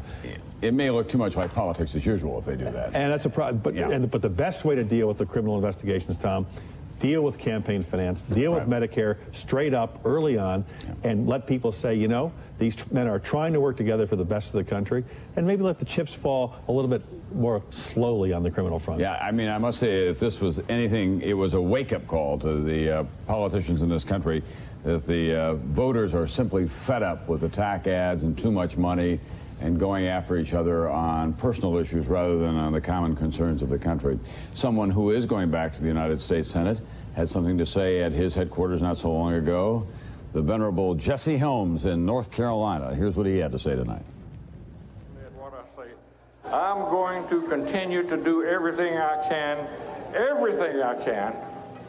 to encourage a restoration of this country's moral and spiritual values. And I can guarantee you one thing, there's going to be 6 more years of torment for Ted Kennedy and all those other. Well, he's still the master of the phrase. He knows how to put the red meat out there for his followers. So Jesse much Helms. for harmony. Right. And in Havana tonight, the chairman of the Senate Foreign Relations Committee, Jesse Helms, in Havana tonight, Fidel Castro, is talking to his people right now. The chances of anything happening in Cuban-American relations in terms of lightening up on the embargo, you have to get past the considerable political body of Jesse Helms to have that happen. Seems pretty unlikely, Tim. But, Tom, I was also thinking tonight, Senator Dole, who's retiring from politics, praised and thanked the media. I heard nothing from President Clinton about the media tonight. No. You know, by the way, Jesse Helms is an interesting story. David Brinkley always said that he was partly responsible for the rise of Jesse Helms because Jesse Helms was a political commentator on television in North Carolina in the early days of Huntley Brinkley at the height of the civil rights movement. Huntley Brinkley would come on, and then Jesse Helms would come on right after them and tell the viewers of North Carolina why those two guys up north were so wrong.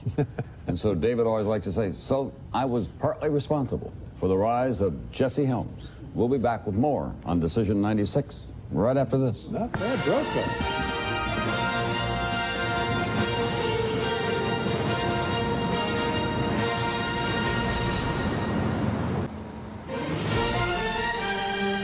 Decision 96, Election Night continues. Here again is Tom Brokaw. We're back, 30 Rockefeller Plaza there. I half expect to see Jimmy Cagney singing Yankee Doodle Dandy and dancing between those flags during here at Rockefeller Plaza in the course of this evening. We want to talk about what is going on tonight, and we know that Bob Dole has lost to Bill Clinton, obviously. Clinton, the first Democrat to be reelected since Franklin Roosevelt. We still are not sure what the margin is going to be in the House of Representatives, although it appears clear that the Republicans will retain control. And in the Senate, there's a possibility that the Republicans will even pick up a seat or two. We'll be talking about this throughout the course of the rest of our election coverage. We want to tell you right now, some stations will be cutting away from our coverage. Others will be staying with us here on Decision 96.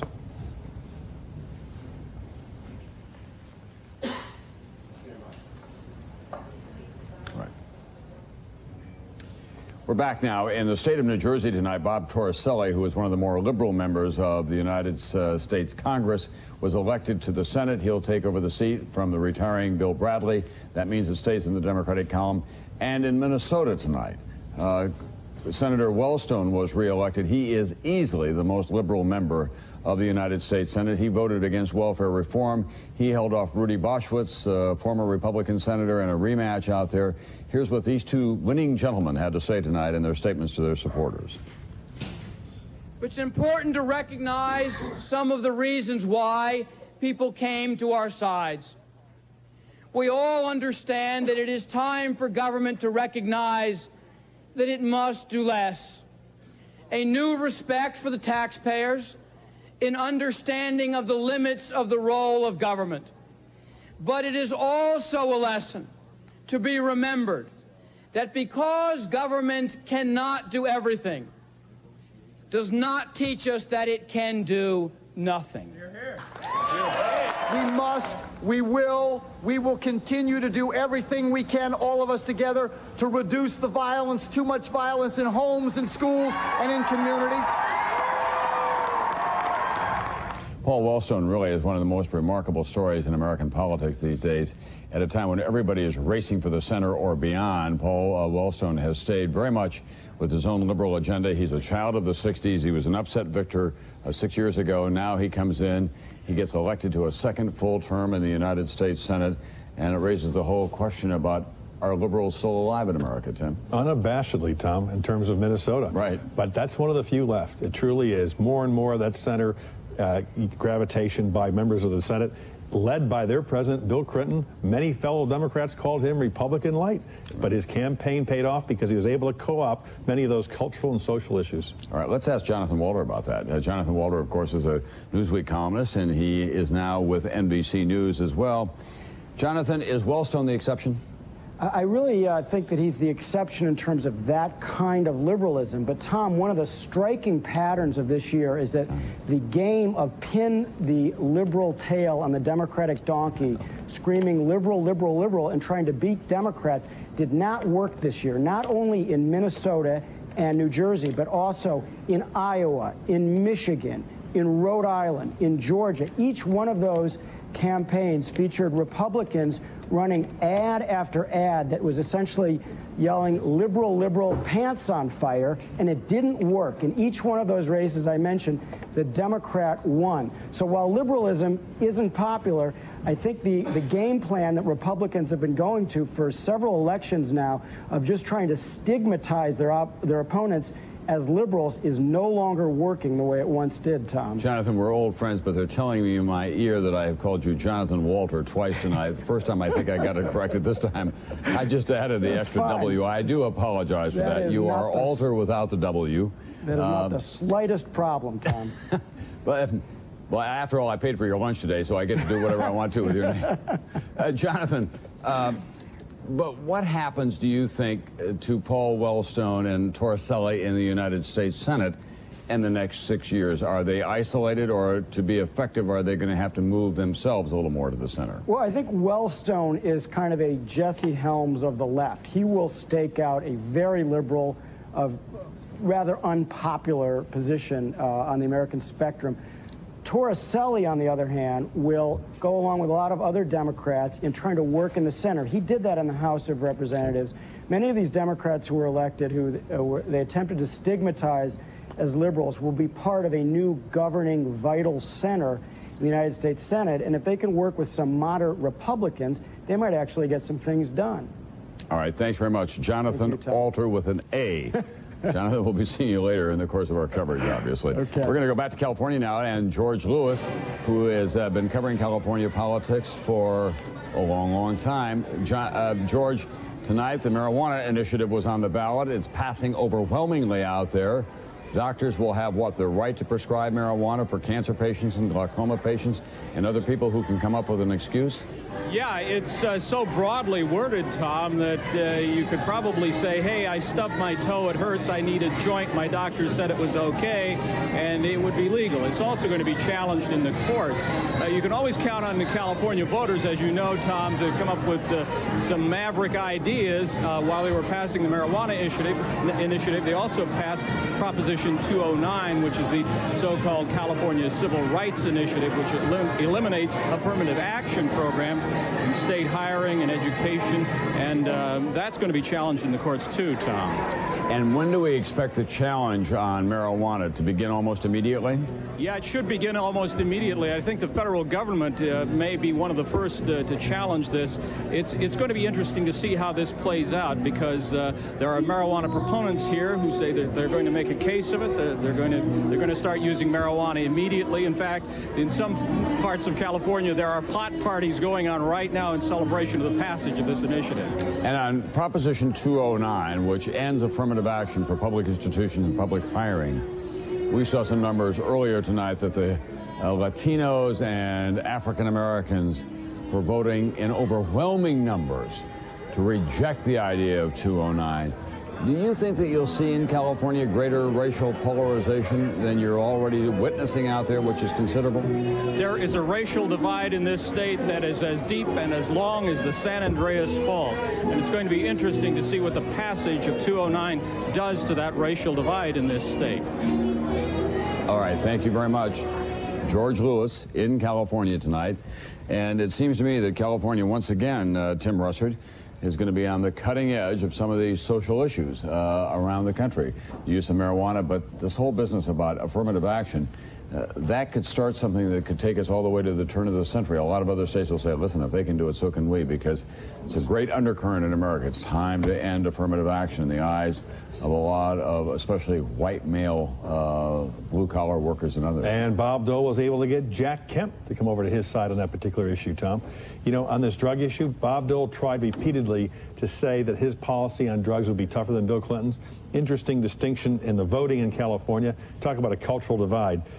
People who voted for Bill Clinton for president voted to allow marijuana use 63 to 32.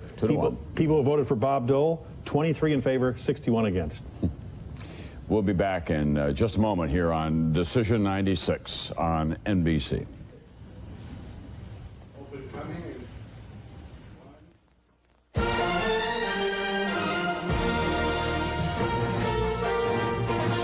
From NBC News, Decision 96, Election Night. Here is Tom Brokaw. We're back here in our Stravinsky Firebird suite, NBC News election headquarters tonight. We want to show you what is going on around the country. Bill Clinton has been re-elected president of the United States. We're now approaching 80% of the precincts. The vote has been counted there.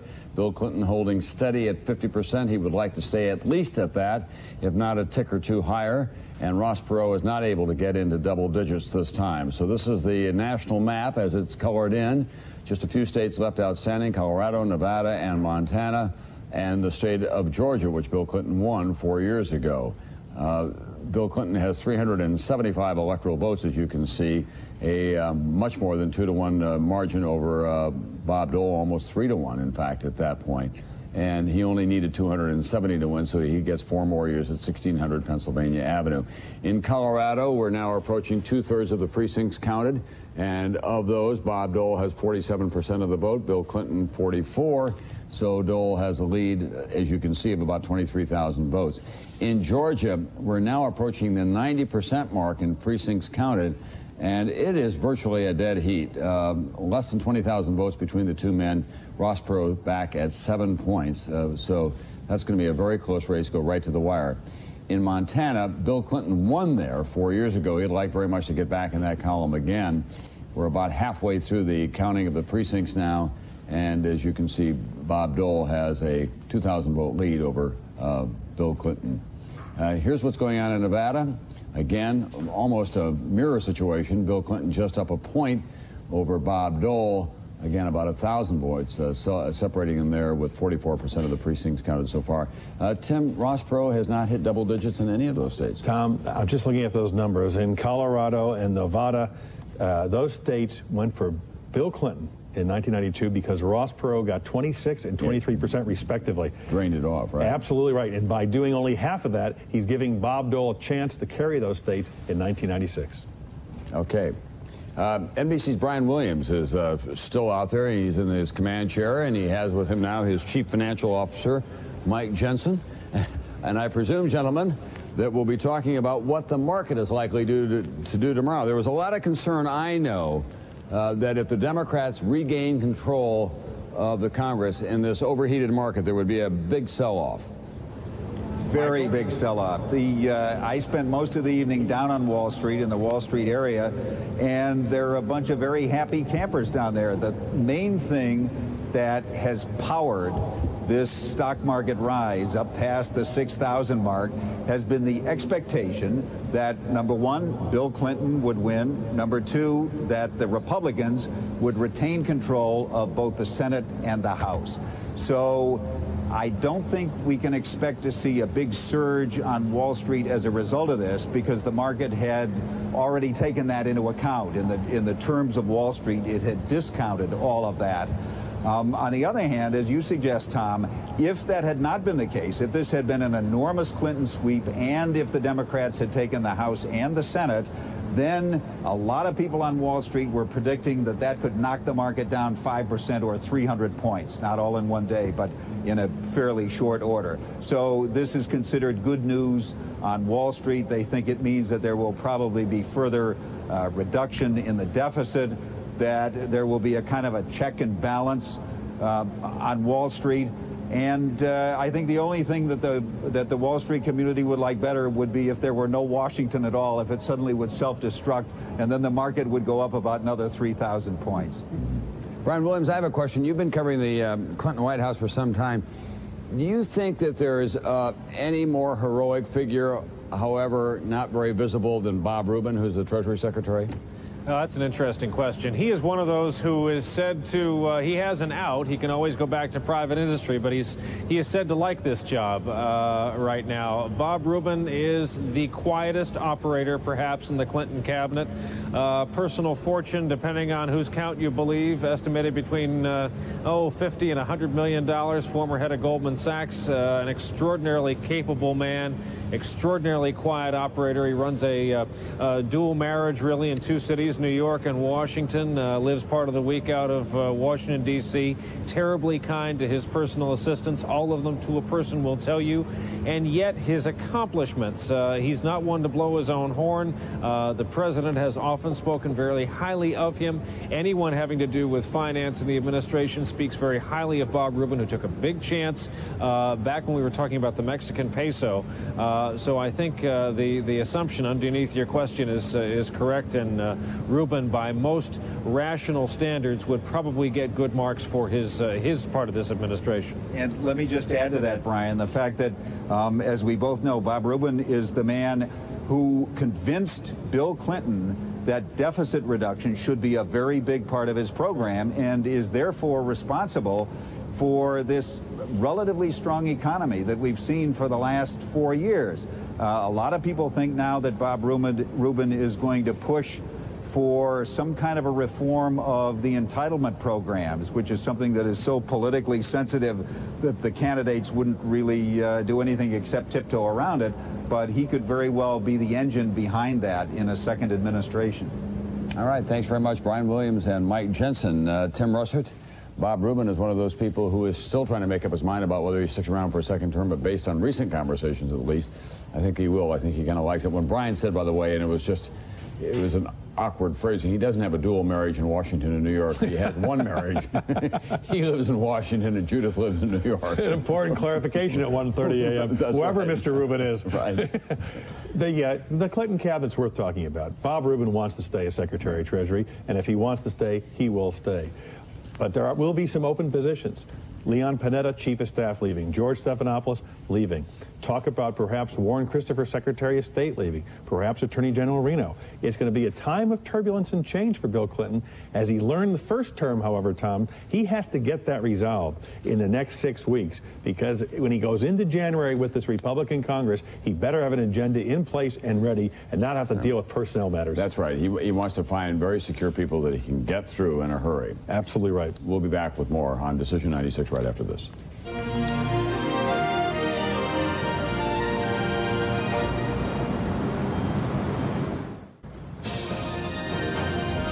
Decision 96, Election Night continues. Here again is Tom Brokaw.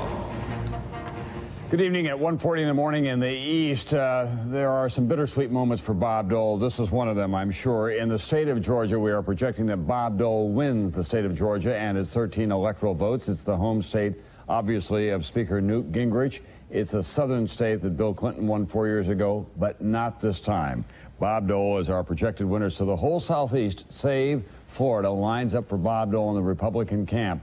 But then he misses a lot of other states as he begins to move north in New England and the industrial heartland. Bob Dole is now up to 148 electoral votes, as you can see, but still well behind Bill Clinton, who passed some time ago the threshold of 270. We're now approaching 80% of the precincts tabulated. Of those counted so far, Bill Clinton has 50% of the vote, and Bob Dole 8 points back, and that's about where we think that the spread will stay.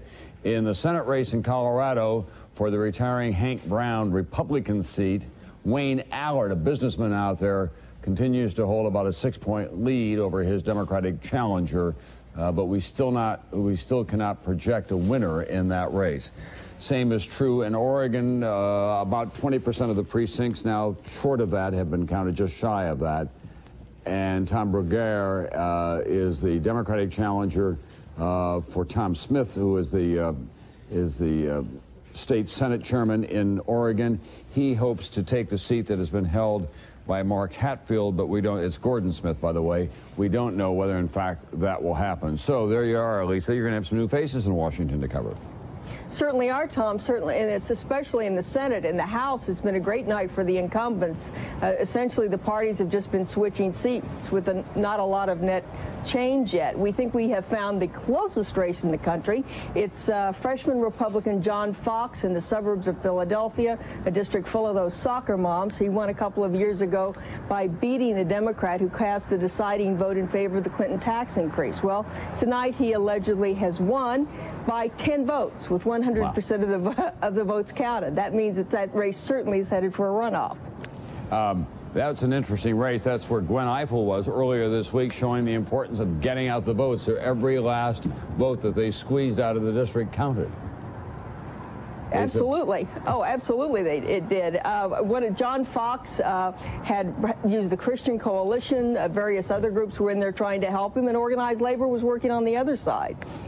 All right, Lisa, we're going to project a winner in Colorado. Hank Brown, a Republican retiring, and Wayne Allard, Colorado businessman. We are projecting he is the winner of that seat, so the Republicans hang on to it. We'll show you now what we've got in the United States Senate. The Republicans had a 6-vote margin going into tonight. They could very well improve on that. They're up 2 votes right now. We show the Republicans with 54 votes in the U.S. Senate and 45 for the Democrats. Charlie Cook, we introduced him earlier. He's one of those wizards in Washington who keeps track of this on a full-time basis, never grows tired of it. And Charlie, as you look at the House tonight, what's your latest thought? Well, we're still pretty tired, though.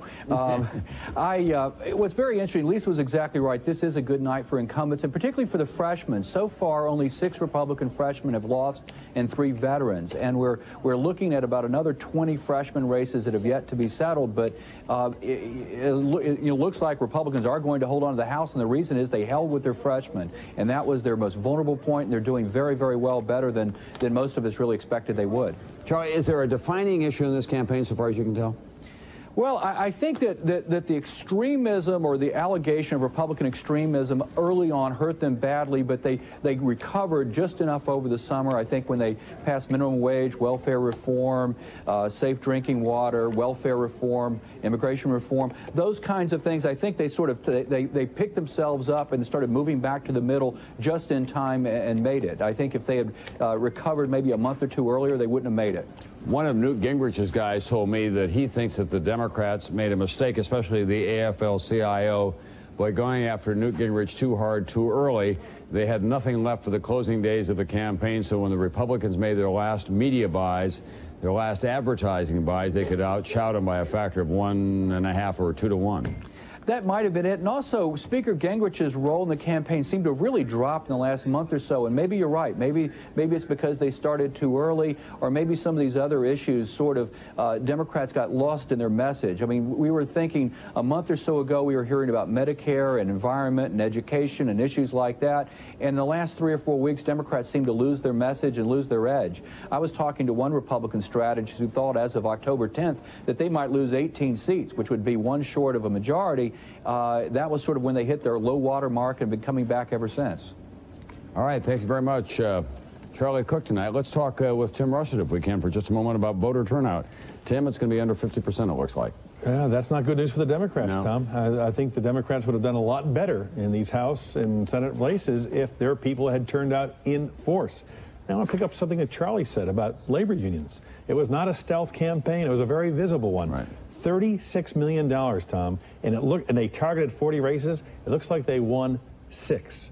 When I grew up, there was a famous TV show called The $6 Million Man. Right. That's what it costs for each of the defeats for Republicans for the labor unions tonight. Yeah, it's outrageous what the money is spent. And it's not just the labor unions. It's happening on both sides of the political aisle. They're spending $8 to $10 a vote on some of these races. But, you know, that's an interesting point. The labor unions said do this. The Republicans said don't vote for the liberals. Right. And all the pundits made predictions. The voters tonight did what they wanted to do. They voted for Bill Clinton in Maine, and then 25% of them switched and voted for a Republican senator. All across the country, it was pick and choose who we want to do and forget all this outside influence. And that's why we love it, folks. I mean, that's why this is such a great game, and it's a definition of who we are and why it's important every 2 to 4 years. We'll be back with more on Decision 96 after this.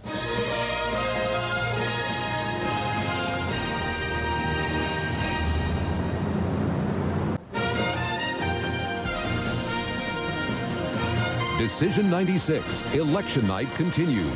Here again is Tom Brokaw. Well, by now we know the case has been settled. The numbers are not all in, but Bill Clinton will be serving a second term as president of the United States. The Republicans will keep control of the Senate and the House, it appears. The exact numbers we cannot yet say. There's probably been a diminution for Speaker Newt Gingrich in terms of his majority in the House of Representatives, but he'll have more representatives than the Democrats.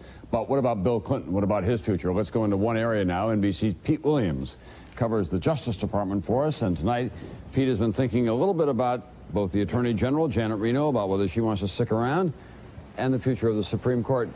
Pete, let's begin with Janet Reno. She does want to stay in that job, I gather. Very much so, and she has said so twice when we've asked her about it. She said it's, of course, up to the president, but she likes the job and would like to stay in it. And what about the U.S. Supreme Court? Well, Tom, you know, it's basically a conservative court right now, but if you look at the issues that divide America, it's conservative only by the barest of majorities. If you look at abortion rights, at affirmative action, term limits, voting rights for blacks in the South, most of those decisions have been made by just 5-4 decisions. So in theory, Bill Clinton, if he gets any appointments in this term, could change the ideological balance. The big if is somebody has to leave the court first to make a vacancy so that he can appoint somebody to fill it. Now, who are the likely people to leave? The speculation, of course, continues to be that it could be the Chief Justice William Rehnquist. He's served the longest on the court. He's been on for 24 years. He's 72 years old, but his health seems to be pretty good right now, so he may stay. John Paul Stevens is next in line in seniority. He's been on the court for 21 years. He's the court's oldest justice. He's 76. And then next down in seniority, and another possible person who could leave, is Sandra Day O'Connor, 15 years on the court, 66 years old. But they're all in good health. They may stay. Now, if they leave, what might happen? Well, if O'Connor leaves, the betting is, this is based on conversations with people who advise the president, that he'd be strongly tempted to appoint a woman to replace her. Even though he could say, I've already appointed one woman, Ruth Bader Ginsburg, but the temptation would be strong for him to appoint another. And there, the possibility, again, Tom, is Janet Reno. She could be an appointment, Clinton advisors say. So could be Judith Kaye, who is the chief judge of New York's highest highest court. Now, what if it's Rehnquist or Stevens who steps down?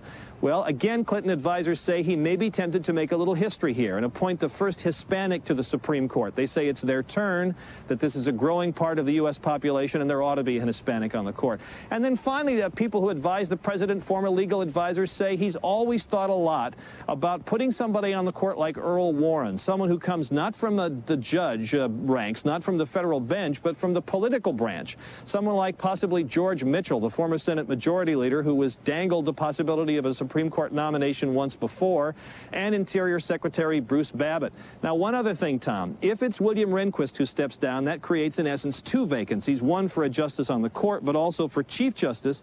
Clinton could make a little history here and appoint Ruth Bader Ginsburg, the first woman Chief Justice, Tom.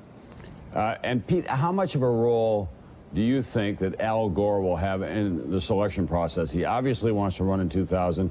He doesn't want the president to do something that's going to make that job more difficult for him.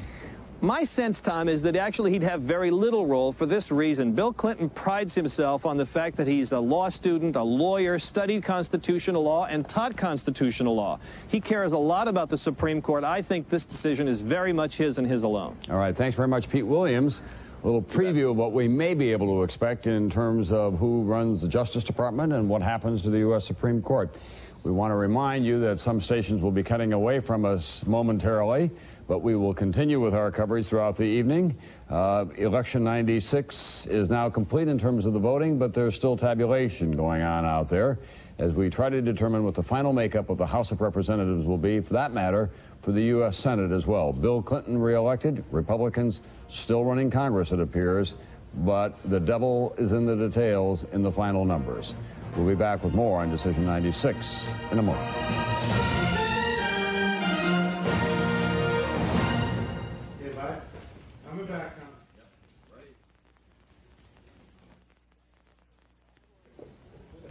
And we're back right away here on NBC. And standing by now, having freshly completed over the weekend the New York City Marathon, NBC's chief diplomatic correspondent Andrea Mitchell, looking refreshed and ready to go for another 4 years on the fast track of diplomatic reporting. Andrea, Bill Clinton going to be any more interested in foreign policy in the next 4 years than he has been in the past? Good morning, Tom. I think he's going to have to be, because he's been sweeping all of these problems aside and trying to postpone that reality. Only later today we're going to hear from the NATO commanders that they've got 4 options for staying in Bosnia, and all of them include using American troops. This from the White House that promised that Americans would be out by the end of December. So there are a lot of problems. We're told now that Russian President Boris Yeltsin has regained consciousness after his quintuple bypass operation, that he has retaken control over the nuclear arsenal. But as you know, there is a power vacuum in Russia and economic disaster. There were strikes in the streets today and yesterday. So there are a lot of problems in Russia, problems in the Middle East, new terrorist warnings today in Saudi Arabia and Paraguay against Americans. Inevitably, a big change in China with Deng Xiaoping. I mean, eventually he's going to die, and probably during the second term for Bill Clinton. So I don't think he's going to be able to delay the inevitable in foreign policy, and he's going to have to confront it. He's about to leave on a trip for Asia, right? Exactly. He's leaving for a trip to Asia. Well, he will meet with the Chinese Prime Minister, but he would like to go to China at some point, but hasn't been able to because of all of the human rights difficulties. But Warren Christopher is going to go to China later this month. And we're just learning, by the way, today, reluctantly from the White House, that the president, less than a month ago, met with one of the chief Indonesian leaders of Chinese background to discuss Chinese policy with this man, James Riyadi, who is from the Lippo conglomerate that contributed all of this money. So there are a lot of problems with foreign donations as well. All right, thanks very much, Andrea Mitchell. You'll be keeping busy in the coming months, but then we know now that you're in very good shape, obviously, because you completed that New York City Marathon. Once again, our congratulations for that. It's still ahead for Tim Russert, of course, the New York City Marathon, but he's going to go into training tomorrow morning.